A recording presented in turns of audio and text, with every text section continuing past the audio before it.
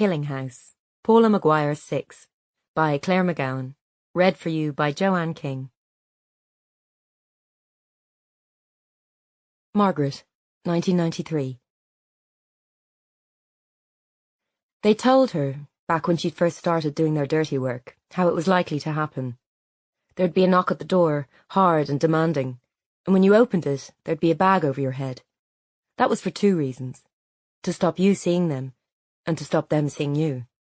So you'd be less human somehow. Not an ordinary woman in her kitchen, a mother with a daughter due home from school any minute, but a tout, a traitor. Then you'd feel rough hands on you, pushing you into a car. They wouldn't speak to you. They wouldn't have to. You'd know who they were. And you'd know there was no point in arguing or fighting, because they had no say in what happened to you next. They were just the delivery men. Then the car would drive for a while, and if you could see the light under the rough sacking, you'd be able to tell you were heading to the country, from the low green shade to the darkening air and the sound of cows and birds. And then the car would bump over a rough track, and a cattle grid or 2, and it would stop.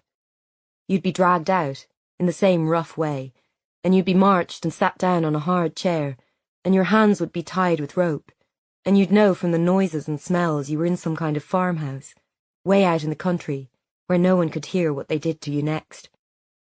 And that was when they'd take off the bag, and then you would really start to panic, because you'd know that if they showed you their faces, it was all over for you. You'd pray they had a balaclava on.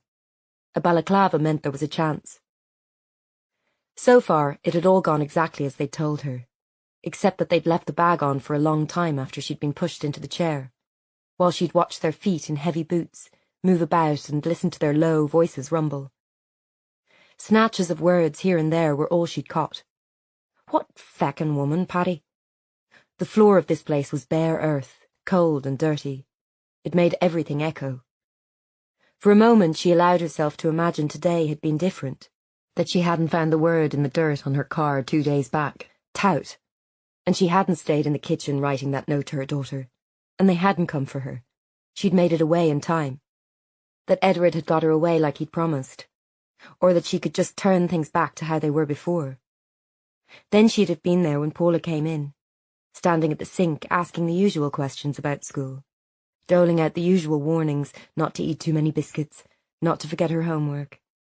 And later, when PJ trailed back in, stamped with exhaustion from whatever terrible things he'd seen today, she'd maybe have pulled herself together enough to smile and act normal.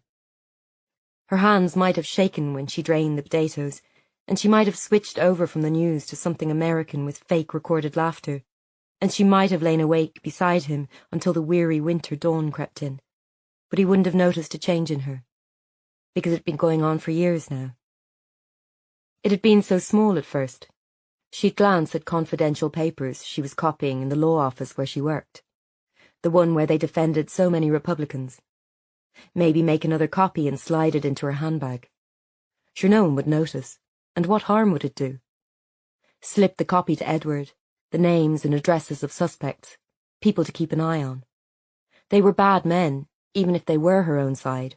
Murderers. She told herself these small acts, a name here, a nod there, might lead to a better future, where her daughter could grow up safe. Her husband not get killed on the job. When she lay awake at night, she saw wee Aidan's face at the hospital after they'd shot his father right in front of him. The blankness. Like he'd never be right again. She hadn't wanted that for Paula, her father dead, her childhood gone. But how was this any better? Her mother taken and bundled up in a car with a sack over her head. She began to tremble from cold and shock, thinking of her daughter, who would by now have come home and found the house empty and dark, the curtains open. Who'd have read the note left on the worktop? Called the police, maybe. Called her father. Maybe they were looking for her already. Maybe they were almost here to save her. Of course, even if they did, everything would change. They'd have to run and hide and change their names and leave the country, and she'd have to tell PJ what she'd been up to. All of it. Her arms contracted. She'd gone to touch her stomach automatically, but her hands were tied behind her. She was so vulnerable. These men were used to dragging in young fellas, hard and rangy, not middle-aged mothers taken from their kitchens.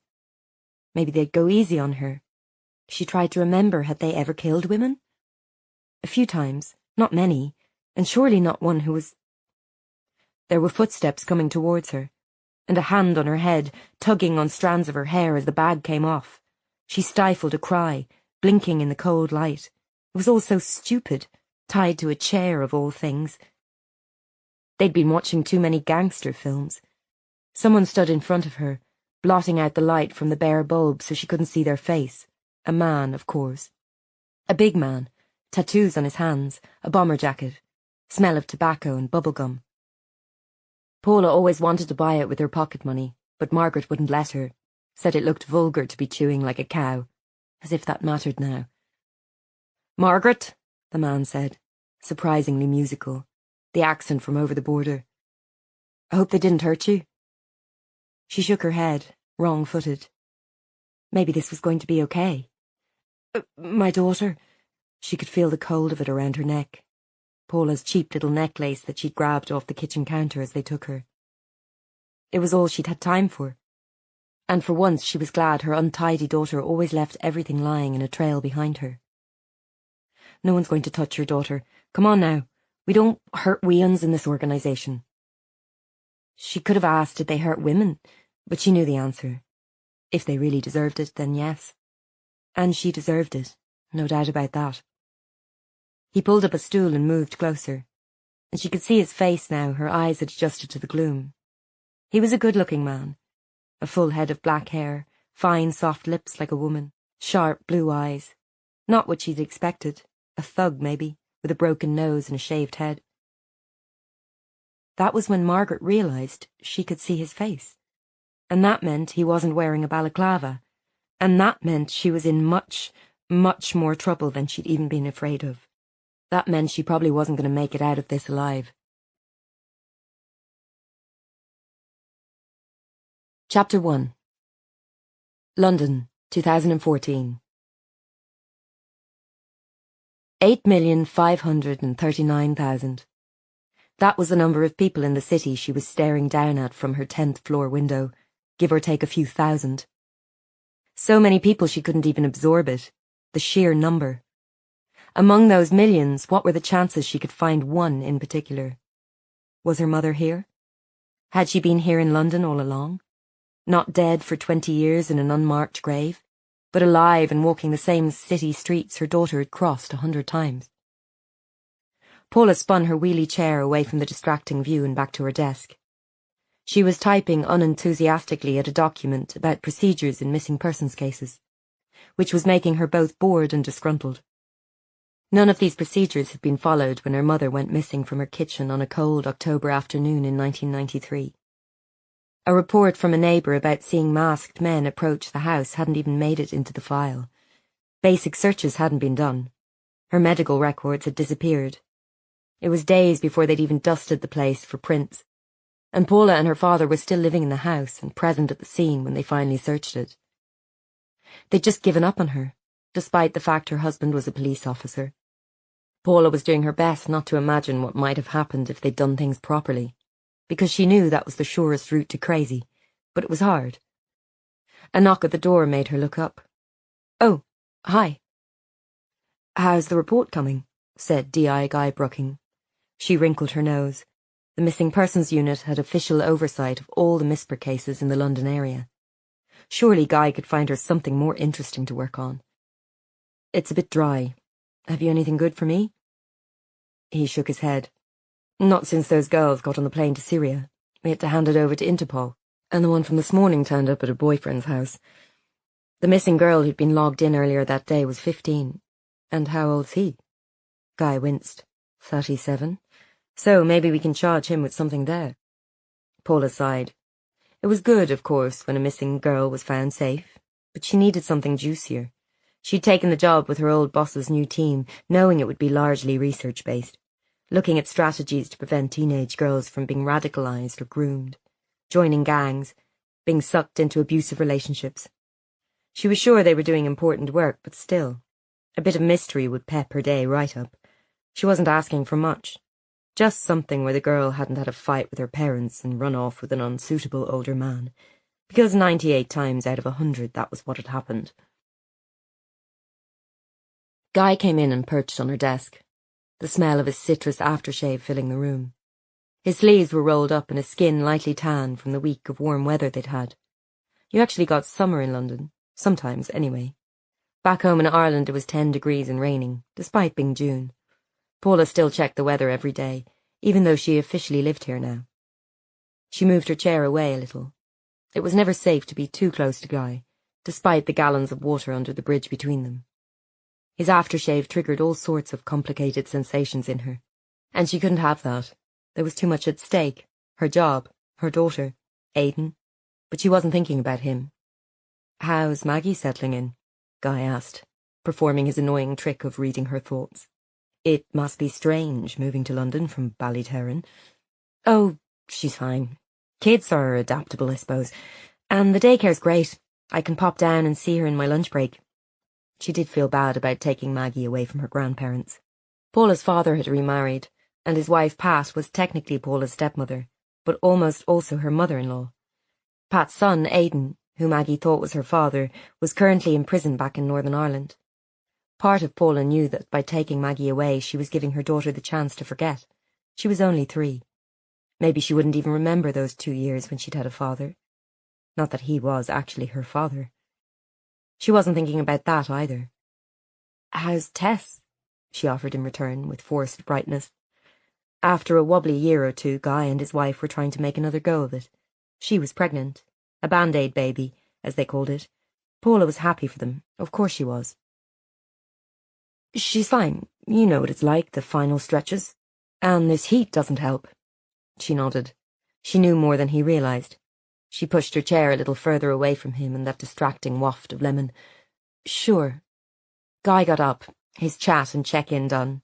Time to move on to another staff member who needed a pep talk. He was a good boss. It was annoying.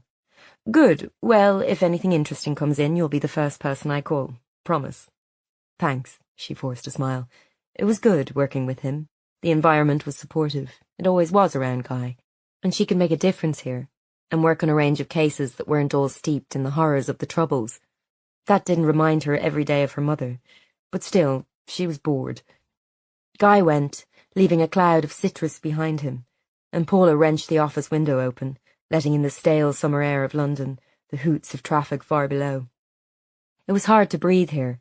The air didn't seem to make it down behind the high buildings. Not like at home, the cold, pure wind blowing off the wet mountains. On impulse, she got her phone from her bag and dialed a number.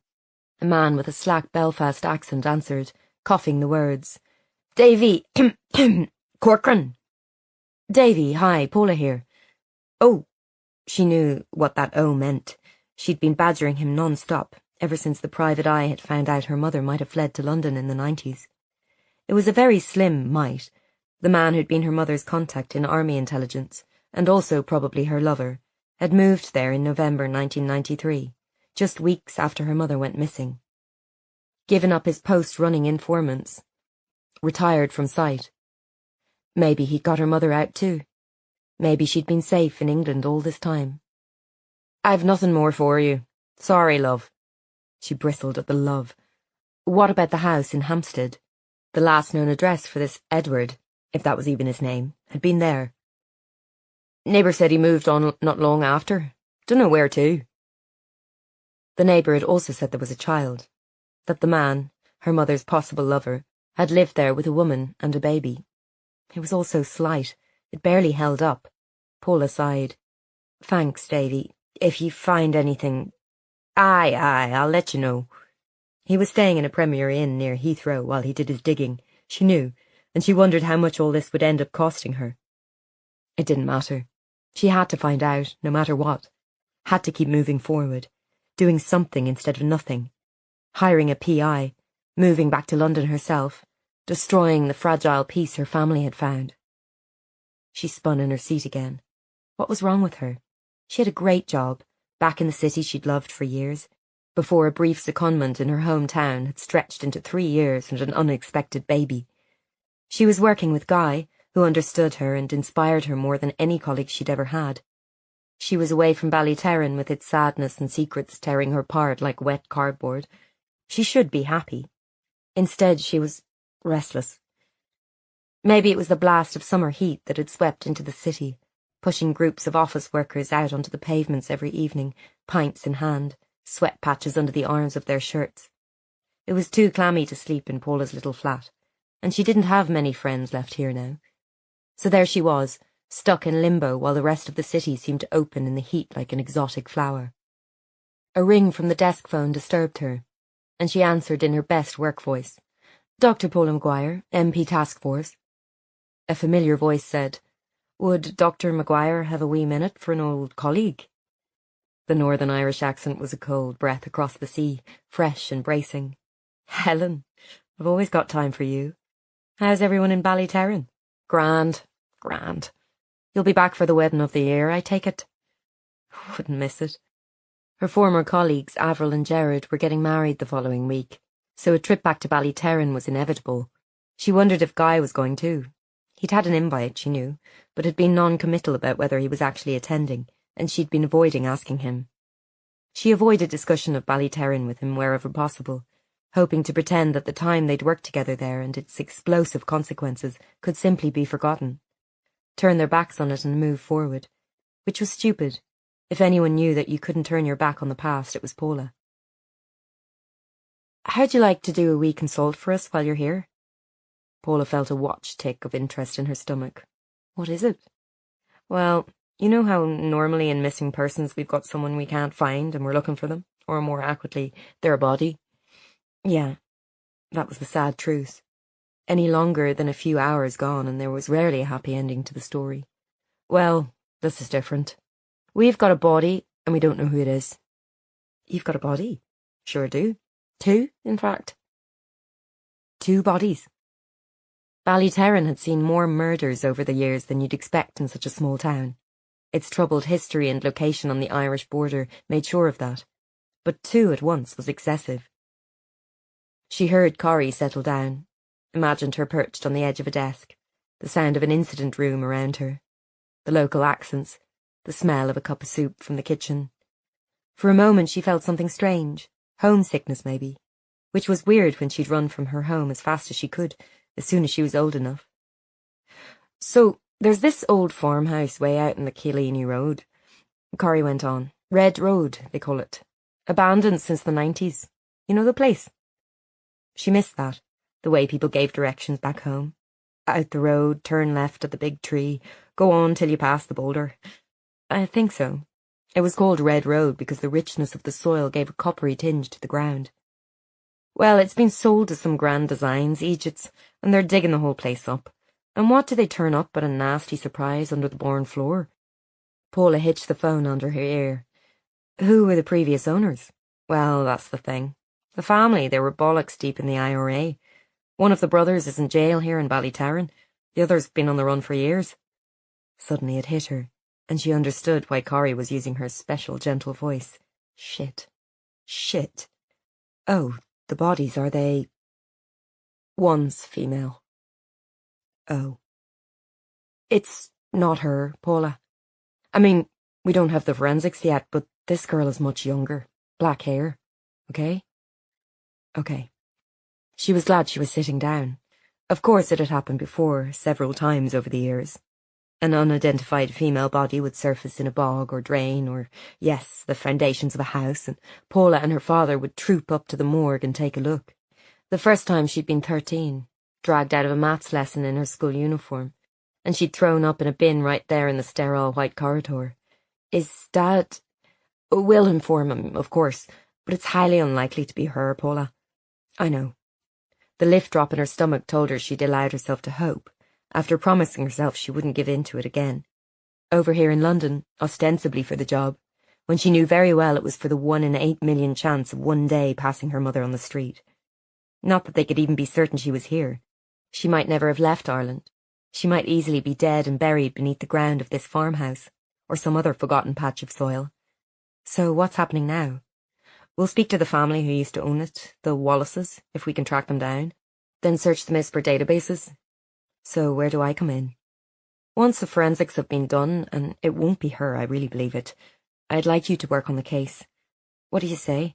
Find a name for a body, rather than a body for a name? I'm working here. I know, but you'll be back for the wedding anyway. I'd just like you to take a look. There's a few strange things about the way they're buried. Paula breathed out hard through her nose. It was impossible to say no to D.I. Helen Curry. Paula, pet, just save both our time. You know you want a peek. Get an earlier flight and give me a hand for a while. It's the least Brocken can do, since he's after stealing you away from me. Okay, I do have some holiday saved up. Brilliant. And Maggie'll love to see her grandparents. I saw Pat the other day in Dunn's. How is she these days? She's not too bad. The guilt at leaving was always there, even though Pat was not actually Maggie's grandmother, and even though Paula had already left at 18 and only intended to go back for a few months the last time. There was also Aidan, of course, rotting in his prison cell. He wouldn't let her visit or contact him, but it still felt like a betrayal to be over the water, far away from him. At least when they were there in the same country, she felt close to him, somehow. She'd look out her window over the dark town, trying to pick out the lights of the prison where he was. I better go, she said to Curry. Work to do here. I'll come, though. How's the work there? Something exciting? Sure. Send me the details once you've got them. She was talking as if she already knew it wasn't her mother under that barn. And it wasn't. Of course it wasn't. But she felt the anxiety claw at her all the same. 2 dead bodies. She imagined it. The digger turning over the cold ground, the noise and churn of it, and suddenly the glimpse of white bone and rotted flesh, the nasty secret the house had been hiding all this time. It would hit the news soon, surely. Grisly mysteries always did. She'd better call her dad. Even if it wasn't her mother, and it wasn't, surely it wasn't. The idea of a long-dead woman was never fun, and it was sure to stir up unwanted memories for him too, squirming with beetles as they were brought reluctantly to light. Look, Mummy, a bird. That's right, pet. Look, Mummy, a dog. That's right, Paula said distractedly. They were heading for the bus stop, Maggie trotting beside her, pointing out everything she saw. As she'd spent the first 3 years of her life in a small Irish town, London was endlessly fascinating to her. Even the crammed red buses, and the tiny 1.5-bed flat they were renting on the Isle of Dogs. Paula's skin felt coated in dust and sweat. In her head she was turning over the case. She'd have to start prepping Maggie that they were going back home for a visit but not staying. Yes, they'd be seeing Granny and Grandpa and Auntie Saoirse, and hopefully Maggie wouldn't remember or ask about anything else. Look, Mummy, Daddy! Paula's heart stopped. They were boarding the bus now, struggling on through crowds of people with bags and pushchairs and walking sticks, and Maggie was pointing out the window. The bus was drawing off. She squeezed through to the side and looked out, stupidly, heart pounding. A hipster man slouched at the bus stop, tapping at his phone. Scruffy dark beard, band t-shirt. Not Aidan, of course. Stupid. Aidan was in prison. It's not Daddy, pet. Just another man. It was the first time Maggie had mentioned Daddy since they'd left Ireland. She'd hoped the child might have forgotten. It was possible, wasn't it, to forget the people you knew when you were 2? No matter how much you'd loved them or they'd loved you. And there was Guy, asking so casually after Maggie, unaware that she was in fact his daughter. Paula had resolved to tell him so many times and still hadn't. They worked together so well. He respected her. He was back with his wife and she was pregnant. Paula knew she would not tell him, not any time soon. She pulled Maggie onto her knee as the bus juddered off. Look, a doggy! See his waggy tail! Oh, God. Why did she ever think she could get away? Ballyterran would never leave her. It was cold, dark ground pulling her down, crushing her arms and legs, closing up her eyes. She would have to go back.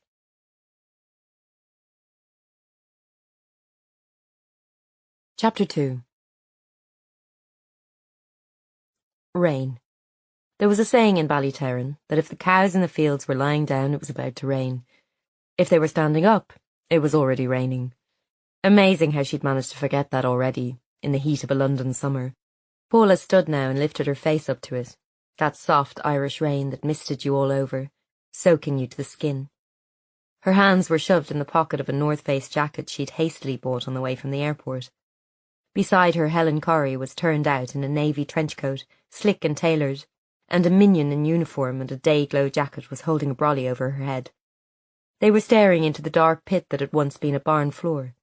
It had been half demolished when the builders made the discovery, and the remaining ceiling and walls stood crumbling in the rain, their insides exposed. Some twisted metal bars struck from the churned ground, places where animals had been tethered, she imagined.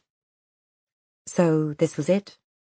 Aye, the couple's builders were breaking ground when they turned them up, making an annex, whatever that is. 2 bodies. Corey gestured with an elegant hand. The man is older, mid-20s maybe. They were buried at the same time, we think, based on soil disturbance. He was in a classic execution pose, arms bound behind him, knees folded, gunshot to the head. 30 quid in cash shoved in his jeans pocket, so no other identifying documents. The clothes and the cash in the man's pocket, it all suggests they were put down there in the early 90s. And the female? Even though it wasn't her mother, the resonance was there, and Paula felt desperately sad for the girl, whoever she was, buried in this heavy earth. Pathologist thinks she was somewhere between 12 and 18. She'd never had a child or been pregnant. That's how we knew for sure that it wasn't your mother. Margaret Maguire obviously had a child, and what Corey didn't know was that she'd been pregnant when she'd gone missing. Paula still didn't know what to do with that nugget of information, which she'd been turning over like a stone in her pocket for months now. Anything else? Black hair. She was in her nightie, with a sweatshirt on top, socks but no underwear, and a pendant. It's quite distinctive, and she had her arms crossed over her chest like this, Corey demonstrated. Her minion moved the umbrella, panicked lest a drop would fall on the boss's shiny fair head.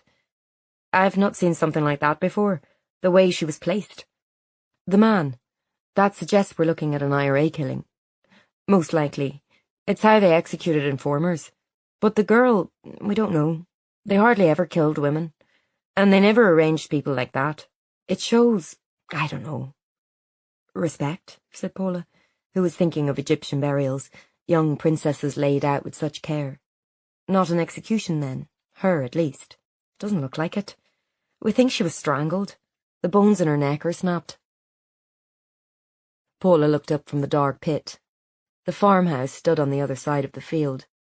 The couple who'd bought the place were halfway through renovating it, with big glass walls and grey slate tiles.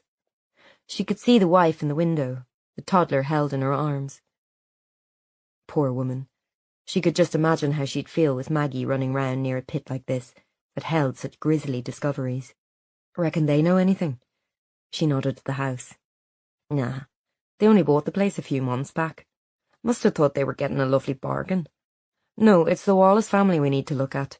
And if you know anything about that Shar, they're not the type who like to be looked at. Not the type at all. Later in the dry of the station, Paula walked in slightly abashed, casting awkward smiles at her former colleagues. Back already. It was even more awkward when DCI Willis Campbell, the head of serious crime and never her biggest fan, clocked her.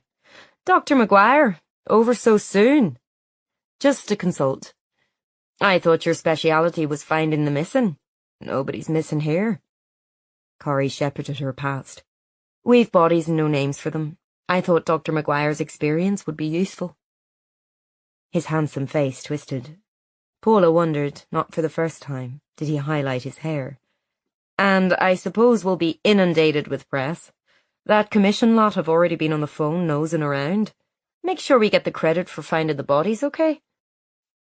The Independent Commission for the Location of Victims' Remains had been set up as part of the peace process to try and find the bodies of long-missing people the IRA had killed and buried back in the darkest days of the Troubles.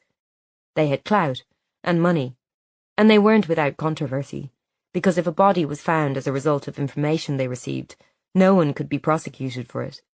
But these bodies had been dug up accidentally, so Paula wasn't sure why they would be involved. And the girl, that was not an IRA killing, unless something had gone very wrong.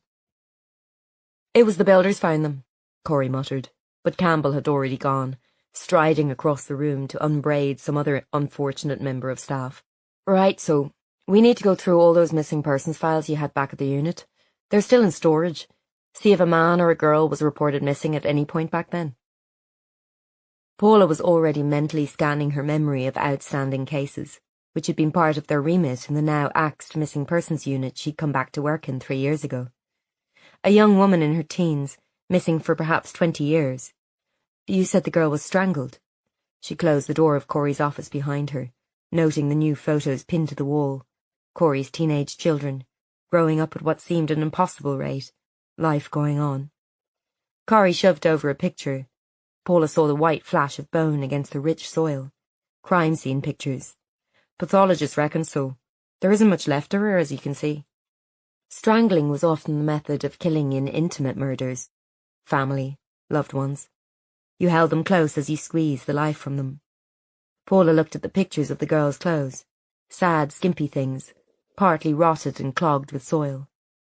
A cheap toweling nightshirt with a cartoon dog on the front. An Adidas sweatshirt with white stripes on the arms, photographed on a shiny steel surface in the morgue. What shoes had she on? Shoes? Corey frowned, leafing through her pictures. Don't think we found any of those. She was just in socks. So she'd not have got far walking without shoes, and the farm is pretty out of the way. Corey was nodding along. Right, so someone took her out there in the car.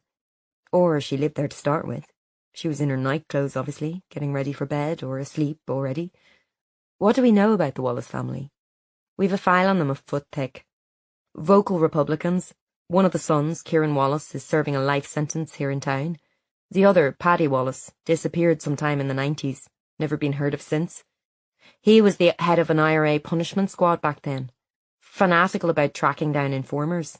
Any whiff of betrayal and he'd kill you as soon as look at you. A dangerous man. So the body under the barn could be him. Corey shook her head. We discounted that. Too short. He's a big fella, Paddy Wallace. We think he's on the run. You've been following all the hoo-ha with the on-the-runs? Sort of.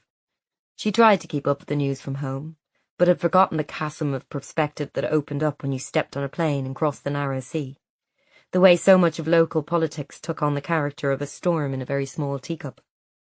She thought the scandal was something to do with the IRA suspects, still on the run for various crimes in the past, being secretly told by the British government in the late 90s that they would never be tried. A part of the peace process that had been kept under wraps. The scandal over it had caused a major court case to collapse back in February. The Wallaces, was there a sister or a daughter? She asked. We can't be sure, based on what's in the files. We need to find someone who knew them. Apart from Kieran, they all seem to be scattered. That's why the farm came up for sale. Old Mrs. Wallace is in a nursing home and the place had to go to pay for her care. I suppose it makes sense none of the family wanted to claim it, if they knew what was under the barn. A family tree would be really helpful. I'll ask Dad, he'll probably remember them. Paula's father had an encyclopedic knowledge of the criminals he'd pursued as an RUC officer, especially those he'd never been able to nail. Most of them would have seen Catholic PJ as a traitor to his own side, a legitimate target, deserving of a bomb under his car or a bullet to the head. As a child, she'd always been scared that he wouldn't come home one day. She'd never thought to worry about her mother, who was always just there in the kitchen when she came in from school. Stupid. If she'd known, she would have asked so many questions. Maybe then she wouldn't have been left hanging for 20 years. Nothing answered. Nothing explained. You mentioned a pendant, she said. Oh yes, here, I have it. Corey took a plastic bag from her locked drawer and held it up to the light. Needs to be logged into evidence. Look, there's strands of her hair caught in it. Must have hurt. Paula's blood stopped. Corey frowned. What is it? Can I see? She took the bag, her fingers clammy against it, and held it up to the light. A thin chain, cheap and mass-produced, and on the end a silver dolphin leaping through the air. Black hairs caught in the clasp. The kind of thing a teenage girl would wear. Had worn. Corey was watching her. Mean anything to you? Oh, no, it's just everyone had those in the 90s, didn't they? She realised she was clenching the wrapped pendant in her fist and it was digging in. She put it down on Corey's desk, rubbing at the indentations on her palm. So if we can find out who this girl is, who they both are, someone must know why they're there, who put them there. Corey nodded. Right. Are you fit to work on this? By rights, I shouldn't ask you. The possible connection to your mother. Paula just raised an eyebrow. Corey sighed. Fine, yes, I know. If none of us worked on cases we had a connection to, we'd never get a stroke done in this town. And with Wright and Monaghan off choosing wedding chair covers or what have you, I need your help. I was hoping the pendant would be more of a lead, but maybe you're right. I'm sure there were loads like that in the 90s. My Rosie has one like it now, sure. Right. And Paula, she'd had one too, hadn't she? Exactly like this. A dolphin on a cheap chain. When had she lost it? She couldn't remember. Had she seen her since 1993, after her mother went? Was it possible this was her actual pendant? Something real? A clue? A breadcrumb in the trail she'd been blindly following?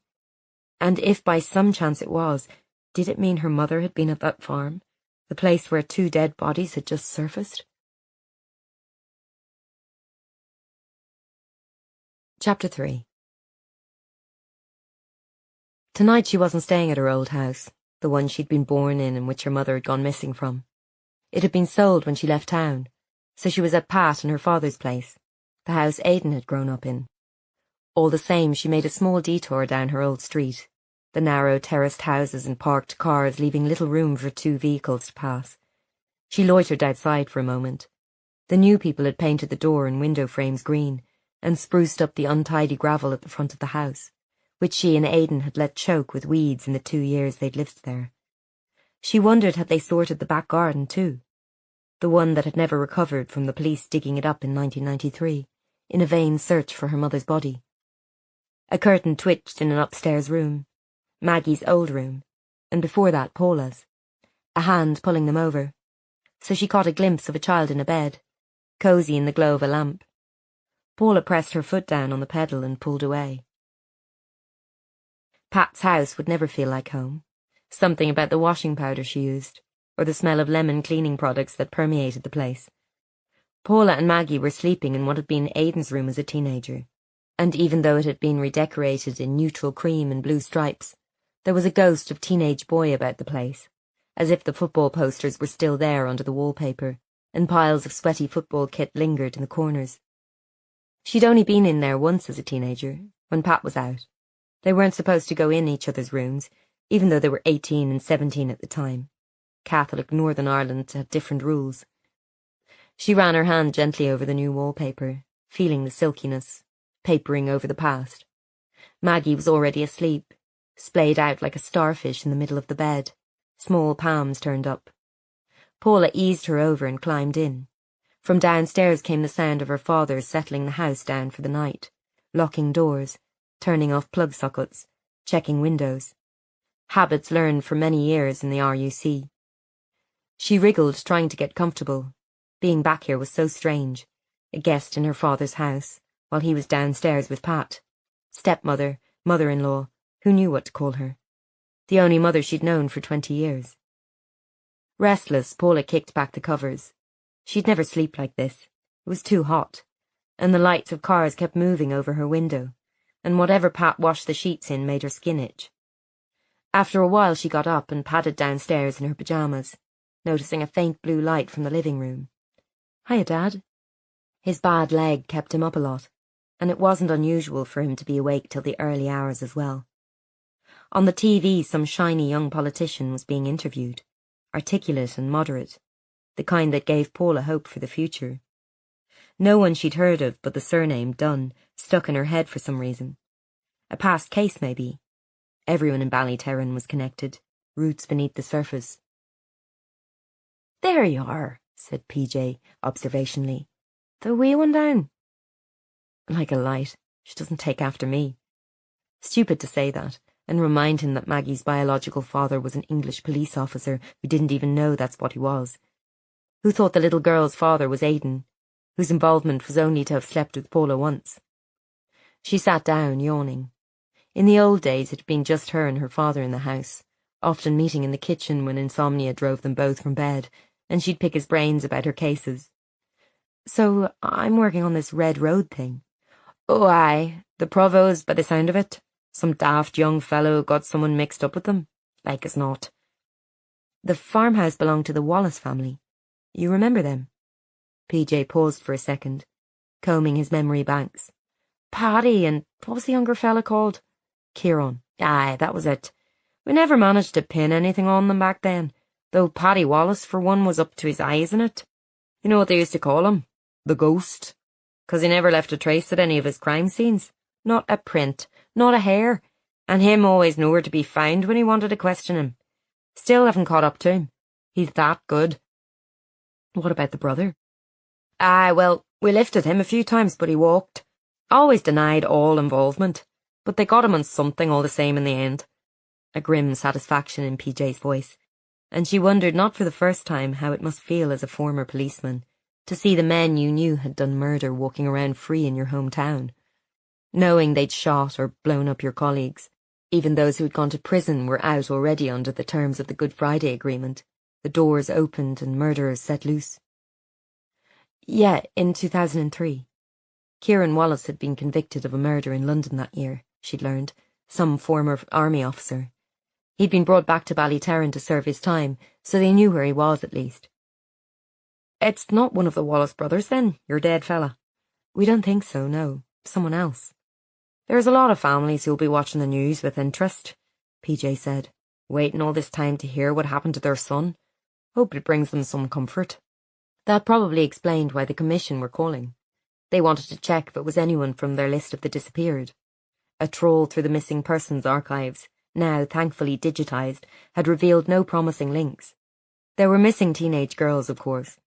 There always were, but none exactly matching the description of the one in the morgue. None that had not turned up again, as happened in 99% of cases. This girl had been one of the 1% that stayed stubbornly missing, a sentence with no full stop, a question with no answer. Those were the cases that Paula could not let go. So why had no one reported her gone? The girl, too. We don't know who she is. Had the Wallaces any sisters?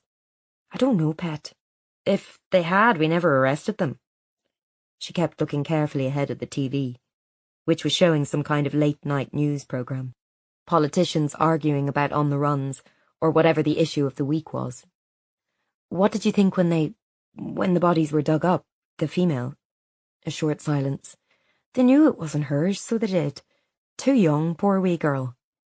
Paula's father had given up on finding his wife. She'd known that when he remarried. He'd not have done that if he thought there was the slightest chance Margaret was still alive, and neither would Pat, staunch Catholic that she was. So what happened if Paula found what she was looking for, and her mother was still alive? What would that do to PJ and Pat and this life they'd made? Daddy, did you always think they got her, the Provos? This was dangerous territory. They didn't talk much about her mother, groping past the high walls they'd put around the disappearance. You had to just survive. He paused. I hope they didn't. But she was, well, people said she was up to something. Getting names from her work, passing them on to some army intelligence fella. Did you believe it? No, but she was gone, and we never found her, so... He shrugged. Paula understood. Her mother had either been taken by someone or she'd gone of her own accord, leaving them both and never sending back a word to say she was all right. And which was worse? Paula looked around her at the framed photos on the walls. Pat and PJ's wedding. A pregnant Paula avoiding a stony-faced Aidan before they'd worked things out between them. Maggie at every age from baby to now. Friends, relatives. PJ had built this, left behind the past and grabbed the happiness in front of him, even if it meant raising eyebrows, which for a stoical Catholic man in his 60s was no mean feat. Why couldn't Paula do the same? Tell him, her mind urged. Tell him about the note in the kitchen. Tell him you've got a private detective searching for her in London. Tell him she might have been there, still be there even now. But how could she shatter all this comfortable, over-warm house, Maggie's grandparents, their happiness, settled so late in the day? She couldn't. Not when she knew nothing for sure. She stirred herself. I'll make us some tea, Daddy. Are there any biscuits? Margaret. It started with the sound of a chair scraping over the floor. He was back. Her breath quickened like a dog's, the fear coursing through her veins and the sack over her head already damp with sweat. She hated that. They hadn't even hurt her yet, so why was she so scared? Margaret, good morning. The sack was lifted off, gently this time, and he was sitting in front of her with blue eyes and charming smile. A face you could trust. He reminded her of Edward in a way, which was a terrible thing to think. Somehow you wanted to tell him things, and she had told Edward many things, secret things that could get a lot of people in trouble, and he'd promised he'd look after her. But she'd been here for, how long, a day, 2 days, and he hadn't come for her. So what did that mean? Now, where did we get to? Pleasant, as if it was an interview. I took the documents. Edward had told her there was no point lying. Men like this could spot it a mile off, and anyway they'd have proof. The best way to save yourself was admit that you'd done wrong and tell them nothing else. You were insignificant, a tiny cog in the wheel. You didn't know who you reported to. You copied the files of the Republican prisoners your boss represented. Yes. And why would you do a thing like that, Margaret? I wanted to stop it. All the dying. Have a wee girl. She was scared all the time, crying. And my friend John. John O'Hara. Oh yes, I remember. She sucked in breath. They'd shot him. Gentle, clever John. Murdered him in his office and left him with his blood leaking out over the floor, and his son, only 7, hiding under the desk in mute horror. It was the thought of wee Aidan that had spurred her on to do what she did, imagining that same look on Paula's face. It was years ago now. Had this man been involved? He looked too young, only in his 20s surely, and here she was helpless in front of him.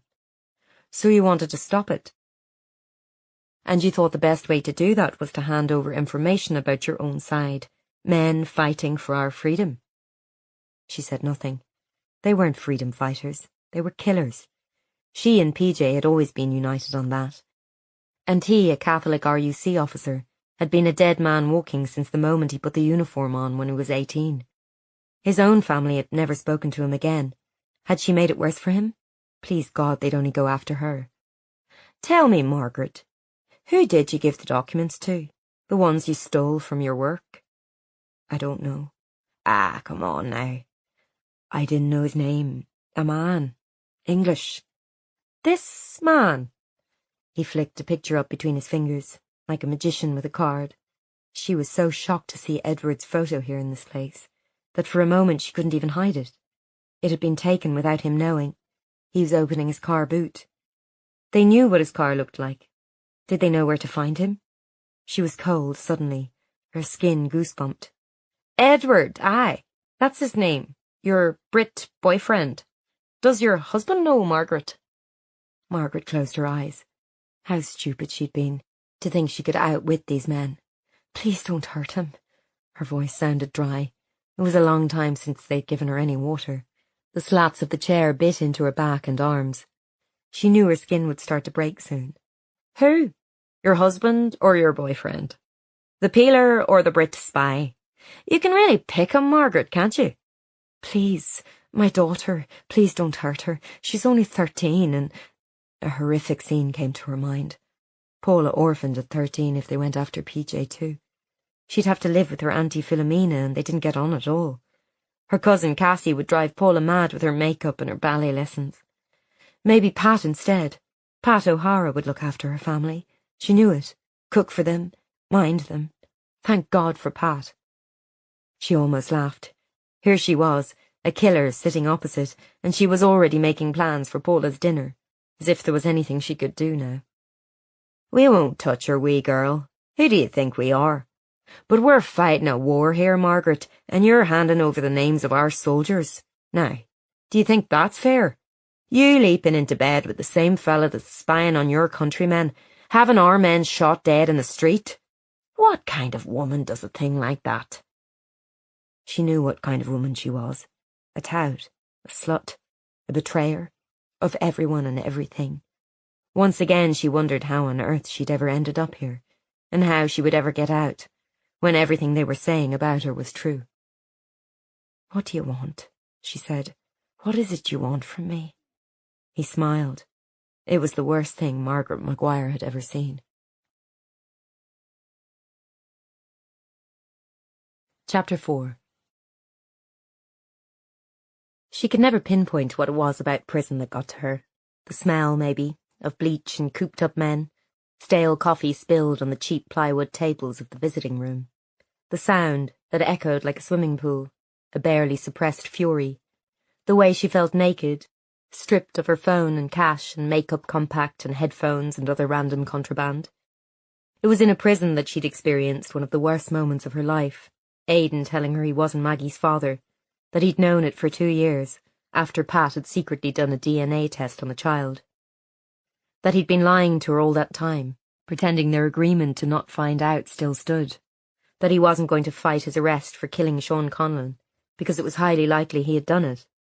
That it was over between them, despite the fact they'd been about to get married when the police came for him. Her mind still shied away from that. Aidan might have punched and kicked Conlon, the man who'd shot his father right in front of him when he was a child, but someone else had finished the job. Surely they must have. Aidan was no killer. She had to believe that. Corey was striding ahead into the visitors' room, confident in her trouser suit. Paula skulked behind, scanning the rows of men to see if Aidan was one of them. Her palms felt sweaty. How could she see him now, after all this time? He'd almost been her husband. He'd slept beside her every night for 2 years. How could they be strangers? Since his trial back in March, which he hadn't come back for, he hadn't wanted her to, and a craven part of her was relieved, Aidan was now part of the general prison population, a convict, doing 8 years for voluntary manslaughter. He'd been lucky in many ways. He could be out in half that, if he kept his head down. It wasn't so very long for killing a man. She tried to focus on the job. A dark-haired man slouched at a table, thin, nervous, 40 but looking older. Corey took her seat briskly. "Mr. Wallace, hello." His voice was croaky. "Kieran." "Kieran, all right. I'm D.I. Corey and this is Dr. Maguire, a forensic psychologist who works with us. You know what this is about?" He just nodded. He'd been handsome once, maybe, but prison had made him old and grey. His fingers gnarled with too much smoking, the nails dry and cracked. Would Aidan look like this soon? Kieran Wallace was in for murder. Had been in for more than 10 years, and wouldn't be out any time soon. Paula tried not to think about the things he'd done. It was easier to focus on the person in front of you, in these situations. She sat down, scraping her chair over the bare floor. "The farm," he said. "That's right. We've found some bodies at your old family house, buried under the barn floor." He didn't react as you'd expect to such grisly news. He just tapped the edge of his plastic coffee cup, his nails making a percussive sound. "Aye, well, our Paddy used the barn for all sorts back then. Touts, informers, interrogations, you know." Her mother had been a tout, the worst word you could call someone back then. Paula kept her voice calm, professional. "Can you help us to identify them, Kieran? So their families can maybe find some peace?" He shrugged. "Don't know who they are. I never had nothing to do with that side of things. That was our Paddy." He caught Corey's sceptical look. "It's true. I never done that murder neither. Never shot a gun in my life, even." "You didn't do it?" "No, I'm innocent." He looked around the room. "Suppose it hardly matters when I've been in here 10 years. But for what it's worth, yeah, I didn't do it." Paula could see Corey's small head shake. They always said they were innocent. "So it was only your brother who brought people to the farm for interrogation," Corey said. "Where's he?" Another shrug. "I haven't seen him these years and years. He's hiding out down south somewhere, far as I know." Paddy Wallace, the ghost, infamous even in IRA circles for his violence, his lack of mercy. It was men like him who'd killed Aidan's father, and who may well have taken her mother from the house that day. To interrogate, and maybe afterwards to murder. "It's probably some informers who had a run-in with him." "And the girl?" said Corey impatiently, as if expecting an answer. It was one of her tricks, to ask something as if she already knew what you'd say. "Who's she, then? She's a bit young to be an informer." Kieran looked blank. "Girl? We found the body of a young woman laid in with the man's. We can't be sure of her age, but she was likely under 20 and had dark hair." The change that came over Kieran Wallace was astonishing. His laconic, seen-it-all demeanour had gone and he was trembling. "Who is it? Who is she?" "Well, that we don't know. She was put there in the early to mid-90s, we think. Any ideas?" He was still shaking. No, I told you I don't know anything about no bodies," Corey said casually. Have you sisters, Kieran, by any chance? His hands clenched on the coffee cup. The girls never had nothing to do with it. Girls. More than one sister, then. Can you tell us their names and ages? Paula asked. Taking notes gave her some semblance of control, though her eyes kept darting round the noisy room. Was Aidan there? Kieran didn't answer for a long time, as if trying to get himself under control. Mairead, she's the second oldest. Aisling was the youngest. Mairead, she'd be in her 40s now. Our Paddy was the year above her, then a gap till me, then Aisling. Mammy, she lost some weans in between, I think. Corey asked. So where are they then, the girls? How come the farm had to go up for sale? He cleared his throat. I don't know. We're hardly close. Mairead's in England, probably. Ran off soon as she was able. Don't blame her. Did the same myself. Where did you go? He looked irritated by this question. London, all right. Everyone went across the water in those days. I was no different. Can you remember when? Would have been, I don't know, 93 or 94, I can't remember. Paula made a careful note. 1993 was the year her mother had gone missing. The City of London bombing was in 93, wasn't it? Said Corey conversationally. 1 person killed. That was the IRA. I wasn't there then. Kieran was scowling. I told you, I wasn't involved in all that. It was our Paddy. That was the kind of thing they could easily check, so Corey let it go for now. And your sister Aisling, what happened to her? His face tightened. I don't know, we lost touch too. Aisling would be, what, in her late 30s now? She was only a wee one. She didn't know nothing. She probably left too. Why'd she want to stay in this bloody town? Nothing for her here. Aisling had not been that much older than Paula then, when Kieran left. What must it have been like living in a home that had become a slaughterhouse? Corey had slid some photos across the table. Not of the bodies, nothing gruesome, but the piles of dirt-stained clothes in plastic bags were sad enough on their own. Recognise any of these items? He glanced quickly at the pictures, then pushed them away. I wasn't here, I don't know. Can you not get DNA testing or that? We can if we have names, of course, but we've no idea who this girl might be. If we'd a sample from you, we could tell if it was one of your sisters. He frowned. Me? It would really help us out. They might be fine and well, of course, but if you haven't heard from them in years, and now we found a girl's body at the house, well, don't you want to know? If someone killed your sister? He jerked, his hand balling into a fist, and then he stood up, scraping back his chair, and walked off towards the cells without a word. Paula flinched at the sudden movement, but Corey was immovable, calm. We'll be in touch about the sample, Kieran, she called after him. She turned to Paula, her groomed eyebrows raised. He knows something. Not talking, though. No, he doesn't know much, does he, our Kieran? Not about the murder he's in here for, not about his brother's IRA activities, and not about these dead bodies. Corey sighed. Come on, let's go back and try to track down Mairead Wallace. Paula got up. She'd almost forgotten where she was, her brain pulling at the puzzle, trying to get at it from every angle. Kieran had reacted in such a strange way. Was the dead girl one of the Wallace sisters? And if so, which one? What was Kieran hiding, and why would he refuse to help them? But that was when she saw him, out of the corner of her eye. Aidan. Her almost husband, across the room, in a queue of men waiting to be processed back into the locked part of the prison. Aidan! She was shouting before she realised. Aidan, it's me! He turned reflexively and she saw his surprise. He'd have thought her far away in London. His face was in shadow under the high window, but she could see he looked unhealthy, scrawny and defeated, like the rest of the men in here. Would he speak to her?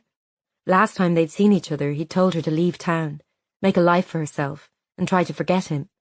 Leave him to rot and accept his punishment. He'd barely even spoken at the trial, she knew. There was little defence to offer. He'd been in the pub that night. He'd fought with Conlon. He'd come home with blood on his t-shirt. There were witnesses, a motive, forensic evidence. His lawyers, with no help from Aidan, had successfully argued for a voluntary manslaughter verdict. No weapon, no premeditation, loss of control. He pleaded guilty, buying himself a lower sentence. And then there was parole. It wasn't so very long, she told herself again. But there was Maggie. Even 4 years was a long time at that age. For a moment she thought he would speak to her. But as she watched, Aidan's face closed up again, and he set his shoulder to her and walked away. Paula was left standing like an idiot, her heart pounding and people looking at her curiously. She felt Corey's hand on her arm. Come on, leave him. Outside, back through the metal detectors and the locked doors, the fresh air hit her face and she began to shake.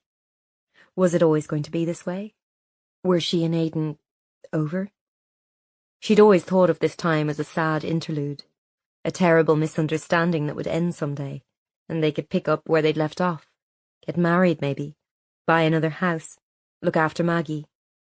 But if he still wouldn't see her, perhaps there was no hope. I thought, maybe, now there's a verdict, you know, he might come round. Corey was sympathetic but frank. You have to let him be, Maguire. No sense in chasing a man, not ever. Even one that can't get away. He's got a lot to work through. Leave him be. But Maggie, she wanted to say. It was one thing to push me away, but how could he leave that little girl he put to bed every night? Read her endless stories about princesses and ponies and goblins, tucked her back in when she woke up, demanding to know was it morning yet. How could he do that, even if she wasn't his daughter? Her mouth felt full of unshed tears as she followed Corey shakily to the car park. It was then that it occurred to her. If Aidan was in the visiting room, who was visiting him? Not Pat. She was looking after Maggie. Not Saoirse or Dave. They'd have reported back to Paula. A lawyer, maybe. He could be considering an appeal. But then she saw the car in the other part of the parking area, the old run-down Volvo, and she saw from a distance who was unlocking its door and getting in. Is that? Corey followed her gaze, squinting. She was too vain to wear glasses while out and about. Yeah. What's he doing here? Visiting, maybe? Does he know Aidan? Not as far as I know, just through me. Well, maybe he's up seeing someone else. Now, come on, let's get out of here. I've had enough of prisons for one day. As they drove away, Paula was thinking, why was Bob Hamilton, her father's former partner in the RUC, her former colleague at the Missing Persons Unit, visiting the prison? Was he seeing Aidan? And if so, what was going on that she didn't know about?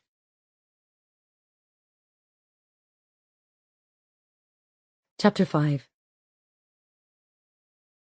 We found Mairead Wallace in Liverpool, alive and well, so it's not her in that grave. She's 47 now. Already? How did you manage that? It was later in the day, and Paula was back in the office preparing her initial report on the crime scene, noting the contrast in the modes of death and burial. One executed, tumbled into the grave, the other strangled, and laid out so carefully with her arms crossed. She'd had to refer back to the crime scene photos and autopsy reports, even though something about seeing bone in soil made her recoil. As Corey had said, there wasn't much left on the bodies to help with identification. She noted the report on the dead man, estimated mid-20s to mid-30s, gunshot wound to the head, arms tied behind him with rope, likely kneeling when killed. In the pocket of his jeans was £30 in cash. No wallet, no ID. The note stated the death to the early 90s. The coincidence of the date, the nearness to when her mother went, made Paula's neck twitch. They were going through their missing persons archives trying to find out who the male body might be, but as quite a few young men had died during those last bloody years of the Troubles, it was taking a while. She put her work aside for a moment and listened to Corey. Corey rolled her eyes. How else, bloody Facebook? She's not on it, of course. That would sort of defeat the object of running away. Although it wouldn't be the first time I've seen it. No, it was her daughter. Carly Jones is her name. And a few months ago she put out a call to find her family. One of those stupid viral things. Did it work? Asked Paula, thinking of course of her mother. Facebook had not been imaginable when she'd gone, or even having a computer at home. Corey gave her a withering look. Don't you even be thinking about it. I'd tan my Rosie's hide if she ever did such a thing. It's an open invitation to every creep in the world to make contact. It works, though, a lot of the time. That's the worst thing. Well, it seems the Wallace siblings have something in common, and that's not wanting to be found by each other. Wee Carly only got weirdos contacting her, as I could have told her in advance. But it meant we were able to find her too, look. She spun her laptop and Paula was looking at a Facebook entry.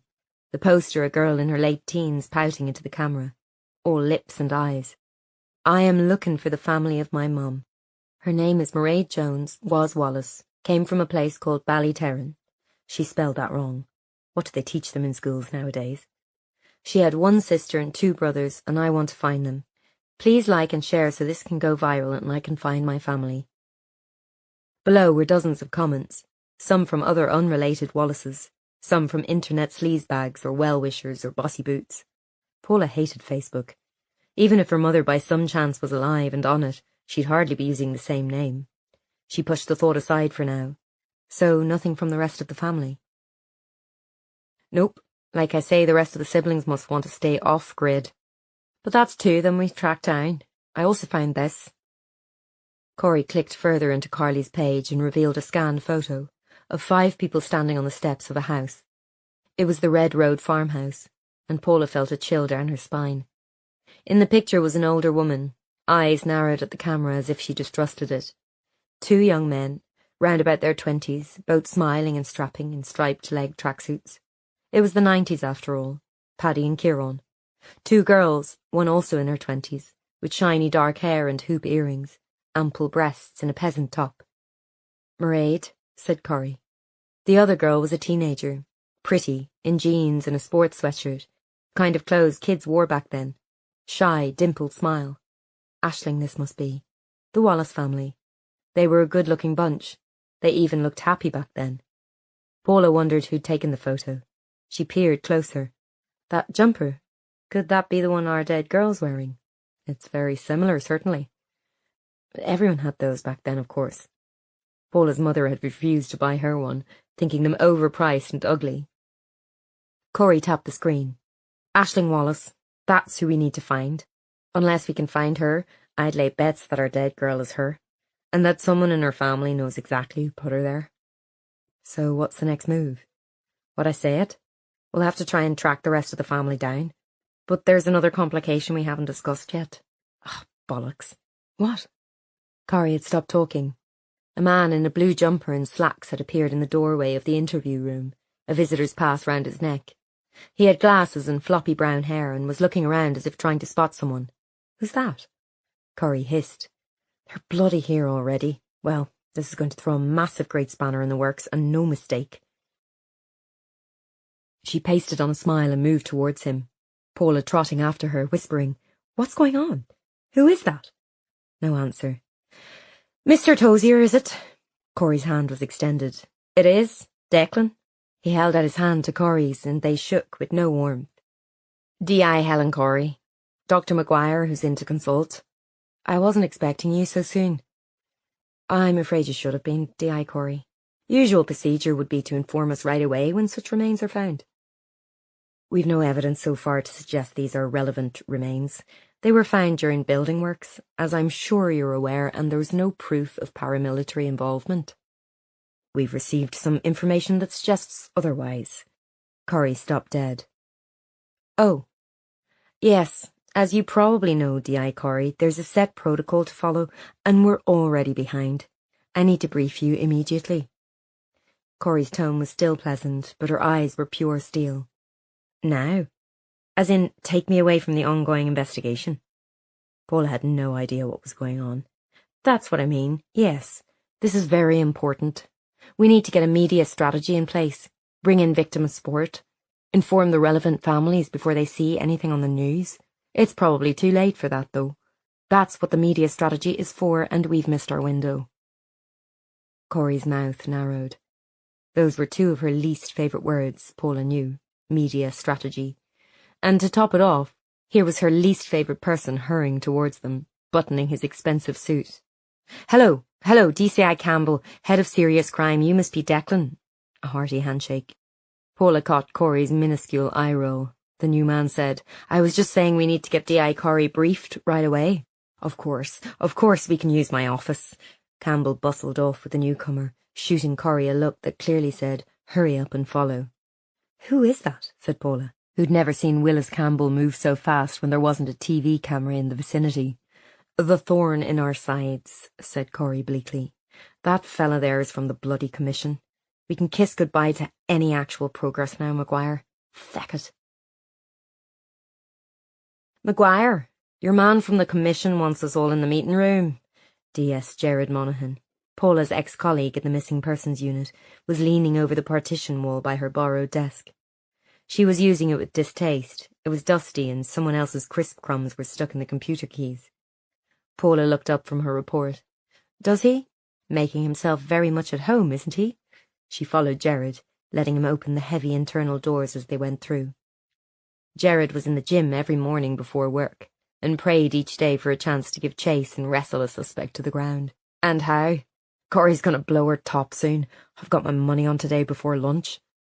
"There's money on it?" Paula lowered her voice as they neared the meeting room. "Oh, aye, up to 100 quid. Avril's keeping the records in a wee spreadsheet." He held the door for her and she ducked in.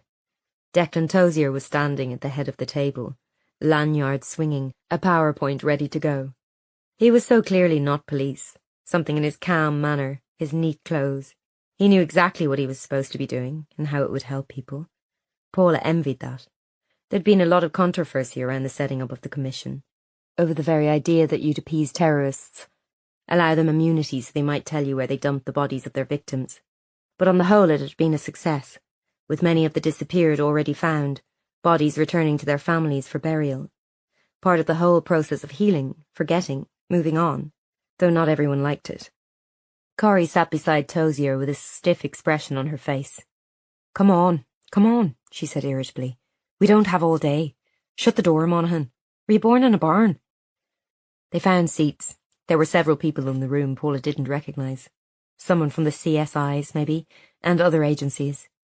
Finding IRA victims was a total headache. "Thanks, everyone."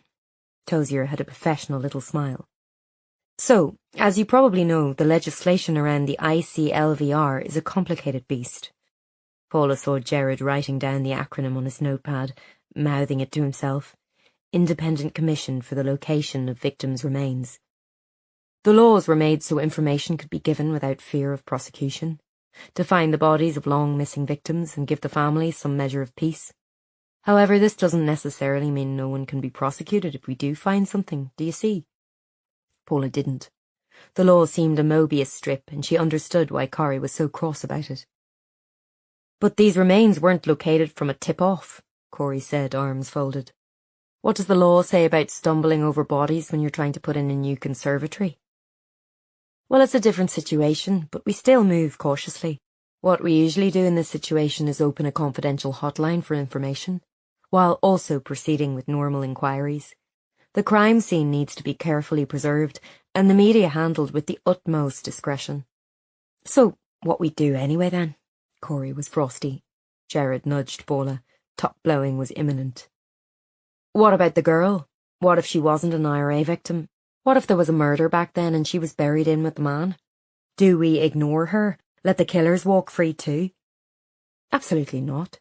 We just tread carefully." Tozier clicked his screen on. "Now, we've received some information that our dead man could be a Fintan McCabe. He isn't included on the list of the official disappeared, as the IRA never admitted responsibility.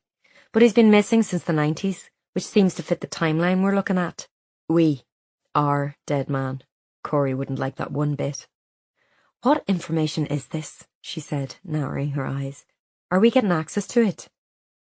"Confidential, I'm afraid. We're not allowed to ask for details. This is Fintan." He pulled up a picture of a sandy-haired man, probably in his 20s, in one of those terrible blurry photos that were typical before the advent of megapixel camera phones.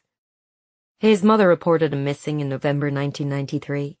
He was a member of the IRA and active in a so-called punishment squad based around Ballytarran. Police seem to have assumed he was killed in some internal feud, but his body was never found. If it's him, that will help tie down a timeline. "But the Commission doesn't officially cover him," Corey interrupted. "Our remit is the uncovering of any remains pertaining to terrorist activity during the period of the Troubles." "But this was the 90s. It was more or less all over by 1993. Most of the disappeared are from the 70s. Paula's stomach lurched again as Corey repeated the year. Was the date just another coincidence, like the pendant that looked exactly the same as the one she'd had? These dead bodies had gone in the ground around the same time her mother had disappeared. Her fingers curled on her pen. Just a few months away from the ceasefires, said Tozier, nodding. We believe paramilitary behaviour actually changed slightly in the last few months of the Troubles. They were once again more likely to hide the bodies of their victims than leave them out to be found. They wanted to show they were still strong, coming down hard on the informers. But while not getting caught or knocking the peace process, of course, it was a confusing time. That's what she'd always thought, that her mother had been caught up in some end-stage war, quietly disposed of. Had she been there at this farm? Was that pendant Paula's? Did she know this dead girl and man? Corey caught Paula's eye over the table. She knew the significance of that year too. Paula looked down at her pad, where she'd scrawled meaningless scribbles, like Maggie would do if left alone with pen and paper, or a wall and an eye pencil, as Paula had once found out. Jared said, So how do we proceed then, Mr. Tozier? Can we try to identify the bodies at least? We've still no idea who the girl is. Certainly, you can proceed with that, Sergeant. Fintan McCabe's family will need to know if it's him. His mother is still alive. We'll contact her right away and try to arrange an ID. But as to prosecuting anyone for his murder, that may be a different matter. Corey heaved a huge sigh. One day we'll live in a country where if you murder people you go to prison for it. You don't get let out after 5 years and you don't get immunity. Tozier smiled thinly. I know it can be hard to accept, but the main thing is for the families. She cut him off. Yes, the families. If it was my family, I'd want to know their killers weren't going to get off with a slap on the wrist. Excuse me, I have work to do. As she swept out, Jared curled his wrist in a mini fist pump, muttering under his breath, Get in. 100 quid to me. That'll help with the bloody wedding. Paula watched her go. Knowing that now they had a year, Corey would ask her if her mother had any connection to that place. And that she would lie about the pendant, lie to her friend and colleague, because she didn't know what else to do, and there was no way she was giving this case up. Chapter 6. Bob Hamilton and his wife Linda had lived in the same drab cul-de-sac for 40 years. It wasn't advised when you were in the RUC. You were supposed to move around frequently, hoping to evade a shot to the head or bomb under your car, but Bob never had. Paula wondered why. Stubbornness, maybe. Even she had sold the house she'd grown up in, finally, after keeping it for so many years in case her mother walked back in one day. Paula had nightmares still about it. Why did you sell the house? I only went out for a minute. Did you forget me? She rang Bob's doorbell, eyeing the arrangement of garden gnomes fishing round a small dry pond. If she timed it right, Linda would be out. She'd volunteered at a centre for disabled children since the death of their son Ian a few months back. He'd been Paula's age but had severe health problems. It was sad, so unbearably sad. Poor Bob. She'd spent a lot of her life hating him. Sure, he'd messed up the search for her mother. He'd been the lead investigator, and that it was his fault her father had been injured and left the police. She was positive he'd taken a promotion meant for PJ, his former partner, and she knew for a fact he'd suppressed the report from their neighbour about seeing men at the house the day Margaret went missing. But she found out in recent years that Bob was in fact a mystery to her. For a start, he'd known something about her mother's disappearance. More than he'd ever said, Paula was sure. The cover-up seemed to be to protect her and hide her mother's secrets. And now there was something else. Bob was maybe visiting Aidan in prison. He came to the door, shuffling in his slippers, like an old man. Hard to imagine him and PJ as young officers, in their green RUC uniforms. All that was gone now, and Bob and PJ had been swept out too. New brooms. No place for them. Paula, he said, surprised. You're back? Yeah, for the wedding, you know. Got a minute? Come on in. Did you bring the wee in? She's at Dad's. Bob loved seeing Maggie, she knew, and Linda did too. They'd never have a grandchild of their own, after all. But selfishly, she wanted to talk to him without the distraction of her daughter's endless chatter. Paula declined tea, wanting to get down to it. I'm sorry to barge in, Bob. Thing is, I saw you earlier, at the prison. I wondered if it was Aidan you were seeing.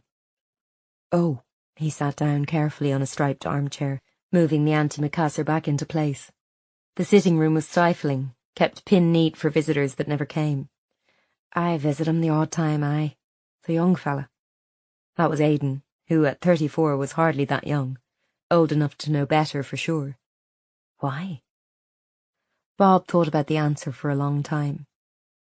I knew it was causing you grief, that he wouldn't even try to fight the conviction. I thought maybe I could convince him. I know those fellas, the Republicans. There were plenty would have liked nothing better than to wipe Conlon off the map. Sean Conlon, the man Aidan had supposedly killed, just out of jail.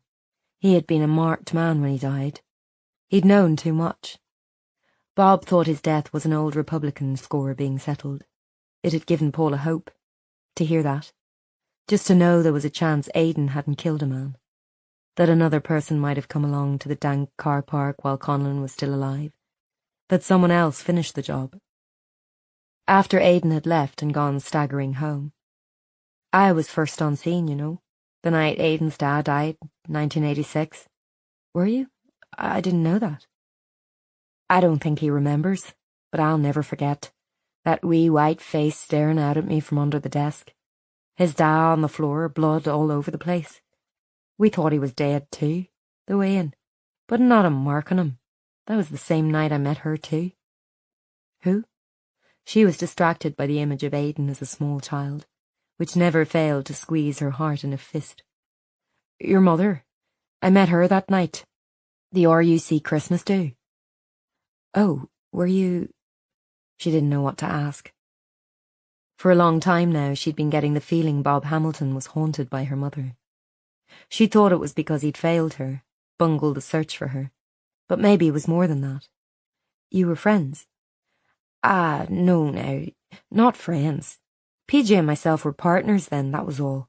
But she came to me for help the year after, when the soldier got shot in her arms. You know about that? Yeah. Paula would have been 7 or so, and she didn't really remember. Her mother had been stopped at a checkpoint, waiting in her car, when a sniper had shot the soldier checking her license. She'd got out and tried to help him, cradled him as he died. A young private, no more than 20. The kind of thing that happened all the time in the 80s. But it must have made a terrible impression on her mother, because not long afterwards she'd started stealing information from her job in a solicitor's office and passing it to Army intelligence, touting, betraying. What did she want when she came to you? I think just someone to talk to. Your dad, he's, well, you know what he's like. Couldn't leave a thing be. Obsessed with the job. And she was angry, Margaret, very angry, that someone would shoot a young fella dead in the street like that. He'd said Margaret, not your mummy. As if he forgot, sometimes, who he was talking to. Paula asked cautiously. Did you know what she was doing, passing the information? He hesitated, then nodded. I had an idea, and he'd never said. He directed the search for her as best he could, turned it away from the truth, thrown suspicion on PJ, even though if she'd been touting, the most likely thing was she'd been taken away to be shot. All to cover up her mother's betrayals. I know you must blame me, said Bob hoarsely, but there were reasons. I promise you that. I swore to her I wouldn't tell you. She knew she was going away. He swallowed hard. Please, Bob, I don't blame you. Not if you promised her. But I need to know. I'm close. I think maybe she got away. Please tell me what you know. He looked at his hands, dry and chapped from gardening, the nails thick and square. She knew she was in danger. They were on to her, the Provos. She thought she might have to run. That made sense. She'd left a note, not knowing teenage Paula would carelessly knock it down behind the worktop and not find it for 20 years. But why did she not come back or send word? Because she didn't get away. That's what I think anyway. They came for her before she could run. Oh, the tick of the clock was very loud. She's dead, is that what you're telling me? I don't know. How could I? None of us does. So Bob had stayed quiet, just in case her mother had made it away. wondering all the time was she dead and he'd done the wrong thing keeping her secrets. And now he was visiting Aidan, trying to help him too. This thing with Sean Conlon. You have names for the people who were after him. Bob was silent. There was more that he knew. She was sure of it. You're not going to tell me? Oh, Paul, I can't. It's dangerous. These fellas, they don't mess around. Even now, it's been looked into. That's all you need to know. I just thought maybe if the lad knew there was some hope. She knew there was no use arguing. Bob, in his quiet way, was implacable, doing his best to protect her family, as he had for 20 years. She thought of Bob and Linda in this neat, empty house, taking care of Ian for so many years, following the rules, living quiet lives. What if all this brought danger to their door? Was it worth it to find out the truth? She'd already lost so much. What if when she found it, it was more than she could handle? On her way out to the car, she saw she had a missed call from Corrie and buzzed into the office. She'd left while they were all still working, hoping to chat to Bob before Linda came home. Yep. Good news. We've spoken to Mairead Wallace and she's agreed to travel over to try and identify the bodies. Asked a lot of questions about the girl. So, she must think it's her sister. Maybe. Couldn't get much from her, though. She says she left home years back, got out as fast as she could, lost touch. I'd say she feels sore guilty about that now. Paula knew that feeling. She too had left Ballyterran as soon as she was able, hiding herself in a big London university, running away from the sadness that threatened to sink her like a leaking boat. What about the dead man? Is it definitely this McCabe? Corrie made a noise of annoyance in her throat. Not confirmed. Things would be a hell of a lot easier if we knew who rang in the tip-off. We're up to our eyes in missing IRA members, and that Tozier fella's commandeered the place.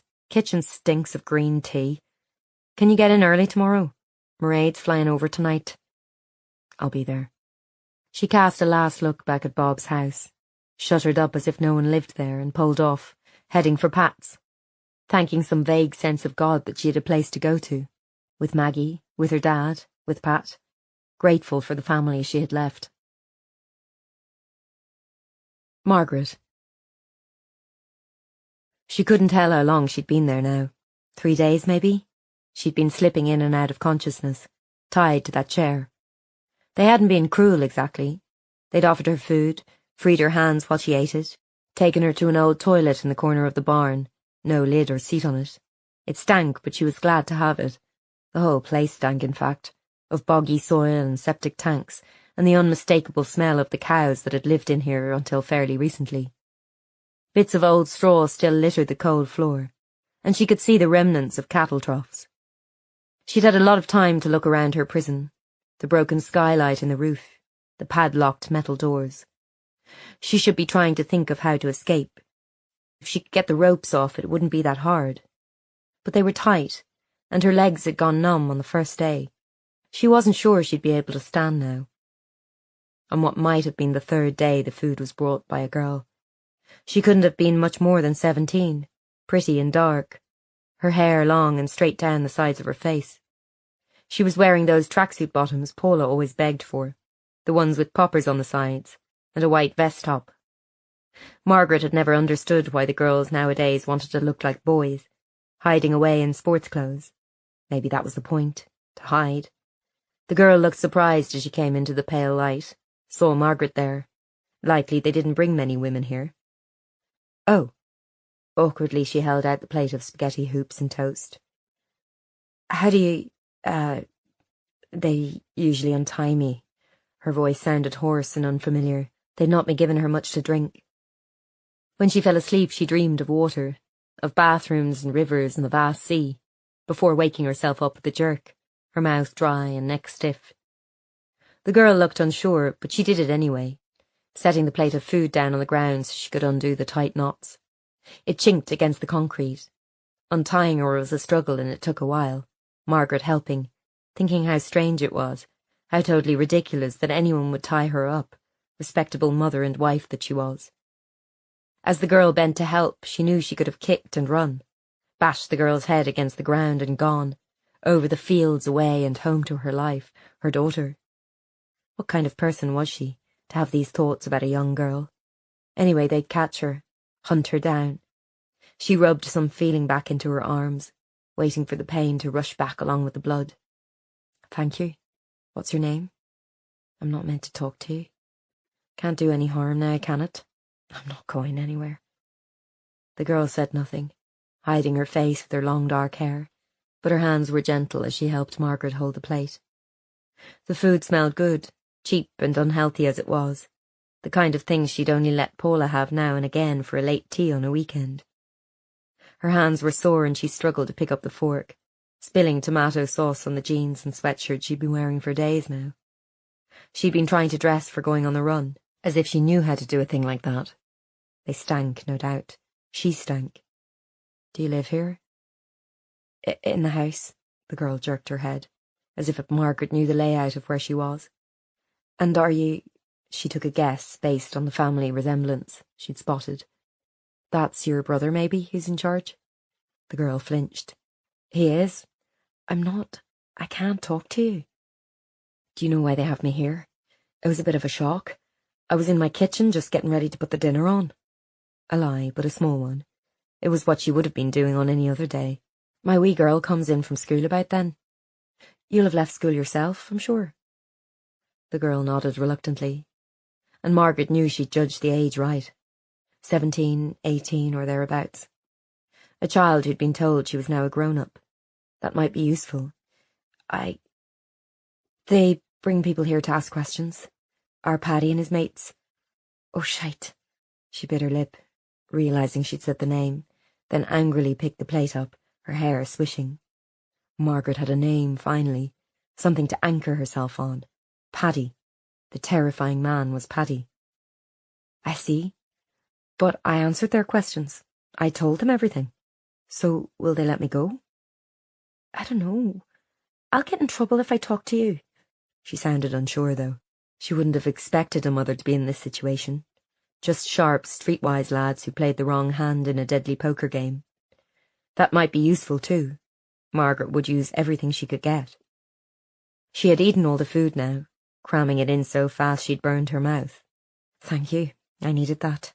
It feels like days I've been in here. Any idea when I might get out? As if she'd been kept waiting at the doctor's office. I don't know. I don't know anything about it. He's busy today, so he said give you something to eat. I have to go back now. So Paddy was away. Were there other men outside, guarding the place? Margaret wondered where she was. Were these people her neighbours, colleagues, schoolmates? That was the trouble with small towns. You couldn't avoid anyone. Is your brother nice? The girl's eyes shifted, as if someone might be listening. Yeah. Right, he seems nice. A lie. He seemed like the kind of man who'd smile at you as he snapped your neck. The thing is, I'm just someone's mommy. I'm so worried about my wee girl. Is your mommy here? What kind of woman would raise a killer? A man who'd tie an innocent person up to a chair in a barn. But then again, she wasn't innocent, was she? Margaret pushed the thought away. She looked innocent. That was why they chose her in the first place, Edward said. She had to play on that as much as she could. The girl was putting the ropes back now, fumbling with them. Aye, course, she's in the house. In the house? What mother would let this happen in her own back garden? Maybe she didn't know. Maybe Margaret could speak to her, and woman to woman they'd sort this whole mess out. Don't be so stupid, Paddy, she'd tell her son, giving him a clip round the ear. Whatever are you playing at with this carry-on? Clean that barn out right now. Maybe they'd even say sorry for keeping her like this. But where was Edward? Why hadn't he come for her, or the police, or anyone? Was this a test, to see what she could cope with on her own? She thought she was so smart, laying plans so the police couldn't trace her when she ran, but now it just meant they might not even be looking, or looking in the wrong place. Could you tell her what's going on, maybe? Tell her they've got a woman in here, someone's mom. I'm sure it's never normally women they bring, is it? No, but... The girl's head turned at the sound of voices outside and she jumped, taking the plate and scurrying out. The door was locked behind her. But they'd made contact. Margaret had some hope. Surely she wouldn't die out here, in this cold, stinking barn, with a family living just meters away. Surely no decent person would let that happen. The whole idea was absurd. Chapter 7. Mairead Wallace, now Jones, had done her best to reinvent herself. A Liverpool accent overlaid the Ballyterran one like the thick makeup on her face. She wore hoop earrings, pink tracksuit bottoms tucked into Uggs, but otherwise she hadn't changed at all from the girl in the picture, and bore a strong resemblance to her brother Kieran. The watchful blue eyes and thick black hair, glossy in spite of her 47 years, the still watchful face, the impression of much more going on behind it. She was sitting in the family room on the edge of the sofa, the place they took the bereaved and the shocked, nicer than the interview rooms with their bold lighting and scratched tables. Corrie eased in the door. "Mrs. Jones, thank you for coming over. You'd an okay flight?" "Not too bad." She was sizing them up, Corrie in her crisp suit and Paula with her messy plait. No threat there, she'd be deducing, and then Corrie would do most of the talking while Paula observed her, noticing the things she tried to hide. That was kind of their MO. Paula realised she'd missed it. It was months since she'd even interviewed anyone, interrogated anything other than a spreadsheet. "They've told you what's happened," said Corrie. "They said she's found bodies at the farm." Flat, straightforward. It didn't seem like a shock to her. "That's right, 2 bodies. Did you know about them, Mairead?" "I'd nothing to do with it. But our Paddy and that lot, they used the barn out there. We knew that. After Daddy died, he just ran wild." "They used it to interrogate suspected informers, is that right?" "Aye. We paid them no heed. I didn't want no part in it, but I knew why they did it." Paula understood. Many people in Northern Ireland would have had that mentality. You didn't like what was going on, and you certainly didn't want blood on your own hands. But you didn't exactly disapprove of killing those who betrayed your cause, and you weren't about to stick your nose in it and maybe get shot for your troubles. Her mother had been unusual there, willing to risk her life, and her family's life, to try and end the war. Paula hadn't worked out how she felt about that yet. "We were hoping you might be able to help us ID them. A young man in his 20s, most likely." They decided not to mention the name Fintan McCabe until it was confirmed, wanting to get Mairead's unbiased response. "There's also the body of a young girl, or woman." Her face stayed impassive, but Paula noticed her hands clench into fists. "You said, we're not sure who she is. We think she was in her teens. Dark hair." Corrie paused, then said gently, "Mairead, we know you have a younger sister. Where is she?" I haven't seen any of them in years. We're not in touch." "So the place was just abandoned? Did you know your mother had gone into a home? The farm had to be sold to pay for her care." Mairead swung her head away. "I didn't want it anyway. It was only full of bad memories. Rotten things. I went as soon as I could. The way our Paddy was, I was getting scared." "And you never went home? Never called or anything?" She shook her head. "Mummy said I was dead to her, as soon as I got on that ferry." "But now your daughter Carly's been looking for them. Your family." "Aye. Well, she should have known better. Too late now." There was bitterness there. Mairead had really not wanted to be found. "Who's your daughter's father, Mairead?" said Corrie easily. "You were married?" Mairead bit her lip. "Just some fella in Liverpool. We took up together for a time, but it didn't work out." "How old is Carly?" Paula had caught a glimpse of the daughter in the waiting room, and she looked to be in her late teens, also wearing lots of makeup and jewellery. She's 19. Mairead seemed reluctant to say it. "Can we leave her out of this, though? She doesn't need to know what happened back then." Paula wondered why Mairead had brought her daughter with her, if she wanted to keep her away from the investigation. Perhaps for moral support. Coming back could not have been easy after all this time. It would have taken courage for a young woman to leave on the ferry in the 90s, never to see her family again, and start a new life in a strange city. Paula knew a little bit about how that felt, and could only admire Mairead for it. Corrie went on. "So, let me get this straight. You left Ireland in 1993, yes? Sometime after that, the rest of the family scattered too. Your brother Kieran went to jail 10 years ago. He's still there, by the way, if you want to see him. Your other brother, where's he?" "God knows. Slippery bastard's probably hiding out somewhere. Our Paddy was always the wild one." "And your sister?" Her face shut down again. "She was only young. I didn't want to leave her there, with all Paddy's mates around, but Mammy was... Well, I had to go. Aisling was 17 and Kieran was 19. I haven't heard a word from any of them since the day I left. So it could be Aisling Wallace in that grave. Paula wondered what was going on in Mairead's head. The unspoken question seemed to hover in the air. You never tried to find them on Facebook or anything like that? I hate that stuff, raking up the past. It's not safe. But try telling a wee in that nowadays. The accent had slipped back just a little on the weeing. Paula always found that too, when she'd been home for a while. There was no way around it. She'd warmed to Mairead Wallace. She leaned forward sympathetically. We're sorry to have to ask this, but we have 2 unidentified bodies in the morgue. The clothes, is there any way you could take a look and say if you recognise them? I know it must be hard for you.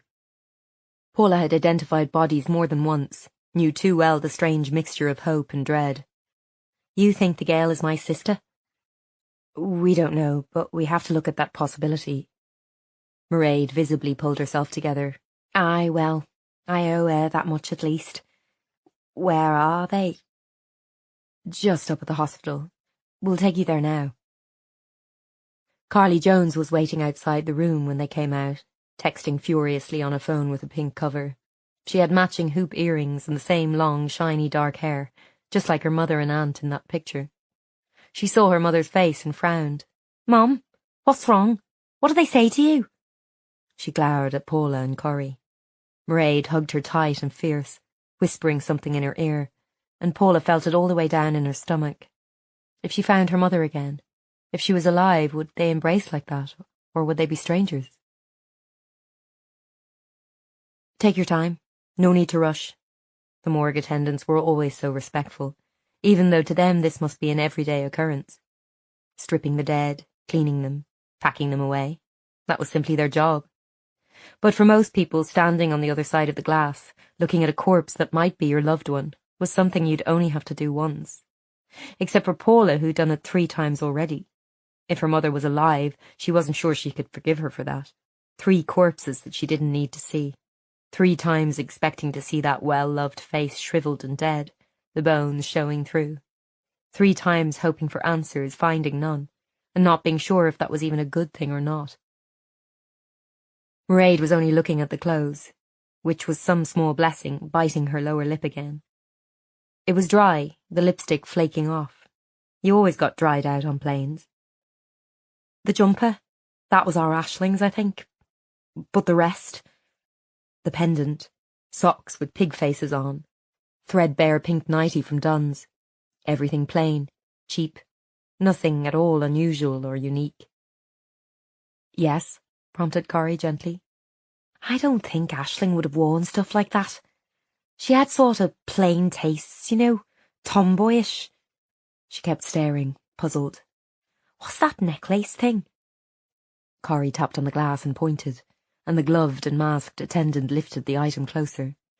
It's a dolphin pendant. You don't recognise it? Paula kept her head down, heart thudding, asking herself again, could it be her own? If so, how did it end up round the neck of a dead girl? Much more likely it was just one like it. No, but I was gone a few months or so by that point. She could have bought it. Mairead's fingers curled on the glass, leaving finger marks. How old did you say she was, this girl? We can't be sure. Early to mid-teens, most likely. For a long moment she just looked. I don't know. I'm sorry. I don't know if it's her or not. Her voice thickened. Corrie nodded to the attendant who wheeled the tray away. Mairead had already looked at the man's clothes and come up blank. Paula believed her. She hadn't known those bodies were down there. That's okay, Mairead. We do appreciate you looking. What'll happen now? To whoever she is, the girl? We'll go back to the missing persons databases. See if anyone contacts us now it's been on the news. Someone must know who she is after all. Will you be staying in town for a few days? I don't know. I haven't been back in years. She cast a look towards the waiting room, to where her daughter was. Callie wants to see where I'm from. The farm, even. That's a crime scene now, I'm afraid, but you're welcome to go and look from the edges. It would be good if you could stay in town. We can arrange accommodation if needed. Mairead nodded, her face a strange mixture of fear and openness. She said again, I just haven't been back in so long, you see. Paula knew what she meant. If she could have, she would have warned her to be careful. However far you ran, and however long for, Ballyterran had a way of sucking you back in. Chapter 8. Yes, Mummy. I spoke to the woman about the flowers. I told her Auntie Samantha's allergic to lilies. Yes, Mummy. Yes. Across the desk, Avril was rolling her eyes and miming strangling her mother on the phone. Paula smiled sympathetically. She'd had no mother breathing down her neck when her wedding was imminent. Only her best friend Saoirse, nagging her to get on and organise things. It still hurt to think of the dress, the crumpled ivory silk in the back of the wardrobe. All of it such a stupid waste and humiliation. She was back at her desk now, having dispatched Mairead and a hostile Carly with a family liaison officer to the secure flat they'd been using. There was not the same urgency there'd be for a high-priority missing person, and that made Paula sad in a way. This dead girl, whoever she was, had been killed and buried, and no one was even looking for her. To flesh out her report, Paula had been researching Mairead's brother Paddy, the ghost. What she'd found made her blink at her screen. The couple shot in their home, killed in front of their 3 small children, bullets landing in the baby's cot. The victims of his interrogations, dumped with their fingernails pulled out, cigarette burns, brands all over their skin. Tapes made of confessions, dying screams sent to family members, grim reading. Dear God, Avril exhaled, hanging up the phone.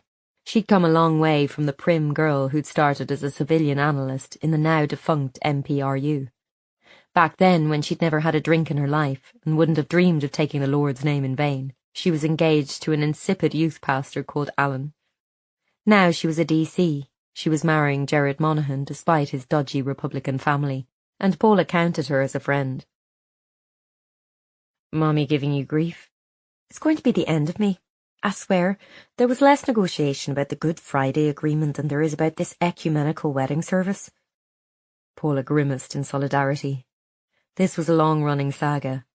Jared's priest cousin, Father Eamon, was to celebrate the wedding, but in Avril's father's church, and many concessions had to be made so that the Reverend John Wright could be happy with such popish ways. Avril was also Bob Hamilton's niece on her mother's side, so he'd be there. And of course Guy Brooking had been invited too. If he brought his pregnant wife along, Paula was planning to get very drunk. It'll be okay. Afterwards everyone will just say how lovely it was. Avril's face darkened. Paula, I'm in Egypt, moaning away here to you when you're... She shrugged. If she didn't let anyone see how much it hurt, her own aborted wedding, she could manage, rewrite history. If she never thought about it, it never happened. She'd never agreed to get engaged, and she'd never put on a stupid white dress or pin flowers into her hair, or seen Aidan dragged away as she waited in the church porch. It was hard to keep this up, however. For one thing, Maggie still sometimes slept with the headband she'd been bought to wear as a flower girl, now mangled, its silk blossoms wilted. It's fine, honestly. It's not like no one else is allowed to get married now, is it? Did Mairead and Carly settle into the flat? We've got someone down there, keeping a wee eye on them, like. Mairead made 3 phone calls from the payphone in the lobby as soon as the FLO left, not from her mobile. So she was trying to cover it up, maybe. Paula gathered that Mairead was not supposed to know someone was keeping a wee eye on her. Any idea who the calls were to? Nah, she 141 them, but our guys said she was crying afterwards. Then she went and sat outside the building for a while smoking. I checked in the prison Kieran Wallace is in, got a phone call last night about the same time. Mairead was trying to contact her brother. Interesting. Oh, and our guy says he also saw her punching in the code for the South. The South? Where her older brother Paddy was rumoured to be hiding. I see. And on that note, I've been away. Can you explain to me the whole thing with the on the runs? Avril still had data at her fingertips, as in her old job, but she was also tough now.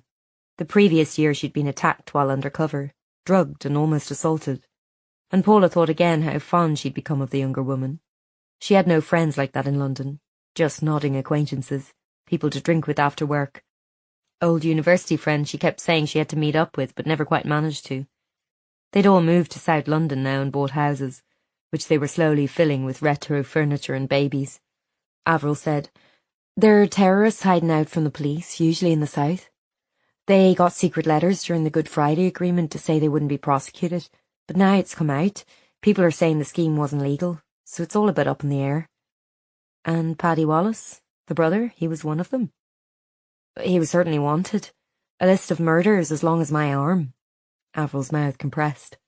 Paula knew she had strong views on the let's forget all the nastiness spirit which had prevailed in Northern Ireland for the last 20 years. As did Aidan. It was one of the reasons she'd not been surprised to hear he'd beaten up Sean Conlon, the man who'd shot his father.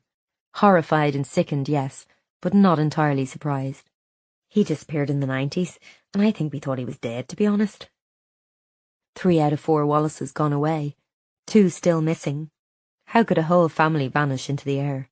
It was highly out of character for an Irish person to leave their village, their homestead, and fall out of touch with their family. It just didn't happen.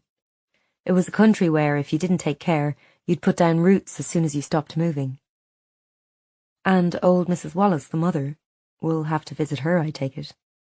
Yeah, but we might not get much from her. The farm came up for sale because she went into a nursing home a few years back, and her fees weren't getting paid. The staff there said she'd never had a visitor in all that time. Paula found that shocking, to have 4 children and still rot alone in a home. Not one of them visited, not Paddy, if he's at large. No, might have been worried we have the place under surveillance or something. Someone will go out to her this afternoon if there's time. Avril nodded to her petition, over which Jared Monaghan had stuck his excessively gelled head. Mommy's on the war path again, she told him darkly. Paula smiled at Jared. Well, there's the groom. How's it going your end? He rolled his eyes in an exact copy of Avril's expression. This better work out, McGuire, because I'd rather wax my balls than do it again. If you have the number for Senator George Mitchell, maybe you could send it our way. That bad? My mummy won't stop crying every time we talk about the ceremony. It won't be in God's eyes. You won't be properly married if he's not in a Catholic church. Auntie Siobhan was going to sing Ave Maria, and now she can't. What is it about weddings that send people crazy? I don't know. Family, emotion, all mixed up in a big expensive pot. Did you want me?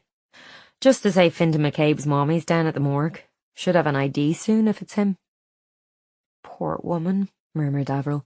Must be awful, whatever her son did. You live by the gun, you die by the gun, said Jared. Anyway, he's not the only murder I have on my desk. Another scumbag has just got shot last night, so I'll be working late again. Drugs, said Avril, with world-weary distaste. Like as not. Still, you know what that means. Overtime pay. He made a gesture like someone firing 2 pistols and loped off back to his own desk, making the partition wall shake behind him. Paula smiled after him until the thought of the morgue made her frown again. Looking through glass, not knowing if you wanted to see the person you'd lost there or not. Something she might find herself doing again, if her mother's body turned up at last. Chapter 9. Oof, take it easy, pet. Maggie had flung herself at Paula with full speed when she went to pick her up from Auntie Saoirse's house after work. Strange to think of her little baby as a sturdy child, one who could almost knock her mother off her feet. Mommy, Auntie Saoirse has my little pony counterlock castle. Come and see, come and see. The pink turreted monstrosity, a present from Saoirse and her husband Dave, had stayed behind in Ireland in the move. It was far too big to bring over to London, and Paula had concocted an elaborate lie about how it had to stay so Maggie could always come back and visit. OK, pet, in a minute. I need to say hi to Auntie Saoirse first. Paula's best friend from school, a doctor in Ballyterran Hospital's A&E, wore a loose white top and glasses. Paula hugged her briefly. It still felt stupid. She and Saoirse had been joined at the hip from ages 5 to 18, and back then they wouldn't have dreamed of hugging or kissing cheeks or anything like that. Why would they, when they saw each other every day? You're looking well. Thanks. You too. The big city must agree with you. Oh, I don't know. It isn't home. It was a sore subject, the way Paula had fled when she was 18, dragged reluctantly back home 3 years ago. She hadn't even gone to Saoirse's wedding, unable to face a trip to Ballyterran. Thanks for minding her. Pat isn't up to a full day anymore, I don't think. I saw her downtown the other day. She's not too bad. A bit failed, maybe. I know. Another sore subject. She'd abandoned her father and stepmother right after Pat's heart failed during chemo treatment. Taken away, their adored only grandchild fled to London for a new job. Trying to save herself once again by running as fast as she could away from the past. The place looks great. Puts me to shame. Saoirse's house was always so neat, even after a day of Hurricane Maggie. Candles on side tables, framed pictures, tasteful cushions on the grey Hessian sofa. She was good at life, unlike Paula. Dave at work? Aye. Wait a second. I wanted to show you something. Saoirse had a secretive, pleased look on her face, and Paula's heart lurched. It couldn't be, could it? Saoirse produced her phone from her pocket. Look. Paula squinted at the picture. Is that? What is it? Saoirse beamed. Lines, Maguire. 2 massive fat ones. On a pregnancy test. Oh my God. I know. Suddenly Saoirse had tears in her eyes. 6 bloody years I've been waiting to see those lines. I know. Wow, God, it's amazing. How long? Not long. 4 weeks, maybe. She slipped a protective hand over her stomach. Paula remembered that, except when it happened to her she couldn't tell anyone for ages, since she didn't know who the father was. She hadn't even been sure she was going to keep Maggie to start with. No father, not the right time, etc. Which was something she tried not to think about on sleepless nights, the child asleep in the next room. But God, if anyone deserved it, Saoirse did. The latest round of IVF must have worked, finally. That's brilliant, Clocko. I'm so happy for you. Early days. I don't want everyone to know. Maggie will be delighted. She's obsessed with babies at the minute. I keep getting her these gender-neutral toys, and all she wants is baby dolls with frilly pink dresses. She gave her friend another quick, hard hug. I'm thrilled for you. Saoirse's face turned sombre. If it holds. Christ, I'm terrified. Pat would tell you to say a novena. Does she know? Well, yeah, I thought she'd be a good person to tell, you know. Paula understood that. Her stepmother was kindness itself and adored babies. She'd lost so many of her own, only her precious Aidan making it to birth, and now he was sitting in prison, his sentence stretching ahead of him. If her own pain was bad, what must Pat's be? Saoirse put the phone away, snapping the screen off decisively. Anyway, let's not talk about it anymore. It's bad luck. What is it has you back in town this time? The wedding? That and the Red Road case. No missing people there, though. Saoirse frowned. Other way round. We've got bodies and no names. And worse, the commission are involved. Corrie's raging. Poor people. Imagine being dead and no one knowing where you were. But despite Saoirse's sombre words, there was a rare lightness to Paula's friend, who spent most of her time, as she put it, up to her elbows in blood and guts. A giddiness that made Paula's heart both glad for her and sad for herself in a small, selfish way. Could she ever feel that way again, after everything that had happened? She'd been right not to tell her friend what she'd learned about her mother. It was too much of a burden to place on anyone. Tell Dave congratulations from me. Maggie, come on, pet. We need to get home for tea. Saoirse watched the child fondly. Any time you need her minded, just shout. It's good practice. We can even feed her here. Dave loves potato waffles and beans. It's like a big wee in himself. Otherwise, see you at the wedding. Avril and Jared's. Oh yeah, see you there. She hadn't even realised Saoirse was going. They only knew each other through Paula, surely. She forgot sometimes how small Ballyterran was. Paula bundled Maggie out under extreme protest, and bribing promises about coming back tomorrow, thinking how happy Saoirse looked. Please God it would last. Not that she even believed in God, but something about being in Ireland meant she found herself praying all the same, in a vague, scared way. Today had made her ache with homesickness somehow. After the months she'd spent in London, anonymous, everyone in Ballyterran was tied together like the trees in a forest, an unbreakable tangle. She'd run away from that once before, from being that wee Maguire girl, the one whose mother was a tout. Could it be that she'd actually missed it? Mummy, can we have a new baby too? What? Startled, she peered back at Maggie in the car mirror. Like Auntie Saoirse's baby you were talking about. Can we have one too? You weren't supposed to be listening in, Miss Big Ears.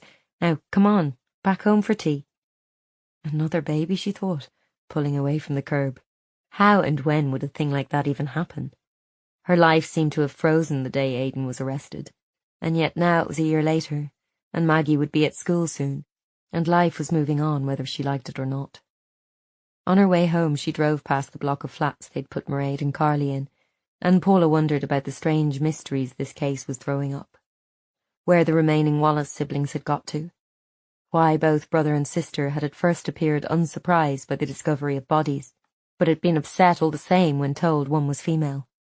As she took her child home to bed in a house where she'd be safe and loved and cosseted, Paula made a silent promise to the dead girl, unnamed and forgotten in the ground, that she would do her best to find out what had happened. Not that it would make any difference to her now. Margaret. What she hated most, apart from the cold and the smell and the welts in her arms and back from sitting, was the way she'd become like a lab rat.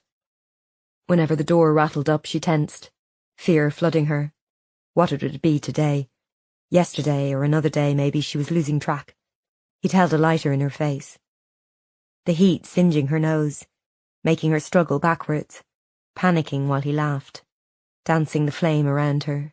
Same colour as your hair, he'd said, fondling it. Her red hair that was now so dirty and matted it looked brown. Today it was one of the other men. Sean, she thought he was called.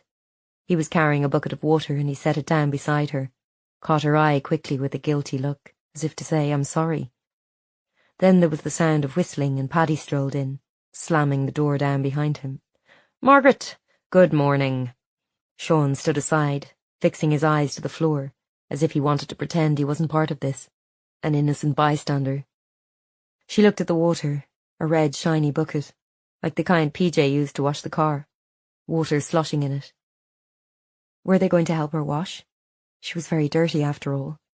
She looked up at Paddy, to see the smile curving his lips. He knew what she was thinking. It wasn't for washing. Suddenly he'd seized her by the hair and forced her face down into it. She hadn't time to take a breath. She clamped her mouth shut, but it was filling up her nose already. Burning, freezing. She struggled under his hand. He wouldn't. He wouldn't. Just a warning, just to scare her, just to... Christ! She was drowning. Margaret's eyes opened in panic, filled with fractured light. Water in her nose, her eyes, her mouth. One clear thought in her panicked mind. I'm going to die. Then she was out, gasping in the air of the dank barn. She was crying, spitting out water, snottering down her face. Her hands not even free to wipe it. Please, please, why are you doing this? You know why, Margaret. You've betrayed us, and you won't tell me anything. You leave me no choice. I have a family, a family. Her voice was drowned in tears, a storm of coughing. You should have thought of your family when you were opening your legs for that Brit bastard. He leaned towards her, reached out his hand to grab her hair again. She screamed. He sat back as if satisfied. Now, we're getting somewhere. You don't want the bucket again? Please, no. No, I'll talk. You'll tell us what you know about your lover boy. Who else he's using as his wee spies. I want names, Margaret. Yes, I'll talk. I'll talk. She didn't know any names. Her mind was trying to work. Think of something she could tell them that sounded true.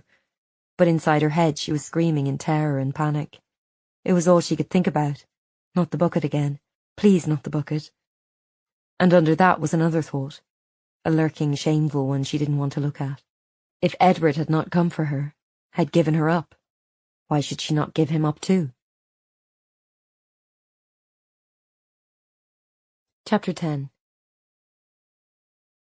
Thanks for coming in again, Mairead. Corey's soothing tone was back, her irritation with Tozier from the previous day all packed away. So, it's looking like we have an ID for the other body we found, and I just wanted to update you. We think it's someone called Fintan McCabe. He's been missing since the 90s, and was thought to be involved with the IRA.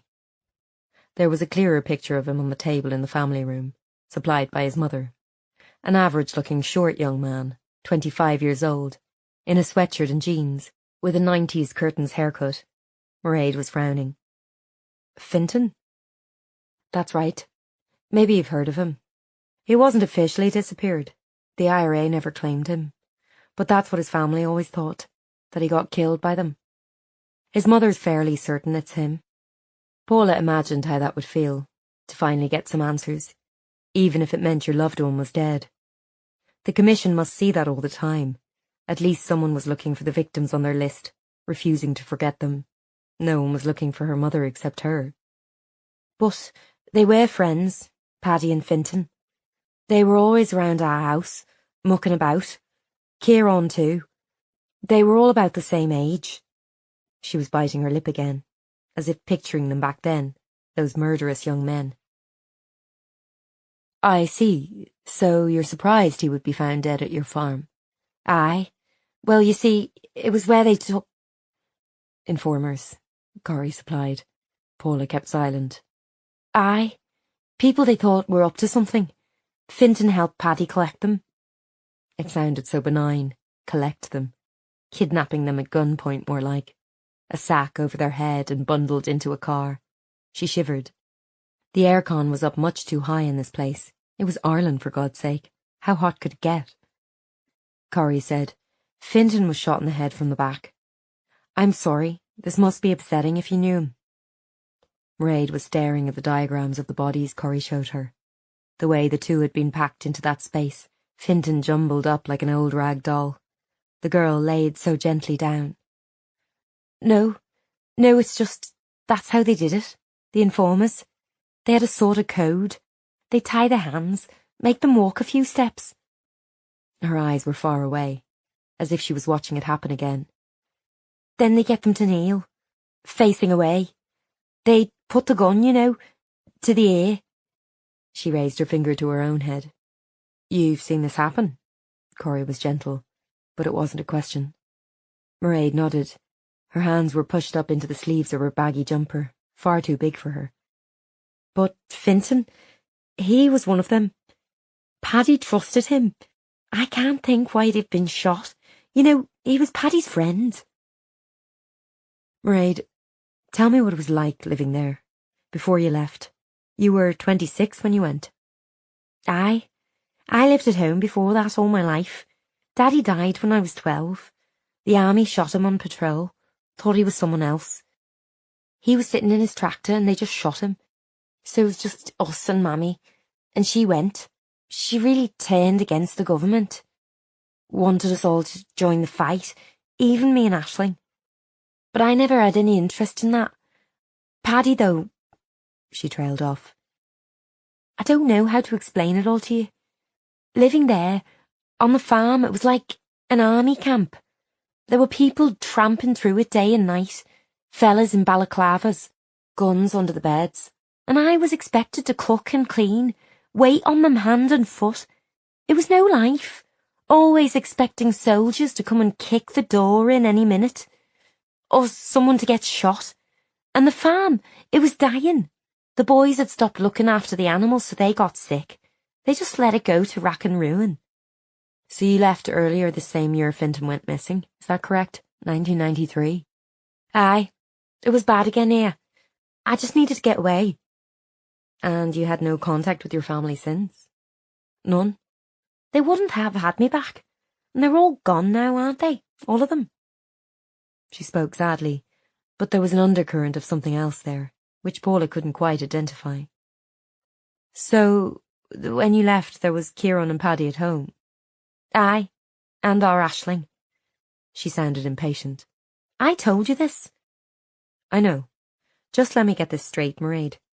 When you left, all your siblings and your mother were still at home, and Fintan McCabe was a regular visitor. Practically lived there. Something else in her voice again, a jagged edge sticking out. Paula couldn't read her at all. And now we have 2 dead bodies, and your brother, Paddy, and sister are missing, correct? Suppose, if you say so. But you maintain the female body is not your sister? I don't think so.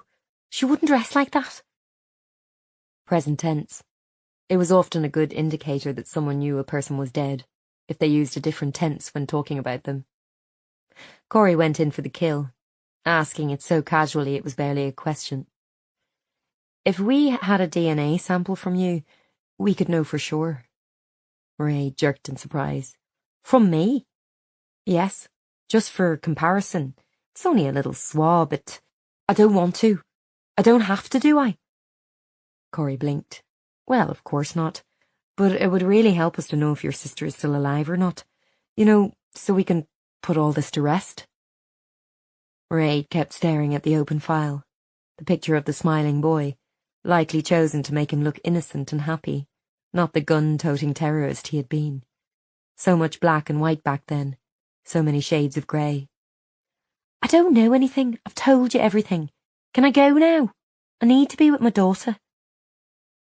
The nursing home looked like they always did. Drab, squat, mobility equipment on the steps and vans parked outside. It was the same one Paula's grandmother had been in. She died there without ever knowing what happened to her daughter Margaret. They weren't a demonstrative family, on either side. Paula barely knew her paternal family, who hadn't taken it well when their son joined the RUC, and she'd never really known how her mother's lot felt about the disappearance either. Had they suspected Margaret was up to something? Everyone had heard the rumours, tout, or they had picked up that there was another reason for her to run. Paula's Auntie Philomena, a confirmed busybody who never stopped talking, was unlikely to know anything. She wasn't the kind you'd trust with your secrets. Did Mairead not want to come with us? Said Paula as they got out of the car. They had a row back then. I think it's too painful for her, said Corrie. Sad, isn't it? Raising 4 weans and not a one of them to visit her. Makes me wonder if my Connor and Rosie'll bugger off and leave me in my old age. The Wallaces had their reasons, maybe, said Paula, who had also buggered off and left her grieving father. It was deeply frowned upon in Northern Ireland, but sometimes you had to run to save yourself, as if from a burning building. The mother was quite harsh by the sound of it. They thought you had to be strict in those days, or your weans would run wild. You're too young to remember.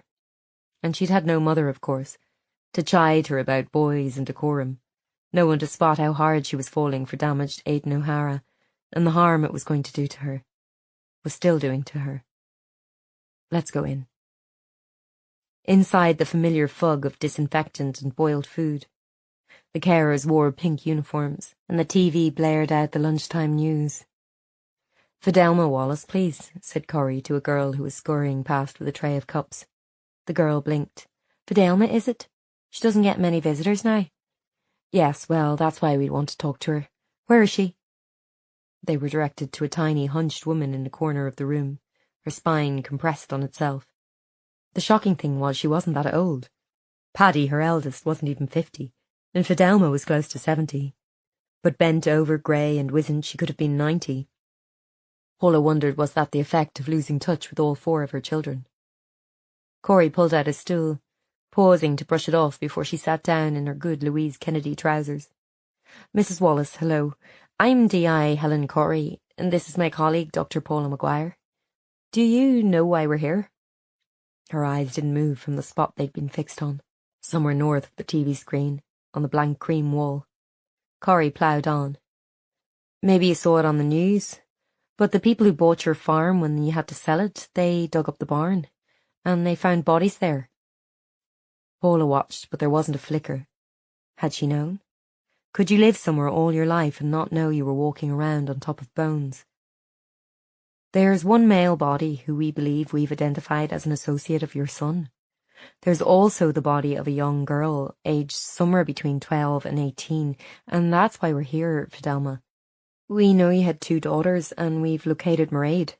If they might have expected a reaction to the name of her estranged daughter, there was none. I need to ask you if you know where Aisling is, her whereabouts. Nothing. Paula met Corrie's eyes. Could the old woman even take in what they were telling her? That they were saying her daughter might be dead? Corrie leaned in. Mrs. Wallace, Fidelma, when did you last see your daughter? Now Paula could hear a low noise, like a dog growling. It was coming from Fidelma Wallace's throat. Ungrateful Shar, she muttered, so she could understand. She was saying something else. Paula leaned in, catching the stifling smell of old food and decay. Traitors. Corrie went on. You understand what I'm saying, Fidelma. I need your help to work out if Aisling's there. You realise I'm saying she might be dead? Good riddance. The old woman's voice creaked. Paula blinked. Had she really said that?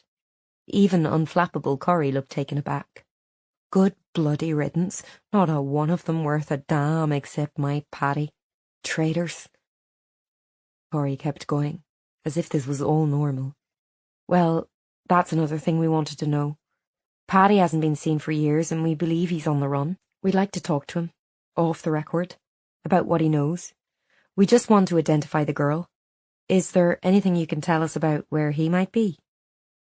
It's what she deserved. What she deserved. Who, Mrs. Wallace? Are you talking about Aisling? Corrie leaned forward. Ungrateful Shar, she muttered again. Then she sank back in her chair. Paula's heart sank too. I don't think she's going to tell us any more, she said quietly to Corrie. Come on, we should go. Place was beginning to press down on her. The idea of ending up here all alone, no husband, her child gone to live her own life. Corrie stood up reluctantly. She knows something, I'm sure. Maybe she can't remember. Can't or won't. Why is it, Maguire, that no one in this family seems to give a damn about the rest? Neither Kieran nor Mairead wants to give a simple DNA sample to help us find out if that's their sister dead in the morgue. What kind of things would you have to go through to end up like that? And what kind of mother would you have to be to not care when someone came and told you one of their daughters was likely dead? What else can we do? We'll have to keep looking.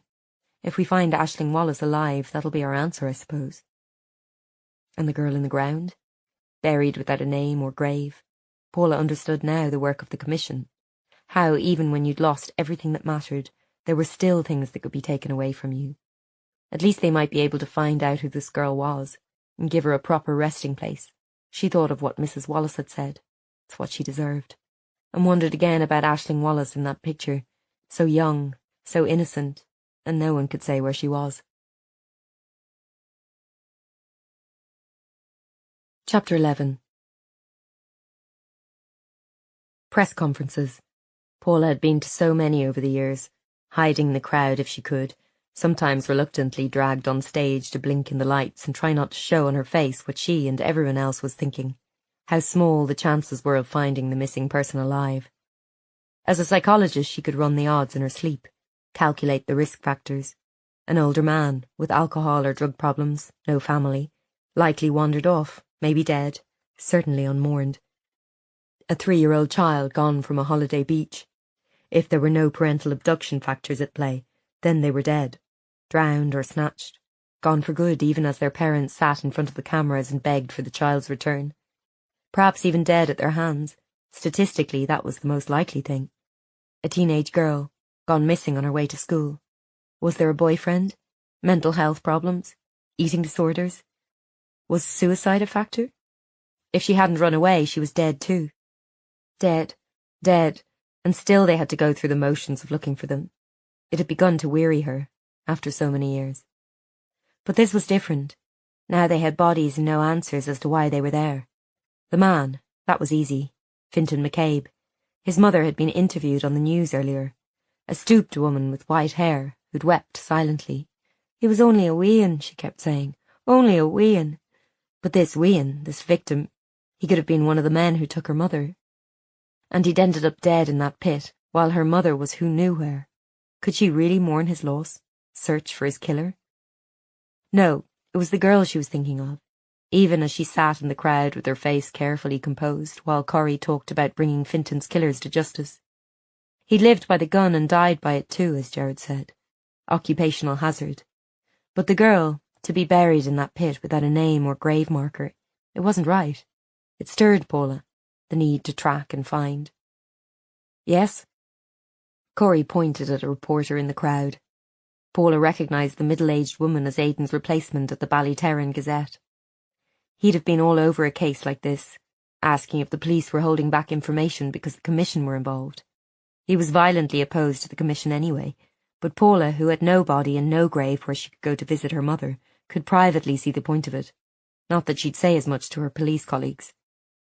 The reporter was asking something about Tozier's presence. He'd insisted on sitting on the panel to field questions, his pale blue shirt rolled up at the sleeves and the light reflecting off his glasses. He looked like he should be working at NASA. The remains found do not fall under the remit of the commission, said Corrie crisply. They were not found as a result of any information received. However, we're working with the Commission in an advisory capacity to minimise potential upset to the families of the long missing. Tozier nodded, as if he'd authorised her to say that. He leaned too close to his mic. If anyone has any further information about the remains found, they can contact the confidential tip line we've set up. Anything they have to say will be treated in full confidence. Another thing Aidan hated. Provo's getting fits of conscience, or more likely looking for a quiet life after years on the run. Offering up tidbits of information in exchange for letting it all be swept under a giant carpet of forgetting. He could not forget that men just like Fintan McCabe had killed his father, and he could not forgive. She pulled her attention back to the room. No sense in thinking about Aidan. He was gone. Time was unspooling without him, and this was her job now. Find out who that dead girl was and lay her to rest. Someone else had asked a question about her. Corrie said, "At the moment we don't have an ID for this young woman, and we'd ask anyone with information to come forward so she can be identified. We have here a digital reconstruction of what she'd have looked like at the time." Paula sat up. She hadn't seen this yet. The picture was flashed onto the screen, a mock-up of the face over the skull. She'd been pretty, even with her features set in the strange Picasso-like shapes the computer programs threw up. Surely someone, somewhere, must miss this young girl. We think she was aged between 12 and 18, though it's hard to be sure. When found, she was wearing night clothes and a jumper. I think we have an image of those now. Paula ducked her head as the picture came up. Those soil-stained clothes, the pendant that gave her an uncomfortable jolt every time. Again, the questions. Could it be hers? What was it doing there, if so? Another reporter raised his hand. Some kid in his first suit. Reminded her again of Aidan. That scrappiness, the arrogance. "Dee, Corrie, are you saying there won't be any prosecutions as a result of these finds? Even the girl, if she's found with disappeared victims?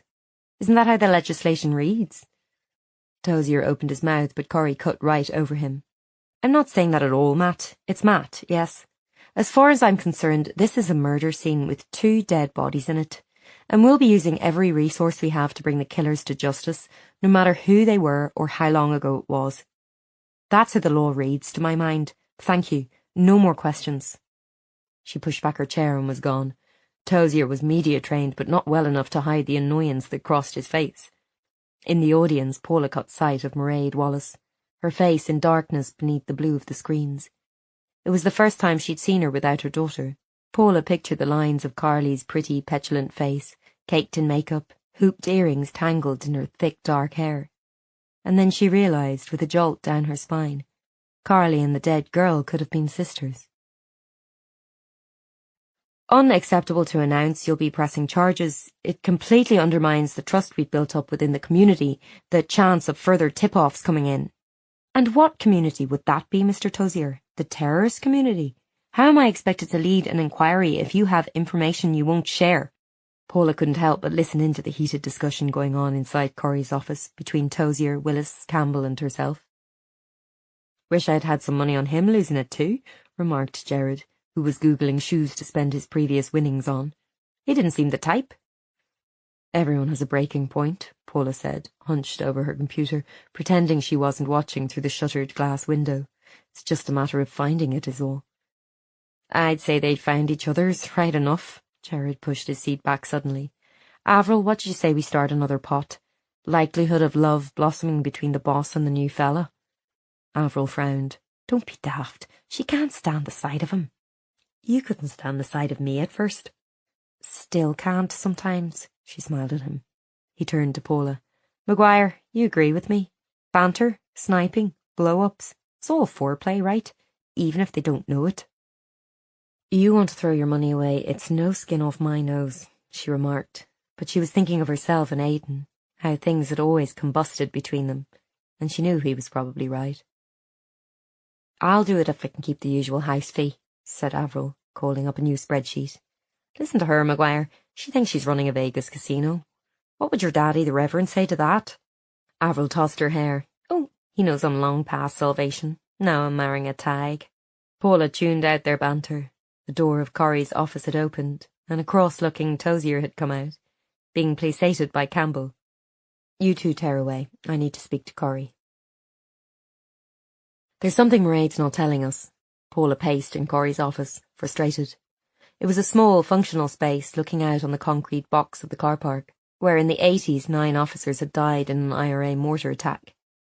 Children's drawings were pinned to the notice board, though Corrie's kids had long grown out of that, and would have been mortified if they'd known such relics were here. Corrie sat calmly at her desk answering emails. She was taking a zen approach to Tozier from now on, she'd announced. If I pretend he's not there, he can't annoy me. Now, she said, there's a fair few somethings she's not telling us, I'd say. She won't give a DNA sample. She rang her brother in prison the other night, which she never mentioned. And the daughter, Carly, she looks just like the girl we found. Did you notice? Same hair and everything. All the Wallaces are very alike, as we've seen, but Mairead said it wasn't her sister. Did you compare the reconstruction to that picture of Aisling Wallace? Of course we did, Maguire. What do you think this is, amateur hour? And, Corrie shrugged, there are some similarities, but nothing conclusive. We need to find Aisling Wallace, if she's even alive. And another thing, I just checked Carly's Facebook again, and she's 20, not 19, like Mairead said. 1 year out, it's hardly a big deal.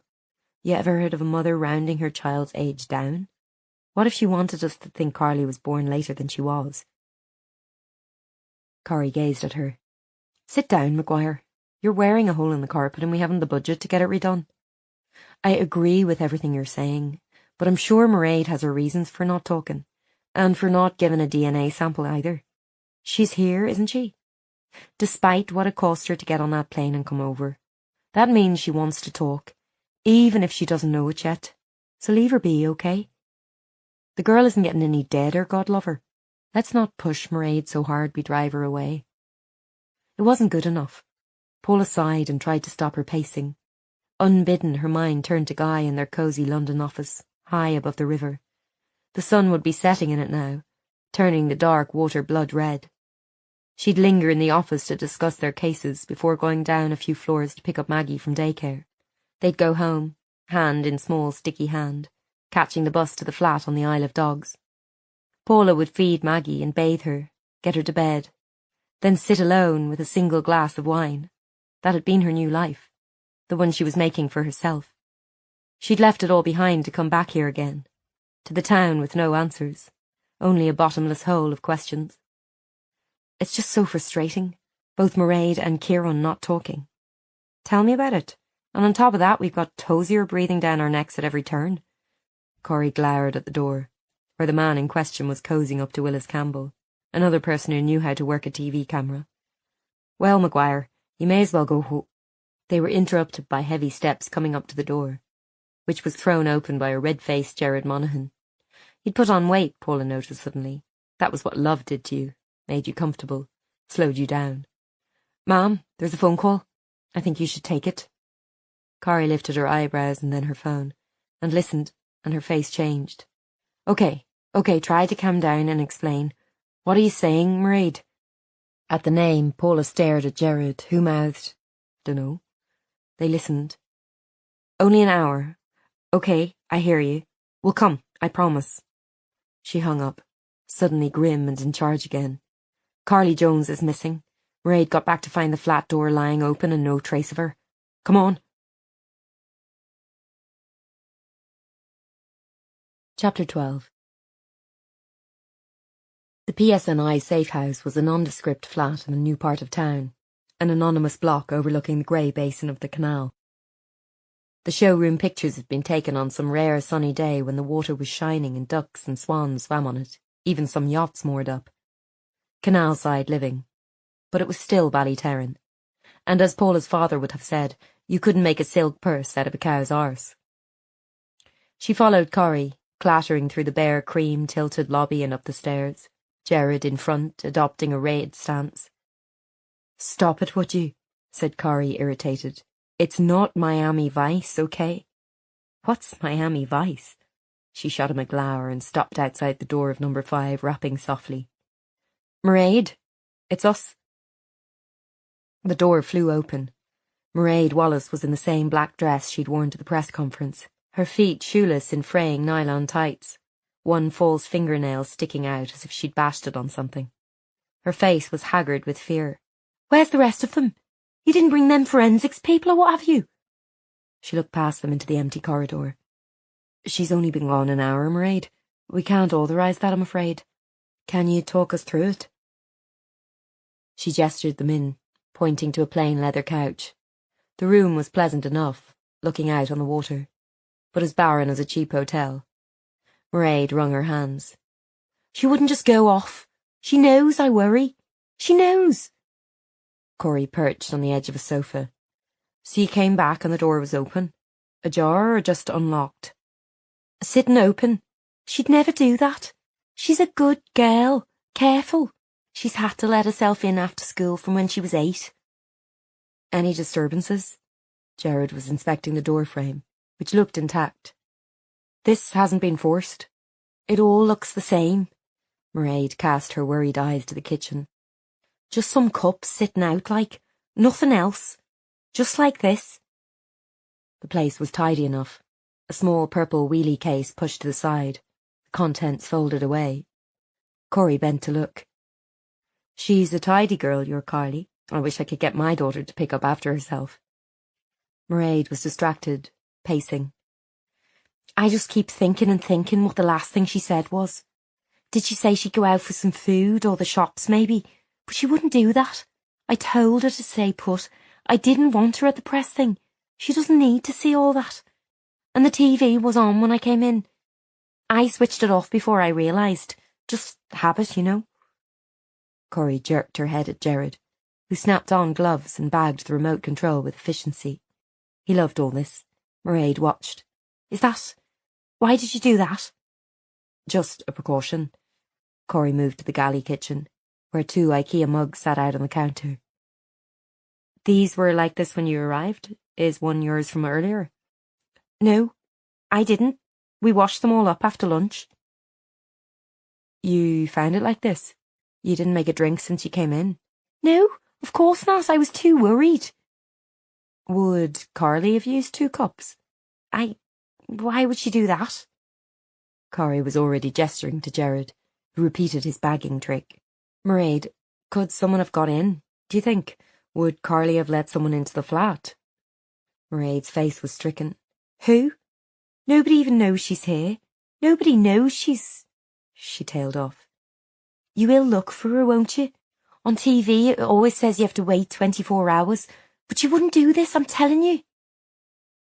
Corey and Paula exchanged glances. It was worrying, the timing of it, when the girl didn't know anyone in Ballyterran. And what was also strange was Mairead's extreme reaction to her grown-up daughter being gone for an hour. Her daughter who was 1 year older than she'd said. Well, look, said Corey soothingly. Let me make some calls. The station already had the hum that Paula recognised, which matched the thrumming in her own chest. This she could do.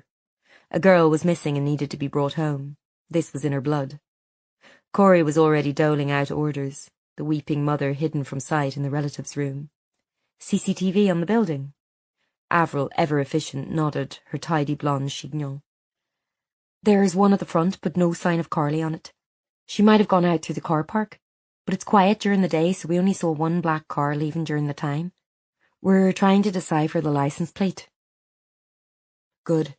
Buses, trains, all that. Could she have got away by herself? Nothing at the bus station or the train, said Gerard, rolling up his sleeves. Uniform have been round with a picture. Paula?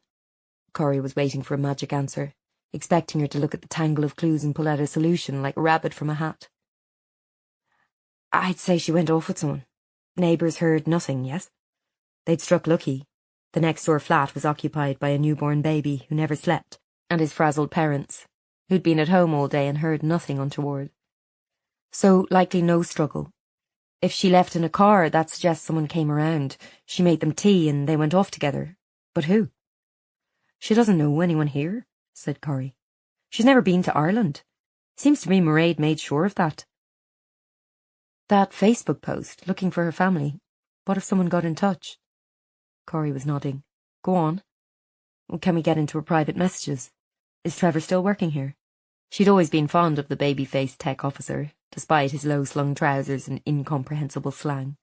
He is, much to my sorrow. Monaghan, get him up here. Right, keep throwing the net wide. You know the drill. CCTV anywhere in town. Buses, trains, taxis. Oh, and we better get an alert out. So soon? Avril had her pen poised, but she was right. It was unusual to take action when the girl was only just gone, her tea barely cold. Corey must have a feeling something wasn't right. A uniformed PC marched up, breathless, weighed down by body armour she hadn't yet taken off. Paula didn't recognise her. She was out of the loop here already, feeling like an awkward visitor. Ma'am, we found something in the underground car park of the flats, and traces in the lift. Blood. Paula's heart began to pound. Is there a camera in the lift? Said Corey, swift and hungry. There is, but we can't get anything off it. It's been smashed. Corey nodded. We'll need that DNA sample from Mairead after all, to see if it's Carly's blood. In the meantime, start the alerts and that. Off you go. What can I do? Asked Paula. You and me need to have a wee word with Trevor. I think you're right. The Facebook post is the key. Someone answered it, said they were a relative. She arranged for them to come over to the flat, and they took her. We need to find out who that was. But first, we better talk to her mother again.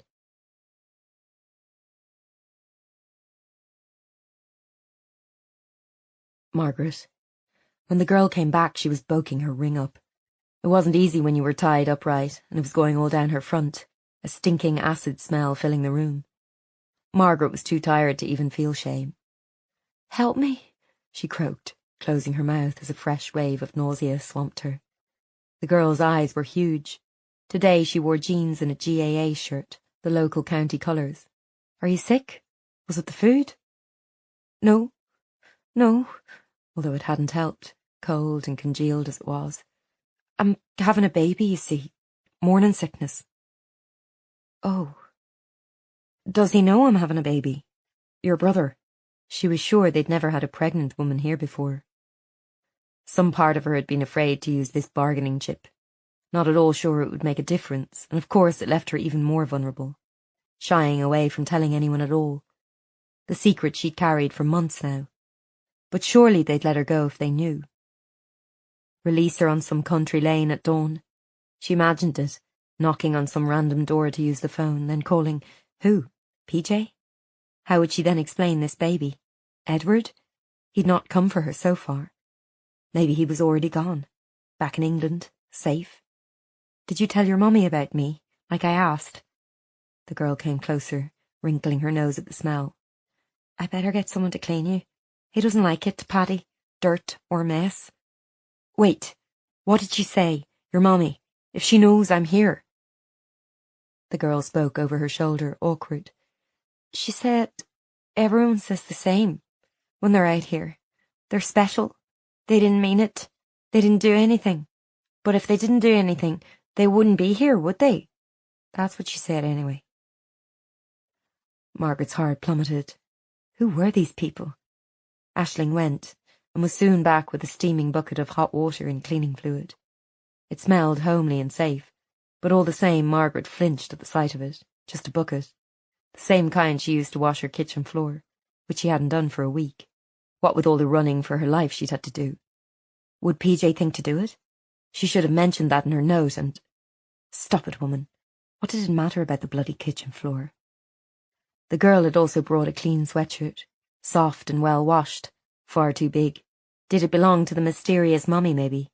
The mother who'd sit in her house, knowing a woman was tied up in the barn outside. The girl hesitated, trying to work out how to get the sweatshirt onto Margaret. You can untie me. I won't move, I promise.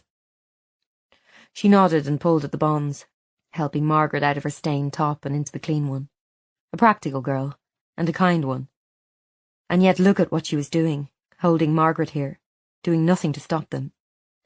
As she knelt to do the ankle knots, Margaret thought again about lashing out, fighting for her life, her baby's life, and running, but she couldn't. This girl was not much older than Paula, and she just couldn't.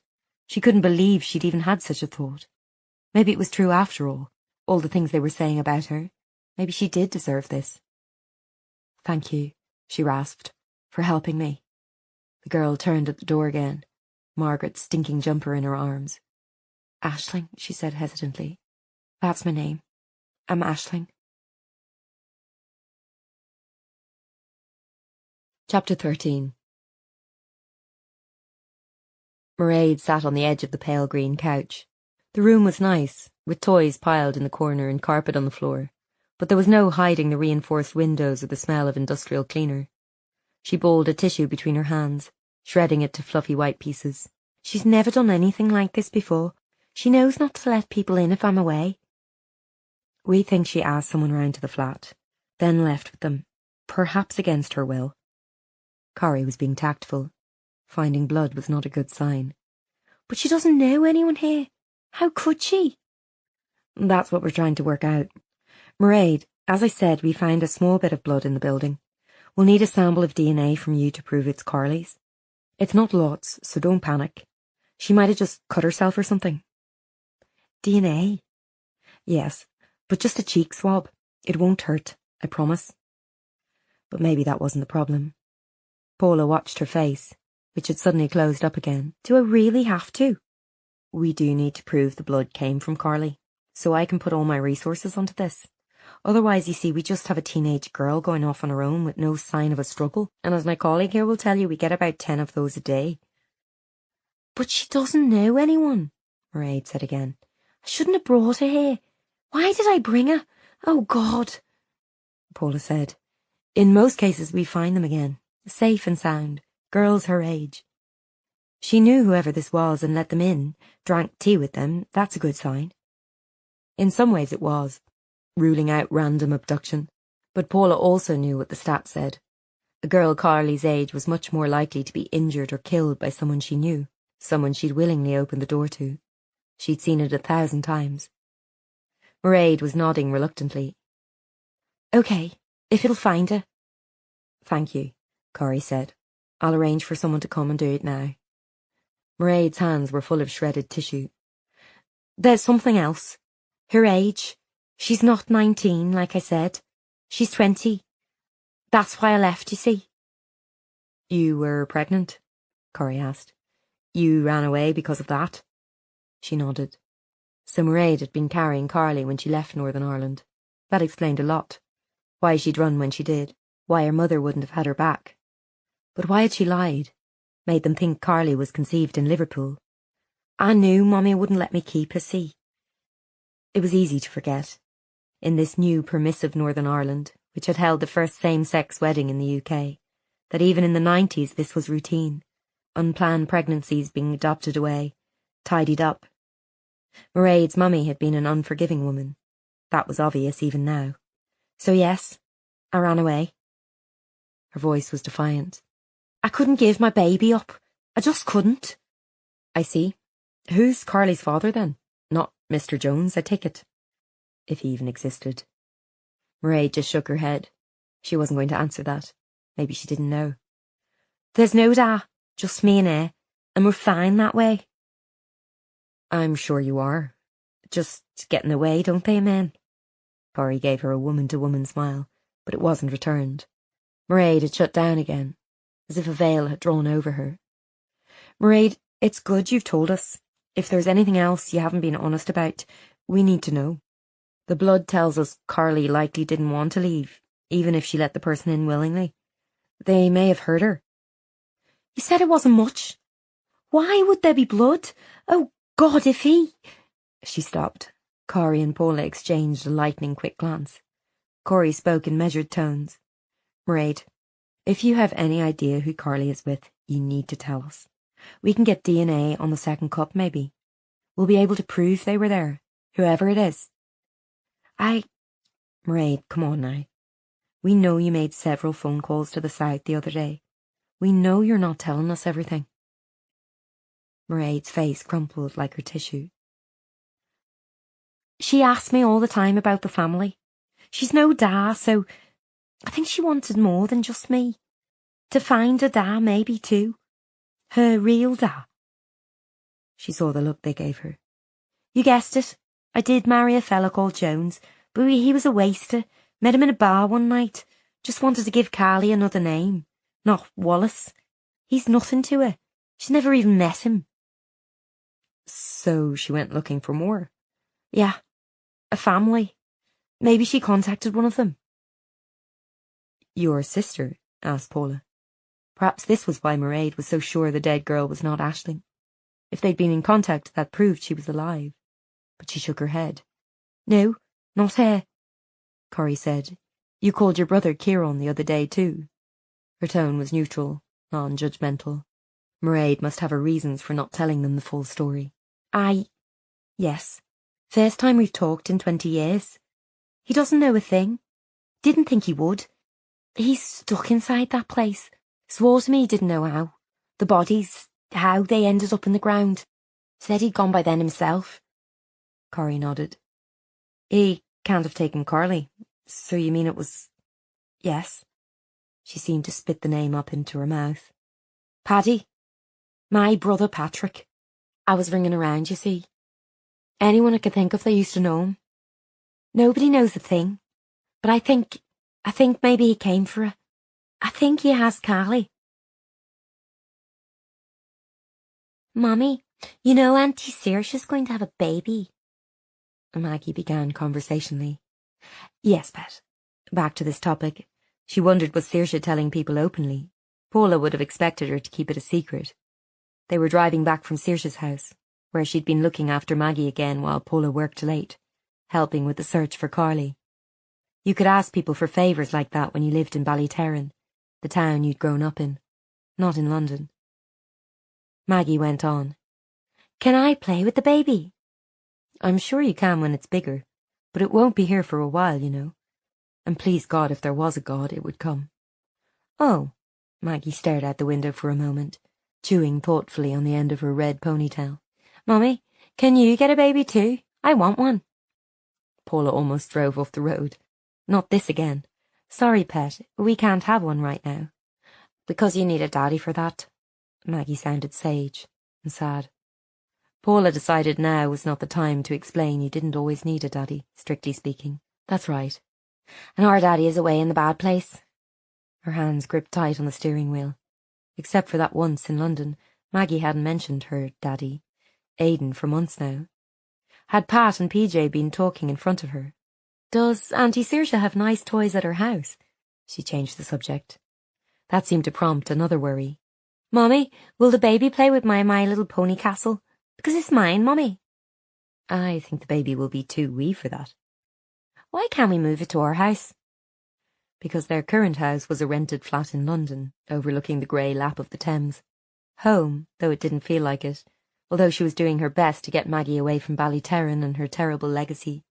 Being back here just felt right somehow, as if London was a whimsical holiday they'd been on for too long. Why, Mummy? She insisted. Just because, said Paula, taking refuge in that classic phrase of the harassed parent. Come on, we're here now.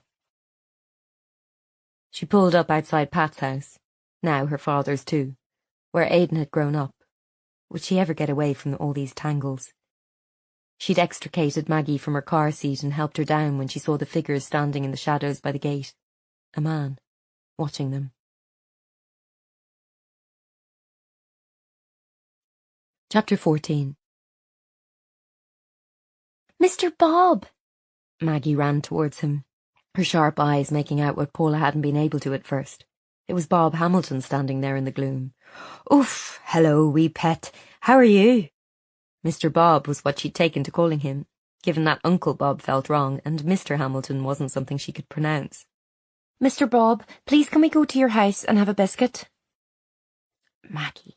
Scandalised, Paula tugged her back. Sorry, Bob, do you want to come in? Oh, no, I just needed a wee word with you. Paula patted Maggie gently towards the door. Run on in to Granny and Grandad, Pet. Tell them Mummy's on the phone. But you're not on the phone. Maggie narrowed her eyes at this obvious lie. No, but I will be in a minute. You'll see Mr. Bob at the wedding, won't you? Bob was Averil's uncle, a fact that still seemed wildly improbable to Paula after so many years of knowing them both.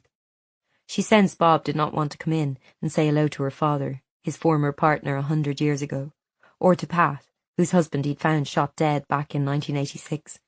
Too many connections in this town, pulling you down. Maggie trotted off, casting dark, backward looks that managed to convey her disapproval at this subterfuge. She's a lovely wee thing. Bob was bundled up in an old man's beige anorak, despite the mildness of the evening. Is something the matter? I saw the news. You're looking for Paddy Wallace. An alert had gone out after Mairead's confession about her brother, although Paula had misgivings about showing their hand so soon. If he had taken Carly, a man like that, he would have a plan.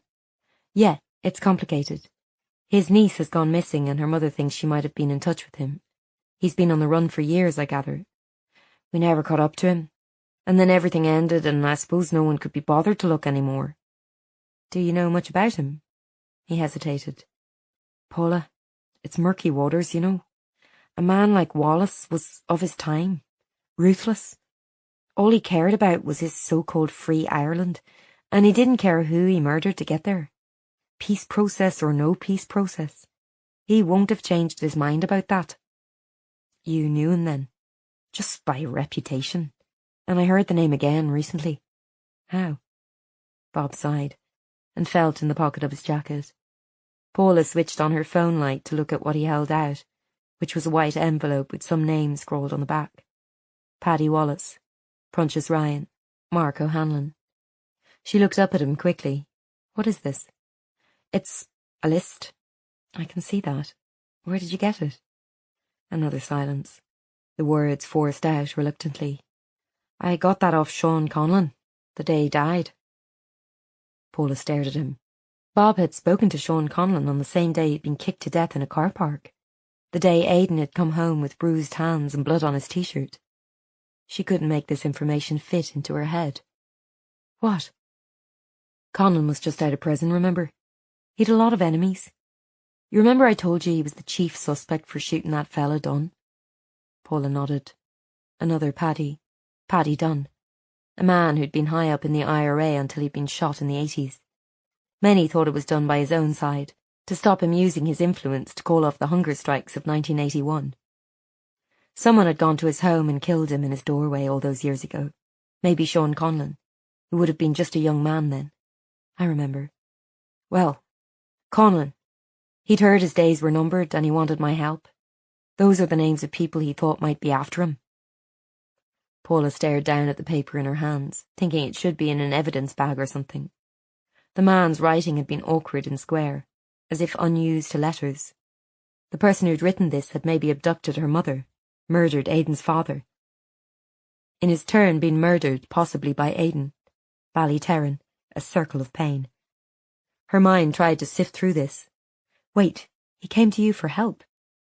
Under what circumstances would a terrorist like Conlon have had anything in common with Bob, a straight-down-the-line RUC man and a member of the Orange Order to boot? They were as far apart as it was possible to be in this country. Bob didn't answer. Paula felt the weight of it between them, all the things he didn't want her to know. She sighed. Bob, I think it's time to tell me what went on, don't you? Because you know things, and I know things, and I imagine we're both in the same boat here, the missing pieces driving us mad. So let me tell you what I know. Standing in the puddle of orange light from the street lamp, she recited the facts she'd painfully dredged up over the past 4 years. Mum was passing information to Army intelligence. She was approached by someone after a soldier died in her arms, at a checkpoint. She was disgusted by the whole thing, the troubles. John O'Hara dying. Everyone always dying, right? She could hardly see Bob's face or his barely perceptible nod. She went on. This man, Edward somebody, she was in love with him too, or something at least. And she got pregnant. It was hard saying these words to Bob, exposing her mother's secrets, but she was so tired of carrying them around by herself. Bob flinched. She watched him. Not enough surprise there. But you knew that already? His voice was rusty. She came to me, like I said, for help. Even so, it was hard to believe her mother would have chosen Bob to confide in, her husband's former partner. Why him? So she was definitely planning to leave. She knew they were after her. And if she told your daddy what was going on, then he'd have known everything, wouldn't he? About the other fella. Paula let that sink in. The confirmation of what she'd suspected, of what had to be the truth. The baby her mother was expecting back then, it was not her father's. It was this other man's. Proof of an affair, of what Margaret had been doing. enough to make her run. It felt so wrong, discussing her parents' intimate lives with Bob, Sideshow Bob as Aidan always called him, here outside her dad's house. But she had to plough on. So she planned to, what, run away with him? This man? Forever? She thought it was all nearly over. There was a ceasefire the year after, if you remember. I think she thought if she just got away for a while, if you and your daddy knew nothing, you'd be safe and then it'd be over and she could explain. She left a note. I didn't find it for years, but there was one in the kitchen of our old house. I went there that day, said Bob, almost in a whisper, staring at his feet. When the call came in from your neighbour, saying men had been at the door, but she was gone already. Nobody there. I must have missed the note. I was panicking, see? Had to get out of there.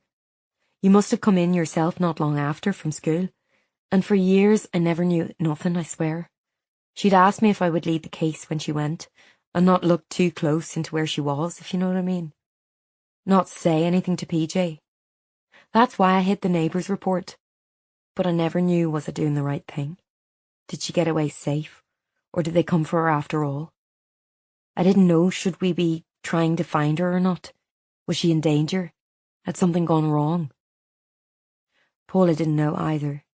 She imagined how it had been for Bob, racked all these years by the secret her mother had left with him. It was too much to ask of someone, she thought. It wasn't fair. He went on. And then when we never heard a word from her again, I thought I must have been wrong to do it that way. But I could hardly say, oh, by the way, here's a wee report I forgot to file now, could I? That was all I knew for years, Pet, I promise you. But now, he sighed again, are you sure you want to hear all this, Paula? I'm sure. She had decided long ago, that was her nature, to pursue the truth until it destroyed everything she held dear, burning it up like a white-hot flame. Like I said, Sean Conlon came to see me the day he died. Her heart lurched up in her mouth, throwing her back to that day, her stupid hen-do. Aidan in the house when she hadn't expected him back so early, blood on the sink in the bathroom. Why you? Way back in the day I did him a favour, so he owed me one. And when your mommy told me they were after her, I tried to call that favour in, because he'd have known, if anyone was going to lift her, he was tied up in it all, you see? Her mind boggled at the idea of Bob and Sean Conlon in some kind of conspiracy. And what did he say? Just that we were quits now. He wouldn't tell me anything else, what happened to her, if he helped her or not. After she went, he avoided me, and he'd never tell me if he knew anything. Then he went inside himself, and I thought I'd never know. Next thing he's out of prison and on my driveway, wanting a wee favour of his own. Which was getting him away from the fellas that were going to kill him. He wanted a deal, out of the country in exchange for telling me what he knew, but there wasn't time. She nodded. The rest of that story she was only too aware of. What she hadn't known before was why Bob seemed to have insider information. And now she did. Because of what her mother had done, trying to bargain for her life. He didn't say anything about what happened to her back then, when he came to you last year. Another hesitation. The habit of keeping secrets long ingrained. She could see him struggle, never knew whether to believe him or not. He was a liar and a murderer, not to speak ill of the dead. But he said they'd come for her all right that day, in 1993. They took her away in the car, to a farm on the border. They held her there for a few days, interrogation, figuring out what to do with her. You know, a woman with a family, and the ceasefire coming any day then. They could have let her live, or hidden the body. There was talk of that even. Paula's heart was drowning out her thoughts. At last, to know the final steps of her mother. And what farm? Did this mean the pendant on the dead girl really was hers? So what happened? The way Conlon told it, he helped her get away, let her go, and she ran off over the fields and he never saw her again. He thought Army intelligence got her out. He told her if she surfaced again, if he even got wind she'd contacted anyone back home, he'd come after her, and you and your daddy too. See, if those boys knew he'd let her go, they'd have executed Sean instead as a traitor. Did you believe him? Sean Conlon had lied to her face before, when she'd gone to see him in prison. Told her that when they went to lift her mother from the house, she was already gone. How to know which story to believe. Like I say, Pet, he was a liar, and looking to save his own skin. But the chance to hope again, to think she might have got away. He swore blind to me he'd helped her. But he made her promise to keep her head down. Play dead. A word to anyone, even you or your dad, and he'd hunt her down. He'd kill her, and you too. On your way to school, he'd put a bomb under your dad's car, and he would have. You see, letting her go, it was a betrayal of the cause. It meant death for him. So that's maybe why she never got in touch. If she did get away, he'd have chased her down if she had. Paula let herself imagine it. Her mother had escaped and been alive all this time, but unable to get in touch. Just like a crazed, self-proclaimed psychic had told her, several years ago. Alive, across the water. Did that mean London, maybe? I'm looking for her, she heard herself say. I got wind she might have been in England. That Edward, I found an address for him in London, but he'd moved on years ago. I'm working with someone to find her. Davy Corcoran, said Bob Riley. I told him not to tell you about me. You... So that was why Davy seemed to know so much about the case. Bob had been feeding him information on the side.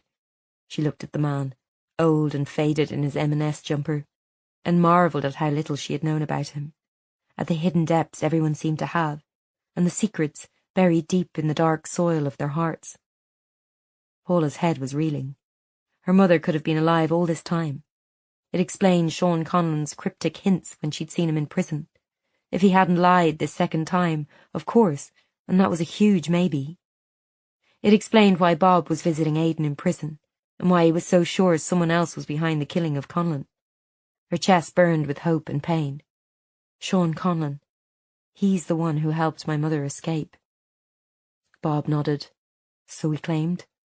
And you never told me. I promised I wouldn't. And Paddy Wallace was involved too. That's what I've been trying to find out, said Bob. If anyone killed her, it would have been him. He ran their punishment squad. She could hear the distaste in Bob's voice for their faux military language. He's vicious, Paula. He's still fighting a war that ended 20 years back. And to him your mummy was the worst kind of traitor. And then I hear on the news you're looking for him. It's all connected, Pet. That's what I've been trying to work out. All of this. Your mother, Conlon, young Aidan. It's connected, and we need to find out how. Chapter 15. Back at the station the next day, she could tell something was up. The atmosphere was electric, as if a current had been zapped through it. She found Jared in the crowd of officers standing round a big TV. What's going on? Shh! Corey's got something to show us. Just came in. Corey was fiddling with the AV equipment. She caught Paula's eye and nodded.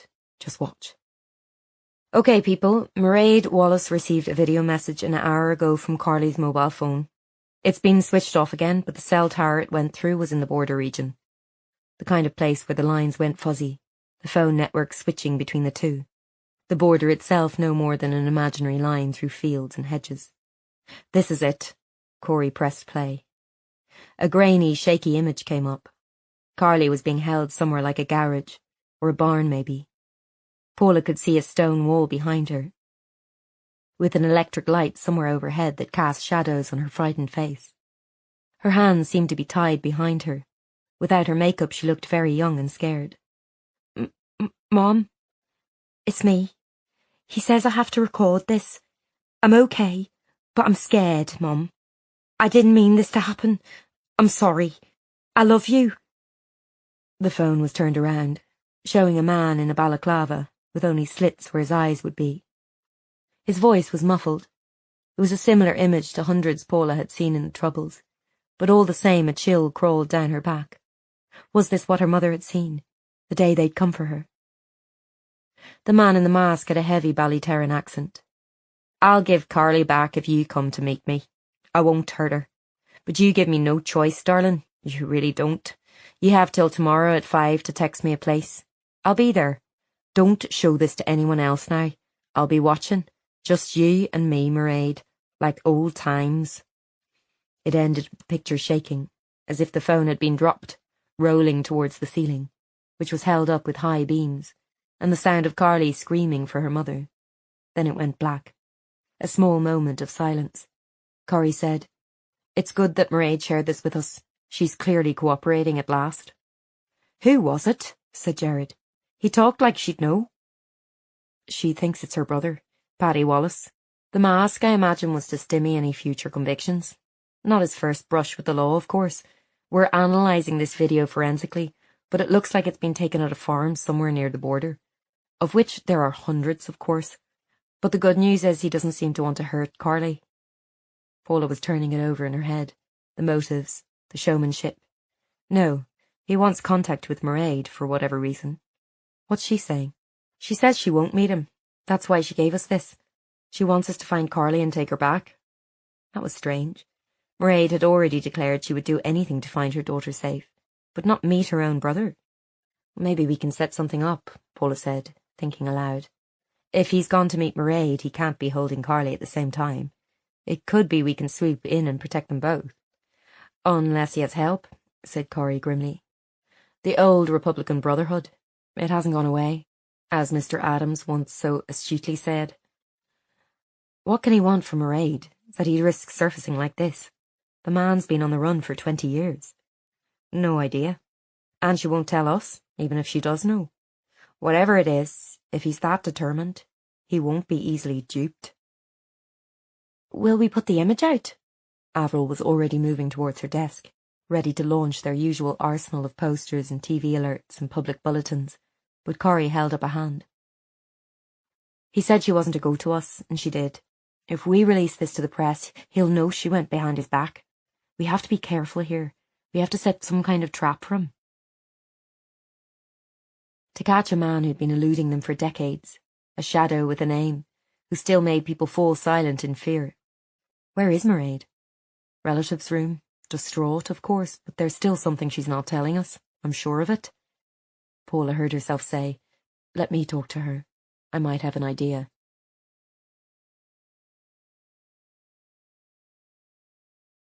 Margaret.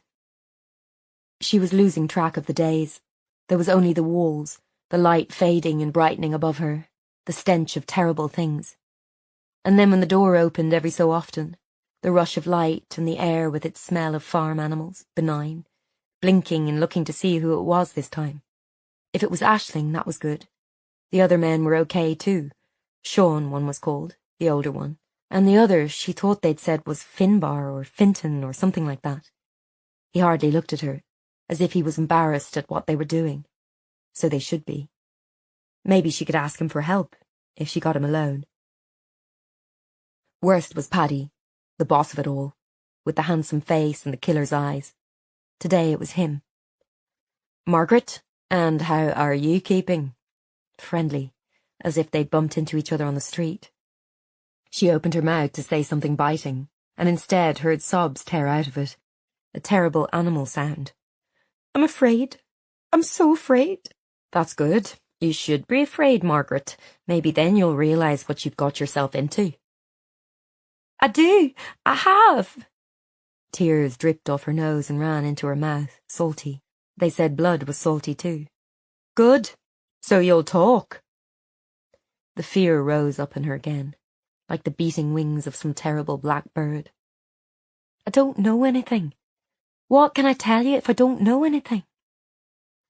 "You could tell me a name. Who else has been recruited by your fella? The one you've been messing about with? And you a married Catholic lady," he tutted. "That's not very nice now, is it, Margaret?" "I don't know what you mean." Her voice shook. "I just passed on the papers. It was a different person every time. I left them in the hedge outside work." This was what they'd coached her to say if she got caught. At the time she thought it was silly. Who would ever look at her, a mother and a wife with a wee office job on the side? He sounded disappointed. "Ach, now, Margaret, sure we know that isn't true. We've been watching you for months, love. Meeting up with Loverboy in his car, kisses in the dark. You never left nothing in that hedge. If you don't know names, tell me where I can find him." But they knew where his flat was, his car. That meant he must have gone, back to England. without her.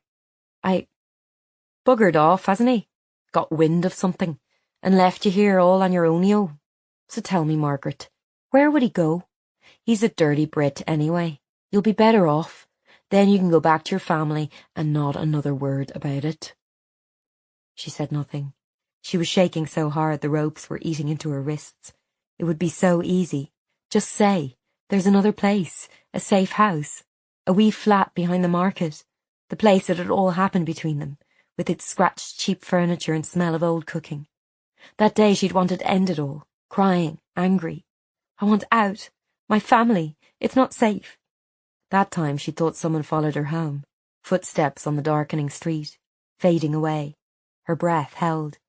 Edward's calm voice, his gentle eyes. We can't force you, Margaret, but you don't know how many lives you saved. How many police officers like your husband are alive because of you. She'd gone to walk out then. How dare he mention PJ? But he'd caught her arm, and something about it, the fear, the anger, and him so close. And it had just happened. She'd broken her wedding vows, a sin. She wondered what her mother, disapproving Kathleen Sheeran, would say if it all came out. If they discovered her body dumped in some ditch with a bullet wound in her head, and they all found out about the baby. What would Paula say, knowing her mother was not only a tout but a sinner too? And this baby, poor mite, it hadn't done anything wrong, and it was going to die along with her too. She was crying harder now. Just say it, give him up. But her mouth was empty, the words gone. Paddy's face darkened. He wouldn't do it for you, I can guarantee. Where is he now, eh? You've been missing for days. Your husband's looking for you, or trying to at least. Not that he's having much luck. So where's Loverboy? It hurt to think that, of Paula and PJ bewildered and lost, searching for her. As the days went on, going back to her life seemed further and further away. He stood up. That's very disappointing, Margaret. She felt his hand drop on her hair, matted and dirty now. You've lovely hair, he said, stroking it. That red. It's like fire, so it is. She was trembling. His hand was gentle until it wasn't. She yelped as he tugged on a handful of her hair. More tears came to her eyes. You know what they did to French women, Margaret, in the war? The ones who collaborated with the Nazis? She saw where this was going and tried not to feel the blow. It was only hair. It would grow back. Hadn't she once read that hair kept on growing in the grave, long after the rest of you was bones? Paddy was taking something out of his pocket, absorbed in the task like PJ when he mended his glasses with the wee screwdriver. He hated wearing the glasses, thought they made him look weak. It was a knife. Then he had her hair in one hand and the blade in the other, and it was severed. He was hacking away at it. The separation of it felt strangely awful. Just hair, she reminded herself, but she couldn't stop crying. It was pathetic. It took 10 minutes to clear her whole head. She couldn't see it, but she could feel it lying in tufts, her neck cold and bare. She'd worn her hair long all her life. Her mother had started to hint it was time to cut it all off. A woman shouldn't have long hair over 40, Margaret. Patting her own grey rinse. Margaret saw Paddy frown, and she realised her sobs had turned into demented, cracked laughter. If only he knew he was doing her mummy a favour. None of this made any sense. Chapter 16. Mairead was in the family room, pacing up and down, twisting her hands together. She looked up as Paula went in. Any news? I'm sorry. We're trying to narrow down the search area based on the video. We think it's along the border somewhere. But how would they find them there? An area full of fields and woods, the actual border just a line on a map with no markers these days. No man's land, they'd always called it. In the bad old days, if a suspect could make it there, he could disappear over and hide in the Republic. Something Paddy Wallace had done for 20 years. So why was he back now? Why did he want to kidnap his sister's daughter, who he'd never even met? Mairead was staring at her. Then go there. Get her back. Mairead, it's a big area. You haven't given any more thought to his offer. She turned away violently. You don't know what you're asking. I can't. He won't hurt Carly. He just wants to talk to you. Her voice was low. You don't get it. There's nobody he wouldn't hurt. He's not like other people. He doesn't care what he does, even all the political stuff. Sometimes I used to wonder, did he really care, you know? If you want a united Ireland that much, why not get elected to somewhere? Do it that way, not by killing people. I think it's just who he is. It's why I got away. And for years afterwards we moved around, me and Carly, this house, that crappy flat, cash in hand jobs, all in case he came after us. Do you understand? He's raging I got away, and he'll do anything to punish me. I never should have come back here. Paula knew the feeling. That can't have been much of a life, Mairead, running away, always looking over your shoulder. She sat down on the edge of the sofa, put her head in her hands. It wasn't. Carly didn't get it. I couldn't explain, could I? She was angry. That Facebook post, I can hardly blame her. She wanted more out of life than just me and her, always running, always leaving jobs and people and towns. Paula moved closer, perching on the arm of the sofa. The room was carefully chosen to make people open up. Soft pastel fabrics, a carpet your feet sank into, unlike the scratchy, thin blue stuff in the rest of the building. Maybe this is a chance to stop all that, then. Mairead didn't look at her, but her shoulders tensed. He won't stop. He will if he's in jail, won't he? She seemed to consider this. He'd get out in a heartbeat. They all do these days. Like, we're just meant to forget all about the troubles. Forget all the people they murdered for years and years. The Good Friday Agreement only covers crime up to 98. Anything he did after that he can be prosecuted for. She thought about it for a moment. How long would he get? For abduction? I can't say. 8 years, maybe? More if he'd hurt Carly, but Paula didn't say that. And if he comes out, there's restraining orders and electronic tagging. We can help you get away again. Start a new life, out of the country maybe. But at least for a while you'd be free. And you never know. Once we catch him, there might be other charges we can dig up. Unfortunate choice of words there, but Mairead seemed to get what she meant. The dead bodies at the farm, Paddy Wallace must have had a hand in that, surely. Mairead's hands were white. You must think I'm a terrible mother, not to go and meet him when he has my girl. I'd give anything to get her back, Dr. Maguire, I would. But I'm just so scared. I feel like it's choking me. A small sob escaped her lips. We don't think that at all. But if you can trust us to follow you with backup and cameras and officers on standby, I really think this can all be sorted out. Carly back safe, and your brother in prison where he belongs. Mairead thought about it, as if letting herself imagine such an outcome. That was more than half the battle, Paula knew. She was getting through to her. She's all I have now. My whole family gone. I had to leave them all behind, cut all the ties, and now he has her. Paula settled herself, ready to offer up the last card she had. I know what that's like, Mairead. My mother went missing when I was 13. We never found out what happened to her. Oh, I tried to run from this place too, start a new life in London.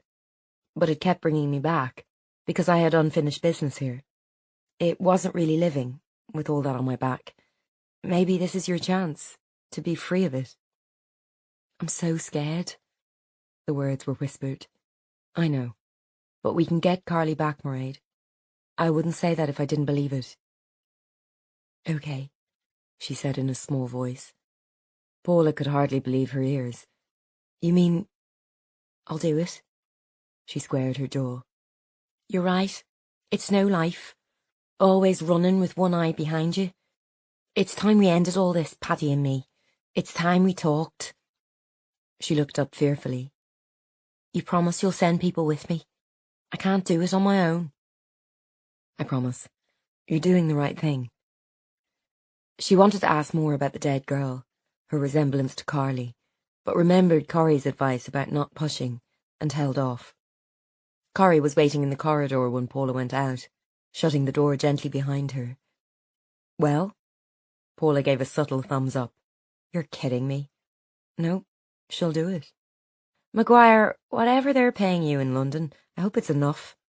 Let's go and order a helicopter. Chapter 17. Since Paula was the one who had persuaded Mairead to go ahead with the meeting, Corey allowed her to go out on the operation. But stay with the second team, okay? Willis Campbell would have my hide if he thought I'd put you in the front line. You can observe, but you're to stay in the van at all times. The first team would be shadowing Mairead to her meet-up with her brother, scheduled to take place in a quiet clearing in the woods near the Red Road farm.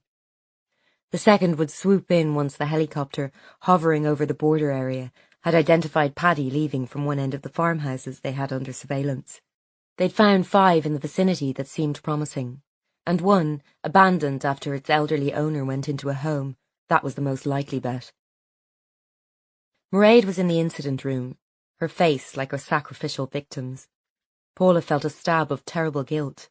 How could they make the woman do this? At least she was going along too. That seemed only right, that she wouldn't sit back here and wait in safety while Mairead went out to meet him. And it was the only way to get Carly back. Mairead wore trainers and jeans, a black zip-up hoodie, no makeup, as if trying to make herself as small and pale as possible. What's going to happen? She looked round nervously at the tactical support team gearing up, the room reeking of machismo and banter. The women on the team were just as bad as the men. Corey spoke soothingly. You'll drive yourself as near as possible to where you said you'd meet. Mairead had texted Paddy in a carefully worded message the night before. No reply. He'd know they could trace the phone if he used it again. We'll be following behind from a safe distance, and officers will also fan out through the woods. Meanwhile, once we get confirmation of which farm he's at, our second team will move in and hopefully get Carly back. And if we don't? There was no good answer to that. We've planned it as carefully as we can. I'm confident we'll succeed. Do you have guns? Mairead asked. We all have them as a matter of routine here, as you may know. Not like in England. She nodded, as if slightly appeased. He'll have one, I bet. He was always into guns. Like some kind of gangster, he thought he was. We'll be just nearby, I promise. Mairead took a deep breath. Paula knew she was witnessing someone about to go through the most terrifying ordeal of her life, meeting her own brother. Again she wondered what had happened between the Wallace children, to scatter them like this, to make Mairead run and hide herself, and Aisling too, if she was even alive. She dropped a hand on Mairead's shoulder and the woman flinched.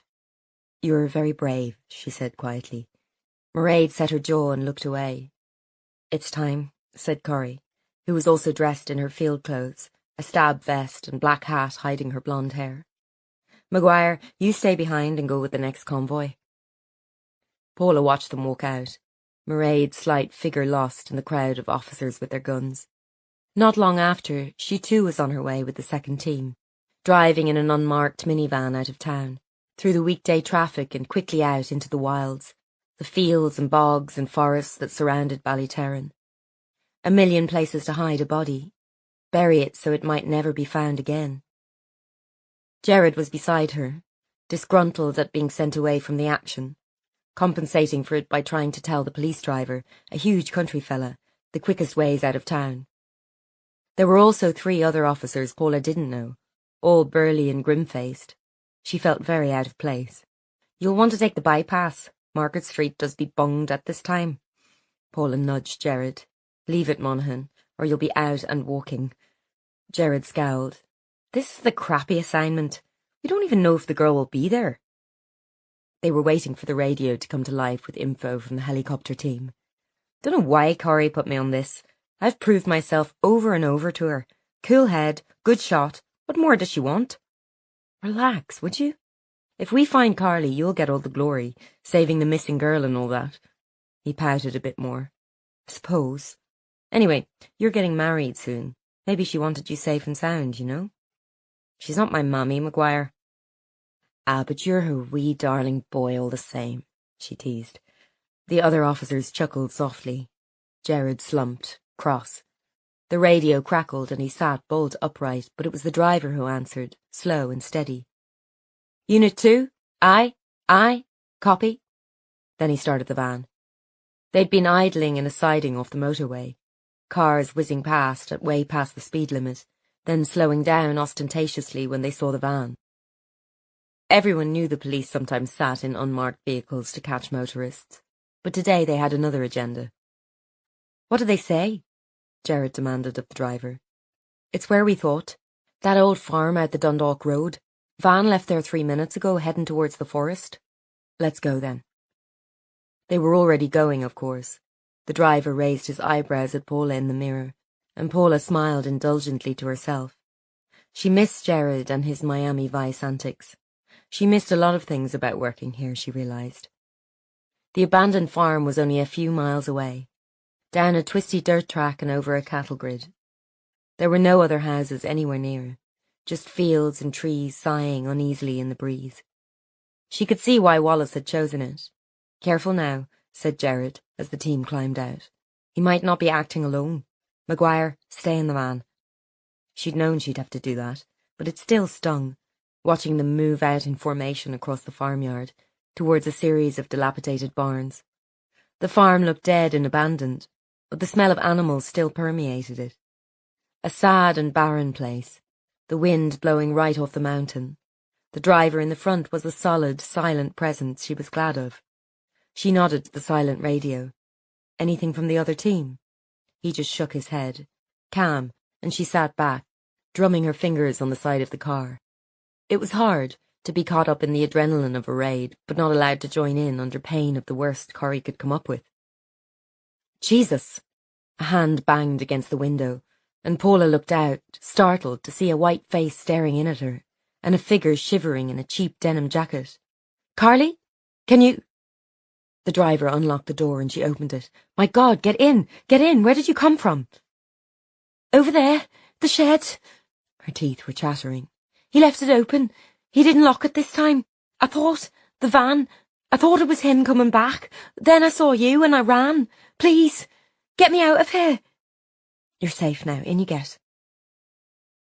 The driver was already on the radio as the girl huddled down in the back of the van, murmuring in his unhurried way, while Paula's heart was hammering. Carly looked unhurt, no obvious injuries, no blood on her clothes. What do you mean she's there? Jared crackled over the radio. Paula shouted. She came up to the van. She's fine. Paula looked at Carly again. Are you fine? She nodded, still shivering. He just locked me up. It was horrible and freezing at night, but he didn't, hurt me. Jared's voice, over the crackling radio, sounded almost disappointed. There's nobody here. Some food and stuff in the kitchen, but otherwise no one's been here in years, by the looks of it. Let's get Carly back home so forensics can go in. She's freezing, poor girl. Carly looked up at Paula, her blue eyes burning. Where's my mum? Chapter 18. The ride back to the station was tense. The radio remained stubbornly silent, giving out nothing but static. Paula told herself this was normal. Sometimes, in an evolving situation, a team didn't have time to check in. But it should have gone smoothly. The forest had been crawling with cops. They should have been easily able to swoop in and lift Paddy Wallace as soon as he and his sister made contact, bring Mairead back to safety and her daughter. Where's my mum? Said Carly again. Paula had given the girl her own jacket to wear, but she was still shaking, though it wasn't particularly cold. Shock, probably. She went to talk to your uncle. He said he'd give you back if she did. Paula glanced at Jared. We're just waiting to hear from the other team who went with her. Why did he even take me? Carly burst out. I just wanted to find my family. She'd never tell me anything about them. He got in touch, he was nice, my uncle, and he came to the house, and I made him tea, and next thing he pointed a gun at me. Paula gently lifted Carly's sleeve, and nodded when she saw the healing gash on the girl's wrist. The blood in the lift had likely come from that. You tried to run. Course I did. I saw he was weird. What's the matter with him?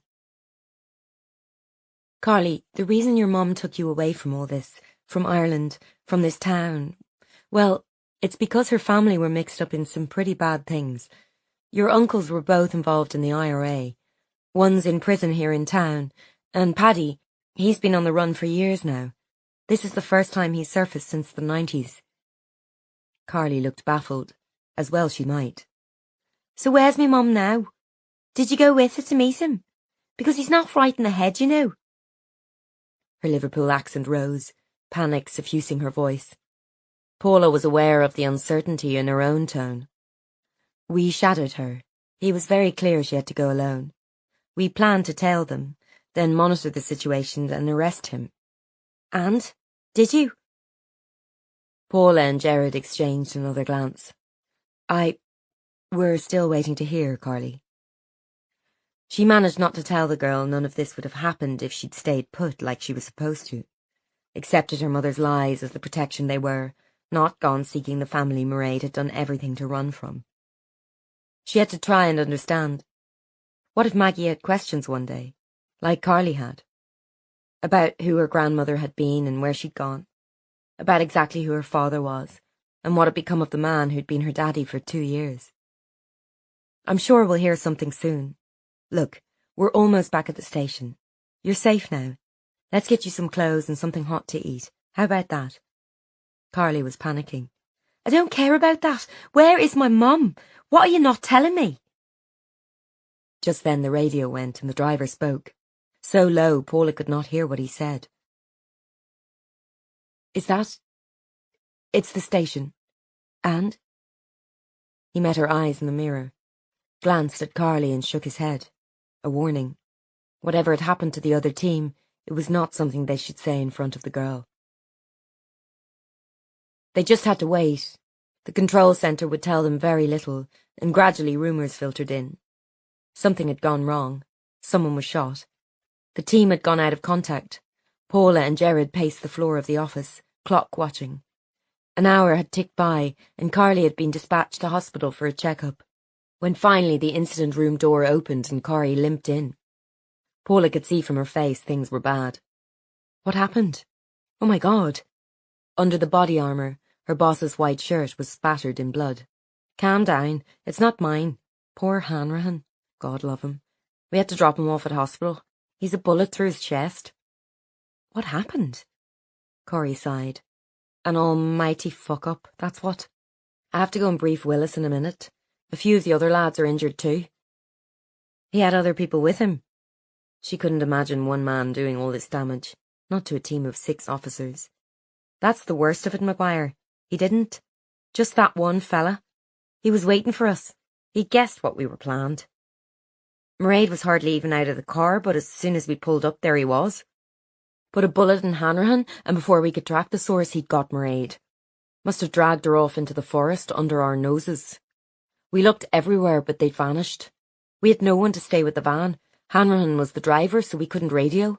It was a difficult situation. We had to rush him straight to hospital. Jesus Christ. She'd done this. She'd convinced the woman to go through with it, and now she was gone. But how could Wallace just disappear? We had officers all over the place. Corey grimaced.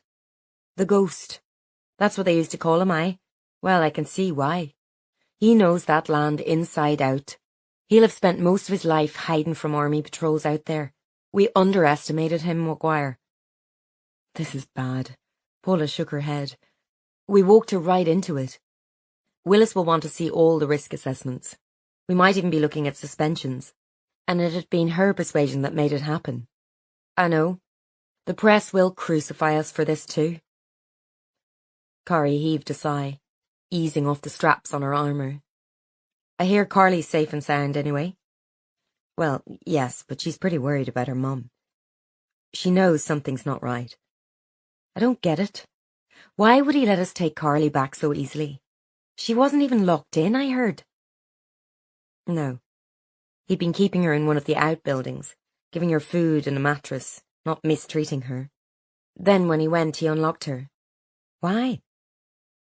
Paula had been thinking this over. He was one step ahead of us the whole time. It was Mairead he wanted all along, and he was prepared to give Carly up to get her. Maybe Carly was just a lure-in bait and switch, no real interest to him. It was his sister he was after. The question is, why? What is it about that family? Paula just shook her head, imagining what she'd say to Mairead if she ever saw her again. I'm sorry. I'm so sorry. She thought it would be safe, that he'd be outnumbered, that they could protect Mairead with their firepower and tactics and backup teams. Stupid. She'd forgotten the #1 rule. It was those closest to us who could hurt us the most. The indignant figure of Willis Campbell appeared in the doorway, bristling from his shiny shoes to his even shinier hair. D.I. Corrie? My office, please. Corrie didn't even roll her eyes. Paula had never seen her so broken down. Will you do me a favour and call your wee pal at the hospital? I need to know how Hanrahan's doing. Margaret. Aisling. She whispered the name as the door opened, the noisy clunk of it making her stomach contract in terror. Light flooded in, letting her see the full squalor of the place she was in. Bare ground, and over in the corner some dark, rusty stains she knew in her stomach were blood. People had died in here, many times. Soon it would be her turn. But no, she was still alive. She had to focus on that. A figure stood in the doorway, silhouetted against the light so she couldn't see who it was. A young girl. Aisling, is that you? It wasn't. She knew it already. Her spine bristled with fear. The new girl moved forward, pulling the barn door closed behind her, tugging on the strings so the bare overhead bulb lit up.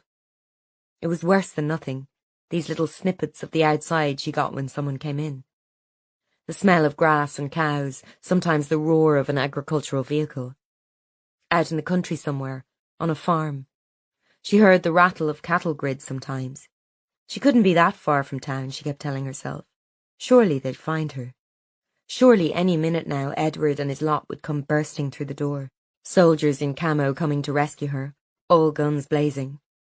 Funny how she'd started thinking of the army as her side. To everyone else round here they were the enemy. The ones who might shoot your kids if they drove or ran too fast past a checkpoint, kill them and then face no consequences. But she'd aligned herself with them, and now here she was. She could see the girl now, younger than Aisling, no more than 13, but they must be sisters. The same dark, shiny hair, strong nose, ice blue eyes. Same eyes as the man who asked the questions. A family, then. How many siblings were there? Hello, she tried. I'm Margaret. The girl just stared, a curious expression on her face. Interested and almost excited. I wanted to see you. I didn't believe they'd a woman in here. Yes, and I have a wee girl just your age, and I really need to get back to her. A lie, wasn't it? She couldn't go back to her old life now, no matter what happened. So if you could help me, pet, I'd really appreciate it. Help you? She wrinkled her nose. I know it's your family keeping me here, but honestly, I don't know anything. I'm just a mommy, same as your mommy probably. You wouldn't like it if someone took your mommy away now, would you? Had she judged it right? Maybe the girl was older than she looked. There was a hardness in her eyes that wasn't there in Paula's, who was always crying about something and mooning over boys, or that fella off that TV show she loved, the one with the aliens. Maybe you could just call someone for me, the police or... The girl snorted. I'm not a tout, missus, and I know what you did. Margaret's heart sank. This whole family was insane for the cause. But I didn't... You didn't pass on names to the army? You didn't copy stuff out of your work? All true. She fell silent. I thought I was doing good. Stopping people dying. You're a traitor. The girl walked closer, holding out one finger, the nail bitten. There was red varnish smeared on it, not allowed at Paula's school. She pushed at Margaret's nose. It was gentle but somehow horrific, the idea of this wee girl having power over her. She couldn't move her hands to push back. Are you off school today then? She tried to keep it chatty, in the realm of the normal, mainly to stop herself losing the head entirely. I don't go to school. She turned, her dark hair swishing and whipping Margaret in the face. Has our Aisling been helping you then? No, No, she talks to me sometimes, that's all. Silly bitch. She's a traitor too. There was the noise again, the squeaking of the metal door, and Margaret felt a stab of relief someone was coming so that it wasn't just this strange girl and herself, even though it was surely someone much worse than a teenager. Emer, what the fuck are you doing in here? A man, the older one, with tattoos up his arms, head shaven. Not good-looking like Paddy. More normal somehow. She recognised his voice. He'd come to the house to lift her, him and some other fella. There were 3 men in total. Handsome man, this tattooed man, and some other quiet one. Sean, this one was called, she thought. I just wanted to see her, said the girl he'd called Emer. Well, you better get out before Paddy catches you. This is no place for weans. I'm not a wean, I want to help. The man laughed. Ah, well, make us a cup of tea then. Don't laugh at me, Sean. I know what you're doing. I can help. Margaret listened to all this, helpless and passive.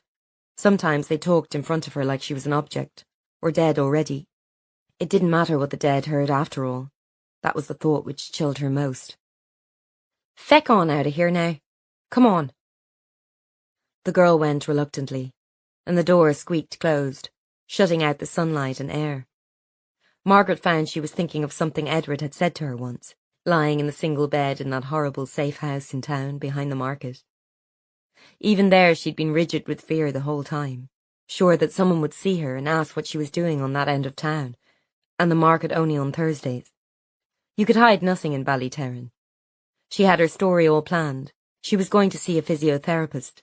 There was one next door, and if necessary she'd book and pay for it. Lying was second nature to her now. Edward had been talking about his training, when he joined the SAS, before the injury that sent him into intelligence. About this house they used for training soldiers at their HQ, full of pretend people, plastic models. You went in and you had to decide who to shoot and who to leave be, all in a second, like you would on a raid. The killing house, he called it, tracing his fingers over her stomach. That's what they call it, the killing house. But it's just pretend killing. It's nothing at all like real life, when it comes down to it. Not like here.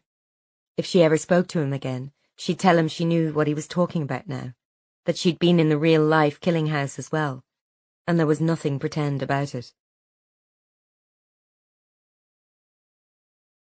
Chapter 19. Hanrahan, the unfortunate victim of the botched operation, was sitting up in bed by the time they got to hospital, his chest bandaged tight. Flesh wound, he said with bravado, though his face was drained of blood. He'd been lucky the bullet had missed his chest cavity, going through his shoulder instead, but he'd need a lot of physio to get movement back in his arm. Well, Marty, Corrie greeted him. Been in the wars? I'll live. Any news? Corrie shook her head grimly. There's no sign of him. We're combing the area. How? I've no idea. If you're up to it, would you mind looking at the body cam footage? Might shed some light. You'll have to see yourself get shot, though. Sure.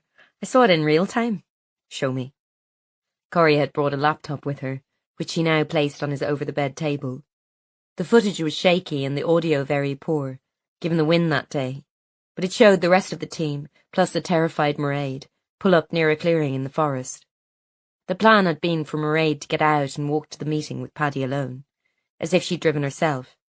But Paddy had clearly been way ahead of them. As soon as the van stopped and Mairead got out, there was the sound of a shot, the camera shaking badly, and then everything was shouting and confusion. People dragging Hanrahan out and tending to him, and random slices of arms, trees, faces, panicked breathing, running feet. Corrie said, Then when we looked around, Mairead was just gone. Gone, said Paula, struggling to understand this. They were a highly trained team of 6 officers, and one lone man had run rings around them. She was standing there watching, looking scared, and I was trying to help Marty here, and the rest were fanning out into the trees looking for the shooter, and next thing I know I look back and she's gone. He took her, in the middle of all that. Corrie was shaking her head. Apart from the professional reprimand she'd likely already received from Willis, it was deeply frustrating, and not a little frightening, for armed police to realise they'd been useless when it came down to it. Paula said, "Did no one get a look at him? Or see anything that might be useful?" Corey's face was grim. "No one else had a cam except me. No one saw him. The man's like a ghost." And now he had Mairead. "What can we do?" said Paula, the guilt weighing down on her like a stone. "We have to get her back. We put her in that situation. I put her in that situation. We need to question Carly now, see if she saw anything. Otherwise, I don't know how we're going to find him." "I can't let you in. I really can't. Sorry." Saoirse was only 5'2", but she barred the way to Carly's hospital room all the same, implacable. "She isn't well enough to answer questions." "But we need to find her mother," Corey objected. "Surely she'd be up to pointing at a map, telling us if he mentioned any place names. I thought she wasn't physically hurt." "Not now. I'm sorry. She's very distressed. I gave her something so she'd sleep." Corey sighed, tapping the toe of her flat shoe. She hadn't changed out of her field uniform yet. "Well, has she said anything? Talk to the nurses? Any information at all would really help us out." Saoirse relented. "You can sit with her for a moment. If she wakes up, you can try a few questions. Don't push her. The poor girl is distraught." Corey slipped into the room, and Saoirse put up a hand to stop Paula following. "Don't crowd her, okay?" "Okay." Through the window, Paula could see Carly lying in bed, tiny and pale without her makeup. She seemed to be out cold, but Corey settled beside her, giving the girl's hand a tender pat. Her own daughter, Rosie, was not much younger than Carly. Paula turned to her friend. "Poor girl. Will she be okay?" "Physically, yes. But if you don't find her mother—" Paula winced, not wanting to think about the end of that sentence. "I know. What about you? Are you okay?" Saoirse looked well, glowing as the cliché went. I'm grand." Despite the grim place they were in, full of sickness and worry, Saoirse couldn't keep the smile from her face. "Everyone tells you how awful it is. The bulking and the tiredness. But nobody says it's great too. You know that feeling that you're never on your own? That somebody's always with you? I get these bubbles sometimes in my stomach. Excitement. Or maybe it's them, saying hello." Her hand went over her stomach, protective. Paula didn't want to ruin it by telling her that the feeling of never being alone was less fun when you hadn't peed by yourself in 3 years. "Yeah." Saoirse's face hardened. "I can understand it, you know. Why Carly's mother risked it. You'd do anything for them, wouldn't you? I already would." "I know. At least we got Carly back. You really think she'll be fine?" "I don't see why not. There's nothing medically wrong with her. She wasn't mistreated. She's just worried sick about her mom, poor girl. You'll be able to question her soon and—" They both turned as a tapping sound came down the corridor, and a blonde woman with a cane, wearing red Converse, approached them. "Maeve," said Saoirse, leaning to hug her. "God, I haven't seen you this long time." I know. Nose to the grindstone. But I hear congratulations are in order." Maeve nodded to Saoirse's stomach under her white coat, and Saoirse beamed. "Early days, but yeah. Well, that's great. Sinead and me had some good news too." Saoirse made a sort of girly squealing sound, which was disconcerting when you knew she'd likely been up to her elbows in someone's chest only minutes ago. "That's amazing. She's expecting too." "Aye, well, I can hardly do it now. Due in Feb." "I'm March. We'll have to get together." Paula smiled at them, her two friends, though Maeve Cooley, a Dublin-based investigative journalist, had been Aidan's friend to start with. She was happy for them, with their partners and babies and lives, but it just reminded her she was spinning her own wheels, waiting for a man who was maybe never coming back, at least not in the same way. Saoirse's pager went and she departed, promising to email Maeve to compare notes about pregnancies. "What brings you here?" said Paula, knowing Maeve went where the story was, but surely the news about Mairead wasn't out yet. They'd want to spin that as best they could, not reveal that one man had got around an entire trained team. "Heard you got Carly Jones back." That's good. Is she okay? She's not talked so far. She's in a bit of a state. And it was Paddy Wallace who had her. Did you see him? It reminded her of Aidan, this oh-so-casual questioning, which was not casual at all. Paula gave her a wry look. Would I tell you if I had? Maeve shrugged. Worth a try. This on-the-run stuff is getting good coverage right now. Add in the kidnapped girl, the long-lost niece, and, well, I might be sticking around Ballyterran for a bit. How's Aidan? The question took her by surprise. Well, I don't know. He's been having visitors, though. Seems like a good sign. She could tell from Maeve's nod she already knew that. You saw him too? He'd see anyone except her, it seemed. She tried not to mind. He asked me to come. He's ready to fight this thing, I think. Paula frowned at her. What do you mean? He's talking about launching an appeal. Seeing lawyers. You know, everything we wished he would do last year. Maeve peered at her. That's good news, isn't it, if he wants to appeal? Paula gestured helplessly. I'm so afraid, Maeve. They might not even agree to an appeal.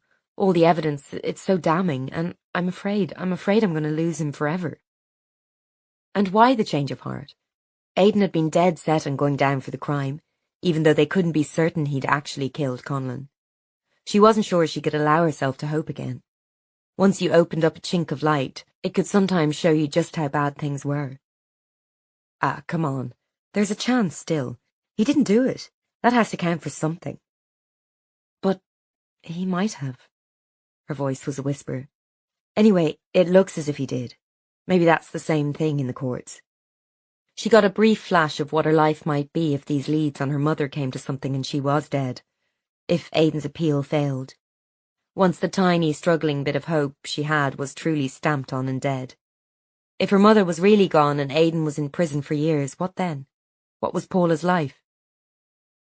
Maeve brushed back her hair, and Paula saw the scarring on her lovely face, from where she'd been caught in a petrol bomb attack a few years before. Something in Aidan had broken seeing his friend like that. It's me, he'd said to Paula. These things keep happening to me. My fault.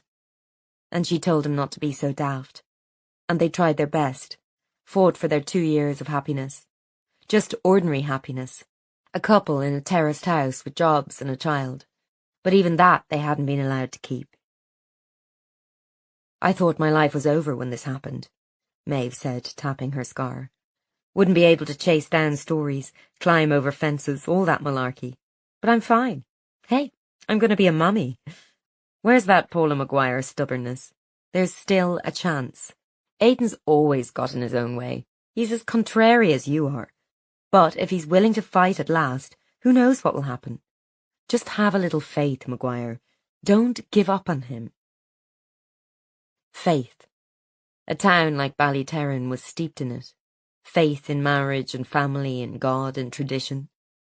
Paula had never had much, which was why she'd run away when she could. Now she found herself wishing she could borrow some, just to believe that maybe one day her life would be okay again. She smiled at Maeve as best she could. I'll try. In the meantime, how about you tell me something useful on Paddy Wallace? Ghost or no ghost, he's a real-life man, and that means he has to be hiding somewhere. He must have help to stay under the radar for so long. Okay, said Maeve reluctantly. Even with close friends, she liked a little quid pro quo for her information. Paddy Wallace used to run an IRA punishment squad, yes? He's been gone for years and now he's back in town, putting himself at risk of arrest and a long spell in prison. So, why? You tell me. She'd been wondering about that herself. The timing of it all, the bodies at the farm, Paddy snatching Carly then giving her back. All to get at his sister. Have you come across the name Marco Hanlon? Maybe. It rang a bell, though she wasn't sure why. How come? Oh, it's probably nothing, but ask your mate Jared about him. He turned up dead a few weeks back. Anyway, he was one of Paddy Wallace's pals way back. Helped interrogate people. And he's dead. Aye, he's dead. Sean Conlon's dead, and Paddy Wallace is back. Paula waited for more information. That's it. Maeve raised a hand. Like I say, probably nothing. Just ask Jared, though. And when Carly's ready to talk, you know where I am. Chapter 20. He didn't say anything, Carly insisted. We was drinking tea and then he grabbed me. He's so strong. I couldn't do anything. He took you in a car? Carly asked. Or was it a van? I don't know. He put this thing on my head. A bag or something, like, all rough. She fingered her shiny dark hair. Then we was driving out of town and he pushed me down in the footwell, like. Think it was a van or something, maybe. He had to help me up into it, you know. And he never said anything else? Didn't mention any other locations? He never said a word to me after that, except for the video. It was... She shuddered in the hospital bed, pulling her jumper around her. It was spooky. He never said a thing.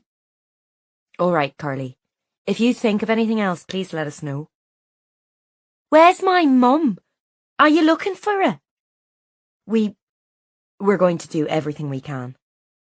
But you had her. Carly looked between them, incredulous. How could he just get her? Carly paused. I'm sorry. We'll do everything we can. Her eyes met Paula's. It was a good question. How could they have let this happen? Police roadblocks all round the area had turned up nothing, and the surveillance helicopter was drawing a blank. It seemed as if Mairead and her brother had simply vanished into the landscape, the bleak, forbidding bogland that had swallowed so many secrets before. The next step was to go public, replace the alerts for Carly with ones for Mairead, and that meant explaining to the press and everyone else that they'd managed to find the girl and in the process lose the mother, right under the noses of the police. And Paula knew, deep in her stomach, it was her fault. She'd put Mairead in danger. It was up to her to fix it. On the way into the station, Paula took her phone out to check for messages, and saw she had 2 missed calls. She saw the name, Davy. The PI only ever contacted her when he had news. Her stomach fell away. Today, of all days, she really didn't have time for this. She palmed the phone and slipped off to a quiet spot beside the interview rooms. Once alone, she dialed him back, noticing how her fingers left smudge marks on the screen. Her fingerprints, the unique combination of whorls and arcs that only she had. What they used to identify you if you turned up dead. Davy? Well, his raspy smoker's voice was unusually sombre as he got straight to it. No easy way to say this. I've bad news. Oh, shit. She leaned against the wall for support. This was it. Her mother was dead, killed in that farmhouse after all. So where was her body? Would they find it somewhere else on the land? Had she been walking about on top of it? Your man, Edward. Found an obituary for him in the Times. When? Her voice was croaky, strangled. Back in 2006. What happened? Car bomb outside his house in Croydon. He survived a while, but pneumonia got him in the end. His ones must have put this in. Father was a major or something in the army. There's more. Oh, she couldn't bear to ask it. Was my mother with him? Did she die too? In the obit, I'll scan it over to you. It says he leaves a wife and child. No names. Do you think? Aye, it's possible it was her. Her mother. And the child she'd been carrying when she fled Ballyterran. Paula's half-sibling. It seemed insane. There's no other family left, I take it. It was too much to hope for. His ones are long dead now. But I'll keep digging. Somebody'll have known them during that time. Be able to look at a photo. Sorry for the bad news. It's okay. Thank you, Davy. He rang off with another coughing fit. So her mother's lover was dead. A man she'd never met, obviously, but all the same she found she was trembling. She shoved the phone into her trouser pocket and tucked her hands under her armpits to stop them shaking. This was stupid. She'd thought she was ready, all those years with no answers. The day the police had dug up the garden looking for a body. The 3 dead women she'd had to try and identify over the years. none of them her mother. But it turned out you couldn't ever be ready to hear that someone you loved was dead. Your mind could try, but your body, your heart and stomach and heaving lungs, they would always get the news like a physical blow. "You okay, Maguire?" Jared was coming up behind her, filling the hallway with his overpowering cologne and hulking shoulders. She remembered she had to ask him about the case Maeve mentioned, but for now everything was focused on finding Mairead. "Oh yeah. Any news?" "We got the results back on the DNA sample from Mairead Wallace." He held up a sheet of paper. "Let's go find herself." Corrie was staring at the papers lying on the table in front of her. "This is for definite? Far as they know." Jared scratched at the back of his head. Across the room, Avril was on the phone, calling off the search for Carly, coordinating with the search teams looking for Mairead. The wedding was in a few days, and this type of case wasn't what they needed. The kind that was like ever-increasing circles, answers turning into questions and spinning away. Corrie shook her head. "So Mairead's a direct familial match with our Jane Doe? I suppose that explains why she couldn't get the sample." That was what the results said. A close relative, but exactly of what type they couldn't be sure. Paula wasn't surprised. Ever since she'd seen the likeness between the dead girl and Carly Jones, she'd suspected as much. She said, "Does this mean Mairead lied? It is Aisling Wallace in the morgue after all." Corrie shook her head, still staring at the paper as if willing it to give a different answer. "Not necessarily. This, the reconstruction, none of it's conclusive, and Mairead couldn't ID the body." Couldn't or wouldn't? Paula was frustrated. Then who else could it be? It must be her, surely. "We should visit the mother again. See if we can get anything more out of her. Monaghan, do you want to take that? See if you can charm the wee girls that work there. You used to be good at that sort of thing." He stifled a groan. "The old folks' home, seriously?" He saw her face. "Of course, ma'am." Corrie turned back to the papers. "Even if it is Aisling, doesn't mean Mairead lied. I see it all the time. People make the wrong ID. They don't want to accept someone's dead, so they see things that aren't there. I'd like to also compare this result with Carly's DNA. A fresh sample would be better, right?" Avril came over sharpish. Paula saw how tired she looked. The run-up to weddings was stressful. She'd worked herself into the ground before her own, scared to face the truth of what it meant to finally tie herself to Aidan forever. Then, of course, it hadn't even happened. "Carly's been discharged from hospital, ma'am. We've sent officers to take her to a different safe house." Corrie looked at her watch. "Let's send someone to swab her for DNA. We've pussyfooted around that family for too long, and Mairead's been taken because of it. So get cracking, everyone. Lots to do. I think we better face the press now. The more we delay, the more chance Wallace will get away. Maguire, are you staying? Or do you have pressing cartoons to watch at home?" It was late, already after 6. Paula sighed. Of course she was staying. Sheer guilt would have seen to that, if nothing else. Every time she thought about Mairead, her stomach lurched. She'd promised, and still this had happened. The way the woman's hands shook when she talked about her brother. They had to find her. "I'll come. Let me just ring Dad and Pat." Maggie would be fine for another night, but it was this kind of thing which had eventually made her leave Ballytarran. While she was here, every case was so personal she often couldn't let them go, and it wasn't fair on Maggie. She had to go back to London, whatever happened here. If she stayed in this town, she would never get out from under its shadow. Chapter 21. The next day, Paula was up early, back in the office. It was buzzing. The search for Mairead and Paddy Wallace at full gear. Phone calls coming in from the press who were avid to know how on earth they'd cocked up this operation quite so badly. She'd been turning it over in her mind all through the sleepless night. How could 2 people just disappear like that? Then there was Maeve's question. Why had Paddy surfaced now? Surely they would find him. Now he had his sister in tow. She made a mental note to ask about Jared's case and check up on Paddy Wallace's old associates. No fans of the police. There was a good chance some of them would be helping him hide. She went to Corrie's office and knocked, expecting to get her orders for the day. Tozier was there too, sticking his oar in, no doubt. Today he wore a jumper over a striped shirt and sensible trousers. Is there anything... What's the matter? In the room, an atmosphere, a charge. Something to do with her? She couldn't place it. Corrie was stony-faced. Paula, there's no good way to say this. Her knees were weak. She was sinking down. What was it? Aidan? Her dad? Maggie? No, she'd just left Maggie safe with Pat. It couldn't be that.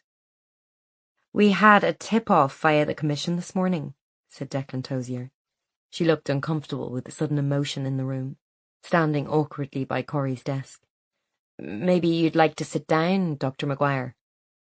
I'll stand. She threw the comment at him, eyes on Corrie. Just tell me, Helen.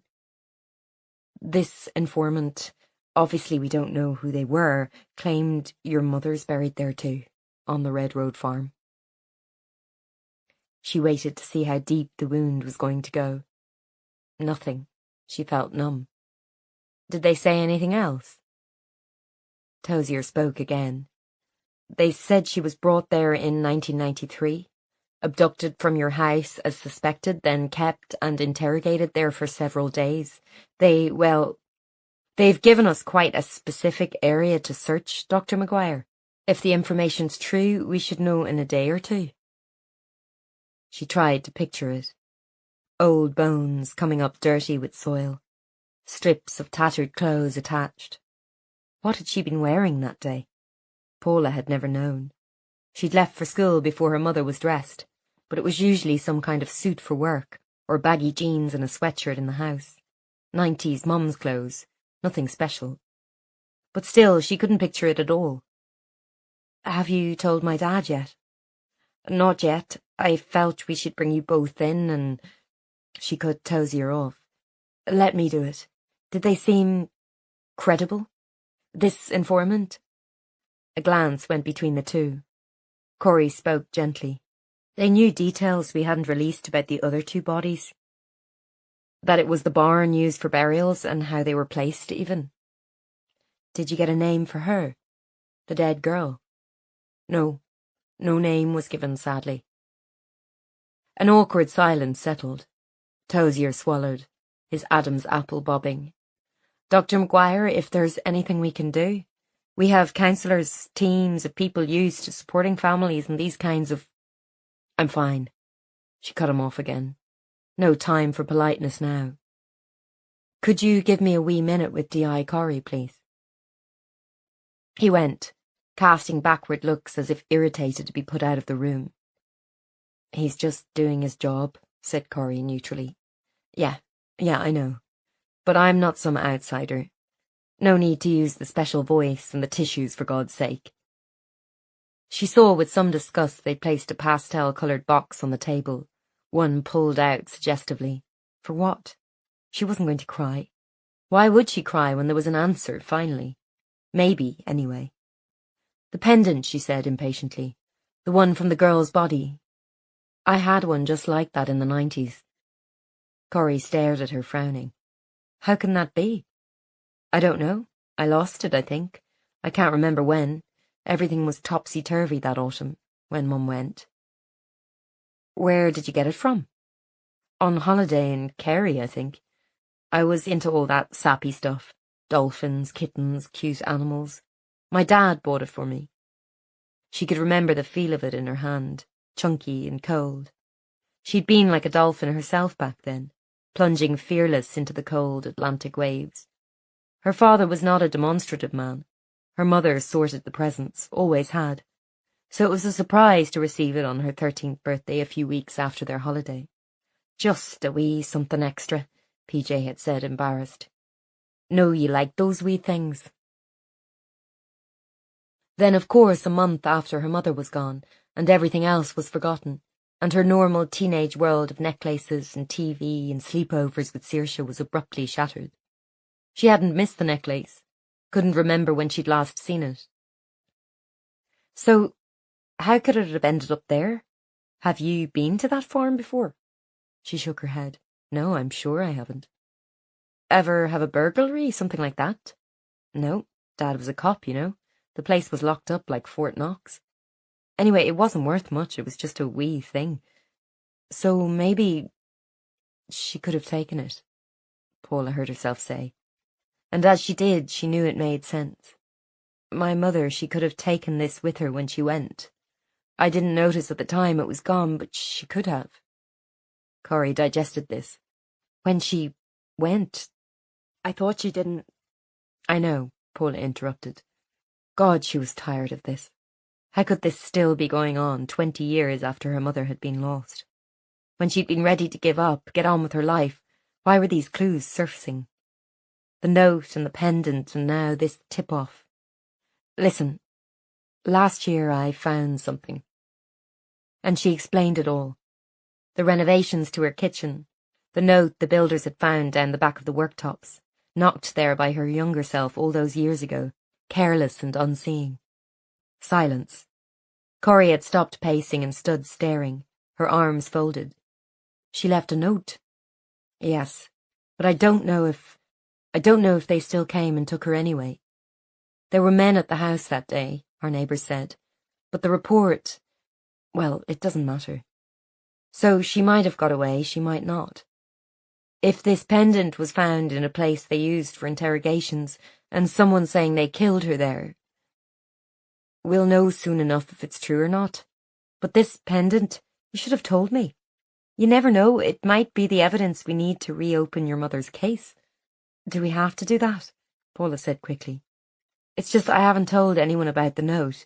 You know, Dad and Pat, if they found out. If Paula's mother had got away, if she was alive, maybe living in London, then Pat and PJ's marriage was invalid, their hard-won happiness destroyed, and she couldn't do that to them. Corey understood. Okay, we'll keep it under wraps for now. It's not really enough to go on anyway. Like you said, those necklaces are pretty common. But you can't hide these things from me, Paula. I wasn't sure. And you know, the case, you wanted to stay on it. Corey wasn't even cross. I see. Well, even put together, there's no real proof. But we'll look, of course. They'll start digging tomorrow. You realise what this means, though? She nodded. No more investigations. The law was very clear on that point. If remains were uncovered because of a tip-off via the Commission, they were not allowed to use that information to prosecute. Their other 2 dead bodies found at the same site might even fall under that remit too. The chance to prosecute their killer, or killers, was perhaps gone. We can try to find out who the girl is, but that might be all. I know that goes contrary to your nature, Paula. It goes contrary to all our natures. Monaghan's got some choice things to say on the subject. But it's what we have to do. The price we have to pay for all this being over. We'll look for a name to put on that girl's grave, and that's about all we can do. I know that. She'd known it in practice, of course, since the law came into being. But now it seemed to settle into her how deeply wrong it was. They were the police. How could they find a murdered girl and not put anyone in jail for it? It went against the order of the world. And your mother, if she is there and we find her, we can't do anything either. We can bury her, that's all. We can give you answers. I know you've been looking all this time. I know you think she went to London. Paula looked away. Corey saw too much. Always had. But she wanted to say, a psychic told me she was alive and over the water. But Edward got out alive and he was living with a woman and child in London. That could have been her. It could have. She was pregnant when she disappeared. Another horrible thought came. If they do find her, can you tell me first? There's things that my dad doesn't need to know, maybe. We'll have to see. You know I can't offer special treatment, Paula. Did she know it? She stared at the carpet. It needed a good vacuuming. Who was doing the office cleaning these days? Are you sure it's even true, this tip-off? I mean, everyone knows about this law, right? So if you wanted to slow down this investigation and stop us finding out who's in that grave, wouldn't it make sense to phone in a false tip? They probably know I'm working on it, or at least enough about the case to make it credible. Everyone thought the IRA came for her back then. Corey looked at her patiently. It could be that. We'll know soon enough, like I said. If you want to hang on to that belief till you know something concrete, that's okay. In the meantime, you should go and talk to your father. This is something at least, isn't it? Even if she's...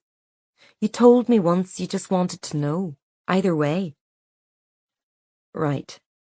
It was something, but all the same the idea made the bottom of her stomach hollow out.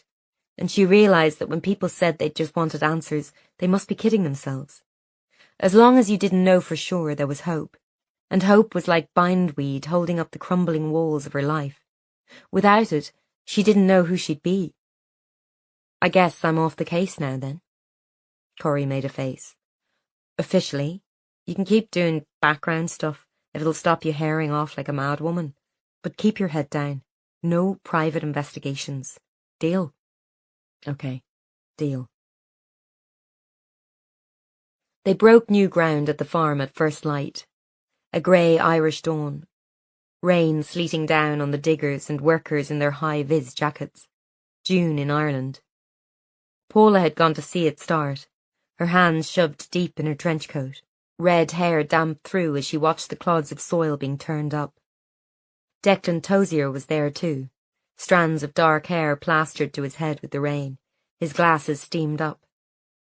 He wore a high-vis jacket with the logo of the commission on it, sensible and dull, and Paula was internally mocking him to keep from thinking about what was going on. You sure you want to be here? We'll tell you as soon as we know anything. I just needed to see it begin. How long had she thought of this moment?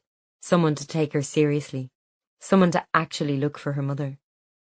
Say that she'd been a person who mattered, who was worth searching for even 20 years on.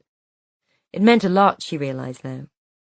I won't watch all of it, because they might turn something up. A bone, a shred of cloth. And then what would she do?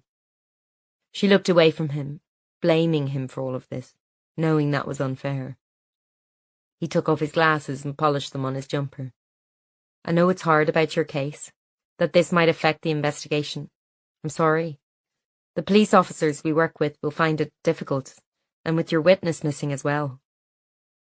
Paula sighed, relenting. It was all my fault. I persuaded Mairead to go and meet her brother, and now look. He's got her. She knew the risks. It was worth it to her to get her daughter safe, I'm sure of it. She looked at him from the corner of her eye, surprised at his perspicacity. How many of these have you done? She nodded to the diggers, the commission's own. 5. We're still looking for one. Not sure if the information was bad or they just couldn't remember exactly what the burial was or what. That happens, you know. People can't always remember. It was a long time ago. I know. You used the GPR here, though, right? He hesitated. Yes, it did show disturbed ground, but it doesn't always mean there's a burial site. Like I say, people forget, or they call to assuage their conscience, but they don't give the right info, or they ring to make mischief. We get a lot of crank calls, if you can believe it. She nodded again. She was trying to keep her emotions in check as best she could, view it as another case to crack. She told her father the night before, while Pat put Maggie to bed, in measured tones with the TV muted behind them, men hitting each other with hurling bats. PJ had taken it in that quiet way of his, like rain soaking into the ground. They'll be digging then? Yeah, they have to at least look, but Daddy... She tailed off, not sure what she wanted to say. I don't feel she's there, you know, I just don't. Her father, she knew, had long ago decided her mother was dead, had made the choice to move on and marry Pat, aim for some happiness in his life. It was a big leap for them. Paula had heard Pat crying in the bathroom later in the night. You don't feel she's gone? He stared at the silent TV. I don't know. I never did. Would she know if her mother was dead? Would she feel it? She'd no idea. Pet, I don't know either. All that stuff people say about having a feeling. I used to hear it a lot on the force. I just feel he's alive, officer. When I knew rightly the son was lying dead in our morgue. It's not something we can know until we know. Maybe this'll be it, the way we find out. Or maybe we never will. I had to face that too. He'd squinted at her. I'm not sure you have, pet. She fell silent. It was true. She hadn't. She'd been turning over stones for years now, even hiring Davy Corcoran to ferret out the truth, urging him down dead end after dead end. Was she ready for it, if it came? Another skiff of rain started her back to the present, the cold day, the noise of the diggers, the wet slap of soil. She hunched her shoulders. It's awful weather. I better go in. I'll stay. I like to supervise. Tozier squared his shoulders into the wind. Listen, said Paula grudgingly. Thank you for looking for her. It means, well, I don't think I realized what it would mean, so thank you. He shrugged. We have to pay a high price for it sometimes, to get them back. I ask myself every day, is it worth it? And so far, I always come up with the yes. But if you come up with a different answer, I get that. Paula still didn't know what she thought. She trudged off, her boots squelching in the mud. The house was shuttered up, the brand new windows still with their stickers on. She felt sorry for the poor couple who'd bought the place. When she'd sold her own house a few months back, she wasn't sure how much the estate agent had told the buyers. Her mother hadn't died in there, of course, just disappeared from the kitchen. But maybe now it wouldn't be the last place she'd been seen. Maybe this raw stretch of land, flat and green. She found she'd come to the first pit under what had been the barn, its sides neatly squared off like a grave waiting for a corpse. It was empty, of course, marked with police tape. The bottom filled up with brown water, but she stood and peered into it, trying to imagine how that girl had been placed in there, with her grave goods about her, the cheap little pendant, her arms folded over her chest. A relative of the Wallaces, but no one prepared to say who. It must have been Aisling, surely. Who else? Her mind went round in circles. If it was her, why had Mairead not admitted as much? Let them bury her. Who are you? The earth gave nothing back. Only the increasing patter as the rain fell into it, swallowed back up by the pit. Margaret. What's this? The girl's nails were uncut, sharp as claws. She snatched at Margaret's neck, scraping the skin there. She'd taken to coming in most days now, and Margaret had learned to dread the fumbling with the lock on the door, knowing what it meant. She tried to keep her voice reasonable, but fear had dirtied it beyond pretense. It's a necklace. My daughter's. She's about your age. I took it with me when they came for me. The girl turned her nose up at that. She appeared untouched by emotion, only curiosity and a certain interested cruelty. Margaret wondered was something wrong with her. She never seemed to be at school for a start. She wondered if Paula was back. Had she taken time off when her mother went missing? Would they be searching for her, out beating hedgerows and dredging ponds? Why hadn't they found her yet?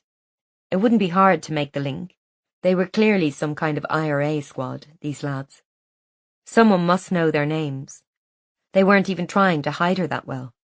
So why had no one come? Had Bob kept his bargain too well, and sent them on a wild goose chase? She thought she might be able to run, just for a while, till everything died down, and she didn't want the police looking at her too closely. She'd been so stupid, and now here she was. It was surreal, thinking of them all going on with their lives, Paula going to school and PJ to work, with the police. And Edward with all the resources he had access to, soldiers and spies and manpower. Yet he had not come for her. Sometimes when she drifted off she dreamed about Paula sitting in the kitchen, her red head bent over her homework. She dreamed she made it back to her door, that same house door she'd opened thousands of times, the paint peeling, the roses in the garden. I'm back. I got away. And Paula turned slowly to look at her, her face pale and distant. Who are you? She knew what this dream was telling her. There was no going back. Even if someone did come for her. She'd made the choice between her family and the new child she was carrying. Could she bear to see PJ again? And have him look at her differently? Not just a tout, but a whore, a cheat? Like someone off the soap operas she used to watch during the day when Paula started school. Alone in the living room, wondering if her husband would make it back alive that day or not. Her head jerked up. She had passed out for a few moments. It was happening more and more. The girl was leaning over her, her thick dark hair falling into Margaret's face. She smelled like baby shampoo and cows, an incongruous combination that somehow made Margaret very frightened. For the last 2 years Paula had smelled of body spray and complicated potions from the body shop, all synthetic fruit and flowers. Who was this strange teenager? She had her hand clasped on the pendant round Margaret's neck, the cheap silver dolphin leaping in mid-air. "I'm taking this. I want it." Margaret remembered buying it in the small gift shop on that island. Only months ago, only in the summer, but how very far they'd come since then.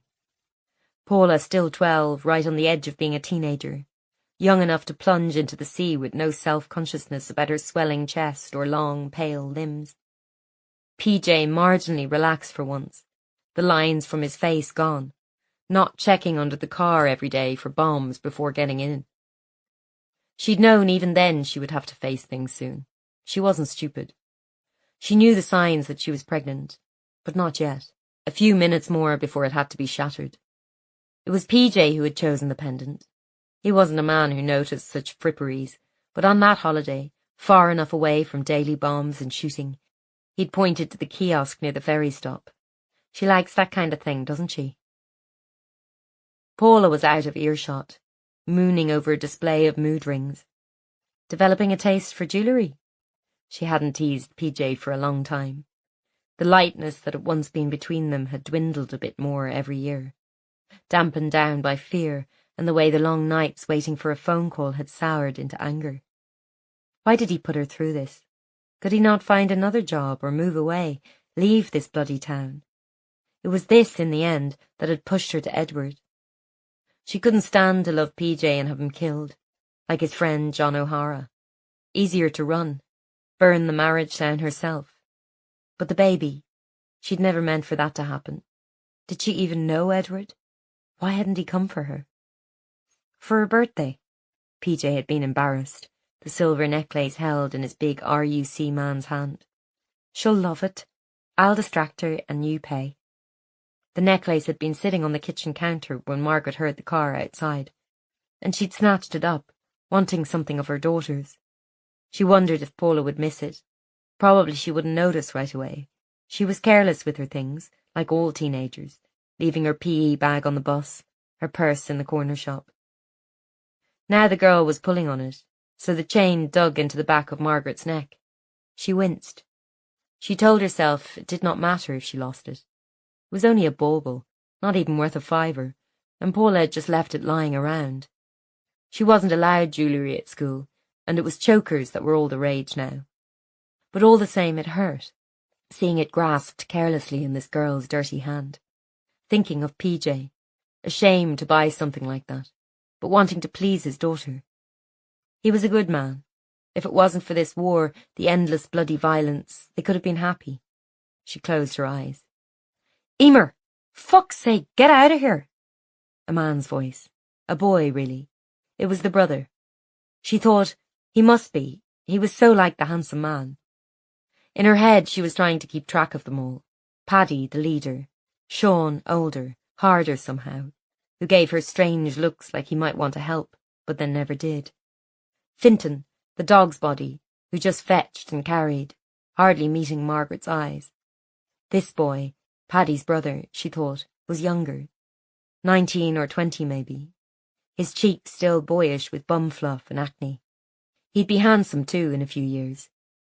He'd only been in the barn once, dragged in by his brother. He didn't like what they were up to, clearly, but he didn't stop it. The girl had dropped the pendant and it fell back lightly against Margaret's chest. The sweat of the girl's fingers still on it. The brother pushed her out the door, protesting. and Margaret realised she didn't have the strength to appeal to him for help. As the days went on, she was giving up. He turned into the light, his face in shadow. "Sorry," he muttered. Then he closed the door again, and she heard the padlock click into place. Chapter 22. The phone was ringing. Paula blundered about the bed, groping for a table that wasn't there. Of course, she wasn't in the rented London flat, with the IKEA furniture and orange glow all night long from streetlights. She was in Pat's guest room, which had once been Aidan's room. She found her phone in the covers and silenced it. Maggie stirred restlessly on the other side of the bed. "Maguire? Dr. Maguire?" The voice was shouting, over some background noise, the clank of machinery, the roar of the wind. "It's Declan Tozier." Her stomach turned over. The house was so quiet compared to the noise coming down the phone. She spoke softly. "Have you found something?" "We've uncovered some bones. I thought you might like to know. Normally I wouldn't tell the family until we were sure, but—" "Can I come there?" She was already out of bed, whispering, trying to find her jeans and hoodie in the dark without disturbing the sleeping child. "I'm coming." D.I. Corrie said there was no point trying to stop you. It might not be her, you know. But he didn't sound convinced. "I'll be there soon." She cut the call, stooping to fumble some clean socks out of her case. She paused for a moment to smooth the hair off Maggie's hot face. Was this it? Was this the moment they'd waited 20 years for? When they'd finally know what had happened? Her mind was trying to mould around it. If it was her mother, and they found evidence she'd been pregnant, could she keep that from her father? It wasn't his child. She couldn't let him find that out. It wasn't fair on her mother, who had no one to speak for her. Maybe she'd had her reasons. Paula knew that the cold facts of a case never explained what had gone on in a person's heart, the steps that had led them there, to the point of no return. Like her, with her fatherless child and the man in London who saw her every day and had no idea Maggie was his. Not so very different from her mother after all. She wondered for a second about waking her father, telling him they'd found something. But she wasn't sure she could bear to. And maybe it was nothing. Sean Conlon had told Bob he'd helped her mother escape. But then he'd also told Paula he'd never taken her mother in the first place. Said it to her face when she'd gone to see him, heavily pregnant and desperate. He was a liar. He could not be trusted in life or in death. And the pendant, the stupid dolphin pendant. Her mother had maybe been at this farm, died there, perhaps. But the face of the psychic, "Your mother's alive," a stupid piece of hope to cling to. Seeing shapes in the shadows, the man Edward living with a woman in London, after her mother had vanished. So what? It was probably his wife. He'd probably run as fast as he could from the mistake he'd made. The local woman he'd used as a source and then got pregnant. He was dead now anyway. It was all so tenuous. Whispers in the wind. She was so tired of not knowing. Maybe tonight would be the end of that. She left the door open, knowing Maggie would run to Granny and Grandad if she woke up. She settled the child gate across the stairs and went down, scrawling a quick note on the back of the Ballyterran Gazette that sat on the table, Aidan's paper once. Then she pulled on her coat, found her car keys, and slipped out of the dark, sleeping house into the night. The farmyard was bright as day from the lights they'd rigged up, the blue flash of emergency vehicles washing gently across the scene, making everything look like it was at the bottom of the sea. Paula pulled her coat tight round her as she struggled over the boggy ground, marked with tyre tracks now. Huddles of people in high-vis clothing. She spotted Declan Tozier in his bright jacket and a hard hat, and noticed how he approached her, shielding her with his body from the new pit they'd opened up, over near the fence of the property. "What's going on? Why have you stopped digging?" "Dr. Maguire, maybe we can talk in the car. It's cold." She pushed past him, stumbling over to it. A pit of light swallowed in the dark. In the bottom, clagged in soil, some white things like branches, bones. These were the bones. She looked for the telltale human signs, the long femurs and the shape of the skull. She blinked. The bones were too small for an adult, surely. What is this? Tozier caught up to her, panting a little. I was trying to tell you. There's been a burial here all right, but it's not human. Something in her gave way, and she registered it was relief. What do you mean? Well, it looks like the intel was solid as to the burial place. Remarkably so, in fact. But the grave has, well, we think it's a sheep in it. He sounded almost embarrassed. I'm so sorry to drag you out here. I've never seen anything like this before. Paula realised how cold she was now the adrenaline had worn off, the wind cutting right through her to her sleep-warm skin. No, it's okay. Don't be sorry. I needed to see. So, it's not her.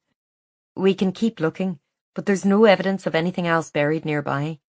It looks as if they dug a grave, then buried an animal instead. Why someone would do that, I have no idea. So you're going to stop? We can look a bit more widely, but then, I'm sorry, yes. She looked away, feeling the sting of it harder than the wind. He took off his glasses and rubbed his eyes. I'll send everyone home for the night. You should get some rest too. He trudged off, and Paula stood again and stared into the pit, the heap of animal bones in it. No sign of her mother. A ghost again after all these years, like someone you can only ever glimpse out of the corner of your eye. She murmured, You were here, weren't you? I can feel it. Where are you now? Where are you? For answer, there was nothing but the moaning of the wind over the mountains, lost and lonely and cold as ice. Chapter 23. Walking into the office the next day was hard, the little looks of sympathy pricking on her skin. She didn't want that. The hurdle had been got over. It wasn't her mother buried there, and all she knew was she was relieved.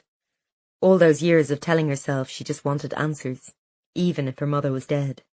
Turned out she was pretty good at lying to herself. She sat down at her borrowed desk, looking with distaste at the dull reports she was typing. If only she had some insight that might help. Find Mairead. Find her mother. Anything. On impulse, she fired off an email to Guy in London.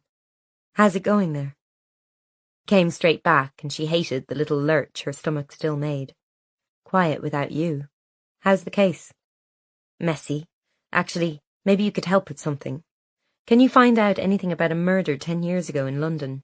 Kieran Wallace was convicted of it. Thanks. She clicked out and stood up, knowing that sitting emailing Guy all day was a surefire disaster waiting to happen. Jared was hunched over his desk, eating a pasty from a paper bag, filling the air with the smell of beef and onion. Any news? She asked him. He shook his head, spraying crumbs.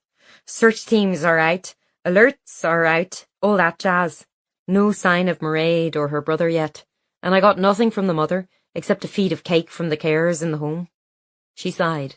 That meant nothing for her to do, and if she couldn't justify her presence there, she'd have to go home. What are you working on? She perched against his cubicle, remembering Maeve's tip-off. I heard you had a murder recently. Jared rubbed his eyes. She noticed another new suit. The influence of Willis Campbell, no doubt, who was a great man for a cufflink. 2 murders, only a few weeks back. One got rubbed out the other day. Rubbed out? Paula raised her eyebrows. You been at Scarface again, Monaghan? Ah, leave me be. You try planning a wedding that's up there with the peace process and also dealing with dead bodies and missing women. Then take the piss. She had planned a wedding while working a case, of course, right up to the wire, but she let him have that one. Who is it this time? Some thug by the name of Pontius Ryan, low-level drug dealer, general crim. Paula was suddenly paying attention. The bell was ringing again. Where had she heard the name? She frowned, trying to remember. You okay? Jared looked up from stabbing at his computer keyboard. Yesterday, that must have been shite-like. She smiled faintly at his attempts to empathise. It was only a sheep. No, but still, you thought it could have been... It wasn't. I'm okay. It's just so frustrating not being able to investigate the Red Road case properly. I feel like my hands are tied behind my back. Tell me about it. Bastards are going to go free again. Makes me wonder why we bother sometimes. I'm knocking my pan in trying to catch these fellas, and half the time they won't even go down for it. How was he killed, this Ryan? She was looking for distraction, another case less close to home, something that didn't begin and end in red, clinging soil. Usual, knocked about a bit, then a bullet behind the ear. That's interesting though, maybe. He chucked her a piece of paper. She scanned it. He'd money thrown on top of him. Yeah, 30 quid. Why'd they do something like that? Seems a waste. Fintan McCabe, didn't he have the same amount in his pocket? Jared squinted. It's just money, though. Why do you think it means something? It was something the IRA used to do to informers, touts. 30 pieces of silver, that kind of thing. Telling everyone what they'd done, that they were traitors. Sometimes they would make tapes of people too, tortured into confessing and send them to the victims' families. Then the family would not only have a dead loved one, they'd also be shamed and shunned, knowing one of their own had betrayed their side. She'd been spared all that at least. Nothing from her mother, no body, no tape, no phone call, admitting responsibility, a note she hadn't found for 20 years, and now this tip-off, and a grave she wasn't in. Was he ex-IRA, do we know? I reckon so. Sure most of the lowlifes in town were wrapped up in it back then. Well then, is that worth looking into? Suppose. Jared took the paper back with a sigh and plopped it onto a large pile on his inbox. Christ, you'd think we'd be done with these by now. Under it, Paula spotted something that looked like a scrawled wedding to-do list. Cousin Sarah vegetarian? Will eat fish? Auntie S not to sing in church. She was glad that wasn't her again, however much she missed Aidan. She said, it'll never be done so long as there's lunatics about. Like Paddy Wallace for one. On the run for 20 years, long after everyone else stopped giving a damn. Kind of sad in a way. Just kind of wish we'd get some normal murders now and again. You know, crimes of passion. Housewife rearing up and stabbing her old fella. A bit of mystery, you know. These ones are so predictable. You're forgetting that the interesting ones always seem to end up with someone putting a gun to my head, or your guts leaking out over my good jumper, or Avril drugged and kidnapped. He glowered protectively across the room at his intended, who was patiently taking down notes from a caller who seemed convinced the Pope was hiding in their shed. Aye, well, maybe you're right. Suppose we've not got the time right now for an interesting one. Not with these bodies and Mairead missing. There was something interesting in this case for Paula, though, who had suddenly remembered where she'd seen the name Prontius Ryan before. She eyed the sheets Jared had spread haphazardly over his desk. His idol Willis Campbell would have something to say about that, and the greasy pastry bag littering crumbs among the pages. The first murder. His name was Mark O'Hanlon. Aye, how'd you know that? And was it similar to this one? He was ex-IRA too, right? Jared narrowed his eyes, trying to remember. Aye, and he was shot in the head in his flat right enough. At the door. That was often the IRA MO. Knock on the door, shoot, be gone in seconds, leave your victim dying in the hallway. In the lounge, I think. Why? Sorry, Jared, bear with me. Was there cash on him too? A long pause from Jared, puzzling it out. There's a connection? What have you got, Maguire? I don't know. Maybe nothing. Mind if I borrow this file for a minute, she said casually. He waved permission. Just put it back when you're done.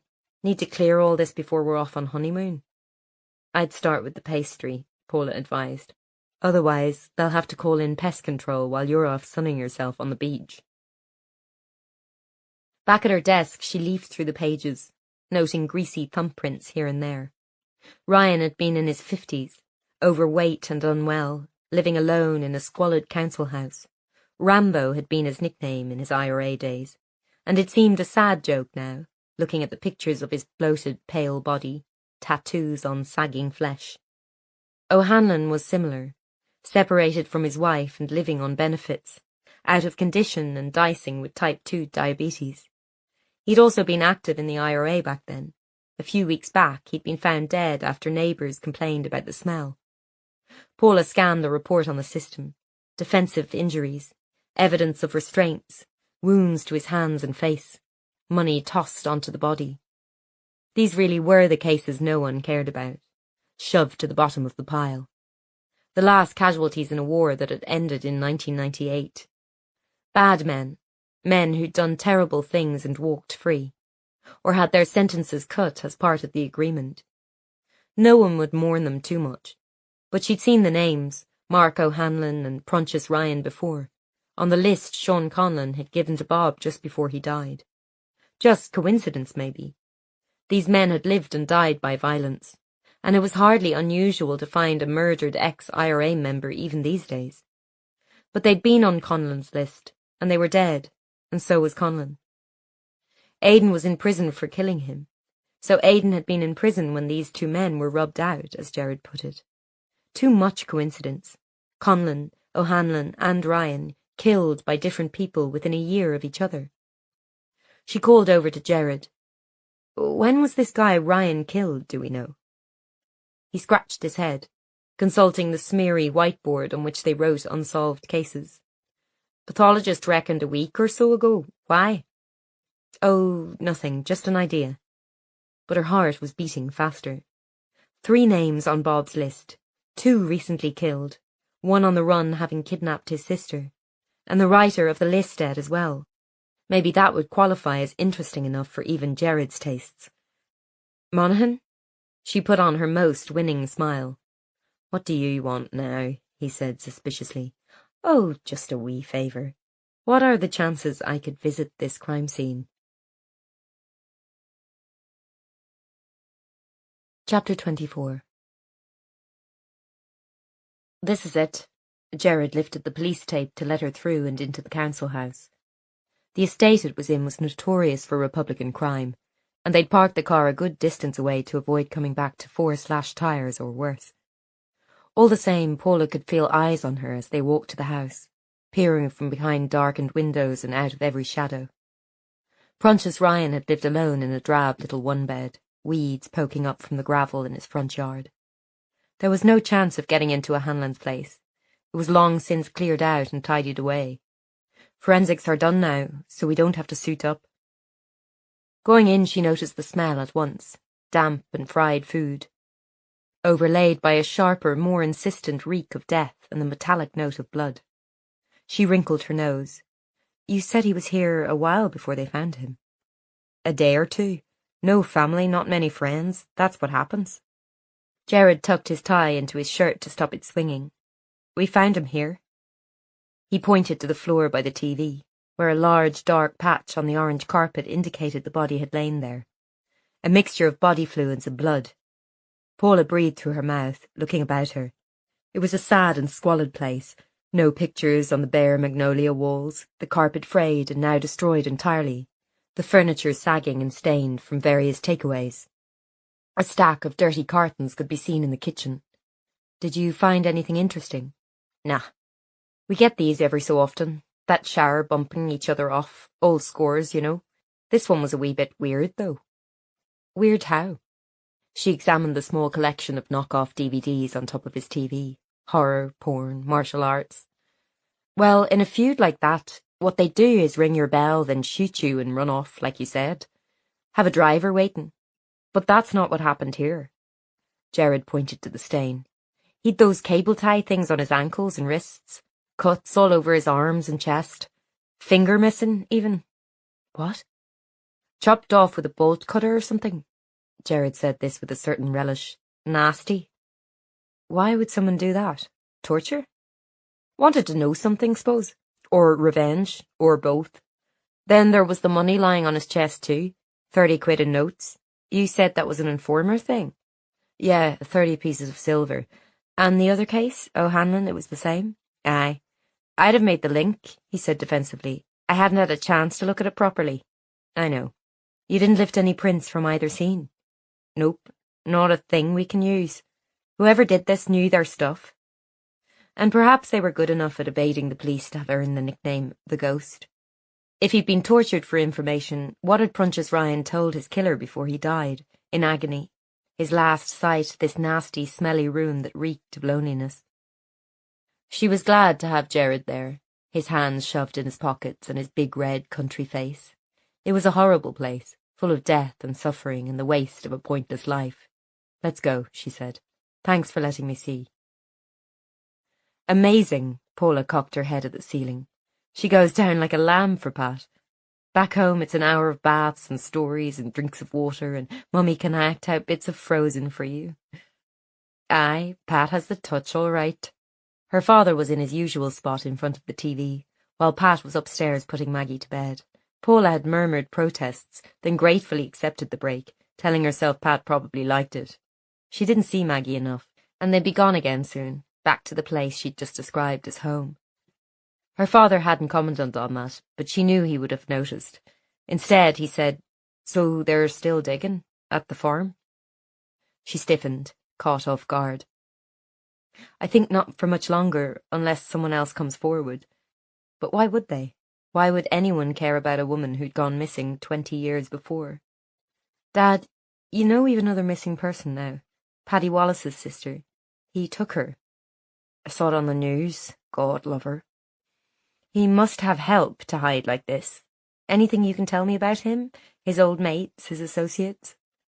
"Well, there was a gang of them in town in the late 80s and 90s. Lots of young fellas dabbled in the provos, but we always knew who the main command were. Or whatever they called themselves. Playing soldiers. There was Conlon." She nodded. That name was painful in this house ever since Aidan had gone down for his murder. "He was older, in his 30s, but Wallace was in charge all the same. There was the one you've just found, Fintan McCabe. I know his mummy's been on the TV weeping and wailing, her innocent wee boy. Wouldn't have known a thing about the provos, but he was up to his neck in it. You know, I always thought it was the two of them did for poor John, him and Conlon." He glanced up at the picture on top of the piano, John O'Hara with his hand on Aidan's shoulder, Aidan dressed in a white suit for his communion.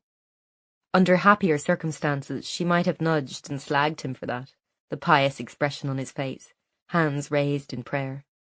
But John O'Hara had been murdered only months after the picture was taken, and Aidan, that innocent boy, was sitting in prison. "You couldn't get them on it?" "We tried. Well, I wasn't allowed to work the case.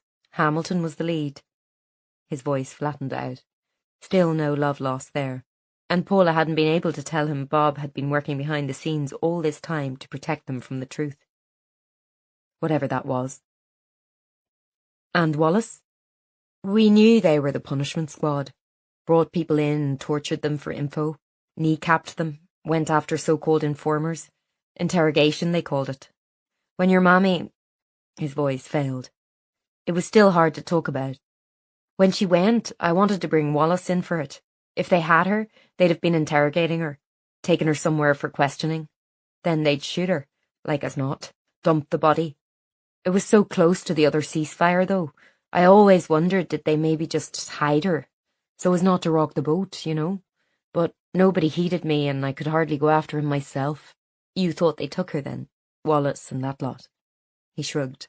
From upstairs, Paula could hear Pat's soothing voice, reading a bedtime story. Safe, cosy, everything she wanted for Maggie. "I don't know. Why wouldn't you have told me if she was in trouble? I could have helped. For God's sake, I was in the RUC. If anyone could have helped, I could." Paula thought she might know why. The answer hidden in her mother's medical records, which Davy Corcoran had unearthed for her. Her mother had been pregnant when she disappeared, the baby not PJ's. So, there were those facts. Facts which were as heavy and leaden as bullets, and so far she hadn't quite been able to fit them into the empty slots in her mind, but she was getting there. And did they even interview him, Wallace? Hamilton said they did, but I was never sure. He blocked me at every turn, even came to our place and dug the garden up, suspended me and all. She remembered that. Her father, who'd never been home throughout most of her childhood, suddenly at home all day in his dressing gown. Another frightening shift in the bedrock of her world, always so solid before. "Maybe there was a reason," she ventured. Her father's face hardened. "Hamilton and myself, we never saw eye to eye, not really. But there was a time we worked well together. Partners. I respected the man, in his way. But then it's my own wife gone, and he's cutting me out, barring me from the incident room, sending me home, refusing to tell me if they'd even any leads. I could have helped. Nobody knew the local provos like me back then. They were out for my blood, so of course I knew them well. But he wouldn't even talk to me. God only knows what that was about.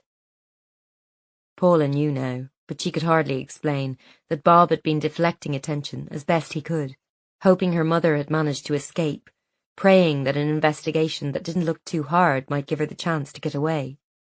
Daddy, you know, Bob, I think he's a good man. Aye, I thought so too one time. I know it was hard. I know he did some things that were strange, but I think we can't understand why. I think he did the best he could at the time. She held her breath. She couldn't say more in case her father suspected what she knew, but equally she couldn't bear for Bob to take the blame when none of it had been his fault. When he'd only ever tried to spare them, her and her father, from whatever it was her mother had done that meant she had to flee. PJ looked at her sharply. I thought you were no big fan of his. It was you nudged him over to retirement. She felt ashamed of that now. The fuss she kicked up when she found out he'd suppressed the report from the neighbour, not knowing it was all done for a reason. I know, but he cared for you. He speaks very highly of you still. He has his own code. A code that she now knew had involved protecting her mother at all costs, including her darkest secrets. She changed the subject back. So, Wallace, he might have been the one who came for her. He'd have known something about it at least. And he'd recognise your name, pet, I'm sure of it. So tread carefully, aye? He wasn't asking her to come off the case. He knew she could never do that. But he was reminding her that here in Ballyterran everything was personal. Everyone knew you, and that was maybe the best thing and the worst thing about the place, both at the same time. OK, Paula lied. Her father had never thought of his own safety all those years in the RUC, but she'd pretend to listen all the same. After a long moment he said, You know, it was maybe Wallace rang in that tip about your mother, the farm. I know, a tip that wasn't correct. What happens, Dad? She said, looking at the TV and not him. If they ever do find something, did you ever think about it? He must have. There'd been the other 3 bodies, dead women surfacing in bogs and drains and building sites. Bodies he'd had to go and look at, none of them her mother. I don't know, is the honest truth. Even now, with the tip-off, I could never picture her gone. Had to try. I owed it to Pat, but no, I've never been able to see it. Paula knew what he meant, although she told herself time and time again to be prepared, that anyone who disappeared for 20 years was surely dead. Some part of her couldn't take it in. Perhaps that was why they made you look at the body in the morgue. See with your own eyes that they were dead and gone. Try to accept it. Maybe everyone with a long missing loved one felt this way. It was something she'd heard the families of the disappeared say a lot. That they just wanted a body, just wanted closure. Were they really after a way to kill that terrible, treacherous hope? I don't know either, Daddy. Her father was quiet for a long time, focused on the flickering TV. Eventually he said, It's in the past now. All we can do is try to get on with our lives. You two. I am. You might have moved away, but any fool can see your mind's never left this town. And your man down the road? Meaning Aidan. I can't just forget about him, would you? I'm not saying forget, but you know as well as I do, he'll be in there a long time, unless something new comes up. You think he did it, she stated quietly. Her father shrugged. I never said that. But see if I was still working up on the hill and I'd arrested him. I'd have made damn sure he went down for it and stayed down. Whoever it was he killed, terrorist or not. But he's innocent, she wanted to say. But it isn't fair. He deserves a chance, she said weakly. Maybe an appeal. Aye, I know. And Pat'll stand by him no matter what. And I'll stand by her. But you've got your whole life ahead of you. And that wee girl to raise. I went, didn't I? I took the London job. Paula knew she sounded petulant, something her father could always bring out in her. She also knew it wasn't much of a fresh start, working alongside Guy Brooking every day, and failing to tell him the truth about Maggie. Aye, and you're straight back here like a boomerang. I don't like to see you so far away, pet, you know that. But I want to see you happy. I don't know if there's any happiness for you here, waiting for Aidan. I'm not waiting for him, she muttered. Her father just raised his eyebrows. We're going back after Avril and Jared's wedding. I'll try to settle in more. I hear what you're saying. You went through a lot, he said, eyes back on the TV, with your mother. No wean should ever have to go through that, and it may be we'll never find out why. I just want to know you won't spend your whole life chasing a ghost. She'd have liked to say she wasn't, she wouldn't, but for years now it had been so close, just beyond the reach of her fingers. The note, a real and concrete thing. Davy's investigation, now this phone call. The claim her body was there, only to find an empty grave, another dead end. But Daddy, what would you even do if you found her? The question floored Paula. Well, we'd bury her and I'd... Not her body, pet. Her. Her hand was shaking. Slowly she put the cup down on the side table. I don't know. I told myself a long time ago I'd let her go, PJ said. Whatever happened to her, I'd let her go in peace and live my own life. Can you do the same, pet? She stared at the floor, Pat's swirly carpet blurring under her eyes. The truth was she didn't know what she'd do if she found her mother, because if she wasn't dead, she'd been alive all this time and never once contacted her daughter. And how could she ever forgive a thing like that? In the silence between them, the TV burbled. PJ's eyes fixed on it. You'll be okay, pet, he said. You'll be okay, no matter what. She wished she believed that.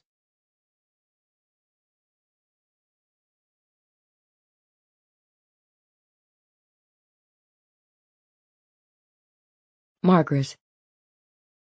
Another day, the sound of the door rattling up again, and blinking against the light. But this time there was hurry, urgency. The girl, Aisling, was kneeling behind her, fumbling with the knots. You have to get out of here, she whispered urgently. I heard him say he's going to do it today, that you won't talk so he may as well finish it. Her stomach in knots of terror. What? They were talking about it. Deciding, like. So close to the ceasefire, should they give you back? But Paddy said it was too far gone for that. You've seen us all. You know where we are. I don't. Where are we? Her arms were free now, aching and numb, and Aisling was starting on her feet. Near the border. Red Road. Go over the back fields till you come to the road. But what will happen to you? Her dark hair hung over her face, hiding it. Doesn't matter. I can't let them do this to you. I'll get away. My sister's after running off a few months back, over to England. I can leave too. And you get out of the country as fast as you can, okay? Margaret stumbled to her feet, stiff and aching. Aisling, I can't just leave you here. What if he hurts you? I'm his sister, she smiled, showing crooked teeth. Has to count for something. Anyway, he'll think it was one of the lads. Go now. He's out, but he'll be back soon. Outside was so dazzling she had to close her eyes, leaning on Aisling for support. She hadn't been sure she'd ever see the outside again, the sky so grey and wide. All around were fields and hedges, nothing to tell you what way was north or south. That way, Aisling nudged her. You'll get to the road, flag someone down, and get them to ring the police. I can't ring the police. How could she, after all this, tell PJ she was carrying another man's child? Ring whoever you have, then. Just get out of here. The girl turned to go. Wait. Thank you. How can I... God, I don't know. Never mind that. Margaret tried to hug her, feeling how thin the girl was under her t-shirt. Her shiny dark hair whipped in the wind. A sudden instinct made her take the necklace off, fumbling agonizingly with the clasp. Here, just here. A cheap trinket, but it was all she had to offer, small thanks to give for her life. The girl stared at it, then slipped it into the pocket of her jeans. Go! Then Margaret set off, hobbling over the farmyard to the field behind. her legs cramped and sore. Her shoes were long lost, and the ground strangely soft and soothing under her bare feet. She could hardly run, and the light was so bright, the land so open. They'd see her, surely. She didn't look back. There was a tree. She just had to make it to the tree. She could hear her own breath ragged in her ears. Oh God, the fear. She'd never known anything like it. Had it been worth it? Her rage at this country she lived in, burning up and consuming everything. Her own quiet life, her husband silent and broken, her daughter. Even days ago, only days she'd been here. A chip shop had been blown up on the Shankill Road, 2 children dead, one 7 years old, one Paula's age. A sickening spiral of violence going on and on. In trying to stop all this, she'd blown up her own life. She'd never see Paula again. Margaret reached the tree and leaned against it for a second to catch her breath. The farmhouse was indistinct, a typical 2-story house in cream paint, surrounded by outbuildings. Her prison, where she'd been convinced she'd die. She wasn't sure she'd even be able to find it again if asked. A phone. She had to find a phone. A road, a person. Anyone she could tell she was alive and not vanished into the air. She was about to set out again when a hand clamped over her mouth, cracked and calloused, and she was lifted off her feet by 2 burly arms. A voice in her ear said, "What the fuck do you think you're doing?" Chapter 25. Willis Campbell stared at her across the desk. Paula fought down the dislike she'd always had for the man, drafted in to replace Corrie when she'd been demoted a few years back. His smooth, tan skin, sunbeds, his handmade suits, the cloying smell of his aftershave. Tell me this, Dr. McGuire.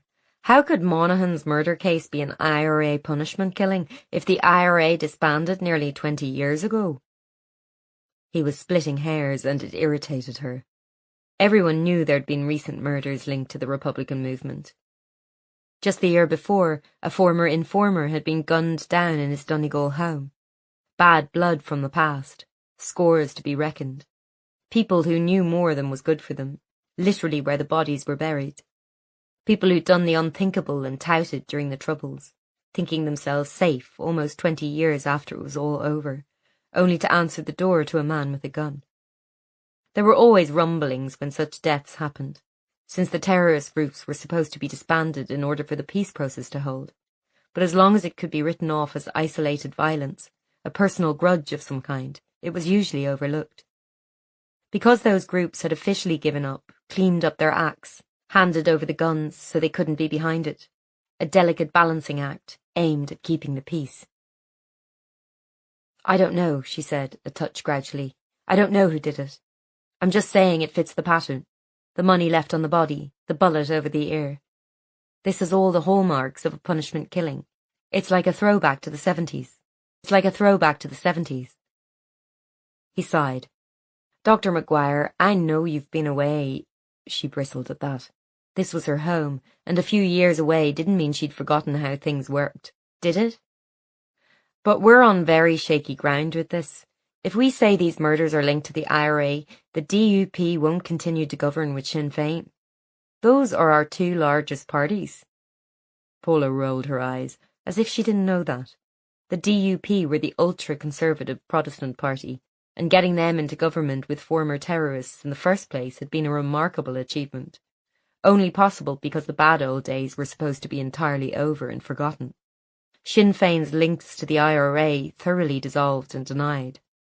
He went on, "If our 2 largest parties won't work together, our entire system of government will fall apart. The peace process will crumble. There's a good chance we'd be right back to pre-agreement violence and direct rule from London." "I know, but don't you think there's a link? We've uncovered 2 dead bodies on that farm. The place the punishment squad used to use for interrogations. And meanwhile someone's going around shooting former IRA members. Not to mention that Sean Conlon had been murdered the year before." Paula was trying to keep a lid on the beat of excitement in her stomach. Hope, shooting out leaves to the sun. If someone else had killed him. If Aidan could be cleared. But she knew Willis would have her off the case as soon as she breathed a word about a possible link to that. She had to be careful. And Paddy Wallace, the ghost, is back in town, and he's taken his sister. Him and Fintan McCabe and these 2 other murders, they all knew each other. They were friends, colleagues.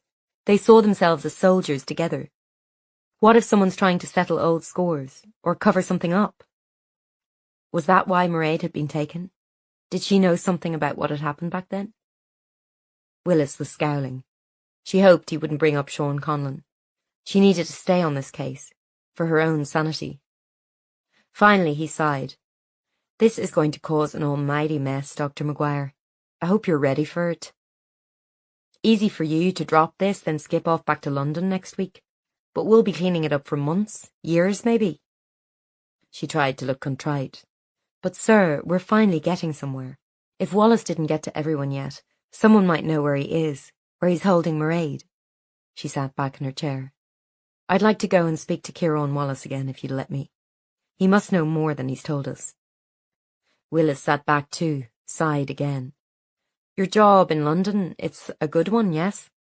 Well, yes, it's prestigious, interesting. She tried to sound convincing, hide the fact it bored her. Working with D.I. Brooking, of course, is a real privilege. He narrowed his eyes at her. Well then, perhaps after this case you'll stick to that, your actual job. Perhaps. Paula gave nothing away. He muttered, Things were a lot quieter around here once you went. Fine. Fine.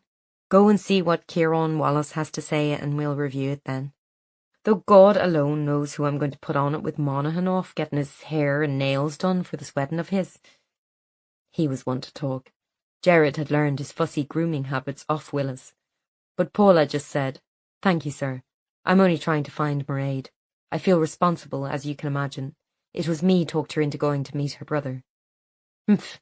Fine. I just hope you can handle the subsequent media attention.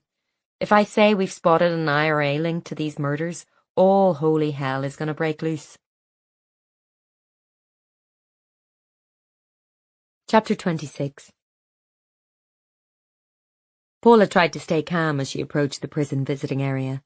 Not her first time, or even her first as a non-professional visitor, but still she felt queasy and hot. The other women in the queue seemed calm and resigned, holding their belongings in little plastic bags, having surrendered phones, cash, food, headphones, mirrors, sprays, and any other items that weren't allowed.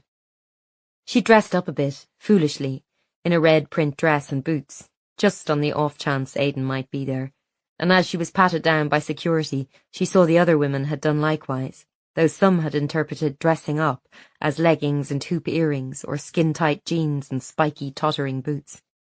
They were just the same as her, for all her doctorate and fancy job.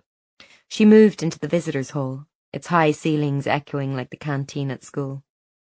A quick scan revealed no Aidan, and it was stupid how much her heart sank. How had it come to this? They'd lived together for 2 years, and now she had to hang around the prison in the hope of spotting him. Pathetic. Ciarán Wallace was waiting for her at a table, rolling a cigarette in his hands. Thanks for seeing me again. She sat down. He shrugged. Don't know what I can tell you. Prunchas Ryan. She launched right into it. That name mean anything to you? Ciarán nodded cautiously. Mate of our Paddy's, way back. One of that lot. Mark O'Hanlon? Same. Never knew them that well. Why? That lot, he said, as if he'd himself had nothing to do with the IRA. And yet here he was, serving a sentence for killing an army officer. Guy had said he'd look into it for her, though she couldn't say what she was hoping to find. They've been murdered, Ciarán. Shot and likely tortured in their homes. Same method as the dead man at your farm. You've been told that's Fintan McCabe. He tapped the roll-up off the table. So they say. Another of Paddy's mates? Yeah, short life expectancy, those fellas. Another reason I got out of this country while I could. Ciarán, I know you want out of here. You're innocent, you say. I've been saying that for 10 years, missus, for all the good it did me. Just have to keep my head down now and do the time. What if we could help get you out sooner, she risked. He narrowed his eyes. How? Well, opening an appeal. Early probation even. We just need information. On these fellas, Pontius and Mark. Why somebody would kill them now, after all this time. Who might want them dead, that sort of thing. Any god's amount of people, he said coolly. Including your Paddy. Aye, could be. You know he's taken your sister. They told me that too. That's between the two of them. Not a flicker on his face. Once again, Paula was astounded at the alienation between these siblings. It's not though, is it? Mairead didn't want to go. She wants to be with her daughter, your niece. The words seemed to mean nothing to him. He folded his arms. You want something from me, missus. You better just say. Don't like to be seen talking to the peelers too often in here. People start to talk. We need to know places Paddy might go, where he could hide, keep someone against their will. He shrugged. I can't help you there. He had loads of places. That's why they called him the Ghost. You never went to any of them with him. I told you, I wasn't involved in all that. He wanted me to be, but I kept out of it. Moved away when I could. About that, she flicked a fragment of tobacco off the table. As you know, it's Fintan McCabe in that grave we found. The girl, we still don't have an ID. You don't know anything about that? No, the closed-off look. The same one on Mairead's face when asked about the dead girl. We had a tip-off that a woman was brought to the farm for interrogation in 1993, around the time Fintan McCabe disappeared. Older than this girl, her name was Margaret. Paula took a breath. She was on shaky ground here. She was my mother, Ciarán. A flicker of surprise at that. She saw him glance at her hair and her heart leaped. Did he recognise it?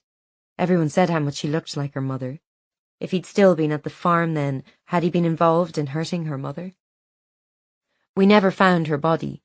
The tip-off said she was buried at the farm too, but no, she wasn't there. Sorry for you, he said gruffly. Must have been hard. It's still hard. The not knowing, that's what hurts. If I could get some answers, find out what happened to her, that would really help. Ciarán seemed to think about it for a long time. Then he sighed. Listen, I'm sorry about your ma, but I don't know what happened to her. I told you, I went to London before all this. Before what? She said quickly. Fintan and whoever. He was grand when I left. Best pals with our Paddy, round the house all the time. I went off, lived my life. Then next thing I know, I'm being arrested for killing some fella I never even heard of. They'd evidence. I don't know how, but sudden things of mine were at the scene. My hoodie and that. Then I was brought back here and banged up for years. As he spoke, she saw the bitterness on his face, and imagined it for a second, serving all that time for something you hadn't done. Would it be the same for Aidan? She shut it down. They always said they hadn't done it. Didn't mean it was true. He was getting up now, scratching at his thin, tattooed arms. Sorry, he said shortly.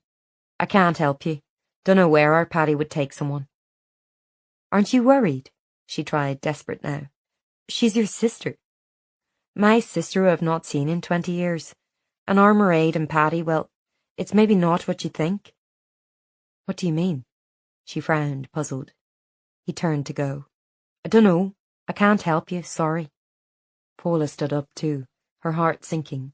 She thought this was a good move, that he'd tell her more, and as she lifted her little plastic bag of possessions, she saw Aidan. He was sitting at a table, composed, and her heart gave out. Just the sight of his face, the familiar lines of it now more scored with age, his stubble grey around the edges. Oh, Aidan. She swallowed down her tears, and before she knew it she was walking towards him. He sat very still, not running away this time. Hi. Hiya. For a moment they just looked each other over, taking in the way they'd changed, the way they were the same. You look well, he said cautiously. Thanks. She glanced over at the guards, but they were occupied with seeing people out.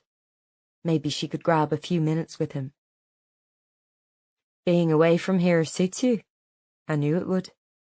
She looked at her hands. She hadn't wanted to leave Ballyterran, had hated him for suggesting it. But perhaps he was right. Well, it's not home, but the job is good. Bit dull after here, but good. Dull is underrated, McGuire. He paused. Does Maggie like it?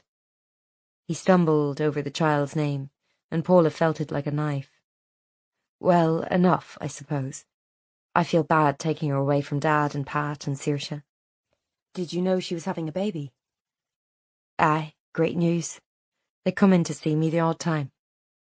Aidan almost looked like his old self when he smiled. God knows they deserve it. I could bring Maggie to see you, she said carefully, and he darkened again. Come on now, she's only 3. She doesn't need to be seeing me in here. With a bit of luck, she won't even remember me. Paula said nothing. Didn't tell him Maggie still thought she saw him on the street, still asked for him. Maybe it comforted Aidan to think otherwise. She didn't pretend to understand what it was like for him, locked up in here, the life he'd almost had gone in an instant of madness. I hear Bob's been in to see you. She wanted to ask who was visiting him today. Not Saoirse or Pat, they'd have told her surely. Anyway, Pat was minding Maggie. Who? Aye, he's not such a bad old stick when you get to know him. He has some corked idea that Conlon was a marked man, and someone else was there that night to finish him off. Paula, too, had always pinned her hopes on this. The problem was, how could they ever prove it? Yeah. She waited to hear what had changed. Aidan had never believed this before. He shifted in his seat, not meeting her eyes. Here's the thing. You told me last year and I never believed it. Not really. I knew what I did to the man. Punched him, kicked him, stamped on him even. He could have been dead when I left him. I don't know that he wasn't, but... Paula's heart, stupid as it was, leapt up. Maybe someone else did come and do it. And Bob, he had some ideas about who that could be. I know, he had a list. Sean Conlon gave it to him. Did Aidan know that? That Bob had been working with the man who'd likely murdered his father? It seemed he did, because he didn't react like she expected. As if it had drained out of him all the rage and loss that had led him to beat Sean Conlon to a pulp while he lay on the dirty ground of a pub car park. There's a lot of bad blood, McGuire. Conlon and my dad, me and Conlon, old Bob and Conlon, and I don't know what they had between them. My mother, she said. It was surreal, how they were speaking to each other, laying the truth out between them on the scuffed table. Bob knew something about where she went, why she was taken, or had to run, or whatever happened. She couldn't tell Aidan everything yet, about her mother being pregnant, that her mother's handler and lover had been living in London in the 90s with a woman and baby, because Pat was Aidan's mother. And it would destroy her if she thought PJ's wife might be alive after all. He loved her, I think, my mother. He did something for her. I don't know what exactly. That's why he hushed up all the reports. Bungled the investigation. I think so. Poor Bob. Being thought a failure all this time, when he'd only done it to bury Margaret McGuire's lies. So, what now? She faced him across the table. His eyes were so green. She wanted to touch his face, smooth away those new lines, run her hands through his newly short, newly greying hair. If I could find some proof another fella went after Conlon that night, Aidan murmured. A witness. They were almost whispering now. Maybe.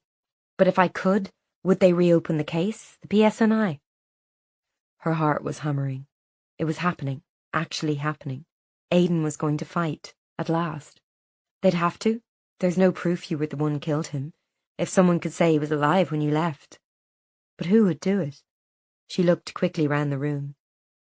Is it someone in here? Someone talk to you? That would explain his sudden change of heart. Shh! Not a word, McGuire. It's delicate. But you'll try. Let's see. Will you back me? His words were rough, awkward. Well, God almighty, of course I will. I've been saying that all along. What's changed? The guard was looking her way. She hooked her bag over her fingers. Why now? She said quickly. Well, I suppose, with you being gone, I thought you'd have your own life now, without me holding you back. Good job, better life for Mags. And then I started thinking, maybe actually I didn't want to sit in here for years, if it wasn't me who did it after all. Oh. So all this, the desperate atonement, the refusal to provide mitigation, had been to make up for what he did to her. The lie about being Maggie's father. Did you tell him yet, Brooking? As if reading her mind, she sighed. He's having another baby, with his wife. It didn't seem right, not yet. But I will. I've promised myself I will, when the time is right. He nodded. You and him, colleagues. We always worked well together. Should have left it at that. Both of them were speaking lightly, but her chest was fluttering like a bird. Was this really happening?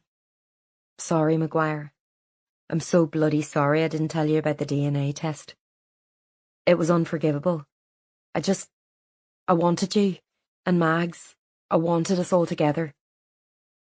The guard was unlocking the door. Almost time to go. The seconds trickling away. Paula gathered her bag close. What you didn't realise, she said quickly, was that it would have made no difference. Even if I'd known you weren't her dad, it was always you. Always. There's nobody else, Aiden. There never will be. Time to go now, folks, the guard was calling over. Aiden stood, his face blank. Just try, please, for me. For us. He nodded. She turned to go, and then she was back, hurling herself at him, and his arms were around her stronger than before, wired with muscle, and her lips were on his just for a moment. I will, he said fiercely into her mouth. I will, I promise, Maguire. Chapter 27.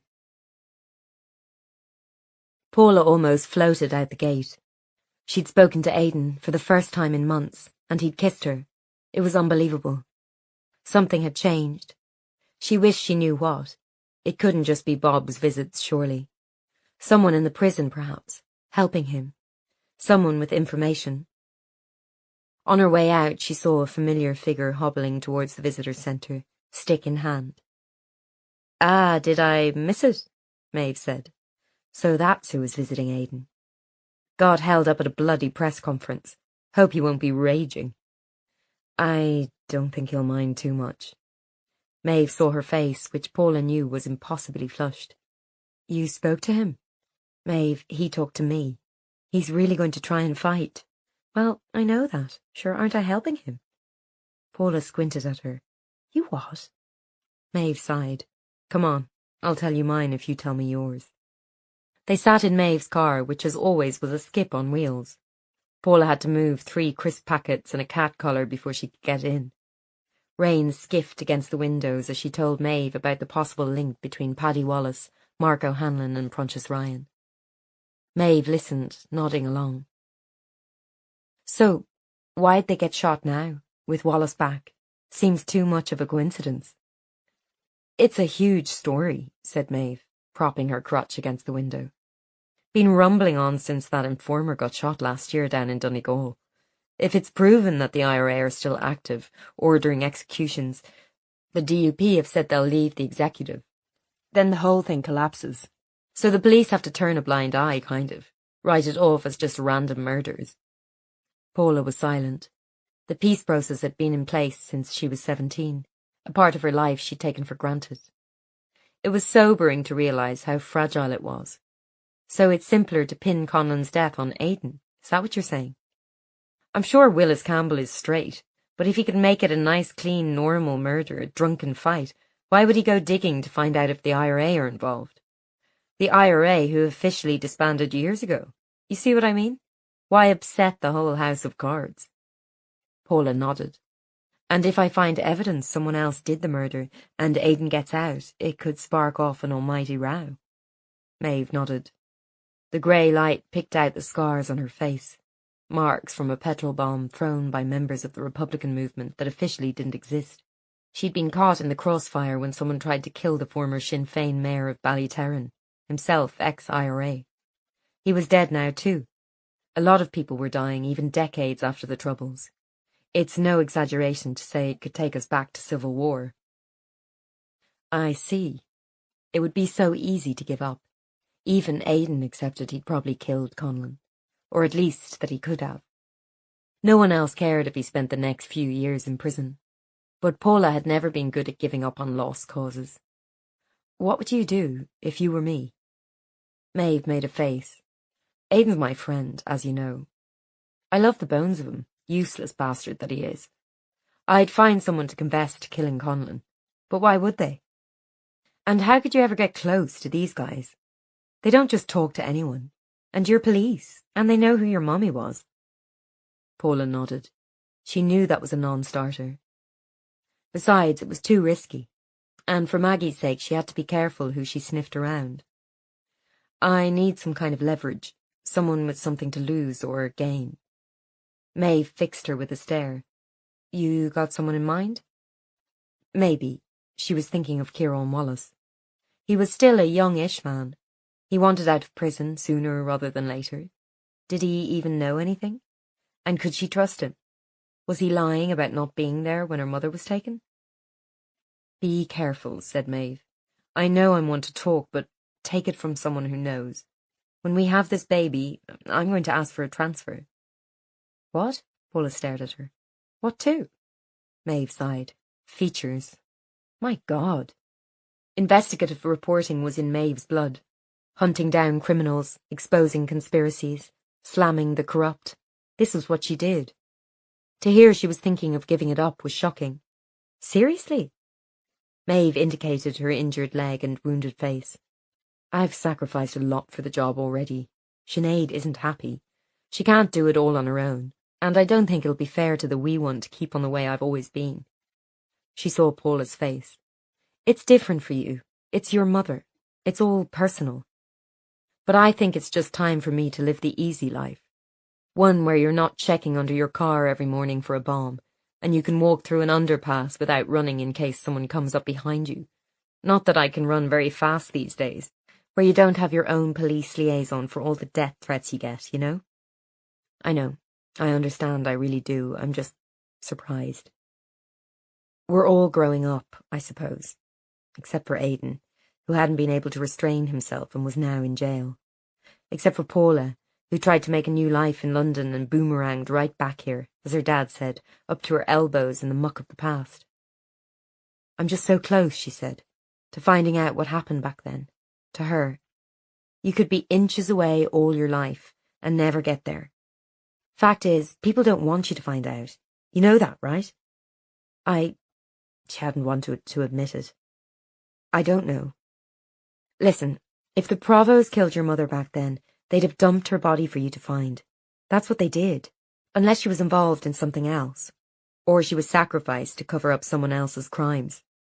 Ever wonder why no one even investigated it properly? Yeah, it drove my dad nuts. He thought they were incompetent. No one's that incompetent. She knew why Bob had botched it, but what about the people her mother had worked for? Why hadn't the army come to rescue her? Their valued source. Yeah, you're right. Protecting another informer, maybe? That's what I'd say. There was something else at stake. Someone they didn't want people to know about. And your mother was given up to protect them. It all made sense. As if she'd always known it. Another informer, inside the IRA. That's where I'd put my money. You can always sue, you know, if you have proof the army ran her as an informer. Failure to protect her. A few families are doing that since the steak knife stuff came out. Might give you some answers, at least. She shook her head. It couldn't come out officially, not without giving up all her mother's secrets. I'm going to get there. I know it. I'm going to find the truth. Maybe, Paula. But will you be able to handle it when it comes? Everyone seemed to be asking her that. Stubbornly, she looked away. Cross that bridge when I get to it. Maeve smiled. You're just like him, you know. Like a pair of mules in harness. Here, hold this, will you? Paula grasped the crutch, and Maeve clasped her awkwardly with her free arm. Maguire, you know I'm just looking out for you, right? Yeah. Doesn't mean I can take your advice, though. I know. Sure, I never took anyone's myself, but when you've a wean, isn't it different? Paula thought of Maggie. Who did the little girl have? Only herself and two increasingly infirm grandparents, one who wasn't even a relation by blood, a missing grandmother, a father who didn't know he was that. And Maggie was 3 now. For herself, she could go on living this half-life forever, waiting for Aidan, waiting to find her mother. But Maeve was right. It was different now. She had to sort herself out. Come on, she said. Maggie will be fine with Pat for another while. Let's go and drown our sorrows.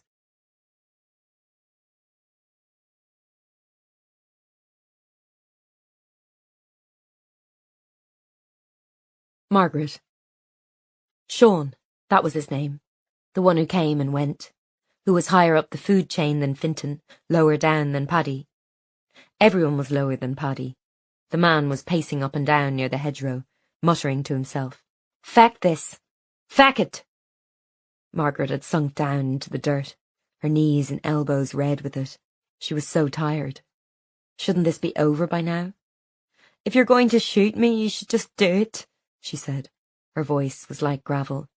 It's torture, this, keeping me here for days on end. I don't know anything. I'm no use to you. Shut your mouth, he said viciously, turning on her. Should have thought of that, shouldn't you, when you betrayed your country, climbed into bed with that Brit bastard? Men are in prison because of you. It's because they broke the law, she shot back. You killed people, what did you expect? It's not worth it, this stupid idea of a united Ireland. Do you not see? Nothing is worth killing people for. It's nearly over, for God's sake. Just let it be over. Let me go. We can't. Paddy's not like that. Once he has someone, he never forgives them. Never.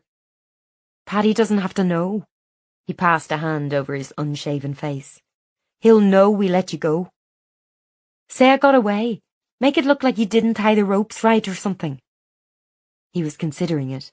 Margaret began to wonder if she had the strength to keep running, to get up and make it to that road in the distance where the cars moved along like toys. Aidan O'Hara had loved wee cars, until his daddy got shot in front of him. And now he didn't love anything much. Maybe this man had done that. You've killed people, she said. I'm sure you have. But I'm just a wife. I have a wee girl. What difference does it make if I live? The war's over. None of this will matter soon. He'll find out. I'm telling you, he doesn't have to. Sean seemed to think about it for a long time. The light was low, shading his eyes. Afternoon. She had to get help before it was dark, or she'd be running about these fields all night, scared and lost. It didn't bear thinking about. Please, she said. I know you're not a bad man. You can't be. It's just, these things are hard to get out of, once you're in. I know that. Maybe it was this that swung it. Or maybe he'd always have done it. She'd never know. He pushed her roughly on the shoulder and she almost fell on her face in the dirt. For feck's sake, go then. Run to your fancy man. But listen, don't show your face here again, you hear? Not in this town. Not in this country. You need to be gone and gone for good. I'll tell Paddy we shot you and buried you. That's the only way. Otherwise he'll come after you forever. Do you understand? But I have a family. You should have thought of that before you did what you did. I hear even a word you're alive, I'll be paying them a wee visit. Your husband, your wee girl. You understand me? She was trembling. He was giving her life, but saying she could never see Paula again. She'll think I'm dead. She'd never know what had happened. She'd only know her mother had not been there when she arrived home from school one day. The note, maybe, would explain something. But she'd have so many questions. She was her father's daughter in that respect. Sean was looking back and forth towards the farm, frantic now. For feck's sake, go! Go! He pushed her again and she winced. She would die here if she stayed. She would die. And maybe they'd hide her body like that poor woman in Belfast back in the 70s, and no one would ever know what had become of her. Or she could get to her feet now and run and never see Paula again, and know that her family would be searching for her while she ran to ground like a rat. That was the choice. Live or die. Leave her family or condemn them all to death. Margaret thought of the child in her belly, and she stumbled to her feet. She ran. Across the field, slipping and sliding in the mud. waiting every second to feel the bullet she was sure was coming, be knocked off her feet by it, see her own blood run into the red soil. Voices behind her, men shouting. Margaret did not look back. She just kept running. Chapter 28. Package for you. Gerard chucked the manila envelope down on Paula's desk. She'd crawled into the office with a stabbing headache attacking her temples. Bloody Maeve. The woman didn't know the meaning of just one drink. She reached out to stop it skidding to the floor. For me? I don't even work here. Well, it's got your name on it. And it had, etched in a bold hand with Sharpie marker. Paula took it dubiously. These all get screened, yeah? Course, they go through a metal detector. Another precaution that wouldn't be needed on the mainland, but which here was routine. Same with the reinforced walls that surrounded the station and the checkpoints you had to go through to get in the door. In London, even in the areas of highest knife crime, you could still walk into the station off the street. She shook the package gently, hearing something shift about. Cautiously, she tore it open and out slid a cassette tape. Nothing else inside. Gerard was still watching. Someone made you a retro mixtape, Maguire? As if you even know what a tape is, all the age of you. Do we have a machine in here? Oh aye, we're still using the old-fashioned ones. Budget cuts. Go in the wee listening room. Wonder what it is? Paula looked at the small rectangle. She remembered the brand of cassette from the 90s, when she'd recorded songs she liked off the radio, missing the starts and ends and misjudging the length of the tape, so she'd end up with only 3 seconds of Take That before it cut out. Long before Spotify or iPads. Who would still be using tapes now? It seemed innocuous, with its brown tape spooling inside the clear cover. No writing on the insert card, but all the same she had a bad feeling about it. She took it into the AV room, which was empty, and spent a few minutes figuring out how to work the equipment. She put the large foam earphones over her head and pressed play, ready to hear whatever it was. Nothing at first. Then the harsh buzz of static, then a man's voice, Ballyterran accent. State your name and charges for the tape. A sound like someone trying not to cry, maybe, breathing hard. Same man. State your name and charges, I said. A woman's voice, faltering. My name is Margaret Maguire. Paula froze. The blood stopped in her veins. That voice. She hadn't heard that voice in 20 years. Paula, get up for school now. I'm charged with passing information to the British Army. I am an informer. Paula dropped the headphones to the ground and rushed out. Corrie was all business. It came in the post. Looked like it. Normal stamps. They'd already retrieved the envelope from the recycling bin, but it had been touched by so many people that prints were unlikely to be useful. The seal was a sticky one, so saliva was also not likely. It had been posted in the main Ballyterran office, by the looks of it. Corrie had sent someone chasing CCTV already, but there were so many people in and out of there each day it was a long shot. Who would send something like this? Why was what she really meant. Why after all this time? Corrie said, We know IRA punishment squads often tape the confessions of their victims. A few of the families have been sent tapes like this. It's not so unusual, though that was a long time ago, of course. How much did you hear? Just her name and what they charged her with. It's definitely her. Paula nodded. There was no way to explain how it had felt to suddenly hear her mother's voice after 20 years of silence. Like she'd been in the room with her, alive and breathing. She sounded afraid, like she'd been crying.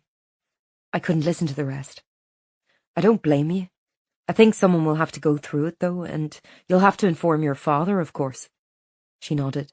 That would be the worst part. Someone wants me to think she's dead, that's it, isn't it? This, the tip-off about her body. It certainly seems that way. But they weren't her bones in the grave. We have to remember that. She wasn't buried there, and if someone wants us to stop looking, that means we absolutely keep on looking because there's something to find. Paula had a sudden terrible thought. What if she is out there somewhere, alive, and this just stirs it all up? What if I send them after her again? Corrie sighed. She was twiddling her pen behind her desk, and she looked tired. Paula, I said to you years ago that you might not like what you find. If you keep going with this, you seemed determined not to stop. I can't stop. I know that. I've not even tried to convince you, have I? But yes, if you poke around in things buried long ago, the earth starts to shift. You know that. She nodded unhappily. I can't believe someone had this all the time. The thought of her mother's screams, her agony and fear, imprinted on that simple brown tape from so long ago. She shuddered. It's so cruel. Such a cruel thing to do. I'm afraid that's the hallmark of men like Paddy Wallace. You're on his radar now, and that makes you a target. An even worse thought struck her. Maggie, I'm sure it won't come to that. Unfortunately, we get a lot of death threats here, and this isn't even a threat. So what was the point in sending it?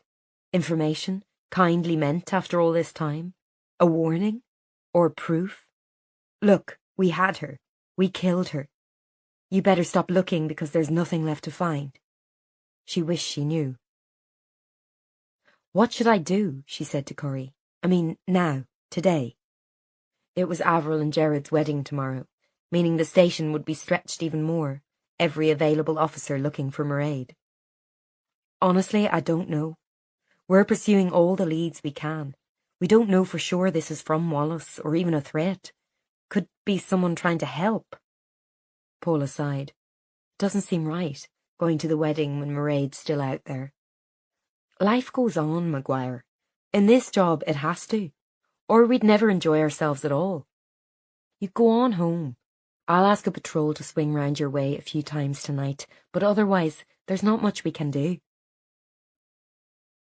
Paula turned off the borrowed computer, put on her jacket and started making her way to the door. Already she was recovering from the shock, making plans, what to feed Maggie for dinner, what time she'd need to be up to do her hair for the wedding. Avril. She stopped by her friend's desk, surprised to see her in a pool of light, bent over her computer. Aren't you meant to be off today? Avril was in jeans and a jumper, as if she'd just popped by, and Paula didn't remember seeing her in all day before this. Avril squinted at her screen. I was at the house and everyone was just talking and talking, all this jawing about the ceremony and the hairdresser and who's doing what tomorrow. And I said I left my wallet at work, then I just got in the car and came here. Paula leaned against the partition. Ah, the old night before the wedding freak-out. Avril put her head in her hands, groaning. Oh God, I'm so nervous. How do you know that you're making the right decision? Paula wasn't sure she had it in her to talk Avril down from a fit of pre-wedding jitters. Clearly she didn't know about the tape delivery. Everyone feels nervous before their wedding. But it's not just that. This wedding, it's been a disaster from start to finish. My mommy's hardly speaking to me. She keeps crying every time anyone mentions the ceremony. Auntie Linda asked me did I mind that it wouldn't be valid in God's eyes. Jared's mummy keeps slipping me pictures of the saints and asking me who they are. It's like top trumps, only with miracles. I can't take it. Paula tried not to smile. Serves you right. You had to be progressive and have a mixed marriage. We should have just eloped, even to Rome. I'd do it, just to spite Mummy. And Daddy's curate is assisting with the ceremony, and he's fighting over every word of it with Jared's cousin. And I never liked him anyway. His breath smells like egg sandwiches.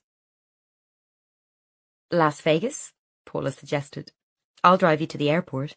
Only I don't think Maggie will ever forgive me if she doesn't get to wear her special wedding hairband and shoes.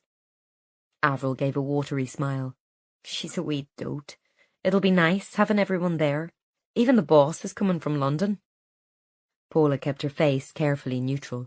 Oh, Guy's coming in the end, is he? I thought with Tess expecting so soon. He said he wouldn't miss it. He'll go back the next day. Lovely. She pasted on a smile. Fiacre's coming too. I was worried he might not. Avril coloured. Their former colleague Fiacre had been in love with her around the time she and Jared got together, which had caused some ructions in the team. He was now back with the Gardaí, working down south somewhere. He's bringing some girl with him. Gisela is her name. Brazilian. He's a new one on his arm every week. The same boy. And your dress came in okay?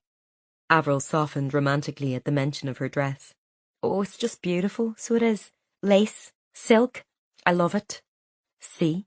I bet you want to wear that, no matter what else might be going on. But Paula, is it stupid?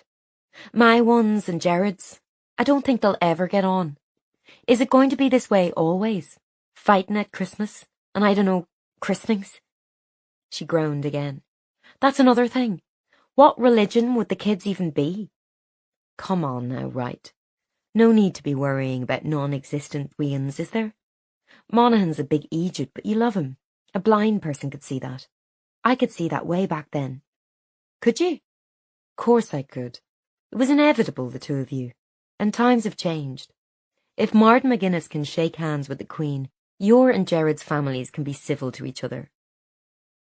Avril took a big, shaky breath. I'm sorry, I am having a pre-wedding freak-out, I think. Paula nodded knowledgeably. You'll be gorgeous. It'll be a great day, and soon you'll look back and laugh at all these wee problems. Every wedding is the same. Everyone just has to stick their oar in. Once again she cursed Saoirse and Pat for talking her into her own failed wedding. All that money wasted, that stupid dress. She had loved it too, secretly, though she would never have admitted it. But she'd known deep in her bones marriage was not something she could trust to. How could she, when her own parents' marriage had been a lie? When her mother had been carrying so many secrets? As she thought about it, she made a decision. She wasn't going to tell her father about the tape. What was the point, when it still didn't prove anything? It would only cause more heartache, rake up more secrets. She'd carry this burden by herself. She reached over and switched off Avril's computer. Come on, let's get you home before your mummy sends out a search party. Chapter 29. Paula had chosen navy for the wedding. She thought it suggested a middle ground between tragic Sicilian widow and flirtatious unmarried mother, one eye on other people's husbands, falling out of a strapless frock. Going alone to weddings was not something she relished.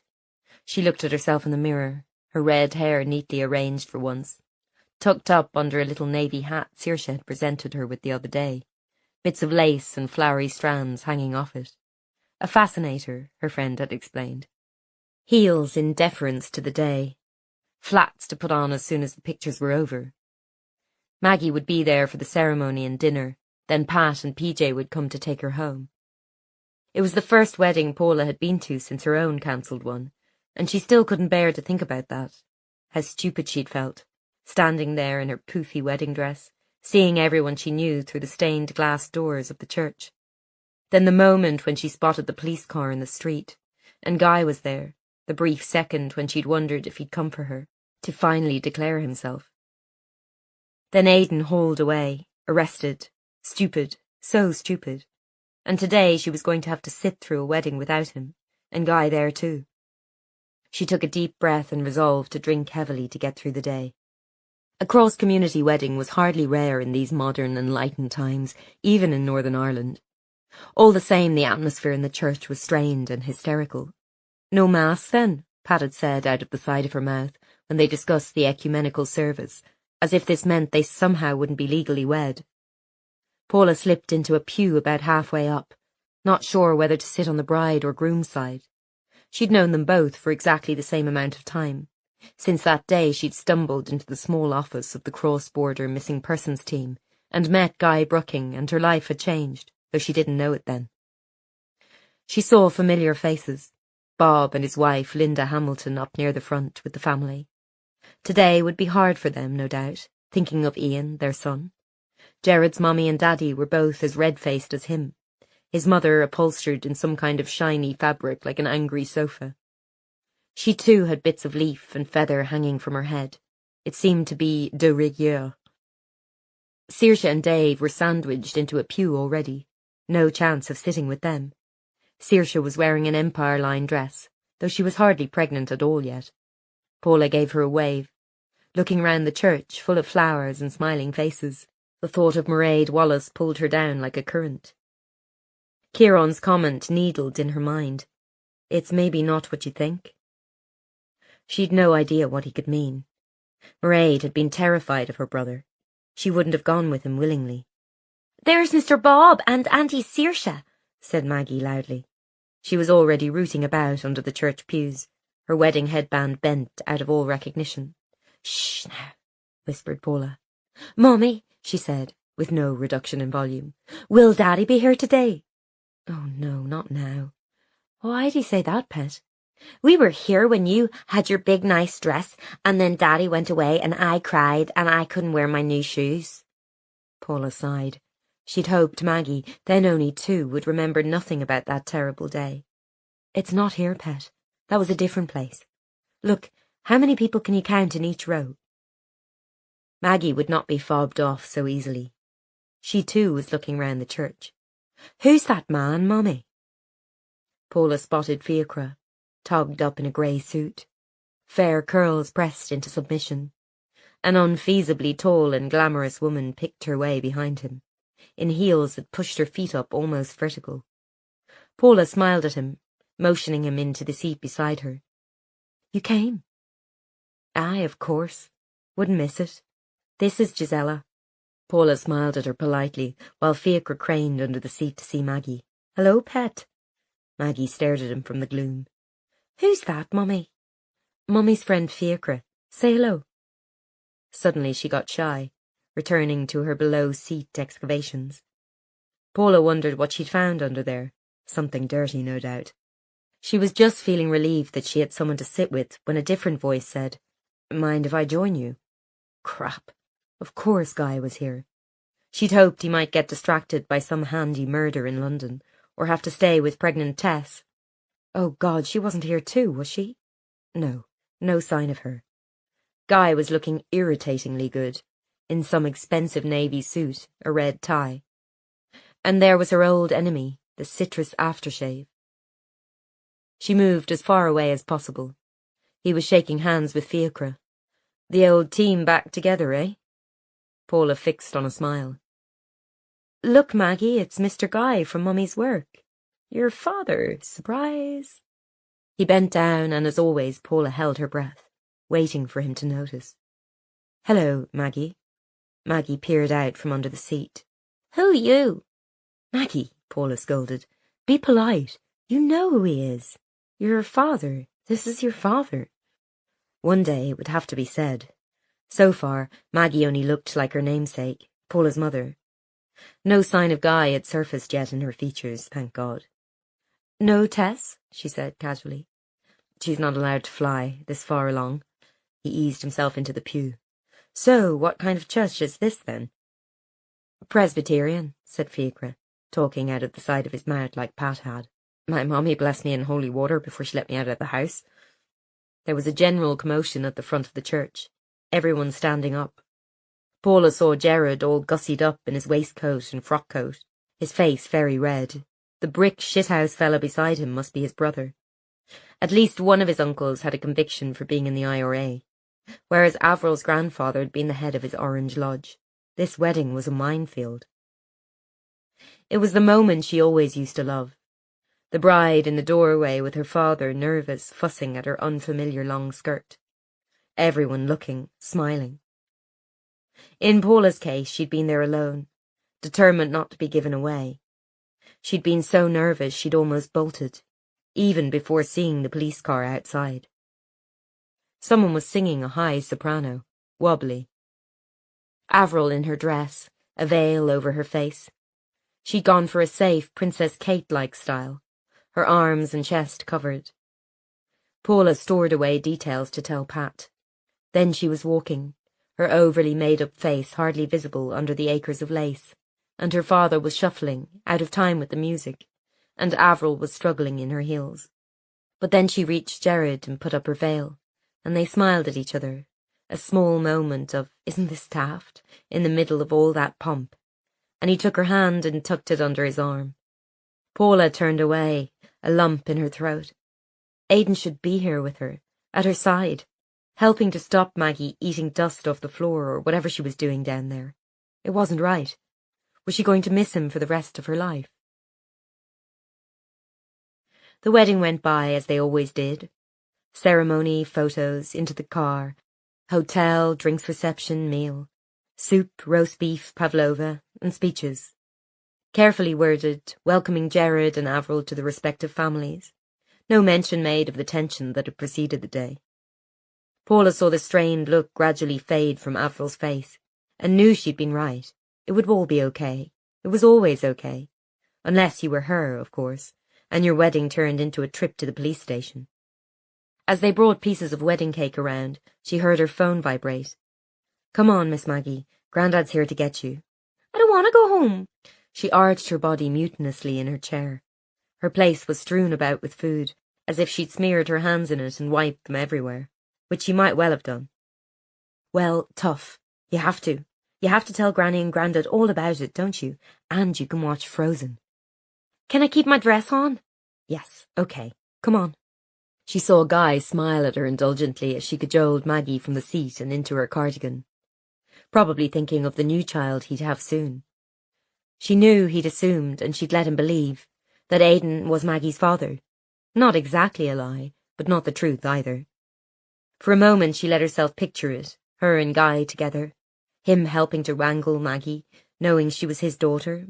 But no, that could never happen. PJ was waiting outside, leaning against the car, bang on time as always.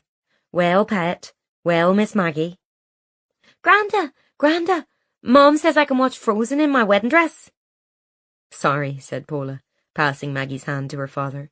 "Couldn't get her to go otherwise. She'd have danced the night away. Oh, and she's hopped up on sugar, too." "Never worry, we'll mind her. You'll get a taxi back?"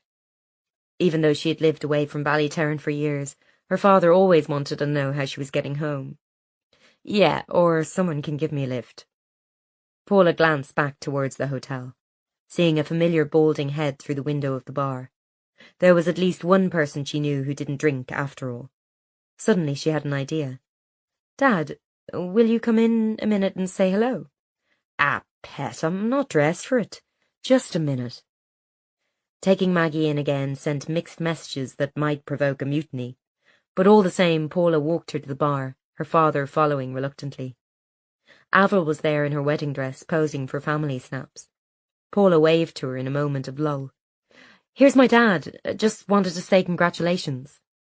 "You're looking beautiful, pet," said PJ, shaking her hand and Gerard's. "And here's Bob," said Paula seamlessly, spotting him hovering in the background in his ill-fitting grey suit. She held her breath. It was the first time her father and his former partner had met in years. There was a lot of bad blood between them, she knew, though not exactly what. Luckily, 3-year-olds were quite good at smoothing over social tension. "Mr. Bob, Mummy says I have to go home with Granda," said Maggie sulkily. Bob stooped to the child. "I think your Mummy's right, wee pet. You'll be very tired otherwise." "I won't be tired." Then she yawned, negating her argument somewhat. Paula saw Bob hesitate, then hold out his hand. "PJ?" Another hesitation before PJ took it. "Bob?" "You've a lovely wee granddaughter there." "Aye, she's a handful all right." He hesitated. Pat and I were very sorry to hear about Ian." Bob looked at his feet. "Thanks, PJ. It was hard enough, so it was. Linda's here somewhere too." "Tell her I said hello." PJ turned his attention to the child, who was trying to hide under a chair. "I better get this one home. Take care, Bob. And you." It wasn't much, Paula thought, watching her father cart off a protesting Maggie, but it was a start. Chapter 30. They make a lovely couple, don't they? Paula looked up to see Guy had come over, draining the last of his Peroni. His tie was loosened and his shirt sleeves rolled up. He'd been dancing earlier. Of course he had. The perfect wedding guest, shaking hands and kissing cheeks, dandling children, standing rounds. Yeah, always thought they'd end up together. In a spotlight, Avril and Gerard rocked gently to their song, the Bon Jovi number, Always. It was done. No one had come to blows, and they were married. Avril's mascara was smudged and her hair coming down. She looked blissful. Do you remember when you caught them in the corridor that time? Guy shook his head, pulling up a chair beside her. That was awkward. It certainly had been. Avril had been engaged to someone else at the time, and Fiacre was in love with her too, and things had kicked off. But Paula also remembered Fiacre's comments at the time, shouted to her and Guy, "Am I the only person who can behave around here?" She'd already been pregnant with Maggie, in desperate denial, no idea whether Aidan or Guy was the father. That question had been answered against her will, and it was not what she'd been hoping for. There was no getting away from it. Knowing she had a child with him made her feel tied to Guy forever. Maybe she'd never be just a friend, a work colleague. She looked away from him, at the swirling patterns of the lights. The wedding was winding down, the tea and evening buffet already brought out. She needed to leave soon. She had no one's arms to sway in herself, no one to go home to. This was not her home anymore. "How's Tess, then?" she asked lightly. "Must be soon now." "Next week, probably. Not sure I'll be up to it again, after all these years." The Brookings' daughter was off to university already, and their son had been killed when he was 10, before Guy had come to Northern Ireland in an effort to escape it. He had another child, of course, but he didn't know. How could she tell him? He and Tess were salvaging what was left of their marriage, somehow with this sticking plaster baby, and she wasn't about to rip that off. She tried to move the conversation back to work, which was marginally safer. "Did you get a chance to look into that case for me?" Guy moved closer, lowering his voice. In order to be heard over the music, his lips were almost grazing her ear. "Kieran Wallace, right?" "I did." And she kept her eyes firmly fixed on the dance floor, her expression neutral, as if they weren't discussing a brutal killing. "The victim was an ex-army officer, former intelligence. Captain John King was his name. I asked around." Guy had been in the army before joining the Met, she knew, and still maintained certain contacts that could be useful at times like this. "Kieran said he was innocent. Any substance to that?" "It was rushed through. A lot of pressure to prove it wasn't the actual IRA who did it, that the peace process was holding. DNA was found at the scene, but it was a bit scrappy. Could have been a familial match." So that meant Paddy Wallace could have been the killer, pinning it on his brother. Kieran Wallace lived nearby. He had IRA links, but not so much it would seem like he was acting on orders, and the evidence stacked up just enough. He mentioned something else, a hoodie at the scene. "That's right, there was a hoodie that belonged to Kieran. His flatmates testified he wore it all the time, and it had his hairs and DNA on it. The officer I spoke to seemed to think it was a bit stupid, though leaving such an obvious piece of evidence at the scene." "They didn't think it could be a plant?" "Like I said, it was rushed through. Kieran was right there. He'd no alibi. It was his jumper. He was the ideal fall guy, I suppose, if you were looking for one." Kieran had not even mentioned his brother as the possible killer, shielding him maybe. The more she found out about this family, the less she understood them. "That guy, King, if he was army intelligence, would he have known Edward?" It was Guy who'd first found out about Edward, her mother's handler and lover. Guy was always tactful about it, never probing. "I believe they worked together, yes." She pieced it together. Maeve had suggested there was an informer on Paddy's squad. Sean Conlon was dead. Prentice Ryan was dead. Mark O'Hanlon was dead. Fintan McCabe was dead. What if Paddy had known? What if he'd been chasing that informer all this time? Ryan's killer had wanted revenge, Jared said, or information, or both. Men like Edward and this John King had infiltrated Paddy's side, paid his friends to inform on him. He would likely want revenge on them as well. "Edward's dead too," she said. "The PI I hired found out for me. A long time ago now. Car bomb. 3 years after King was killed. Shame. He'd have been easier to find." Then her mother, he meant. She'd be hiding even more deeply now, if she was still alive. "Guy," she began. "You know how I'm meant to be back to work Tuesday?" He smiled. "You want longer." "It's just, I'm starting to find things out here. This case of Corrie's, it's connected. My mother was at that farm, I think. I have leave left over, don't I? You'd have to let HR know, but there's no reason why not. Of course there wasn't. Her job was hardly essential. Those graphs could be analysed any time. Thanks. End of the week, maybe. That's fine with me, as long as you do actually come back. It was said lightly, but it did make her wonder. If this couldn't be solved in a week, she'd have to go back to her new life. Let Davy Corcoran go on chasing dead ends. Maybe she'd never find anything. The music changed, a faster song, something with an old-time swing rhythm to appease the 50-somethings in the crowd. Several couples began to waltz in that stately, precise way of older Irish people at weddings. Guy sat back. Anyway, enough of the morbid chat. It's Avril and Gerald's day. He held out a hand to her. How about it? Duty dance? She stared at his hand, remembered the feel of his arms around her on the night they'd spent together, imagined the weight and shift and smell of him. Her body was already moving towards him, without her even realising it. She checked herself. His face changed. Just a suggestion. Silly idea, I guess. They worked together now, and it was good. And there was Tess. She wasn't about to throw all that away, even if part of her would always want to shut her eyes and drink him in when he was nearby. There was just no point. She knew that now. Besides, there was always Aidan, and the memory of his pale, strained face in the prison, the feel of his mouth on hers for just a moment, the leap of hope after so long. He was ready to fight, to appeal his conviction. Making sure Maguire doesn't stay in Ballyterran again. Corrie had come over. She was still wearing her heels, unlike almost every other woman there, and even her hair was still neat, not a strand slipping from its chignon. Guy held up his hands in mock surrender. Just making sure you don't poach her back, Helen. How are things? Not bad. We have the commission all over us, sadly. Thank your lucky stars you don't have a dead weight like that around your neck in London. I can imagine.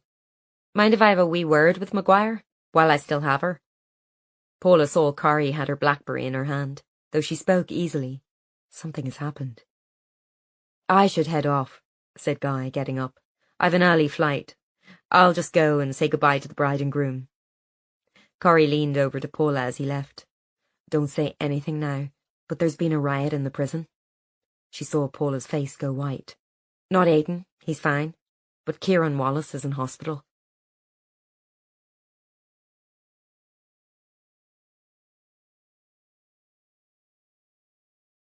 Margaret. Somehow she made it across the field, slipping in the fresh autumn mud, too afraid to look back. He'd have a gun on him, she was sure. What if it was all a trick? What if any minute now she heard the crack of a bullet? 1 second, 2, 3. And then there was a gate, and a latch, and she was out onto the road, the tarmac solid under her feet, and a car was screeching to a halt beside her. Jesus, watch where you're going, missus. Some old fella in a flat cap. Could be one of them. She had to risk it. Please, she panted. I need a phone. Will you take me to a phone? 5 minutes later she was in his kitchen, which smelled of cows and hadn't been cleaned in years. While he watched her warily, she was dialing the number she'd promised to never call. Dimly she'd hoped this poor old farmer wouldn't pay the price for what she'd done. These people, the Paddy Wallaces of the world, would hurt you for a lot less. Not another life she'd ruined with her madness and her rage. The phone rang and rang. Please God, let him answer. Please God. He was her only chance. She had to leave the country right now, tonight. Sean had made that very clear. Run, or her family would pay the price. But what if he'd been moved? What if he'd abandoned her, gone back to England already? How could she get out with no money or passport and not even shoes on her feet? She thought of her house, her clothes in the wardrobe, the dishes she'd washed up before they came for her, leaving the kitchen clean and tidy, as if that mattered. She could never go back there again. Her life as she knew it was over. There was a click and she heard his voice, the English tone of it so rare and fine to her ears. Margaret? Is that you? And that was when she broke down and cried. Her voice squeaked, used up and tired, barely making a noise. "Come and get me. You have to come and get me away, right now. We have to be on a ferry tonight, or we'll both be dead." Chapter 31. "You didn't need to come with me, Maguire, for God's sake. You can hardly walk." Paula huffed along beside Corrie as she strode into Ballyterran Hospital, an unfortunately familiar location to them both, cursing the blisters her high-heeled shoes had left on her feet even after just a few hours' wear. "I was the one who spoke to him last. He knows more than he's told us. I'm sure of it." "Who attacked him?" "Guards didn't know. There was some kind of incident on the wing. Some fella stabbed him with a homemade shiv. No one's talking, but one thing you can be sure of is that Paddy Wallace will have mates in there." "You mean he might have got someone to do this? To his own brother?" "His own brother who was talking to the police. Nothing Paddy hates more than a tout, remember? He ran a punishment squad. If he hears Kieran was helping us—" Paula fell silent. So this maybe was her fault too. They'd reached A&E now, and there was Saoirse's locum, a tall, impatient man who greeted them perfunctorily. "We've stabilised him, but he's going straight up to surgery. No questions." "When can we talk to him?" said Corrie. "I can't say. Tomorrow, maybe, if he pulls through. But he has a head injury, a perforated liver and 2 broken ribs." Paula had drifted over to the door to the private room, and through the glass plate she could see Kieran hooked up to machines, his chest bandaged and his face purple with swelling. God, poor guy. Corrie gave her a sharp glance. "You feel sorry for him, after what he did?" "He said he was innocent." "They all say that," Corrie said implacably. "Yeah, but I kind of believed him. He was set up, he said. He'd nothing to do with the IRA. "That's not for us to answer now, Maguire. But as soon as he wakes up, I'll have several questions for Mr. Wallace, such as where his brother might be hiding, and if he knows where either of his sisters might be." Paula kept looking at him, trying to imagine the man she'd met as a killer. "Was there anything on the tape?" she asked in a low voice. "I had Gallagher listen to it. Nothing much of use. It confirms Paddy Wallace had your mother at the farm, and that McCabe and Conlon helped." "Any mention of Kieran?" "Nothing. But it doesn't prove he wasn't involved." There was a motion further down the corridor. Someone arguing with the officer on duty. "Please, I need to see him." It was Carly Jones, dressed in a grey sweatshirt and jeans, pale and tearful. Once again her makeup had been left off and she looked much younger, very alone and vulnerable. Corrie motioned her past the office. "Carly, you should be at the safe house." They'd moved her to another one now, with an officer always at her door. Paula could see one puffing after her down the corridor. "Sorry, boss, she ran off," he said sheepishly to Corrie. "I had to come. He's my uncle. He's been hurt. My mum would want me to be here." "But, Carly, he's been in prison, you know. He was convicted of murder. And her other uncle had kidnapped her. Yet it seemed she still craved it, a family around her." The girl was almost in tears. "I don't care. Mum said he was okay. She said she never thought he did the murder. Please, will you let me see him?" "Of course we will," Corrie soothed. "But he's asleep now, you see. Why don't you sit down here and we'll send McQuaid to get you a nice cup of tea." She directed a steely glance at Carly's hapless protection officer, who bumbled off. Carly sank into a plastic chair, shivering. "Please, my mum, is there anything?" "We're doing our best," Corrie said gently. "We've had the helicopter up every day. We've got their pictures out everywhere, and we're looking into everyone who might know your uncle." Except most of them were dead, Paula thought. And even Kieran, his own brother, was lying in a hospital bed. "It's my fault." Carly's tears brimmed and overflowed. "I should have done what she told me, and now she's gone." Paula would have liked to say it was okay. They would find Mairead safe, but couldn't. They had no way of knowing that. All they could offer, as so often, was sympathy and platitudes and cups of tea. Chapter 32. It was still a novelty, joining the queue of women at the prison knowing Aidan would actually deign to see her. And there he was, behind the table. And when he saw her he smiled. She couldn't believe the change in him, from crushing guilt and deadening acceptance to hope. Walking towards him, she felt like she had all those years ago, when she was 17 and he was 18, and suddenly he'd looked at her properly and everything was different. And he went from being Aidan, the aloof son of her mother's best friend, to Aidan. Everything. Maguire. His thin arms went around her, and she was so grateful to hear her name in his mouth again that tears sprang to her eyes.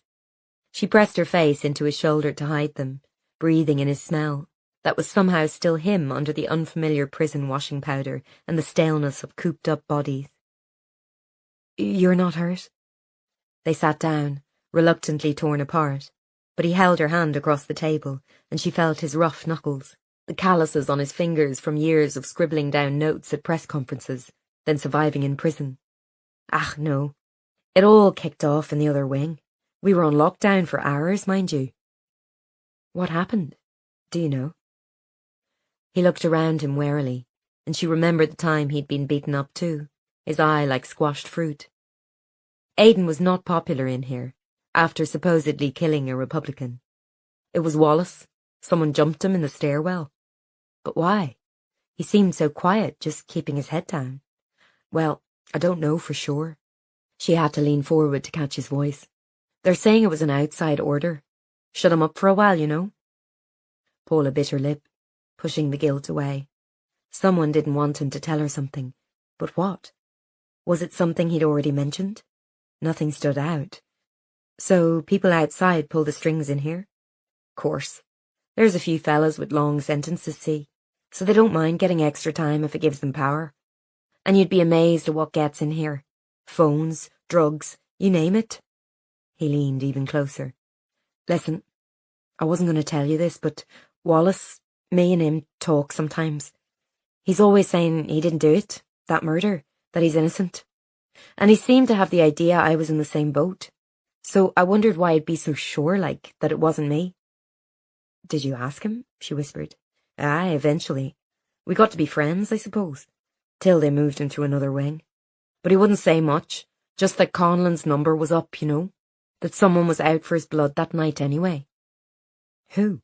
"Well, he wouldn't tell me." But Paula could guess. The same person who'd framed Kieran for murder in the first place. "Aidan, be careful.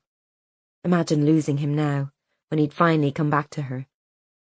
She resisted the urge to kiss his scraped knuckles, which seemed to never properly heal. She didn't want to know what that meant about his life in here. "How's Mags?" he said, deliberately adopting a cheerful tone, which she tried to match. "Oh, she's fine. Had a good time at Avril and Jared's wedding. So much that she's now accosting people asking if they can get married and she can be flower girl." She hesitated. "Should I bring her next time?" There were kids who came, and various family programs to keep them in touch. Even one where the inmates could record bedtime stories for their children. But Aidan had never wanted any of that. He shook his head. "I'd rather just wait. Maybe if we can overturn it, she won't have to see me like this." He sounded so hopeful. Once she would have given everything for that. But she felt the pressure of it. No one else was looking into this. The evidence had been there to convict, and the PSNI were happy to let Aidan rot. It was all on her. "I think I know who did it," she whispered. "Killed Conlon. But I can't prove it. That's the trouble. That's always been the trouble, Maguire." His smile was strained, and she knew he was putting it on for her. "Here, I have to go. They're giving us less time today. Loss of privileges after the riot."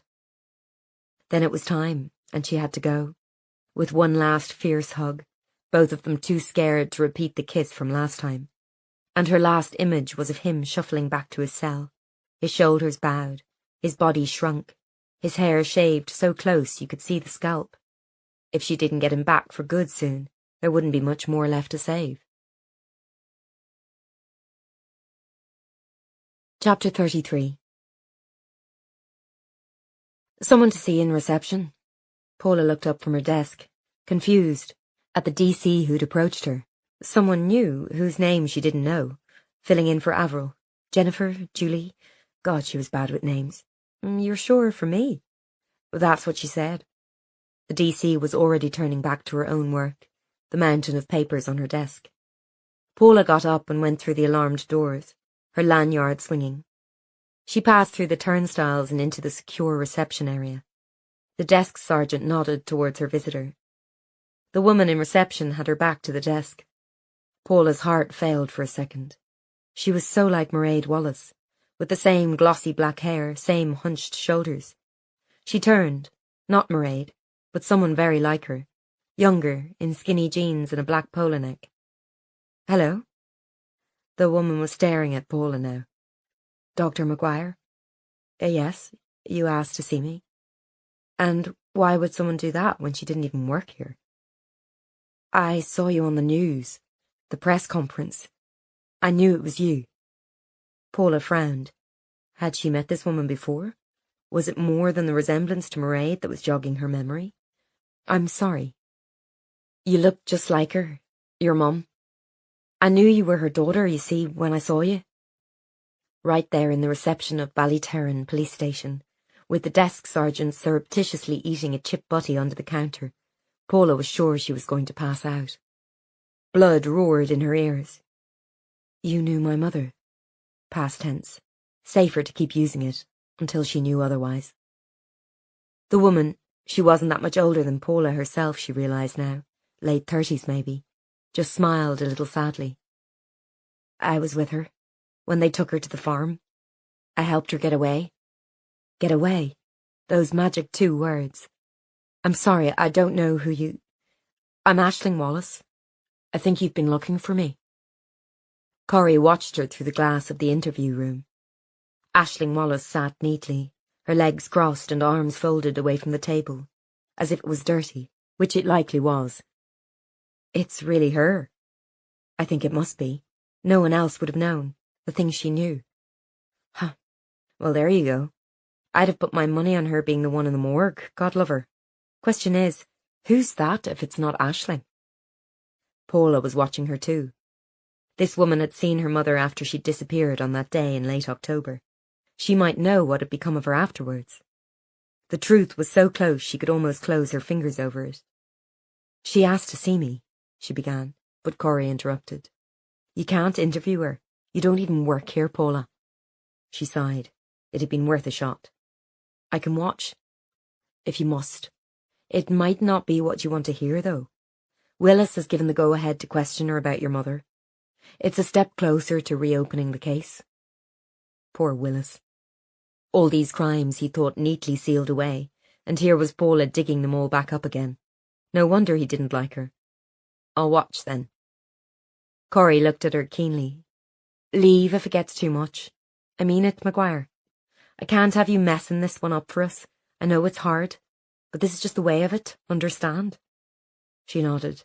It was indeed the way of it in Ballyterran, where everything was always too close to home. Corrie opened the door, took a second to straighten her neat trouser suit, and went in to talk to the woman they'd thought dead until 10 minutes ago.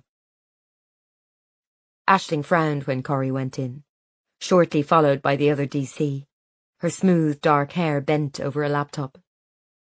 I wanted to speak to Dr. Maguire. Paula, that's her name, isn't it? Corrie sat down. I'm afraid that's not possible. She doesn't officially work for us anymore, and since the anonymous call about her mother's remains, the cases have become linked. They weren't her mother's remains, said Aisling, a touch impatiently. That's what I came to say. She got away. I helped her. I untied her. Corrie kept her cool. Just let us set up the tape, Miss Wallace, so we can get all this. The new officer read the details into the recorder, announcing herself as DC Jennifer Gallagher, and explaining Aisling was not under arrest. It was a voluntary interview. Now, as you know, we've been trying to find you in relation to the discovery of 2 bodies on your family's farm. We subsequently received a tip-off that Margaret Maguire was also buried there, but we found no evidence of that. It was a sheep, Aisling said. It had died that day. We had to bury something, you see, for Paddy to believe she was dead. She'd been shot trying to get away. I'm not sure he did even then. I'd see him looking at me afterwards, like he knew. She shivered, drawing her sleeves down over her hands. I know he has my sister.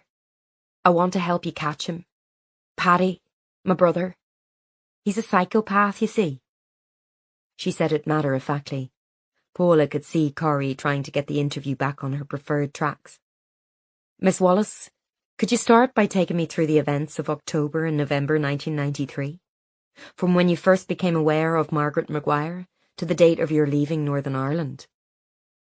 Aisling nodded. Paula had never seen someone so composed in an interview room. There was something about the lighting, the lack of windows, that made even the innocent twitchy. Then she leaned forward, the shadows striping across her pale face, and she started to tell the story Paula had waited 20 years to hear. They'd been in there for some time when Aisling stopped and said, "A cup of tea or something would help now, do you not think?" Corrie was leafing through her notes as if she could scarcely believe her ears. "Of course, Aisling. Let me just confirm what you've said so far. Your brother Paddy brought Margaret Maguire to the house for interrogation and held her there for 4 days, during which time you provided food and water." "I helped her. I was only young, but I did what I could. I'd never seen a woman out there before, and I couldn't believe what they were doing to her. They tied her up, beat her. Paddy cut all her hair off.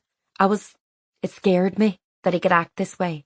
In the past, I always thought it was bad people he brought in, people who'd betrayed us, our side. But she kept talking about her daughter. It made me realise Paddy was off the rails." "And at the time you were just 17. That's right. And in our family the girls didn't get much say. Mairead and me were expected to do everything. Cook and clean for the boys and their mates. Mummy knew exactly what they were up to in the barn and she didn't care." Paula thought of that old woman, sunk into her own decaying flesh, carrying on her daily life knowing that another woman, someone's mother, was tied up in her barn. It was hard to imagine it now, but they'd been in the middle of a war then. People felt justified, all their rage and hate channeled into the cause. Still, that didn't make it any easier, to think of her mother held there for days, afraid for her life. Aisling was still talking. "So one day I decided I'd get her out. I wasn't going to let Paddy kill her. I untied her, told her to run over the fields and escape." "And did she?"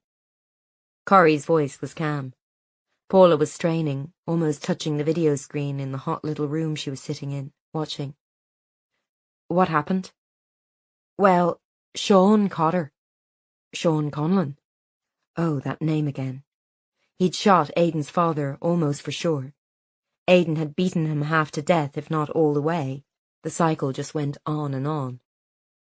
I thought he'd kill her for sure. He was as bad as Paddy nearly, but he let her go too. He helped me make the plan afterwards.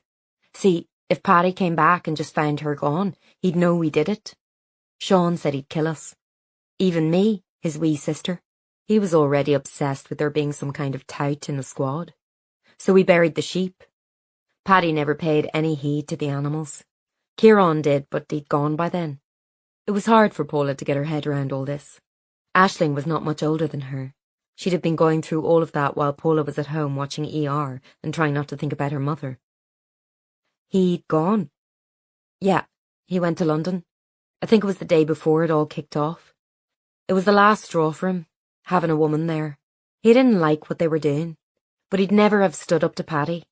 So Kieran had not been involved in torturing her mother. But he'd known she was there, and he hadn't done anything to stop it either. He'd lied." Corrie tapped her pen against her pad. "Sorry, Aisling, I just need to make sure I've got this clear. Sean Conlon and you both helped Margaret Maguire get away?" "That's what I said. Far as I know, she made it. Dunno what happened after, of course." Aisling sat up, her eyes looking round as if for a camera. "The thing I never understood was why he'd do it. Sean. Why would he save her, after what she did? She'd admitted she was a tout, but he let her live. It just didn't make any sense." Paula was in the ladies, splashing cold water over her face. She wasn't sure why. It seemed like the kind of thing people did when they'd had a shock. A tiny bit more of her mother's trail uncovered. only to run out again. Where had she gone after escaping the farm? On the ferry to England? Davy had found a record of an official car leaving that night. Then to London? Living with Edward and maybe their child?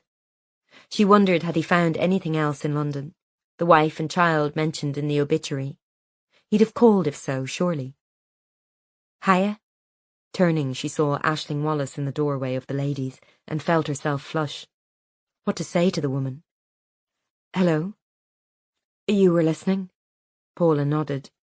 It's all true. As far as I know, she got away. I helped her. I know. Thank you for that. I know it wasn't safe for you. It didn't matter. I couldn't let him kill her. But listen. She took a step closer. I helped your mother. Now he has my sister. I want your help to get her back. You don't know what he's like. We're doing all we can, I promise. No, you're not. But I can help. I know him. I want you to do exactly what I say. And I also want to meet my niece. Her composed face broke into a smile. My niece? I saw her on the news too. She looks just like Mairead. I need you to take me to her, and to my other brother, please. But Aisling, yeah, I know. Take me to see my family, and afterwards I'll tell you everything I know about Paddy. Margaret. The ferry was freezing, exposed to all the harshness of the Irish Sea, which rocked beneath them like crushed black glass. All the same, she wouldn't stay in the car, couldn't be anywhere with closed doors. She'd wrapped his scarf around her head and she could smell him, that tang of coarse wool and aftershave, a whiff of cigarettes. He only smoked when he was on edge, he told her. He said he'd been smoking non-stop since she went out of contact, lighting one off another in a frenzy. He said they'd looked everywhere, hauled people in for questioning, leaned on all their other sources. None of the neighbours appeared to have seen her bundled into the car. There was no police report. The RUC were stumbling around in the dark. The farmyard wasn't somewhere they knew about, or they'd have been there in a flash. She tried to believe him. She wasn't sure she did, but they'd come for her within 5 minutes of her making the call, roaring up in black Mercedes cars and taking the farmer aside to talk to him in quiet voices. She thought he'd been offered money. He hadn't taken it, pushing them away as if affronted. And when she'd gone, once again bundled into the back of the car with a rug over her head, he'd watched her go with worried eyes. She tried to thank him, but her mouth felt like it was stopped up with dirt. She didn't even know his name. For a moment, as they were taking her away, she'd wanted to get out and run. Men taking her away. She didn't know where. It wasn't so very different. Then there was a car journey with her pressed to the floor. 2 silent men in suits driving, one with an earpiece. Her feet bare and cut, her clothes torn, and her hair hacked off. She didn't know where they were until she heard the screech of birds and the roar of the sea. The ferry terminal, and finally Edward was there in the back of another car, smoking a cigarette down to his ashy fingers, his hat tipped over his face. She'd seen the way he looked at her. She knew she looked awful and stank too, of the barn and sweat and fear. She'd never realised fear had a smell before. He'd said nothing to her until they'd driven onto the ferry, clanking over the ramp into its dark innards. Only when she felt it move off did she breathe again, leaving Ireland. She'd never been out of it in her life before. Whatever documents had been presented were clearly enough to get them through without too many glances at the back seat where she lay crouched. As soon as they were on and safe, she'd thrown the door open and run to the deck, gulping in the cold night air, drinking it down, trying to shake off that barn. How close she'd been to being shot in the head. She'd seen it in his eyes, how he'd weighed her up. That man, Sean, the one who'd saved her life. She would never know what had tipped it in her favour. Every breath seemed a bonus now. She could have been snuffed out, buried under that boggy soil. She held her trembling hands up to her face, white with cold. Was this real? Had she survived? She felt like a different person, not the same Margaret who'd sat down however many days ago to write a pathetic note to her daughter. Steps behind her, his light tread. Come in now. They have people everywhere, on the boats even. It's not safe. She turned to him. This stranger with the careworn face that had somehow lodged itself in her heart. What will happen now? We'll get you away. Somewhere safe. They think I'm missing. They don't know you found me. Meaning Paula and PJ. Meaning the family she was running from. They can't be told, Margaret. It'll make them targets. At least not until it's all over. Meaning the peace process. Promised for so long, inching closer month by month. She shivered. He said I could never tell them, or I'd be killed, and them too. I'm supposed to be dead. That might be for the best. If you're dead, they can't come after you. But it meant letting her husband and daughter think she was gone for good. Disappeared. It meant no answers. It meant years of looking. Could she do that to them? She looked at him helplessly. We just have to get you away for now. Then we can think. His hand slid up her arm, rubbing it through the borrowed coat. You're freezing. Go back in the car. Will you be with me? In the safe place? It seemed to her there was a slight hesitation. We've both been compromised. We'll have to figure something out. But you'll be safe, I promise it. Like he'd promised no one would ever know what she'd done. And yet they'd come to her house, into her kitchen, and taken her away. She'd almost died. She was shivering miserably. How had it come to this? The day he'd knocked on her door, courteous with his English accent, asking about the soldier who'd died in her arms, suggesting there were ways she could help to make sure it didn't happen again. It had seemed so harmless, a small thing she could do to fight against the darkness they all drowned in. Copy a letter here, slip a document into her bag there. A way to do some good, not just sit back and watch helplessly as blood fed on blood. But somehow it had ended up with her on the deck of this boat, its heaving making her queasy, running from her life and with his child in her belly. She hadn't told him yet. Would he have come for her faster if he'd known? The thought was treacherous, and she pushed it down. He was all she had now. She had to trust him. Her hands slid over her middle. Edward?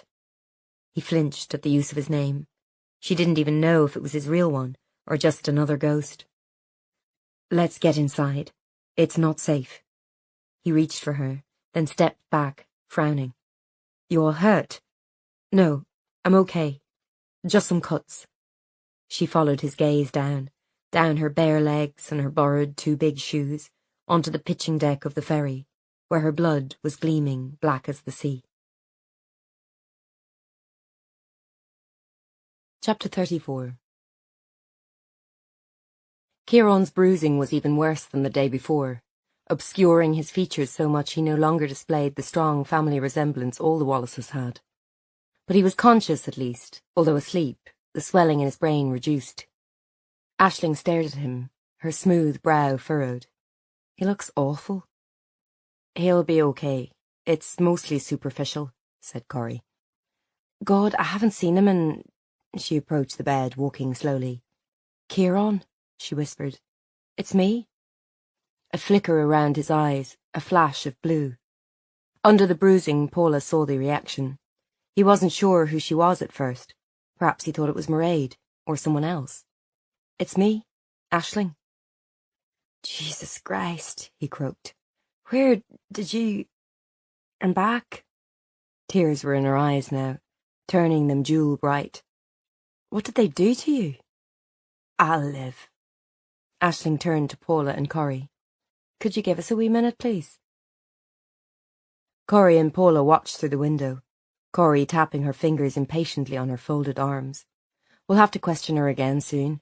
They must know something about the girl in the grave. Paula sighed.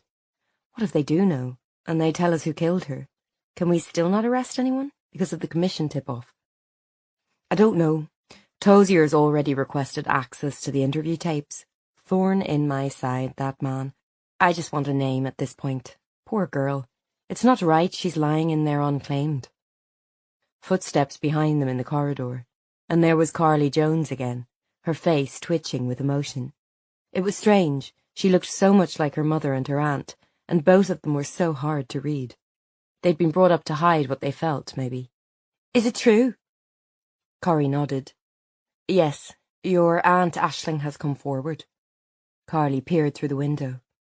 Oh, she looks like Mum. Corey rubbed her shoulders sympathetically. I know this is hard, Carly, but I think your aunt might know something that'll help us find your mom. Why don't you go in and meet her? Can I? Of course, on you go. She went in, knocking shyly, and then Aisling was on her feet, and she and the girl stared at each other, and then Aisling strode across the room and took Carly in her arms, murmuring to her as the girl's shoulders heaved. Corey turned away. At least they've some family feeling left, then. A while later the door opened. Aisling was there, her face still composed and with no trace of tears. Okay, Kieran and I have talked. So you're ready to continue the interview? Corey was alert. I'm ready. Back to the station. Interview room. The same DC accompanying. Tape in the machine. Everything being done properly, especially with Declan Tozier hovering. Paula had seen him pass through the office earlier, closeting himself with Willis, no doubt to complain about the irregular way this case was proceeding. But she no longer cared. She'd long ago crossed a boundary, and now she just wanted answers. So, you told us Margaret Maguire was being held at your family farm, and you helped her escape, aided by Sean Conlon.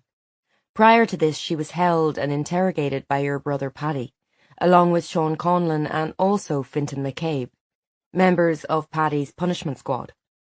The tape had indicated the same, but Paula would never confirm that for herself. She didn't want to know what could be heard on it. That's right. Aisling still looked composed, although she must be exhausted. And what happened after? If Paddy believed you'd killed and buried Margaret, how did it end up like this? Corey swept a hand over the crime scene photos. 2 people dead, Kieran in prison, all of you scattered. You in hiding? Aisling had already told them she'd been living in a cottage in Kerry for years, off-grid for the most part, selling eggs and vegetables to make a small living, working in the kind of pubs where you got your pay in a brown envelope. It was still easy enough to live below the radar in rural Ireland. We know Fintan is the male body we found, but we still have no ID for the girl. Aisling sighed. There were vague shadows under her piercing eyes. Well, it all went wrong, didn't it? It was because of Emer. We should have realised she'd go straight to Paddy and tell him everything. I thought she was too young to notice, but that was a mistake. Emer? Corey's head jerked. I'm sorry, Aisling, who is that? You don't know? Aisling barked a short laugh. That makes sense. I wondered why you were so sure it was me in that grave. You're saying you know who the girl is? Of course. Sure, wasn't I there the day she was put in? It's Emer. And Emer is our sister, she winced. At least, that's what we told everyone. Emer was our little sister, said Aisling. She was so calm again, telling the story as if she'd recited it 100 times, although Paula was sure she'd never told anyone. It had been a secret eating away at the heart of the Wallace family. All families had secrets, of course, but not like this. I was maybe 4 or 5 when she came home from hospital. I don't remember that much, but we were told she was our sister, Mammy's baby. Daddy was dead by then. Mammy hadn't been out of the house much beforehand. I suppose she just wore a lot of clothes or something. Anyway, it happened all the time back then. I was too wee to notice what was going on, but Kieran did. He said once that Emer was really our niece, not our sister. I asked him what he meant, but he wouldn't explain. Mammy heard and she locked him in the barn for 2 days. Paula, listening outside again, shivered. The same barn they'd held her mother in. Mummy was like that. She was... If you crossed her, she had no problem slapping you, or putting you out of the house in the cold, or giving you no dinner for days. We did what she said. Except for Paddy. She let Paddy run wild. I think she was afraid of him. When Daddy was alive, he'd slap Paddy down. I saw him punch him in the face one time. But he died when I was 3. Corey was taking notes. We didn't find any record of a 5th child. Was that why? She wasn't your mother's? I don't know if Mummy ever registered her. Too risky, I suppose. To show it was all a lie, that she wasn't Mommy's at all. And whose was she, Aisling? Corey's voice was also calm, both of them discussing this awful thing so calmly and quietly. I'm sure you've worked it out by now, although I don't know for sure. Nobody would ever tell me. I was only the wee one, but I remember everyone crying. Mairead leaving school, all kinds of shouting and screaming. I see. How old was Mairead when Emer was born? 13 or 14. It was a massive scandal, all hushed up. Then Mammy said Emer was our sister and no one ever talked about it again. And the father was... A silence of held breath. Aisling shrugged slightly. I never knew for sure. Your best guess, then. I saw how our Paddy was about her. Mairead. No one else could have her. He scared away all her boyfriends. He shut one fella's hand in the car door because he was 5 minutes late picking her up. You're saying Emer might have been Paddy's child, Aisling? Corey clarified, her tone never shifting, never hinting at the horror she must feel. I don't know, but if you ever saw them together, you'd believe it. Paula remembered Kieran had said something similar. Are Mairead and Paddy? Maybe it's not what you think. There was a brief silence, then Corey moved on. This was a murder inquiry, and that was the main point to keep hold of. Tell me what happened the night Emer died. You were there, I take it. Again, Aisling just nodded. She was so polished, the opposite of her sister, who sat raw and shaking in the same room. Aisling Wallace had somehow laminated herself against the world. It was the night we let her go, Margaret. It was odd to hear this stranger say her mother's name, like she'd known her. Kieran had already gone by then, like I said. I don't think he could stand to see what they were doing to Margaret. He doesn't know anything about this. Mairead had gone earlier in the year as well, ran off one day without saying goodbye. I suppose she was pregnant again, with Carly. Margaret had got away and we buried the sheep so we could say it was her, that she tried to escape and Sean shot her. Sean was so on edge. He thought Paddy would find out we'd lied, then he'd kill us. That he'd ask us to dig up the ground, show us her body. Or figure out the grave was too small to be a person, and Paddy was good at picking up when people were on edge. As Aisling spoke, she described that night more than 20 years ago. The house filled with fear and suspicion, their mummy stirring Irish stew, watching it all with her unfathomable eyes. Did she believe their lie, or did she know what they'd done? She'd already slapped Aisling across the face for letting Margaret escape. You're too soft, girl. These children she'd raised. Kieran fled, Mairead gone by then too. Sean and Aisling going over and over the story they'd rehearsed, praying they hadn't left a chink in the tale. Margaret tried to run. The ropes broke. She got away. Sean shot her in the back of the head. She knew too much. They couldn't risk it. Knew it was breaking protocol, but what could you do? So they buried her. The noise they made woke Aisling's little sister, Emer, in the doorway in her nightie and dressing gown, watching it all. Go away to bed, Mommy kept saying, but she didn't. All of them terrified in case the army came to the farm and saw the fresh-dug grave. It wasn't legal to bury livestock at home. They'd say a dog, maybe. The family dog had died. And in case Paddy asked questions, which was even more frightening than the army. Your mother knew? Corey asked. Aisling shrugged. I don't know. She must have known Paddy would kill me if he found out. So maybe she went along with it. Or maybe she did believe us. Then Emer chiming in. She loved that, Aisling said, her eyes darkening as if she was seeing it all again. Everyone in the room staring at her like she was a bomb about to go off. She said she knew the woman wasn't buried there, that she'd got away. Sean and I had let her go, and she would tell Paddy as soon as he got in. And then what? Said Corey, who'd been listening quietly, like a priest taking confession. Aisling shrugged. I suppose we panicked. We had to shut her up. Paddy would have killed us all. He was... I can't describe it. Ever since Mairead got away, he'd been mad, like she'd betrayed him. He used that word all the time. You betrayed me. See, the army had been all over him that autumn. Everywhere he went, they were waiting.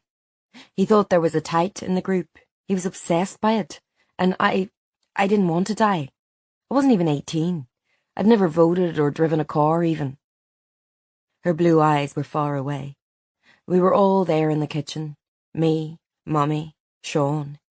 Emer shooting her mouth off, so happy people were listening to her. So Sean said, "Emer, can I talk to you? In private." She loved that, being treated like a big grown-up girl. And she looked down at her hands. "You know what happened?" "He killed her." She nodded, swallowing hard. I didn't say, but yes."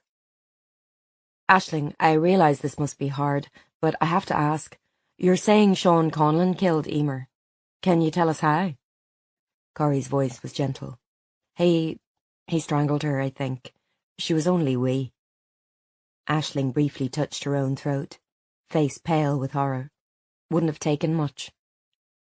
Corrie paused at this, the calm way they were discussing the murder of a child. "Your mother was there for this?" Paula could hardly take it in. A woman standing back as a grown man strangled a teenage girl, one she'd raised as their own daughter. But this was the same woman who'd known they had her mother imprisoned, who'd have let them kill her. Who knew what she was capable of? Sean told her it was a lie, that Margaret really was dead, but he couldn't risk Emer going to the police or the army. I don't know if she believed it, but what could she do, like? Paddy would have kicked off, probably shot Sean and me, and then we'd have had the police at the door. She'd have gone to jail too, likely. And Emer, she was a liability, you see. She wasn't right in the head. Mommy always kept her at home, so maybe that was why. Or maybe she was just born like that. It was just easier to pretend, I suppose. Sean, well, he said she didn't suffer. And then what? Corrie was keeping her voice very steady. Paddy came back. She couldn't hide the shudder, even after 20 years. He came back, and there's Sean and me digging another grave, this one for Emer. Well, you can imagine how that looked. And he doted on Emer. Of course he did. She was just like him. So Sean quickly says, it was Fintan. Fintan let Margaret go this afternoon. But luckily I was on the ball. I saw and shot her before she could run. Fintan's the tout, Paddy. He must be. Look, he killed your Emer because she was going to tell you the truth. He's away off now. He tried to run. We'll get him. We'll get him for doing this to your wee sister. She described the hour after that. Paddy on the rampage, inflated with the rage he'd felt since his sister Mairead had run from him. Nothing to play with now Margaret was gone too. Supposedly buried in the back field, but really escaped. Already on the ferry to England, probably. Asking Sean to tell him what had happened again and again, as he paced in the kitchen, his gun casually on the side. Aisling backing him up. She'd seen Fintan do it. She'd helped Sean dig the grave. Look, holding up her small hands with red marks from the spade, dirt embedded round the nails. I kept holding up my hands, she said, like that would convince him somehow.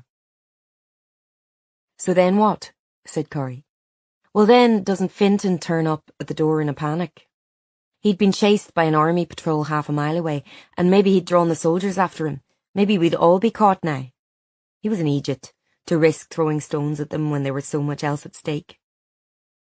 Poor Fintan, said Aisling with the ghost of a smile. Useless he was, and of course Sean and I are about ready to bust, knowing Paddy won't believe us. If Fintan was the tout, why would he turn up at the farm like that? But he did believe it. He must have. Or maybe he didn't even care at that point, he was so angry. Paddy lifts up his gun and puts it right to Fintan's head. Take a walk, he says, like he's some kind of gangster or something. And they go outside and I can hear Paddy shouting, and I'm so afraid. My hands are shaking too much to keep stirring the stew. Then Paddy comes back in and he says, that's that dealt with. And he picks up his cup of tea. I remember the blood all went on the wall of the house outside, and Mommy was raging. She was up all night cleaning it with bleach. That was all she cared about, the paintwork. So he thought Fintan had betrayed him. Yeah. Paddy was obsessed with tights, saw them everywhere, paranoid. She sighed. God love Fintan. He was a bit gormless. I don't think he really knew what he was caught up in. Paula's mind was racing. Did that mean Sean Conlon was really the one? the tout. Aisling had almost finished her terrible story. So that was that. Fintan was dead, Emer was dead, so I ran and Paddy had to run too. If the army came, and they likely would, he couldn't hide everything he'd done. We all just ran, never looked back. I packed a bag and Mummy drove me to the bus station that night. She never even said goodbye to me. Just drove off and left me there. Said she never wanted to see my face again. I think all she cared about was the cause, and she thought Margaret Maguire deserved to die. She knew something was up, that I'd betrayed them somehow. Their stupid cause, but she wouldn't have Paddy kill me all the same. I suppose that was something, so I got away. No one looked too hard for Fintan. No one knew Emer existed to come looking for her, until now. It was late, so late Paula had lost all track of time. They were in Corey's office, the lights burning her eyes, a tasteless cup of machine tea in front of her. You okay? Oh yeah, it's a lot to take in. Think she's telling the truth? Paula nodded. The dead girl's a relation, we know that. And if we'd known there was another sister, we'd have had our answer days ago. Not exactly a sister. The DNA test on Carly confirms it, by the way. Close familial match with the dead girl. Paula shuddered. Aisling's story had been told in calm, factual tones. Her description of how Paddy acted towards her sister Mairead, possessive, jealous, like she belonged to him, she'd said. And Paula remembered that message he'd left for her. Just you and me. Emer hidden from school and society. Her whole life a lie. Mairead's child, not her sister at all. And Paula had sent Mairead right back into his arms. And how did Mairead feel about all this? Corey had asked. The way Paddy was, and her own child being brought up as her sister. Aisling shook her head. That's what I don't know. In the end, she wanted to run, sure, but it wasn't so simple as that. Why did she hold off going till she was pregnant again? She was in her 20s then. She could have run long before that. Carly? Is she Paddy's child too? I don't know. I don't know anything really, but there's something between them. That's why she's so afraid to go near him, I think. And now he has her back. Chapter 35. Paula trailed home so late everyone was in bed, crawling in beside Maggie. She felt guilty at leaving the child again, but told herself it was only for a few days. They were so close to solving this case, and as for her mother, well, she wasn't going to think about that right now. According to Aisling Wallace, she'd escaped, so she could be alive. In the morning, maybe she would call Davy again, see if he'd found anything. But how could you find one woman in a city of millions, someone who'd stayed hidden for 20 years? Or she might be dead now anyway. She sighed, stroking a lock of damp hair back from Maggie's head. So much for this little girl to learn about one day. Her missing grandmother, her unwitting father. Her thoughts turned to Aidan in his cell, maybe awake, the noise of the other inmates echoing around them. Was it possible she could get him out? And then could they have some kind of life together again, her and him and Maggie? Go back to pretending, to living a lovely lie. She closed her eyes and tried to make her breathing match the deep sleep of her child, and wished for oblivion to come. Tried to focus on what was good and pure, her daughter asleep, and block out all thoughts of bullets and graves in the dark heart of the Wallace family. The next day Paula was up early, before her father even, and sat in the cold kitchen eating toast spread with margarine. Pat was always on some kind of diet. The sky over town was streaked pink. It would be a nice day, finally. She was unlikely to see much of it, as she'd been in the station all day, making the most of what time she had left. She checked in on Maggie and saw she was still asleep, her fists clutching handfuls of her pillow, so she made sure the stairgate was in place and slipped out. Pat would get her up. Here, at least, she had people to take up the slack. Her car was parked in the street, and as she went to it, bleary-eyed, something caught her eye. She didn't know what it was at first. She scanned it, bonnet, wing mirrors, the body of the rental covered in mud already from the week of bad weather. Something was written in the dirt on the driver's side door. She looked at the 4 letters, in neat capitals. Tout. The hairs on the back of her neck stood up and she stepped back instinctively, looking around her. But of course there was nothing. Just the quiet suburban cul-de-sac, the houses still shuttered up from the night. Feeling stupid, she hunkered down and looked under the car. The car bomb was a staple weapon of terrorists, and although she wasn't sure what one would look like, she could see nothing strange. Had it just been some passing kid, knowing she worked for the police and her father had too? Or someone else, tracking her here, making her aware they knew where she lived? She was holding her breath as she turned the key in the ignition, but nothing was wrong, and as she drove she felt her heart rate gradually settle. It was like the tapes, a warning. But from who? Her mind turned to Paddy Wallace, a man only seen in out-of-date pictures, a voice on a tape, and she shuddered, remembering Bob's advice. These fellas don't mess around. With time to spare before work and feeling jumpy and afraid, Paula found herself back in the hospital, sitting by Kieran Wallace's bedside.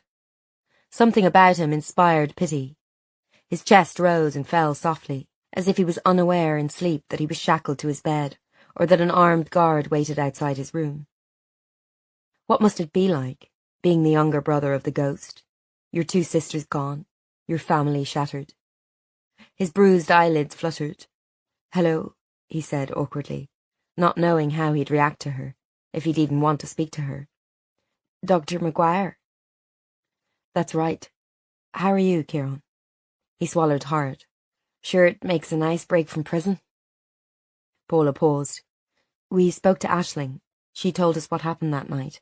Everything." "Oh, you knew?" He nodded slowly, wincing as the movement hurt his face. "Not for sure till yesterday. So when we asked you about the dead girl, you weren't sure who it was. Could have been Aisling. She could have been dead for all I knew. We all just ran, you see. Couldn't stay. Couldn't be in touch. Our Paddy—" "You had my mother there, at the farm." He winced. "I never had nothing to do with that. Didn't think it was right, taking a woman, a mother. But Paddy made us. He thought there was a tight, you see, in the squad, and he thought if we took her it'd flush them out. If her handler came to get her out, you see, Paddy would know someone had blabbed, someone on his squad. Sean let her go. Then he killed Emer to shut her up about it. And Sean told Paddy the tout was Fintan. So Aisling says, to save his own skin, because it was really him." Kieran shrugged, with difficulty. "Seems that way." Sean Conlon had played so many different sides, it must have made his head spin. No wonder he'd asked Bob for protection. His old handlers must have turned their backs on him, unwilling to be associated with the terrorist. And there was no doubt Sean Conlon had killed people, many people, choked the life right out of a young girl even. Yet had he also saved lives, like he'd saved her mother? Passed information to Army Intelligence or M16? So what's Paddy doing now? Why is he after Mairead? Kieran sighed. His voice was hoarse, used up. He wants her to himself, always did, and he always wanted to know who Carly's dad was. Not him then, clearly. Do you know, Kieran? He said nothing for a time. Conlon, probably. Saw them together once. Always thought it was him. She was stuck on that farm all the time, under Mammy's thumb. It had to be one of Paddy's lot. So Carly was maybe Sean Conlon's daughter, another of his children with a different woman. She'd never know her father now. Maybe that was for the best. Imagine finding out your father had killed so many people, then been stamped to death in a car park. Kieran, did Paddy have anything to do with Sean Conlon dying? Another pause. I don't know. I haven't seen our Paddy in 10 years, but he could have done. He had grudges, you see. He was picking off everyone from the old squad. Conlon, O'Hanlon, Prunches Ryan. Aye, most likely. Paula thought of the man shackled down in his dank living room, blood running from his severed finger. Was there anyone left to talk to? Then she realised something Kieran had said. 10 years? Kieran went still. Aye. Before you went to prison. Paddy was in London that summer. No one knows that. He asked me to cover for him, so I did. Next thing you know, I'm being arrested for murder. Her mind raced. The DNA. So it could have been Paddy after all, mistaken for his brother. There was that evidence, Kieran said. My hoodie and that. How can you explain it? He tried to shrug again, but winced at the movement in his shoulder. Always thought the peelers set me up. It had happened before, of course. The Guildford Four sentenced to decades in prison on forced confessions and shaky evidence. But here there was another possibility. You never thought Paddy might have done it? If he was in London? Kieran said nothing for a moment. Maybe. I never asked what he was up to. I didn't want to know. Had you told him where you were living? Course not. I ran. We all did. But he found you. He's good at finding people. Guess I wasn't as careful as the girls. But he wouldn't have let me take the rap. Not for something he did. Wouldn't he? She saw Kieran process this. Think it through. I'm his brother. Meant you came back to Ireland, didn't it? He knew exactly where you were all the time. Punished you for leaving. He wouldn't. But there was a wavering there.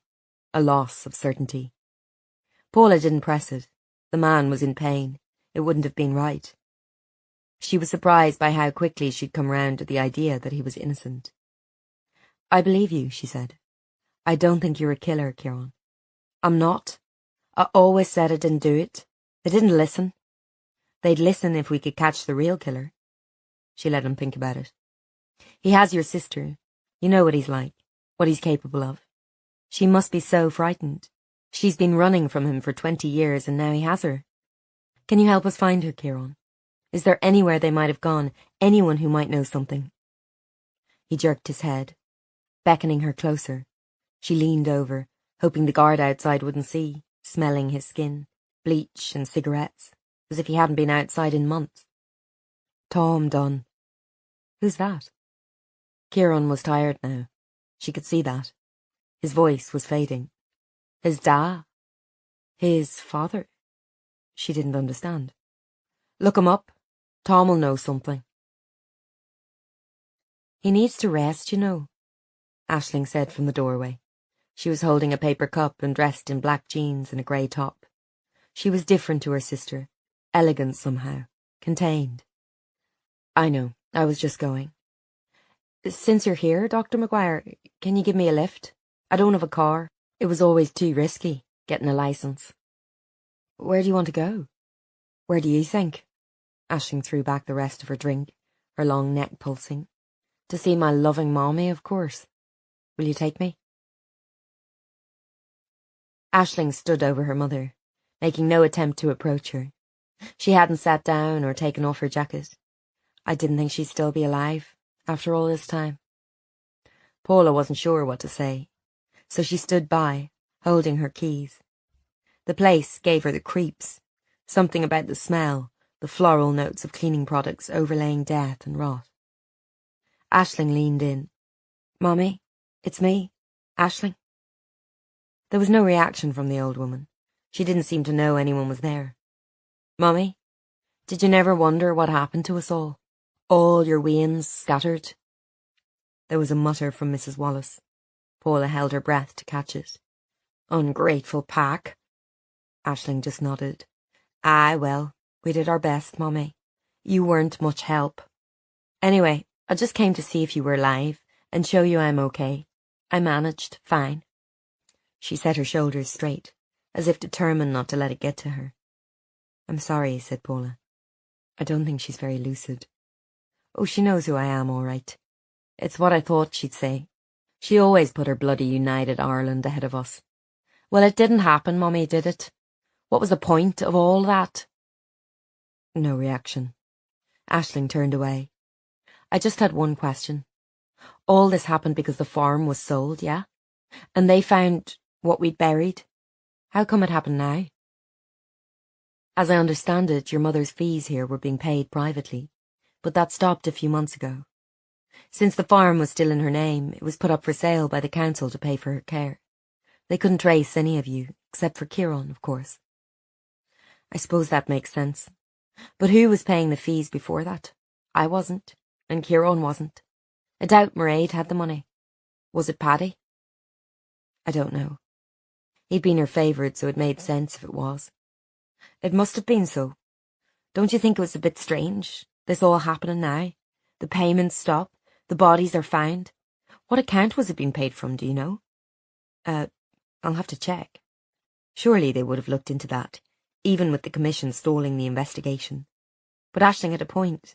Why had the payments stopped now, just when Paddy was back and picking off members of his squad one by one? Was it just a coincidence, or had someone actually wanted those bodies found? Chapter 36. Dunn. Paula was sure she'd heard that name before somewhere. Back at the office, a quick search reminded her. Patrick Dunn, a leader in the IRA in the 80s, who'd wanted to end the hunger strikes early. He'd been shot in his home in the middle of them, in 1981, sparking off riots in Ballyterran. People thought he'd been killed by a faction from his own side, who felt that letting the hunger strikes go on for longer would build support for their cause, help get Sinn Féin politicians elected. And it had. The man had been shot in front of his young son, who must be the Tom Dunn Kieran had mentioned. If he'd been 4 then, he wasn't much older than Paula, 36 or so now. She wondered if she could ferret out an address for him. She went over to Corrie's office and knocked gently on the door. The office seemed quiet, with Avril and Gerard off on a beach in the Caribbean. She heard a murmur inside and turned the handle without thinking. Nothing really happened. It was all perfectly above board. Corrie and Tozier in there, leaning over some papers on her desk. There was no reason Paula should have noticed a thing, except that she knew Helen Corrie pretty well by now, and caught the way she straightened her spine, edged away from him. "Sorry," said Paula. "I just wanted a quick word." "Of course," said Corrie, a fraction too quickly. "Declan was just updating me on the Red Road search. We'll be wrapping it up tomorrow," he said, rolling the papers up again. "Unless we find anything. We feel it's unlikely at this point, though." Paula had given up all thoughts of finding remains at the site. Her mind was fixed on something else. The image of her mother getting away, running across those desolate fields around the Wallace farm. "I'm sorry your time was wasted." "Not at all. It's our job. I'll leave you to it." He went out and Paula turned innocently to Corrie. "You know, I take it back. He's not so bad, is he? A bit officious, but maybe he has to be. It's not easy for them, following the law, but it's necessary." Corrie scowled at her, defensive. "What? I can't talk to a colleague in my office?" "I didn't say a thing." "He's asked me for a drink," Corrie said quickly. "After this, of course. And I slagged him off so much, Paula, to everyone. He doesn't know that, does he? Are you going to go?" Corrie stared at the door Tozier had just left through. Out in the main office, he could be seen putting on his sensible North Face coat. "I'm 45 and I have 2 teenage weans, Maguire. It's hardly young love. But as you say, he's not so bad, no. Anyway, do you have a good reason for coming in here and interrupting me?" "I do," said Paula, "but you're not going to like it."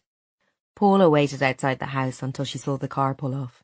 Then she stepped out of hers and walked up the neat garden path, past the fishing gnomes again. Were there more of them this time? Perhaps they were multiplying. She knew Bob would be in. He was always in, and especially when Linda popped out to the library, he'd make sure to be. He was like her father, their horizons shrinking to 4 walls, pottering about doing small repairs, making tea and washing up the cup, watching daytime TV.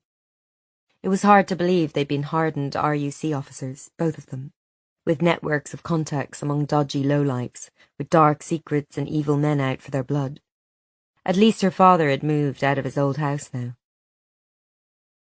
Corrie had of course flat out refused to help her find Dunn's address, sending her away with another scolding about doing her own investigations.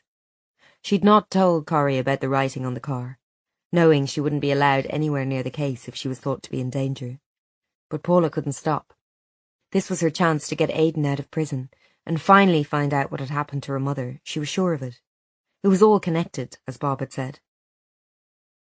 She waved through the glass of the door, convinced that Bob's heart must sink every time he heard her coming. More hard questions, more awkward discoveries, more painful secrets grubbed up from their graves. "Me again. Sorry." He stood back to let her in. "I'm just making tea." She followed him into the kitchen, which was still dominated by Ian's big wheelchair and other equipment. She wondered why they hadn't got rid of it all yet, when their son was gone. Maybe it was too hard. There was still a faint hospital smell to the place. Sorry to barge in again, Bob. I need a bit of advice, really. Oh, aye. You mentioned the name Patrick Dunn to me a few times, remember? Oh, yeah. Got shot during the hunger strikes. That was a lifetime ago, the year after Paula was born. Kieran Wallace said I should ask about a Tom Dunn. I know Patrick Dunn's long dead now, but there was a son, wasn't there, that saw him get shot? She remembered the detail because the child had been 4, Maggie's age near enough, and the thought of it stuck in her throat. Bob reached for the local newspaper, which was sitting on the dining table with his reading glasses on top. The Ballyterran Gazette, under new management since Aidan was in prison. Funny she never bought it now. Too painful. He leafed through and pushed the paper over the table to her. She scanned it quickly. An interview with a local councillor who was hoping to be elected as an MLA. A rising star, they said. The same one she'd seen on TV that time. His name, Tom Dunn. A good-looking man, late 30s maybe, the right age. That's the son. Aye. He doesn't try to hide who his dad was. Sure half the town had relatives in the IRA or UVF or what have you. Paula looked again. He was clean-cut, well-dressed, the new face of Republican politics for Northern Ireland. I might go to see him, she said, waiting for Bob to talk her out of it. But he didn't. Just tidying the newspaper away. Maybe he wanted answers as much as she did. Davy called earlier, he said casually. Said you'd been leaving him messages. Oh, yes.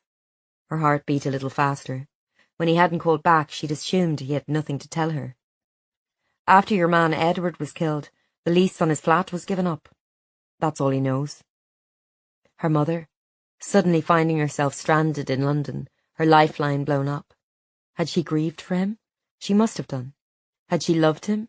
Or had they been thrown together by the need to survive, to avoid their hunters?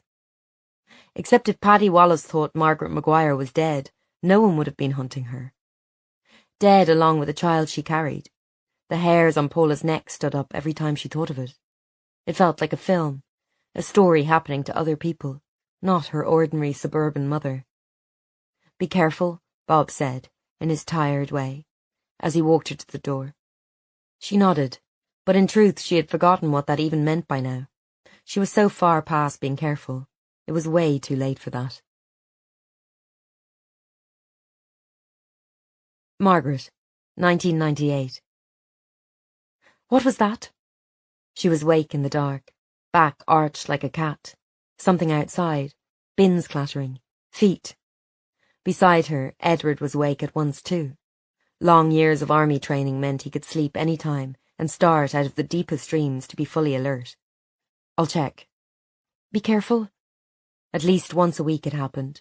Noises waking her in the night, ghosts in her dreams, the red bucket, the hand on her head, the smell of her own skin burning. Edward was at the window, looking out, in his striped pyjamas. He said nothing for a while. Is someone there? Usually it was foxes getting into the bins. I don't know. Is there... Maybe. Get down from the window then. The fear was always there. Gunshots in the night. Bombs under the car. They'd been in this flat in Hampstead for 6 months now. A good long run. She'd got used to the place. The walk to the grocery shop. She nodded to people in the dry cleaners. She'd even been to church a few times, trying to pray again, wanting to forget that feeling she'd had in the barn, of sending her cries up to God and being ignored. Her heart sank now, already picturing taking the boxes down, packing up, moving somewhere else again. Another rented flat with damp and stained lino. Sometimes she would remember her house, her own house with the roses in the garden, and it felt like another life. It was another life. These days she wasn't even Margaret. She was Peggy, Edward's wife, in name at least. Not before God, since she was already married, but that was another person. She could only survive by never thinking of PJ back in their house, or Paula.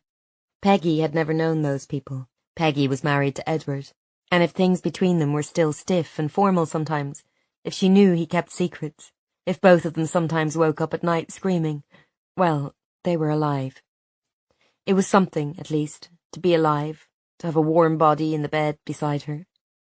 So Peggy was cultivating an English accent and learning to talk about the weather instead of politics, learning not to turn around when anyone mentioned Ireland. She would never see Ireland again. Edward sat down hard on the bed. "I'm sorry. It's too risky." She sighed. It was a good run. In the dark, they were both silent. They'd lived together as man and wife for 5 years now, thrown together after the sketchiest of meetings. She hadn't even known his surname then. Sometimes, in the dark, bleak truths of these nights, he still felt like a stranger. One she'd given up her life for. "I'll check on her." She lumbered into the other bedroom, the small one. Just a single bed and a nightlight. She'd done her best not to transmit her fears to the child, but it was impossible. "Is it bad men?" came a small voice. "No, pet. It's the foxes. The bad foxes." The little girl looked sceptical. She had her toy cat, Sebastian, clutched tight in one hand, his missing eye reminding Margaret, Peggy, of other things she would like to forget. This, too, was something. On that terrible night on the ferry, Margaret had been convinced she was losing the child. When they reached Liverpool, she'd been rushed to hospital, where she'd lain on a narrow bed with overhead lights blazing, feeling the blood run out of her. Sure she would lose it, and Edward would leave her, and she'd be alone in this strange country, running for her life. But it hadn't happened this way. She had been allowed to keep her child, like some kind of gift. Forgiveness, maybe. Peggy smoothed the hair off the child's face. She was like her father, everyone said. The square little face, the determined jaw. But Peggy only saw in her the other daughter, the one who thought she was dead. Her little girl looked so like Paula, and it haunted Peggy every day. Chapter 37. The house wasn't what she'd expected. She'd been thinking of somewhere like Pontius Ryan's place, maybe, squalid and sad, with dirt ingrained in the fraying carpet, and ready meal cartons stacking up in the kitchen. But of course a man like Tom Dunn wouldn't live there. Instead, this was a large detached house on an expensive street outside Ballyterran, with a people carrier parked in the drive. Tom Dunn had money, it seemed, and a family. In the end, she'd simply gone around Corrie and found Tom Dunn with surprising ease. A quick Google told her he worked at a law firm in town, and that he was even in the phone book. A man without much to hide, then. All the same, he would hardly welcome some strange woman turning up at his door, but she had to risk it. She put on her best professional smile and walked up their long driveway to the door, which had a sturdy wooden frame and panels of stained glass in it. A little brass plaque proclaimed, "Home, sweet home." The door was opened by a woman in jeans and a striped top, highlighted blonde hair in a ponytail. A small child of about 2 hung onto her ankles. Yes? She was distracted, the child catching her attention. "I was wondering if Tom was in. I'm doing some work for the PSNI on historic cases." She flashed her ID. It was out of date now, and she'd get in trouble for using it. But she didn't even work there anymore. They could hardly fire her. It was the start of the summer holidays, so she'd banked on him being home, and sure enough she saw Tom Dunn coming out of the living room, cup of tea in hand. She explained who she was, rushing it, sure he'd know she was lying, although technically it wasn't a lie. She was indeed looking into some historic cases. He was a tall man, open-faced, dressed in same kind of things Aidan used to wear about the house. Jeans and a polo shirt. Dad clothes. There were at least 2 other children in the house, judging by the noise. Outside, one could be heard loudly demanding why they couldn't go on the trampoline, even though there was rain pooled on it. "But it's summer, Mummy. The trampoline is for summer." Tom Dunn ushered her into the relative peace of the living room. "You want to talk about my father, is that it?" "Yes, if you wouldn't mind having a few words with me. Really, we're just trying to establish some links in a few new cases we have." He motioned her to sit down. "I'm not sure how I can help, but you can ask, certainly. No one was ever caught for my father's murder, as you probably know." "It must have been terrible. You were there, I understand." "I can't remember much, but I saw it happen, that's true. There was blood on the wallpaper in the hallway. We had to redo it." He spoke calmly, like someone who had grown used to their own sorrow. "I just wish I'd been old enough to identify the gunman. There was just one, I'm sure of that. I saw him drive up, but I couldn't tell them what he looked like or what make of car or anything. My mother was out the back, hanging up the washing. When she came in, Dad was already dead. I'm so sorry. She felt the urge to tell him her own terrible story of the Troubles, but resisted. Kieran had given her this man's name for a reason. The lovely house and family didn't mean he wasn't involved. Mr. Dunn, last week a man called Prontius Ryan was killed in town, nicknamed Rambo. Does that mean anything to you? He took a gulp from his cup, then realised it was empty. I should have offered you a drink. Onya'll kill me for getting my manners. I'm fine, thank you. Have you heard that name before? Or Mark O'Hanlon? Well, of course. He set the cup down slowly, as if he was thinking about his answer. My father was in the IRA. I've never disputed that. Different times. But he was moving towards peace. He wanted to end the hunger strikes. Someone ordered his murder to keep him quiet, I'm sure of it. That man, Ryan, he was involved. O'Hanlon too. Gave the orders. Sean Conlon as well, she tested. He bowed his head in a brief agreement. Conlon was the prime suspect as the gunman. He went to prison at least, though not for killing my father. Paula sat forward. That's what we're looking into. We think there's a link between those deaths and another case we have. I came to ask if you know anything about that. Anything at all. If someone could have ordered the killings as revenge, for example. Former associates of your father's, maybe. He looked surprised. I'm not involved in any of that, Dr. Maguire. Oh no, I wasn't suggesting that at all. We've just hit a bit of a wall, and I'm looking for anyone I can interview, really. A name, that's all. I'm sorry, I just saw it on the news, like everyone else. I've tried to distance myself from it. You see your father killed as a wee boy, and it makes violence a bit less appealing, if you know what I mean. I don't know any names. Paddy Wallace, she tried. That mean anything to you? He shook his head. Not someone my father knew, I don't think.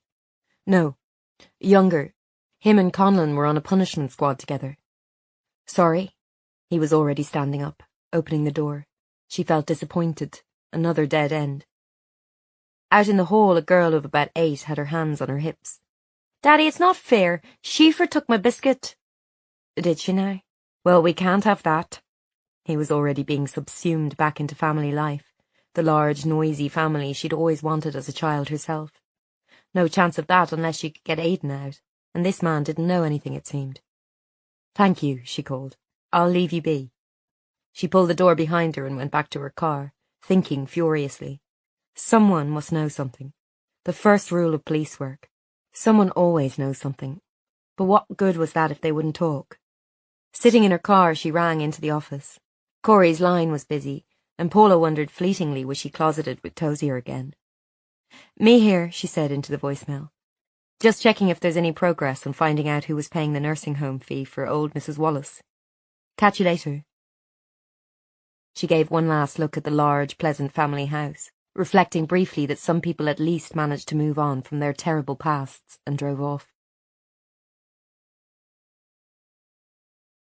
Chapter 38.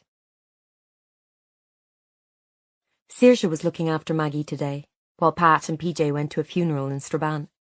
This was something they did with increasing frequency, the way Paula had been to a spate of weddings in the last few years, her own included.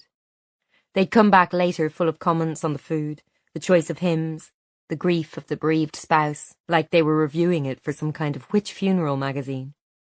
She sat in traffic in her car, mulling it all over, tempted to draw up some kind of whiteboard map like a crazed detective in a film. It's all connected, Bob had said. Her mother had perhaps been taken to draw out a tout, and not rescued because her handlers were protecting someone bigger. That was Maeve's theory. An informer high up in the IRA. Many of those informers still had to carry out killings in order not to be suspected. Paula knew. The more she thought about it, it all seemed to come back to Sean Conlon. He'd been with Mairead.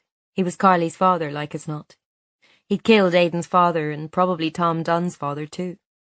He'd helped kidnap her mother but let her go for some reason. His promise to Bob, maybe.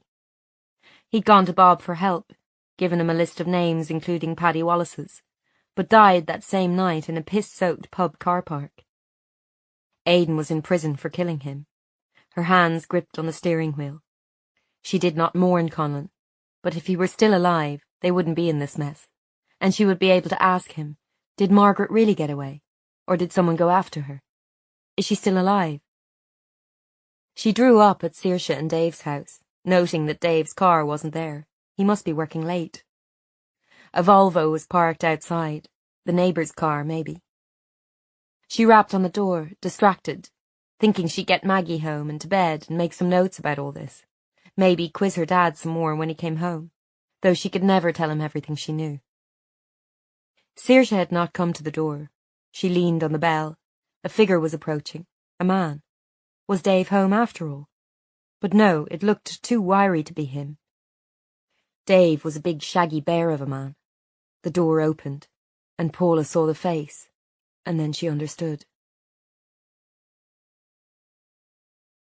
"Come in," said Paddy Wallace, all charm. He was still handsome, but 20 years clung to his face, and his hair was cropped, flecked with grey. He wore a black t-shirt and jeans, nothing remarkable. And he had a gun in his hand. What kind, she didn't know. Gun makes weren't something she recognised. It looked big and black and very heavy. Paula was focusing very hard on the details, trying to make sense of it all, of what was going on. If she could understand it, then she could control it, and everything might be fine. Saoirse was sitting on the sofa with her hands on her knees, very pale, in jeans and a loose top. Her body was angled so Maggie sat behind her, pressed against the back of the sofa, looking confused and cross, her red hair escaping from its bunches. "Mummy?" "Yes, Pat. Just sit still there for a minute like a good girl." She flashed a quick look at Saoirse, but what could she even say? She'd put her friend in danger. It was unforgivable. She turned to Wallace, trying to keep her voice steady. "This has nothing to do with my friend. Let her go. She's pregnant, and I have a child. You wouldn't want to hurt a woman anyway, would you?" He laughed softly in his throat. He held the gun loosely, clearly comfortable with it. "Your mummy tried to use the same argument, Paula, that she had a wee one at home. Didn't work for her." Paula saw Saoirse's look of confusion. "But she's done nothing, and my little girl—" Her throat closed over with fear. All these years she'd been in danger herself so many times, reckless and stupid, but she'd protected Maggie from the worst this country had to offer. She'd taken her away to the relative safety of London. "Please, don't hurt them." She heard the pleading in her own voice and hated it. "Who said anything about hurting? I'm just here for a chat." The gun swung lazily. How out of place it looked in Saoirse's neat house, her sisal sofa and framed watercolours and knickknacks. "You've been sniffing around, Paula, and I don't like that. I'm just here to make sure you stop. Go back to London. No reason for you to be over here getting in trouble." Her hands began to shake. He knew where she lived, where her child was. Had he been following her? The ghost. He could slip around town, a wanted man, and never even be spotted. How did he do it? There was a noise outside, the sound of a car, and she jerked instinctively, following the muzzle of the gun as Wallace lifted it up, trying not to think about all the terrible stories she remembered from the Troubles. Women shot at home in front of their children, bullets fired into cots, children dying in bombs. Men like Wallace didn't care. They had their own code. "Who's that now?" he said to himself, and went out to the hallway. Not Dave, please, not Dave. Paula caught Saoirse's eye and knew she was thinking the same thing. Dave would be home any minute, and how would Wallace with a gun in his hand react if a huge man walked into the house? As he left the room, Paula rushed to the sofa, desperate to feel Maggie in her arms. The little girl squirmed. "Mummy, there's a bad man." "I know, sweetheart." She clutched Saoirse's arm. "Christ, are you okay?" Saoirse nodded. "We just have to keep him calm." She'd likely been in worse situations in A&E, but not when she was pregnant after wanting it for so long. A red rage was settling in Paula's stomach, fighting with the fear. Point a gun at her pregnant friend, at a 3-year-old. He would pay for this. Wallace was back. "Just the neighbour, but we shouldn't linger here. So, Paula, are you going to tell me why you've been poking around in my business?" She tried to keep her voice steady. "I just needed some answers. My fiancé's in prison for something he didn't do." Wallace crossed over to her, perching on the arm of the sofa beside Maggie. She scowled at him. Go away. You're a bad man. He reached out and smoothed Maggie's red head. Paula's fists clenched. Lovely little girl, isn't she? Looks like her grandma. Same hair. That's her daddy in prison, is it? The one my brother's been whispering away to. You arranged it, the attack, in prison. She'd always known the timing was too coincidental. Ah, well, our Kieran should count himself lucky. If he wasn't my own blood, he'd be in a box by now. He was telling my secrets to your daddy, Maggie, and we can't have that. Maggie cocked her head, confused. My daddy? He was searching the child's face, as if he could see the secret written there, as if he was something more than human, able to read minds and hearts. But he said nothing, just stood up again. Paula, you've put yourself in the middle of something, and that's a problem, for me and for you too. You're picking off your old squad. This was clear. But why now, after so many years? Aye, one of them betrayed me, and I won't stand for that. None of them left now. Conlon? She held his gaze. He shrugged. He brought it on himself. You know that. Your fella nearly did the job for me. It wasn't hard to finish it. There it was, the confession she needed. Aidan hadn't done it. But would she get out of this and be able to tell anyone? So he's innocent. He could go free. Maybe. But you won't be telling anyone what you know, will you now? What did that mean? Because she'd keep quiet, or because she wouldn't be able to? Her mind raced ahead, stumbling over itself. She made herself raise her chin. I'd like some answers, Paddy. Go on, then.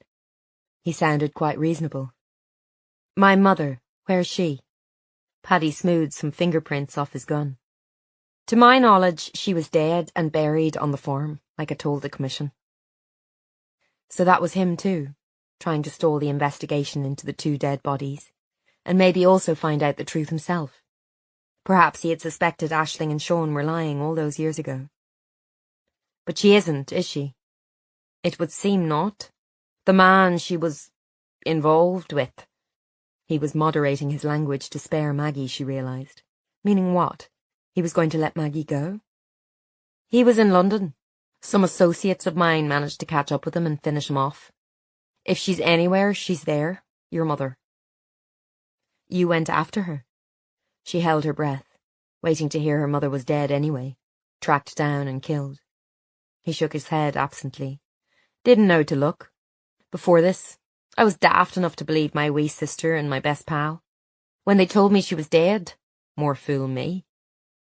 And now he did know to look. He knew she had escaped. And if her mother was still alive, Paula had sent the ghost back hunting her. Corey was right. She'd dug up the past, and she wasn't ready for the consequences. Not at all. Panic rose up her arms and legs, freezing her. She had to keep talking, keep him engaged, and above all, calm. Panic was the real killer in these situations. She was aware of Saoirse on the sofa, murmuring to Maggie, who had started to make soft crying noises. She was a sturdy little girl, but this would be too much for most adults, let alone a toddler. Think, Maguire, think. What could she say?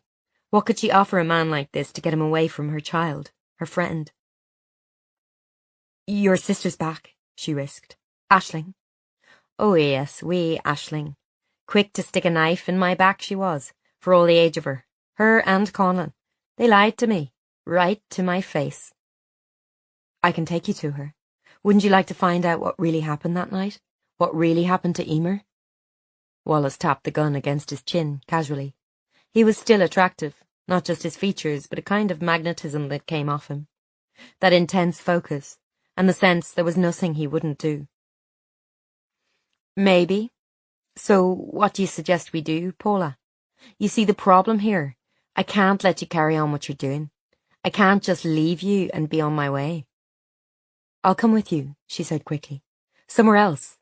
I know you have a place, wherever Mairead is.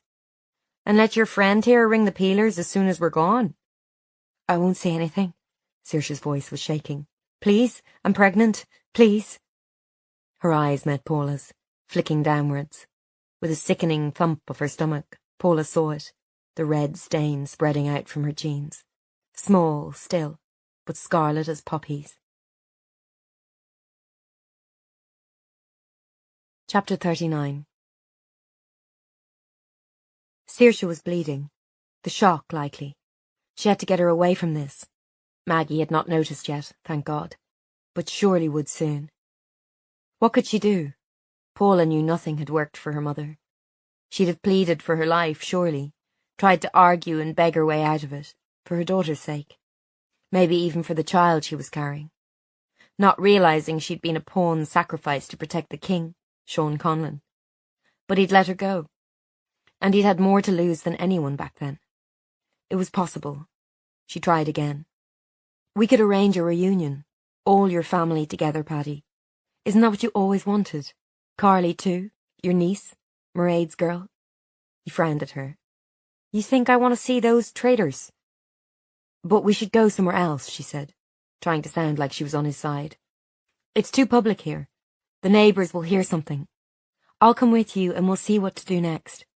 You can speak to Aisling, maybe. Ask her why they did it. Why they lied to you. Fintan likely didn't kill Emer, did he? He didn't have it in him. You must have suspected that. So don't you want to find out who did? Aisling's the only one who knows now. He was thinking about it, she could see. We can help each other, she said in a low voice. Too much? She held her breath. He gestured with the gun, reminding her who held the power in this room. But then he said, All right then, Paula. You'll come with me. You'll drive. Nice and easy. If you don't make trouble, I won't make any for you. You'll leave my friend here, and my little girl? She saw Saoirse edging a cushion in front of herself, trying to hide the blood. He nodded assent. She sagged in relief, pushing away the thought that it wasn't over for her. At least the others were safe. She hugged Saoirse fiercely, trying not to look at the bloodstain. I'm so sorry, Glocko. I never thought this would happen. Get to hospital as soon as we've gone and look after Maggie. But Paula, if anything happens, will you tell Aidan I know it wasn't him? Will you tell him I always did? She lowered her voice. Speak to Bob. He'll know what to do, okay? Paula. It's okay. She squeezed her friend's hand, then pulled Maggie to her quickly, fiercely, afraid that if she lingered she would break down entirely, and whispered, Be a good girl, pet. I love you. Mommy, I don't want you to go. I'm sorry, pet. Stay with Auntie Saoirse, okay?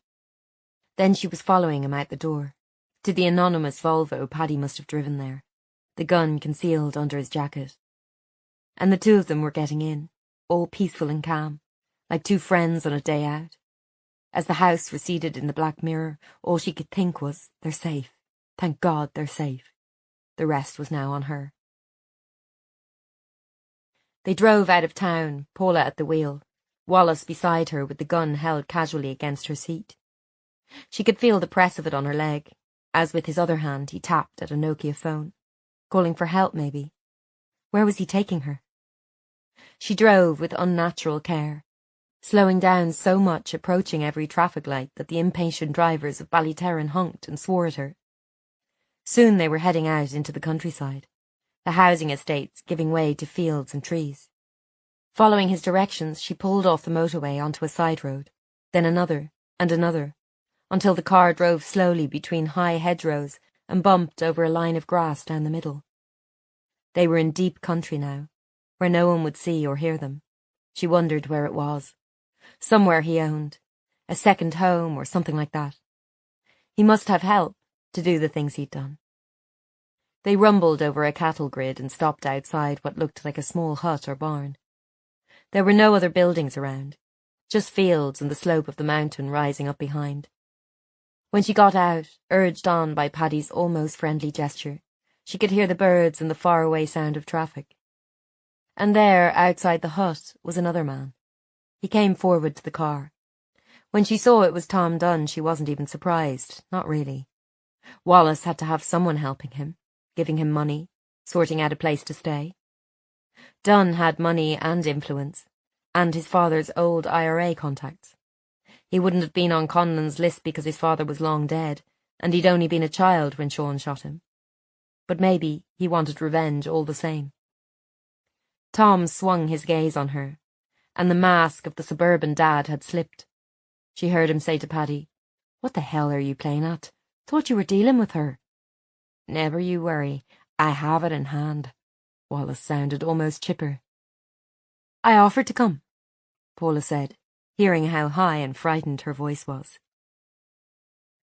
He didn't even seem to hear her, addressing Wallace in a harsh whisper. "What are we going to do? She's made the link now. She came to my house." "She can't prove anything. She's not even working with the PSNI, not officially. Isn't that right, Paula?" She swallowed. He'd responded well before when she'd been bullish, kept her chin up. She had to play this right. "So Tom paid you to take out his father's killers, was that it?" Tom's eyes were jumping, crazy, compared to Paddy's professional calm. It was him she had to watch out for. Paula made herself keep looking at the men. She said, "It wasn't right, was it, Tom? No one was ever convicted of killing your dad. Conlon did it, everyone knew, but he never went down for it, or anything else during the Troubles. And why was that? Was someone protecting him? Army intelligence, maybe?" Wallace was nodding approval. "Not bad, Paula. Back then you were trying to flush out the tout in the squad, weren't you, Paddy? Was it Conlon? It would seem that way. Not poor old Finton after all." She nodded, pieces falling into place. So Maeve's theory was right. No one from the army had gone to save her mother, because they couldn't risk exposing Conlon, their spy in the organisation. He must have lived on a knife edge, and yet he'd let her mother go, when a bullet in the head would have solved his problem, saved Emer and Finton from their graves in the pit, put a stop to this chain of events which had led to a man with a gun pointed at her daughter and her friend, and now her, alone at this hut with two dangerous men. "I understand, Tom," she said, trying to sound reasonable. "No one was ever caught for taking my mother, either. No one would even tell us what happened to her. And I've been looking all this time. I understand you wanted them dead. There's no one mourning men like that. But you've got children. You wouldn't want to leave my wee girl with no mother, would you?" She saw guilt bloom in his eyes, but the panic was greater. "Be quiet," he said roughly. "Wallace, I need a way out of this. I have my life here, a family, an election campaign." If people knew he'd paid to have his father's killers bumped off, that would be the end of his political ambitions, his job, his life. He had a lot to lose. "We'll sort it," said Wallace. He nudged Paula. "Go on." She stumbled ahead over the muddy ground into the hut. Inside, as her eyes adjusted to the gloom, she saw a chair, and Mairead Wallace tied to it. In the corner was a sleeping bag and the remnants of a scratched meal. The place smelled stuffy and airless, the only light coming in from high windows with reinforced glass. It occurred to Paula that her mother was kept like this, miles from anywhere, humiliated, restrained, tortured even. She thought of Prunchus Ryan, on his back in front of his TV, Mark O'Hanlon, Sean Conlon kicked to death in the parking lot, Finton McCabe dead in the earth. So much death. Mairead had seen her and her eyes widened, but she said nothing. Paddy gestured to another chair at a small camping table and Paula sat. What was he going to do now? Dunn had followed them in, looking about him in a way that told Paula he hadn't known what Paddy was doing here. "What the hell?" he said again. "What is this, Wallace? Who's that?" "I'm his sister," said Mairead in a hoarse voice.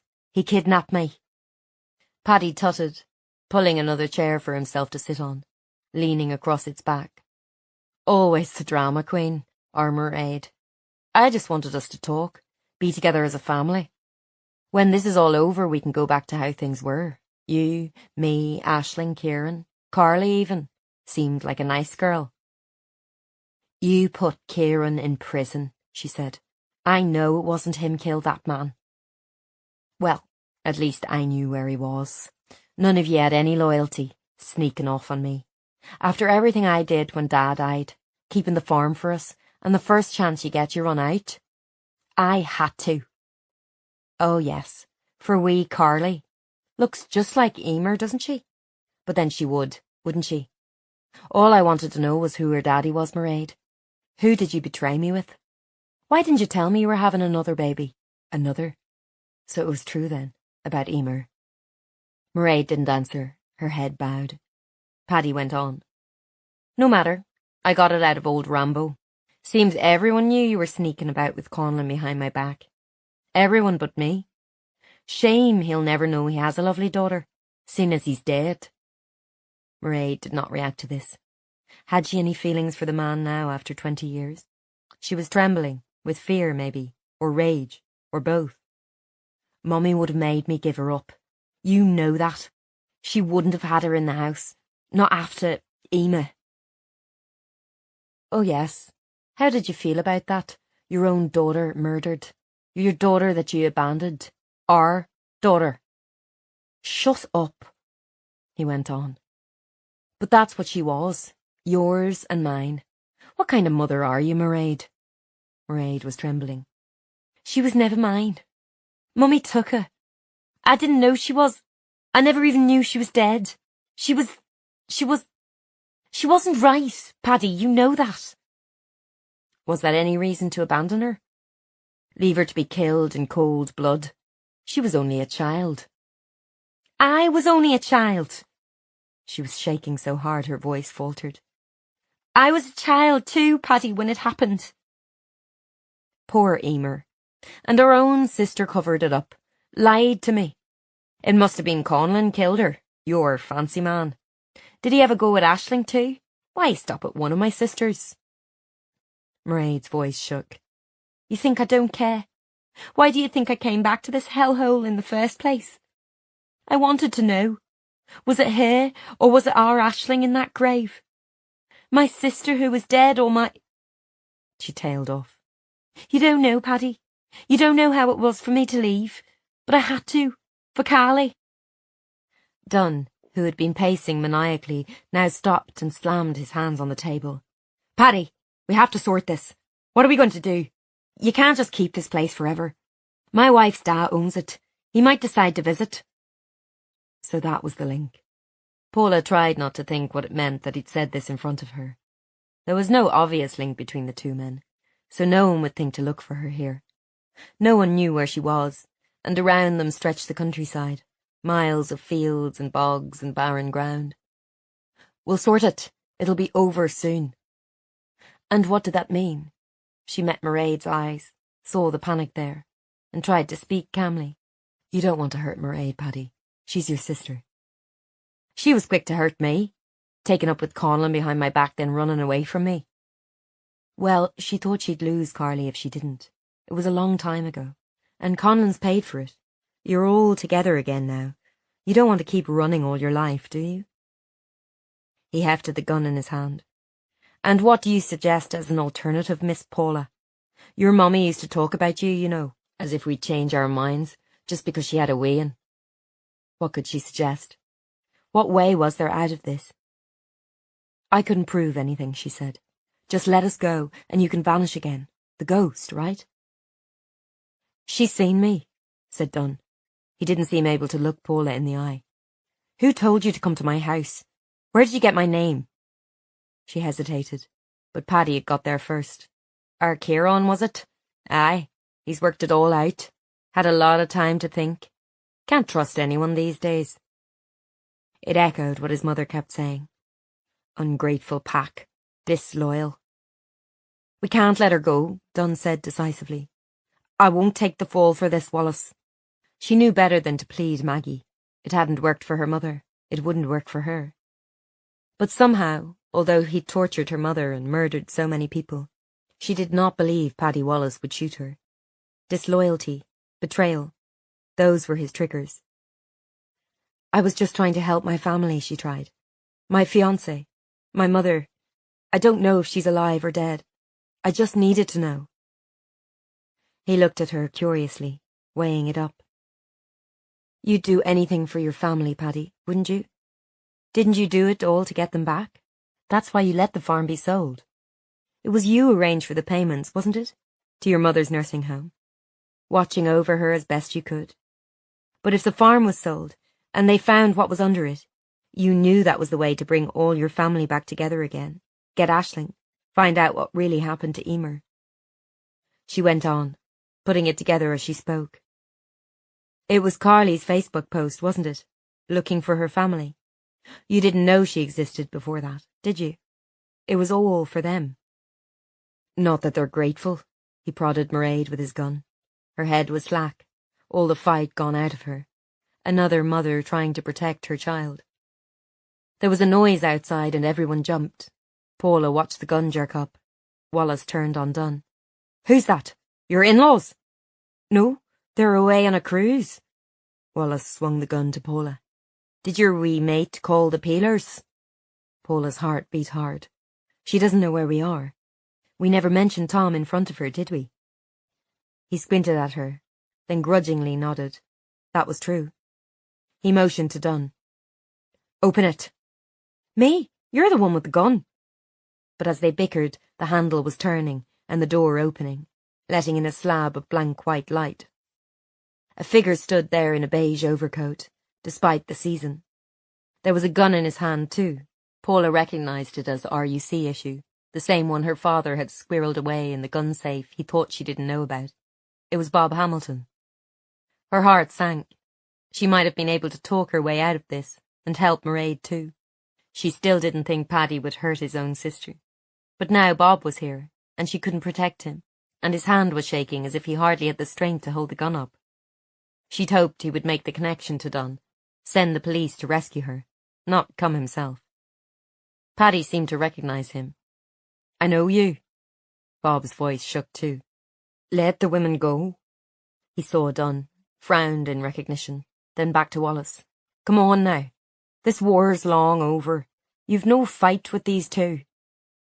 I've plenty of fight with my sister. Recognition dawned, and Paddy smiled. Sergeant Hamilton, isn't it? You arrested me a whole heap of times back in the day. Nothing could stick, though. That's why they call me the Ghost. It was Conlon your fight was with, Bob said. He was your informer. Came to me for help. He even gave me your name. But he's dead now, so why keep this going? Because, Sergeant, I don't like people who aren't loyal. What about you? Did you keep faith with the RUC, or did you lie? We thought you'd at least come and search the farm when we lifted Margaret Maguire. Wouldn't have taken much to find out where we did the interrogations. Draw out the informer that way. But no one ever came near the place. What does Miss Paula think about that, eh? You couldn't even lift a finger to find her mother. Paula breathed. How to get out of this one? It's all in the past now. There were reasons. My mother, she's long gone now, whether she's alive or dead. Oh, she's alive, and I know where she is, said Paddy easily. Paula froze. Why do you think I tipped the commission off? Get them to do the digging for me. No sign of her body. So where is she? Must have got away. So that means she never got her punishment. I plenty of fellas in London can help me out still. Was planning to pay her a wee visit after all this is wrapped up. Paula just stared at him. They found her. Already. Oh, aye. Do you want her address? I'll give you it if you want, assuming you make it out of here. Alive. She was definitely alive. She was really in London. Paula felt herself give way and had to brace herself to stay on the chair. Was it true or more of his games? She could hardly let herself believe it.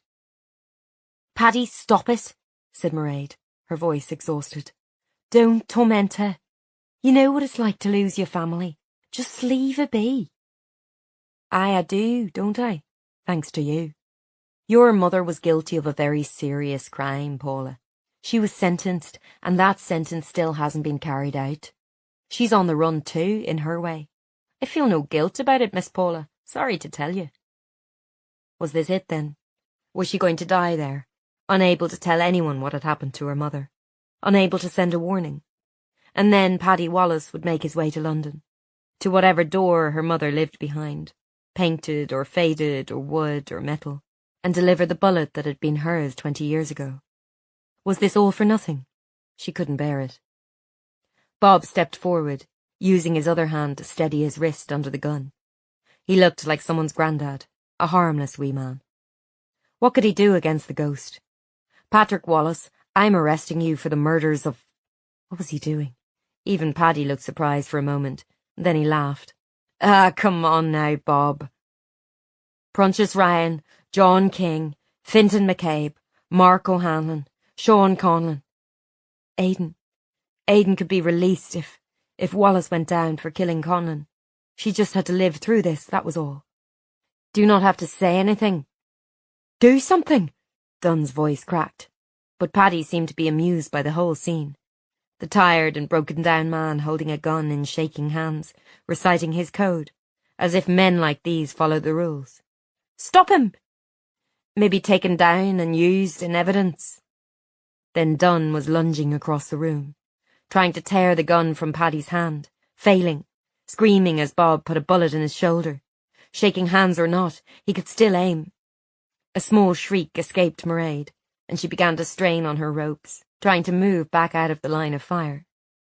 Sir, you must stand down. I repeat, stand down. Poor Bob, still relying on the rules, the law, as if that had ever done him any good. Paddy still had that strange little smile on his face as Bob advanced on him. Dunn now stumbling onto the floor, clutching his arm. Stop him, for fuck's sake! Pity, Wallace said. You always seemed a decent enough sort, Sergeant. And he lifted his gun and fired at Bob. Margaret, 2006. Come on, we'll be late. It starts at 7:30. Edward had his coat on and car keys in his hand. Sorry. She couldn't find her purse. Her daughter had moved it, maybe, taking out money for her school lunch or whatever it was today. She went to the bedroom door and knocked. The flat was so small every room could be reached within 10 paces. What? The girl had her headphones on, sprawled on her bed in jeans and a vest top. She was now the age Paula had been when Margaret left Ireland, and she could not shake the sense that she would get no further with this daughter either, that she would somehow lose them both, and it was no more than she deserved. Have you seen my purse? Oh, yeah, it's in the living room. I took out the money for the school trip. You forgot again. Sorry. She was forgetting a lot of things of late. Stress, Edward said. Nothing to worry about. He could always fall asleep. A habit from years in the army. Bedding down in war zones. But she hadn't learned the habit, and lay awake most nights, listening for scuffles outside. She gave her daughter the usual spiel. Dad and I will be back about 11. Don't open the door to anyone under any circumstances. Don't answer the phone. Keep the windows and all the doors locked. I know. She wasn't sure their daughter had ever grasped the seriousness of the rules. She'd been running all of her short life. It was normal to her. She probably thought her parents were terrible fuddy-duddies. Even this trip to the theatre, a small local one, was the first time they'd gone out in months. Go on. You'll miss the play. You'll be careful. Mum, I'm not leaving the house. There's nothing to be careful about. She put her headphones back in again. It was still a shock to Margaret to have a daughter growing up as a London teenager, sharp English accent, hanging round the bus stop in Croydon with her friends, girls with pierced noses and long straightened hair and confident voices. Bye then. I love you. Love you. They bandied those phrases around in this house, something she had not said enough to Paula. You just didn't in Ireland, not in those days. It was always implicit. She hurried downstairs, finding her purse under a sofa cushion, noting that her daughter had cleaned her out of cash again. She made a few final checks, windows, alarm, and went out, locking the door behind her. Edward was in the car already, impatient. He dressed up, put on that shirt she'd bought him for Christmas. They should go out more. It wasn't much of a life, him working in private security from an office outside the M25, her loitering at home, over-cleaning the small flat. It was the 10th one they'd lived in since the last incident. Ready? Yes, sorry, did I lock it? You locked it. Come on. Let me just check. She ran quickly up the 3 steps and took out her key. Behind her she heard the engine rumble into life, his way of hurrying her. Come on, She didn't see it when it happened. That was something to be grateful for. That it could have been worse. It could always be worse. There was a whoosh and a suck of air, a terrible heat and a noise and then a quietness, and she was thrown back against the door, the skin on the back of her neck seared. It was a full 30 seconds before she could bring herself to turn around and see what they'd done to him. Chapter 40. The blood was pumping out from him. Paula was on her knees, pressing her hand onto Bob's chest. But she couldn't stop it. There was so much blood. Bob's eyes were staring at the ceiling, the damp stains on it, the cobwebs in the corners. The last thing he'd see if she didn't get him away from here. "Please," she shouted to Paddy Wallace. "We need help. He's hurt." Dunn, too, was still howling, swearing, clutching his shoulder. She felt something on her shoulder, Wallace's hand, gentle almost. "There's no point, Paula. Look at his eyes." She saw what he meant, the light leaving them, the hardening of his face into pain and out the other side. But she didn't want to believe it. She kept scrabbling, trying to find a way to stop up the bullet wound, give CPR. But there was so much blood her hands just slipped and slid in it. "I've seen this 100 times, said Wallace. "It's too late for him." Someone was saying, "No, no, no." It was her. Wallace's hand tightened on her. Outside she heard noises, the sound of sirens. Rescue. What her mother must have waited and waited to hear locked in that barn, and never had. She'd be dead if it wasn't for Sean Conlon, the man who'd killed so many others. "Ah," said Wallace, very softly. Dunn was struggling to his feet. "We have to go. They're coming." She tried to think. The last message she'd left for Corrie, the connection to Dunn. Had it been enough? Had Bob called the police before setting out himself? Had Saoirse? "Wallace!" Blood was running down between Dunn's fingers. He needed the hospital too. "We have to get out of here." Feet running up to the door. Shouts. "Police! Stand down!" Wallace gripped his gun. He was the ghost, after all, wasn't he? He'd got out of worse situations. "Let them come," he said. As the door burst open and the armed support officers flooded in, and the bullets flew over her head, shouts and running feet and chaos, Paula bent down to Bob. Bob, please, they're here now. Hang on." He lifted his hand to her face, and she saw how much effort it cost to do even that. She could barely hear the words that escaped him. "Find her." Then his hand fell back down, a dead weight, and he was gone. Chapter 41. They buried Bob on the kind of summer day that feels like winter. A chill breeze blowing off the mountains and through the thin jackets of the mourners in the country churchyard. He would lie beside his son Ian, the other grave softened at the edges already by grass. Paula had murmured some pointless words to Linda Hamilton, who stood by the twin graves, rigid and tearless in a black dress. She knew she would not see the woman much, if ever again. How could she, when she'd always feel responsible for Bob's death? Her instruction to Saoirse had brought him running, piecing together the bits of the puzzle, trying to rescue her. If it wasn't for Corrie working out that Mrs. Wallace's nursing home fees had been paid from a dummy account set up by Tom Dunn, Paula might not have made it out alive either. She thought of his last words, find her. Already her mind was moving on, thinking of a way to get back to London as soon as possible. She looked around her at the mourners, her father and Pat, yet another funeral for them to attend. She was glad he and Bob had the chance to speak at least, before Bob died. It wasn't the forgiveness he deserved, but she sensed he would not have wanted that anyway. That he had never been able to forgive himself either.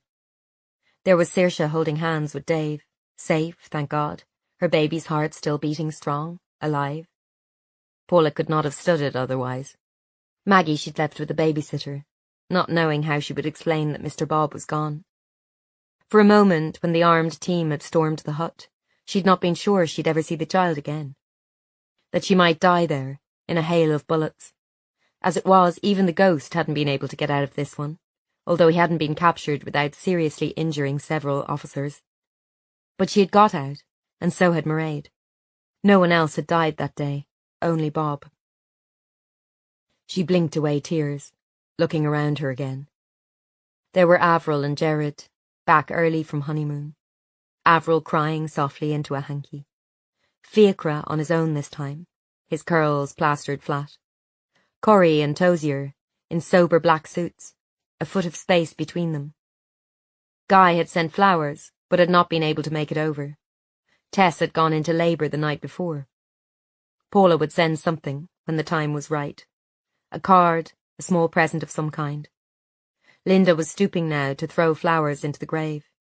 It would soon be sealed over, and the process of forgetting Bob would carry on. If she could have spoken to him one last time, she would have said that none of it was his fault, that people do what they think best at the time, and they can't do any more than that. That she knew he'd only ever tried to protect her mother, that her mother, too, had not meant for any of this to happen, that they could not go back, so they had to make the best of what they'd been left with. As the mourners began to file out of the churchyard, she saw someone standing near the edge of the small group. Black trousers, a trench coat. Aisling Wallace. It was good of you to come. I thought one of us should. Mairead and Carly had gone to ground again, reunited, hiding out somewhere so secret that even Paula didn't know where it was. She wondered would Carly be told in time who her father was, and taken to visit his grave. She wondered if she might go herself. Now she knew he'd helped to save her mother. How is she? Aisling set her shoulders against the breeze. I don't know. Not sure I'll ever see her again, to be honest. It's why she came back, you know, to find out what happened to Emer. She was still her daughter, even after everything. And Aisling had colluded in Emer's death, helped to bury her. Paula had always been sure that girl must have been placed in the earth by someone who'd cared for her. There was one thing I was wondering about, Aisling, she said, careful not to look at the woman. The wind whipped around them as they stood by the grave. So much for the Irish summer. Aisling had her hands in the pocket of her trench coat. How did a woman who'd lived on a farm for 20 years dress so well? What's that? The night Emer died, Sean strangled her, he said. To keep her quiet. She'd have told Paddy. He'd have shot us both. It was just strange about the pendant. It was mine, you know. I wondered how she got it. It was tangled in her hair, as if it had been put on her. Aisling was very still, looking at Paula through the fall of her own dark hair. I just wondered, that was all, if that wouldn't be a good time to strangle someone, when you had your hands on their neck, putting a necklace on them, when they didn't expect it, and she was in her nightie, as if she was going to bed. Would she have let Sean Conlon get that close to her, stand behind her? And that jumper she had on, the socks, someone dressed her in those, maybe. They didn't want her to be cold in the grave. There was a long silence. She was aware of the other woman, the strength it had taken to defy her brother, a killer, at just 17, and run across the country. The woman who as a teenager had saved her mother's life. It's hard to explain what she was like, Aisling said finally. She was wild. Even Mummy was scared of her. The way she was like an animal. That must have been hard for you. You weren't much older. No. She gave nothing away. It was hard for all of us. Mammy, Mairead. It wasn't easy, living out there. A God-forsaken place. Paula shot her a quick side look, then turned her eyes back to the headstone. Bob's name freshly chiselled. I suppose we'll never know what happened. Maybe not, said Aisling neutrally. She hunched her shoulders up against the breeze. I'm sorry about him. He seemed a good man. And I hope you find your mother. If you do, tell her I was okay. I don't regret it. Paula watched her walk away, thinking that Aisling had also been given her family back, her brother and sister and niece. If they could salvage the remains of a family from the wreckage, maybe that was something they'd been able to do for each other. Chapter 42. London, 2014. So this was the place then, after so many years of wondering where her mother was, in a bog, buried in a lonely field, or bricked into a wall somewhere. Instead she had been here, in this unremarkable terraced house on the outer edges of the Northern Line. The letter from Paddy Wallace had come a few weeks after Bob's death, while he waited in prison for his trial. Just a formality. He was going to be locked up for the rest of his life. Tom Dunn, too, was going to be in prison for several years. He and Mairead were the only other ones who'd heard Wallace say Paula's mother was still alive. And she didn't think either of them would be talking. She'd managed to keep it from Corey too, who definitely suspected something. He wouldn't say, she insisted. He wouldn't say if he knew where she was. For now, Margaret Maguire would remain missing, officially declared dead. A line of buzzers showed the house was divided into several flats. Her mother, if she was still here, was not living the high life. Edward was dead, of course. Had she married him, or was she married again even? Could you do that if your husband was still alive? If you'd been declared legally dead? Paula stood on the other side of the road, hiding behind a parked car. The street was suburban, bland. Children's bikes propped up outside houses. Wheelie bins in front gardens. Cheap cars lining the road. She watched the door opposite. It was a bland day too. Nothing remarkable. Warmish but overcast. The English schools hadn't broken up yet, had they? Maybe that was what made it so quiet. She'd left Maggie at daycare and slipped out of the office. With Guy still off on paternity leave, no one really cared what she did. His baby boy, Peter Brooking, was doing well. Soon she would call to see him. She would bring a gift and say the right things, and not tell Guy about Maggie once again. Not for another while at least. Maybe ever. So here she was. The address Paddy Wallace had sent her in his letter. Why?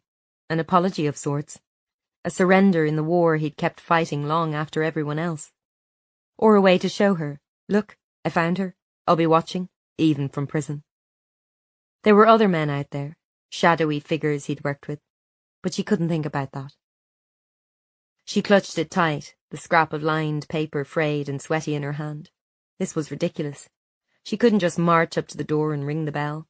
Hi, Mom, it's me. Guess you're not dead after all. And how would she be able to control the anger, the years of suffering and waiting her mother had put her through, the lines of pain written onto her father's face, her own failed relationships, the pills she'd swallowed at 18, every mistake she'd ever made? Could it all be traced back? If her mother hadn't gone missing on that ordinary October day, would Paula's life have been different? Or did she only have herself to blame for her bad choices? She forced her feet to cross the street. 1, 2, 3, 4 steps. Up the path, noting where it was overgrown with weeds. A rental by the looks of it. There were 4 doorbells. She stared at the lowest one for some time, before realizing that the people inside would likely notice if she stood there much longer. And that wasn't how she wanted to announce herself. She leaned on it. Nothing at first. She felt relief, maybe. If there was nobody home, she wouldn't have to go through with it. Then the sound of feet on stairs, and the door was wrenched open before Paula had time to prepare herself. A girl stood there, about 20 or so, the same age as Carly Jones, with a sheet of red hair rippling down her back.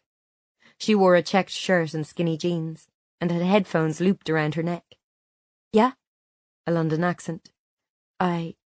Words died in Paula's throat. She was doing the maths in her head. Who are you? It was rude, just blurting it out, and the girl frowned. I'm Aisling, she said. Then she turned and hollered over her shoulder. Mum! Some woman's here!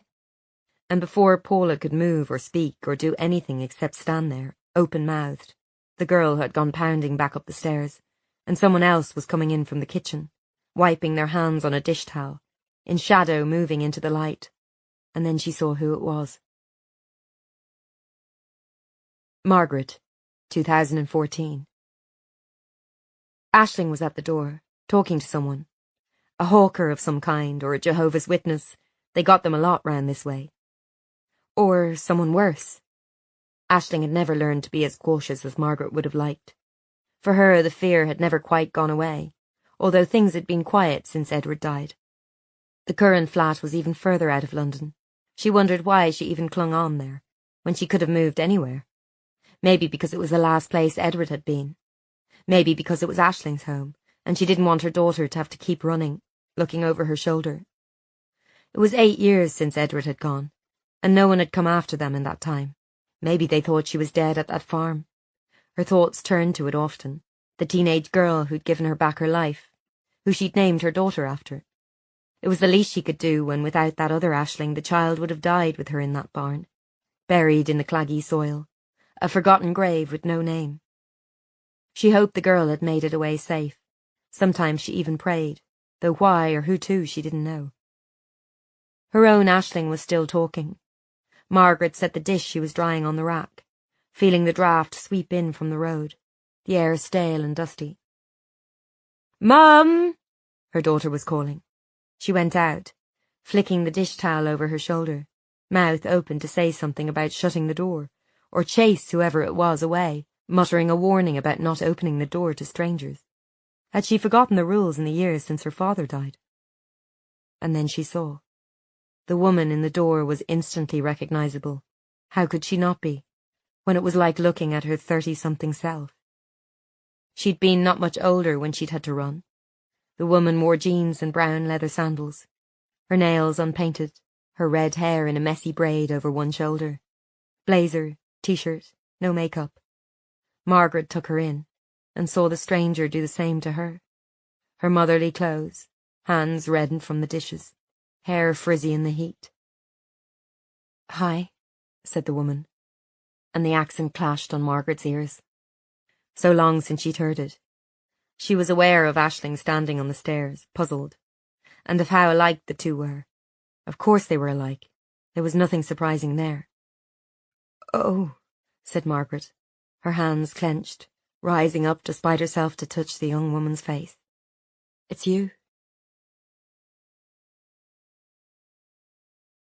Epilogue. 3 months later. "Where the hell are you taking me, Maguire? I thought we'd be seeing some sights. Tower of London, Buckingham Palace, that kind of jazz.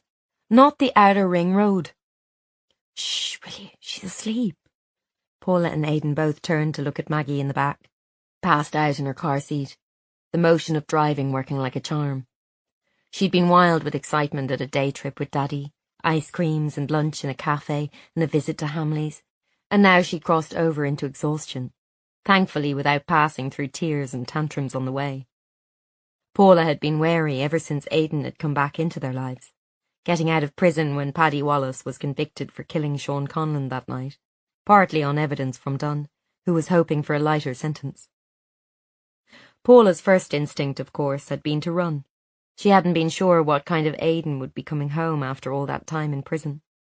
The darkness in him had been fed. Could he still be Daddy, who read stories in funny voices and dressed up to make Maggie laugh? What kind of damage would it do to the little girl? All the confusion and upset. So Paula had thought it best to take Maggie back to London and carry on with her job, letting Aidan visit when he felt able. Once again she'd left Pat and PJ to pick up the pieces. She'd left Saoirse to recover from her ordeal, although the baby was fine, thank God. It was all fine, and she was due in 4 months, and the danger time was over. If it ever could be truly over. If there was ever such a thing as safety. Gradually they'd worked up to visits with Aidan. First in a hotel, then staying with them in the flat. Maggie had taken it in her stride, as if she'd known all along her daddy would come back to her. And now here they were, the three of them in a rented Fiat Punto on the outskirts of the city. A drab and dusty suburb, with nothing to distinguish it at all. Seriously though, where are we? He looked round at the nondescript street she'd parked the car on. I don't think much of your tour guiding, Maguire. Maguire. The simple joy of hearing him say her name again in his light, teasing tone. To be back within touching distance. To be able to pick up his hand or swat him when he made a joke, or tell him to scoop up Maggie before she wandered into the road looking at a dog or something. Things she'd taken for granted before she'd lost them. She told herself she would never again, but life didn't work like that. Probably soon they'd be back to their daily routine. Aidan had some freelancing lined up for an investigative website. Her at work, Maggie going to school soon. Life carrying on. She couldn't wait for it. A normal life, a normal family. Not much to ask for. She turned to him. You love your mummy, right? He looked puzzled. Yeah, course. If I said there was something that you couldn't tell her, I mean, not ever, would you be able to do that? What kind of thing? You have to decide first. You can never say a word about it to your mummy. Not a single word. It'd destroy her if you did. And Dad? So think about it before you answer. He squinted. Is it something important? To you, I mean. Of course it is. And I could never breathe a word about it. Not one word. I'm deadly serious. Well then, sure I can. There's plenty I've never told my mommy, believe me, Maguire. Starting with what you and I used to get up to in the front room when she was out making the tea. She didn't join in his wicked smile. He'd been almost feverishly playful all day, grabbing fun and freedom with both hands. He too might crash like Maggie if it all got too much for him.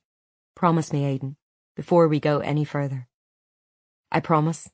This is all very mysterious, Maguire. She thought about it for a moment. Aidan had lied to her before. He was not perfect. But then she was still lying to Guy Brooking about her daughter's paternity. And perhaps she wouldn't be able to keep this secret forever. Maybe it would come out sometime, but she had to at least try. She turned the engine off. Maggie was still asleep. Maybe she should have left her at home, waited another day for this particular introduction. But it didn't seem fair, not when everyone had already waited so long. And if she had learned anything from Bob, never to be thought of without a stab to the heart, it was that you couldn't be sure you'd always have more time with the people you loved. She unbuckled her seatbelt, glancing across the road to the number 41. Come on then, she said. Get Maggie out. There's somebody you both need to meet. We hope you've enjoyed this unabridged production of The Killing House by Claire McGowan. Text copyright 2018 Claire McGowan. Production copyright 2018 Headline Publishing Group Limited. All rights reserved.